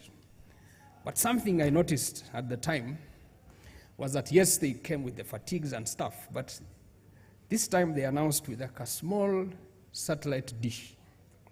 So much, much smaller, very close to some of the former dishes. You remember the ones of DSTV, not the current ones. But that satellite dish and technology was 1,000 times more powerful than the one of 1990. You remember? And the speed and efficiency with which the technology had changed and the pinpoint accuracy that they used was testimony to how much technology had changed in 10 years. Are we together? So I'm sitting at the back there, and I'm hearing all this fintech and terms like cryptocurrency and so much technology terms said here. And I'm hearing these banking systems, transfers, transactions, etc. And I'm like, wow, we have really moved a long distance. And why am I saying this? I'm a son of a banker. My father is a pioneer banker. He was one of the founder members of, you have Stanbic. What was Stanbic before? It was Uganda Commercial Bank. Some of you don't know that. Uganda Commercial Bank was started in 1964. My father joined in 1961 in what was then known as Uganda Credits and Savings Union. And he told us a story in about 1962, 63, thereabouts, that he was transferring money with his manager and another colleague, and they bashed a cow along the road, and the cow overturned 3 times. And this was the bullion van, an ordinary, I think 204 Peugeot. Back in those days, if you see them now, they are actually classic vintage vehicles. And in that car, there were hundreds and thousands of coins, which were being transferred from Barara town to Kavale. They managed to salvage the money. Long story short, they took it back safely. And I'm looking at how much has changed from that time to this time when we are now discussing all these different currency options and digital businesses. And I'm looking back, because I was born and raised in a bank. I finished university and graduated, and my father was still working in the bank. So I grew up on top of banks, on top of safes. We used to go to school in bullion funds, etc., etc. And I'm saying, wow, this is a fantastic story. My son is currently doing IT at the university, and he's been telling me options about what he wanted to study. And in my semi-traditional thinking, I'm telling him, why don't you study law, business management? And he says, Dad, I'm going to study IT. I want to go into cybersecurity. And I'm like, this guy is speaking in tongues. But I'm the new flexible dad, so I gave him space to do what he wants. So sitting back there, I'm wondering, I wish my son was in this room and could open his mind towards what are those new options that we're going to see.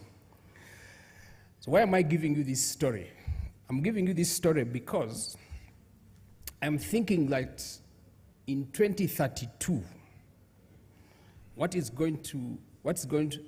the environment for doing business going to look like? And I think there were some both optimistic and pessimistic positions here. Fear, but there was also a go-getter factor from what I was listening to being discussed here. And one of the things I can say is, please go for it. And why am I saying go for it? In business, we say that necessity is the mother of invention. We're also saying that when opportunity meets preparedness, there is a breakthrough. And my final advice I would like to say in that context is the fact that my former chairman told me business, and one of the things he used to say was find the gap and market the gap. Find the gap and market the gap. So hearing Josephine and Henry talking about how many people you have in your space, I see you have done a fantastic job and it's commendable. Why is it commendable? I sit at the helm of the Private Sector Foundation, which was started in 1995 by the late James Mulwana, ostensibly to create an umbrella body that would bring private sector businesses together for principally one thing, to create an enabling environment for doing business. At that time, the PSFU had only 11 members. And from that time onward, it's grown to 310 business associations. And we are connected by 4 strategic mandates. The first is policy and advocacy for private sector to operate in an enabling environment. I had someone speaking somewhere in the plenary and asking questions that, where are the regulators? They need to hear this information. They need to cut down on taxes. When you start a business, when you start to grow this thing, the taxman comes and he grabs a share of that.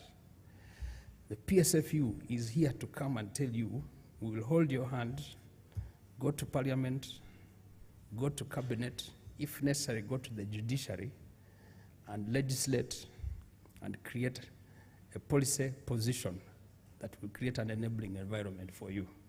That is why we were created.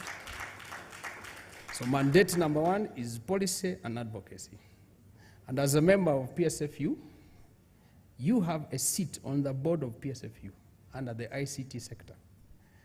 And that policy person's work is to tell us at the Secretariat that these positions are untenable, these taxes are unmanageable, these positions are prohibitive towards creating a business that will create sustainability. I'm a businessman. Henry was very kind to me to say that I've done business in 6 to 10 countries. I understand the space. I understand hustling. I was a hustler. Starting a business with $20,000 of savings, opening in Kenya, Tanzania, Rwanda, Burundi, Ethiopia is not easy. I didn't have money to fly. I jumped on buses, pickups, but my business thrived. From $20,000, we were able to grow it to $1 billion. Why? We saw the gap, we marketed the gap. Unfortunately for us, technology caught up with us. I had a print media house. I was running a newspaper. And I went into printing for 10 years, and then you young people came and dislodged us with social media, with online newspapers. I told my guys, let's change. They said, no, newspapers are the way to go. We collapsed. Young people now have social media handles, they have online businesses, they hit us out of business. We didn't change in time. What am I saying?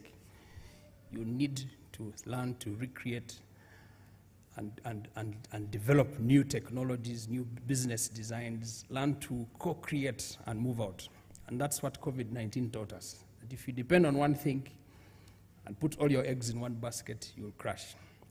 So number 1, policy and advocacy is what we do, and we shall stand with you and hold your hand to ensure that we grow you, we support you, we bolster you, and expand your horizons. Mandate number 2 is we support business development services, and as a member, to your membership, we shall also support you in business development services. I'll explain how we do that. 3, we do training and capacity building. And that's essentially is premised on the fact that we have many, many startups. For some people, cash is not a problem. Maybe it is systems. For many, it is governance issues. Reliability, sustainability, technology, all of these things kept coming up here. So we help in that area, and I'll explain how in a short. Fourthly, and very, very importantly, we are very strong on partnerships. We are strong on partnerships locally, And Henry explained to you how we sit on the East African Business Council on your behalf. We sit on the COMESA Business Council.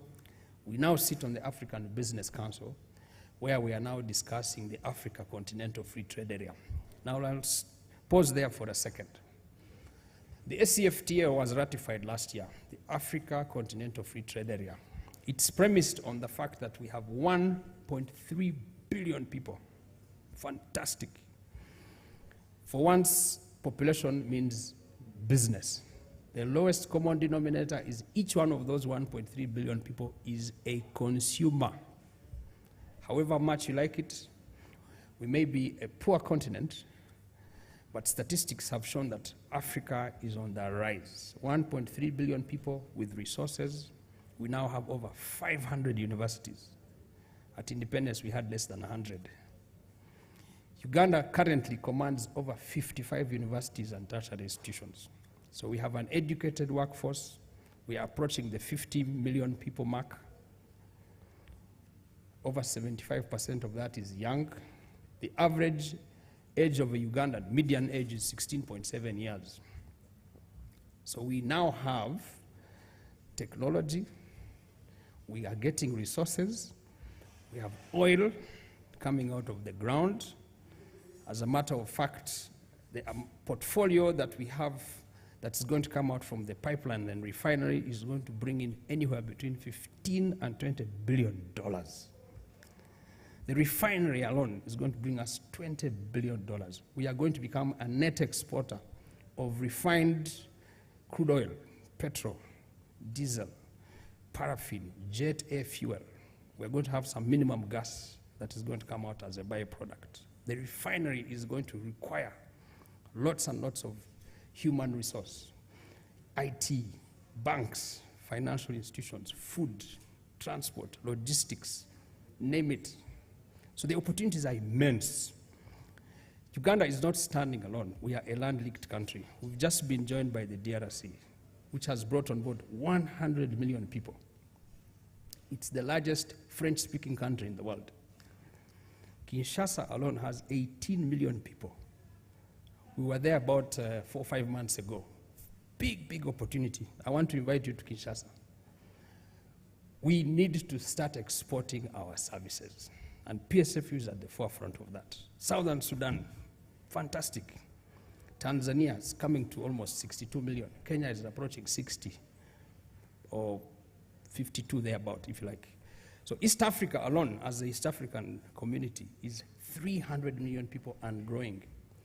In 2030, 40 thereabouts, Uganda will have 90 million people, and you're going to be part of that. So think broadly. Think numbers, think technology, think opportunities, think growth, think partnerships, think creativity. Do not hold your little thing. Start thinking of partnerships, strategic engagements, and PSFU is available to help you with that. So, what do we do at PSFU? We are a sector-based institution. We now have 12 sectors. And I want you to take advantage of all of them because you are a lowest common denominator. You are the midfielder of these sectors. We have agriculture, agribusiness, and forestry, which is a fantastic space. Uganda is the leading exporter now of Robusta, coffee, and Arabica, and the numbers are growing. We do manufacturing. We have a sector. So UMA, Uganda Small Scale Industries Association, I was hearing about transaction, etc. You have a very big audience and constituency. We have ICT, which I've just talked about. We have oil, gas, minerals, and extractives as an industry. Huge opportunities, which we can talk about another time. Of course, we are in trade. We are in financial institutions, which we've talked about that. We're in professional services.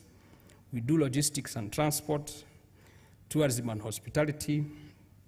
By the way, Henry, I headed the Uganda Tourism Board for 5 years, from 2014 to 2019, and that's a good conversation for you. We're in construction, we are in real estate, we're in health and education, private sector agencies, and recently, we started the creative arts. Right now, Uganda is considered the entertainment capital of East Africa. Unfortunately, the creative sector has not connected yet with the technology sector. These guys sing fantastic songs, but somebody else fleeces their money. You need to get into that space and start doing copyright issues and then create a fintech around creatives. Nigeria is now hitting $6 billion in the creative sector. It's now measured against GDP. How do we bridge that gap? And so we are available to have that discussion. So I'd need to sort of wind down here and just talk about how do we strengthen this partnership. I told you that we are very strong on partnerships, both local, and by local I mean private sector to private sector, but there's B2G, the business to government discussion. I would wish that this conference was before the president of Uganda, and he listens how much, how far, how deep, how wealthy the young generation, the Bazukulu, have actually transformed the financial sector, because the future of the financial sector lies with you. So you are our future leaders, you are our gateway, you are our high tower to show the direction of how this economy is going to run. And I like the fact that we have made leaps and bounds in growth to the point that now people are coming to benchmark. But don't be careful. Be careful with saying we are the best. Uganda was the first to have mobile telephony. Kenya came from behind. Tanzania, they have overtaken us. Because I think we kind of side-saddled, we didn't kind of farm up. But for me, business is not about competition. We are better than you, you are less than us. No. Business is about bottom line. It's about making the money. It's about growing your portfolio and ensuring that your cents and shillings count. But you make a change in the environment. So I'll quickly give you some of the opportunities that we have. Number one, we have a project called the CEDP, the Competitiveness Enterprise Development. This one is largely premised on ensuring that we increase the capacity of companies' competitiveness to ensure that they create jobs, businesses, and can improve on their portfolios. But of interest is a new project we started about a year ago under the MasterCard Foundation called Young Africa Works. The Young Africa Works seeks to create employment in 4 areas: in industry and manufacturing, in agriculture, in trade in allied services, and ICT. And I see that's where you fall. Yes, it's true you are a coordinator of many others, but I see your space under Young Africa Works. We want to create a portfolio of 3 million jobs. And I would wish that we partner with you in this area so that we take this down to the grassroots. I think my brother talked to Muntu Awansi. That bottom, 67% of the businesses in Uganda are in the countryside, and largely by micro, small, and medium enterprises. And there's another 1 million startups waiting, to emerge from the ground. How do we interrogate and get into this space and create a business? And I'm talking here about business. You move in, you are not here as Red Cross or Oxfam. No, this is not a charity game. You are here to do business. And we are saying we want to co-create these businesses together so that we can grow your business, but at the same time grow the countryside. 2 or 3, if you like. We have, someone asked about women. Are there women in this house? Can I say hello, women? I have good news for you. We have a $96 million project that we are about to unleash, if you like, for lack of a better word. It's called GROW. GROW is an acronym for Generating Opportunities for Women and Employment. $96 million. It's a grant, and it's specifically targeting the women. Over 65% of the SMEs of the 67 are run by women. And we're saying they are disenfranchised, disempowered, they lack finances, business development services, markets. We are actually pushing for a law in Parliament which will ring fence and create affirmative action for businesses run and owned by women. There's no hand claps here. Oh, the men are not happy. The men are not happy. Do you have a mother? You have sisters. Fine, you should clap. Your sisters will thank you. You have daughters. You have neighbors who are women. So anyhow, GROW is intended to support the women, and that project will run for anywhere between 3 to 5 years. We are working on a multilateral donor trust fund to grow it. So what happens is you have a basket like this, and so if the thing works very well, the basket will expand based on how much portfolio is being taken out. The other one is called Invite. That is investment for transformation in the industry. That one is cross-cutting, so men and women, you can have it. But the purpose of that one is to grow you from micro to small, and from small to medium, and from medium to large. So it's basically a growth. It's both part credit and part grants. Yesterday, I was talking to the Melinda and Bill Gates Foundation. They're also looking for very good business portfolio injectables, and so this one is one of them. I put you on number one informally, so I'll talk to them about that. And of course, we're discussing with the EU, the World Bank, the GIZ, and many others, UK Trade. They are looking for very, very good projects to work with us. And so it's against that background that I thought we look into this discussion. I've come here on a positive note. Yes, investment is still low, but it can be scaled as long as we can show how it works. 2, fintech investment portfolio, fantastic. I'm already sold out. So I think we'll have a discussion on that. Regulation, that's why we are policy and advocacy. We're here to discuss and see how we can handhold each other. And fortunately, the good thing, fortunately, the parliament we have is very dynamic. Very, very dynamic, very forthcoming. I have an open door policy. I have fast call, fast dial with the clerk of parliament, so we can arrange a meeting with the committee of ICT and get you in the room. So that's something we can work together. Green finance is the way to go. So start looking at some of these green financing, green investments, green businesses. As a matter of fact, we have been talking about the carbon credits and how we can go in that direction, KYC, the digital IDs, etc. So me, on behalf of the Private Sector Foundation, I'm very excited, and I've come here on a positive assurance note. I am an optimist. I have done businesses that have failed. I have started companies that are a couple of feet under the ground, but I've also succeeded. And I've come to tell you that there's big, big business ahead of us. I'll just close on the note that I saw in the DRC. So we took a trade mission to the DRC. And, almost 1.5 hours flight. We have 5 flights a week, by the way, to Kinshasa. And we intend to go 7 days. Just to give you an example, we stayed in this hotel, Hotel Fleuve. And so we are checking in, there's a long line, so we wait at the reception area. These guys were wasting a lot of time. Check-in was slow, English, French, blah, blah, blah. So I told my friend, boss, I'm very thirsty. Let's go to the bar area. So we ordered for some sodas, took a bite of snacks, about 6 of us. Pay time. I told the waiter, I need my invoice.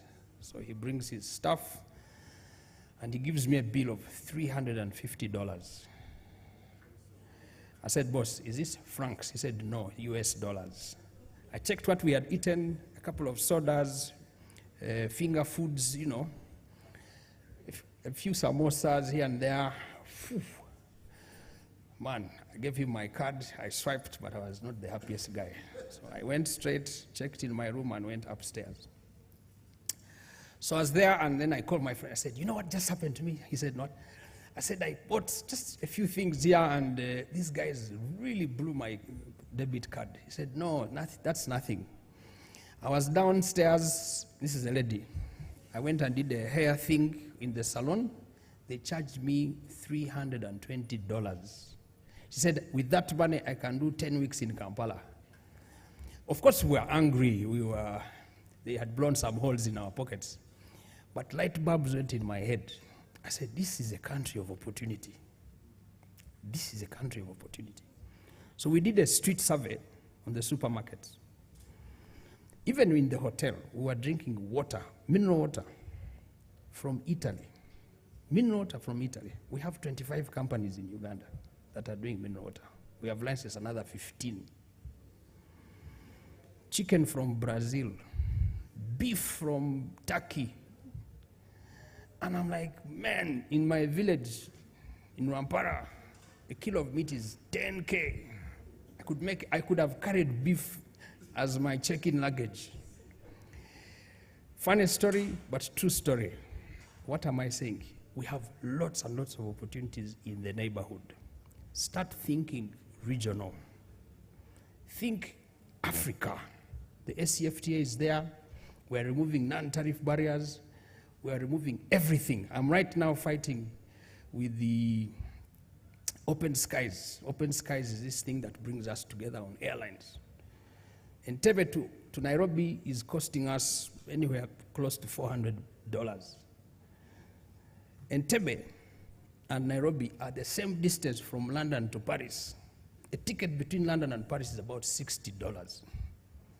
Why should we be paying $380, $400 to go to Nairobi? So PSFU is saying, no, pull those taxes down. Let's have a seamless travel. Let's have 20 flights a day from Entebbe to Nairobi. Don't give me your yogurt and your Bogoya and your Rolex. 55 minutes won't kill me. Why can't we remove some of these barriers? So what are your barriers? What are those things that are impeding your ability to do business? That's what PSFU stands for. You have a place on the board. Come and we talk. I'm in office from 6 o'clock. You don't need an appointment between 6 and 8:30. Come and we do business, because at PSFU, our motto is business growth is our business. So I wish you the best. Congratulations, and God bless you. Thank you very much.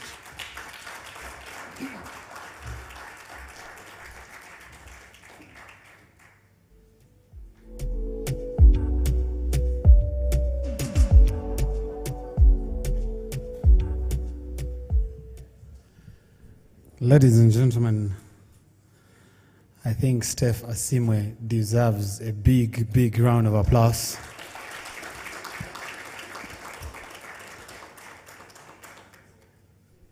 Ndugu Asimwe, if someone did not know you, they will probably think that you're a board member at Fitspa.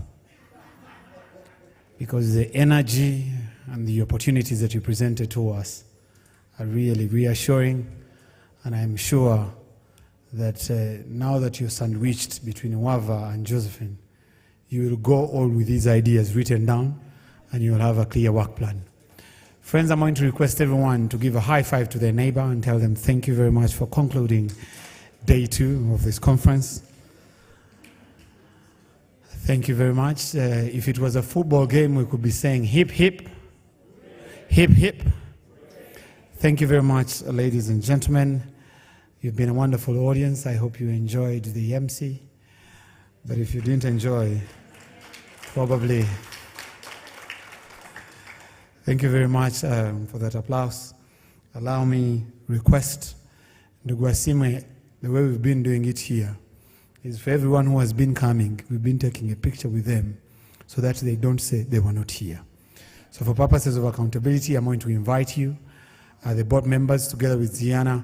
But before they come, I'm going to request the organizers, Tina, Ziana, Faith, Esther, can they rise up? I think those guys deserve a big round of applause.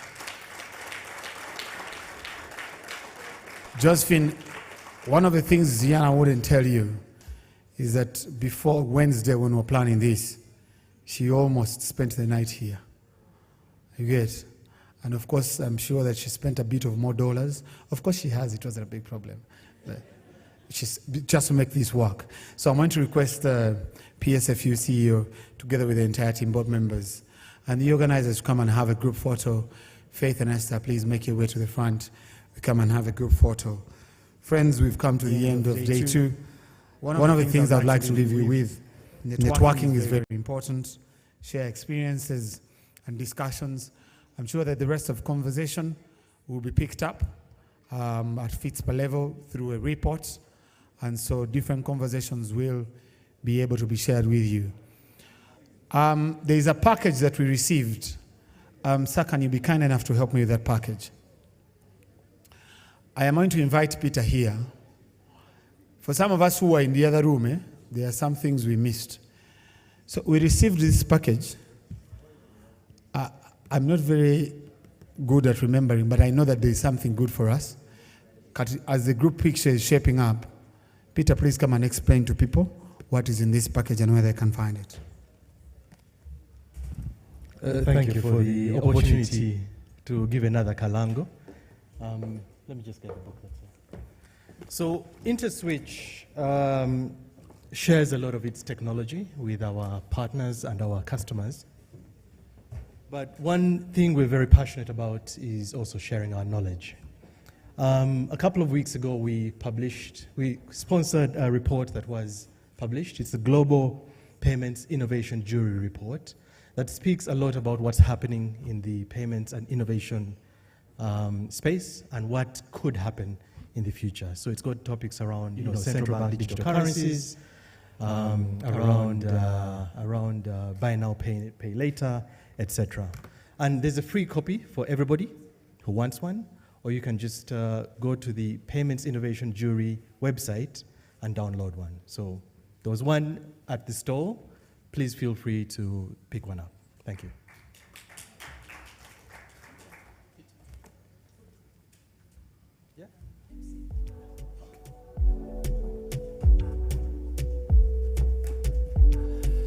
Yesterday we discussed about inclusiveness. For you to be part of the photo, the only way, the stage is small, you clap for us who are in the photo.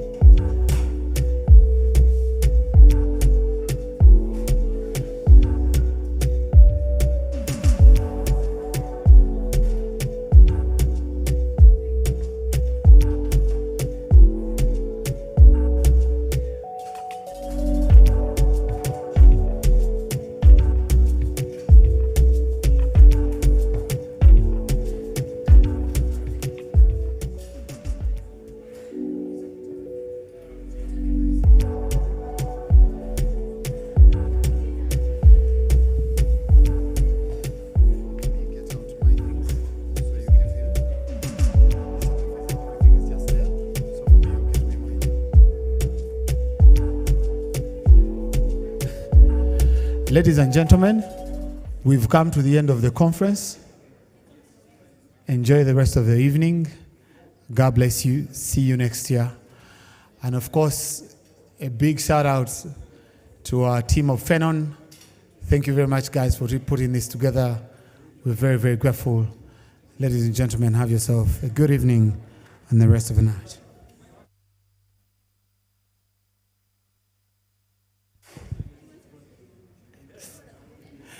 Emily, wherever you are, Emily of Fitspa, wherever you are, please make it to the stage.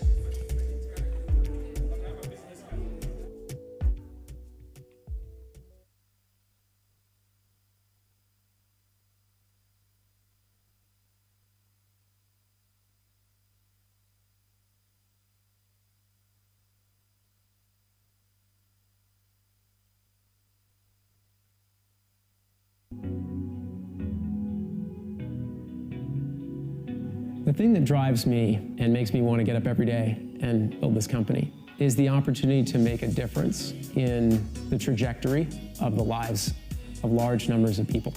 At Smile Identity, we have helped verify the identities of over 20 million people since starting the company. Our vision for Smile Identity is to make it easy for people to be able to prove their identity regardless of the origin of their ID card or IP address. And the mission is to do that by building the best technology and services business that can solve those problems at scale for every market across Africa and beyond. My vision for Smile Identity in Africa comes from a place of personal experience. I have sort of like seen firsthand how identity can be a hindrance to driving financial inclusion or providing social intervention to people that would otherwise not have it. Micro enterprises like market women, carpenters, farmers. The problem that we solve is when you're trying to build a fast-growing business across the African continent, you have to think about onboarding users and confirming their true identity. And we built KYC and compliance solutions that both block fraud, but also help you meet your compliance requirements. Currently, we build several fraud detection models for different kinds of fraud and spoofing that we see as people are using our product. And we're very responsive to what's happening in Africa. So when we see new types of fraud, we gather that data, we can train new models and instantly start to detect that fraud and warn our partners that it's happening. We're helping them catch fraudulent activities. We're helping them be able to onboard their users in record time. We are also providing a de-bias, setup for African faces, which allows, regardless of the color of their skin, marks on their faces, people are still able to prove their identity online. And I think that that's a very important problem. I think that being a part of Smile means that we're always searching for the truth, whether it be the true identity of a person or the true cause of a problem. We're always looking to find exactly what the real thing is. I believe that what's happening in Africa is, quite frankly, one of the most interesting things that I've ever seen. The opportunity to change the future of people's lives is really a once-in-a-lifetime opportunity, and I felt it was worth spending my life on.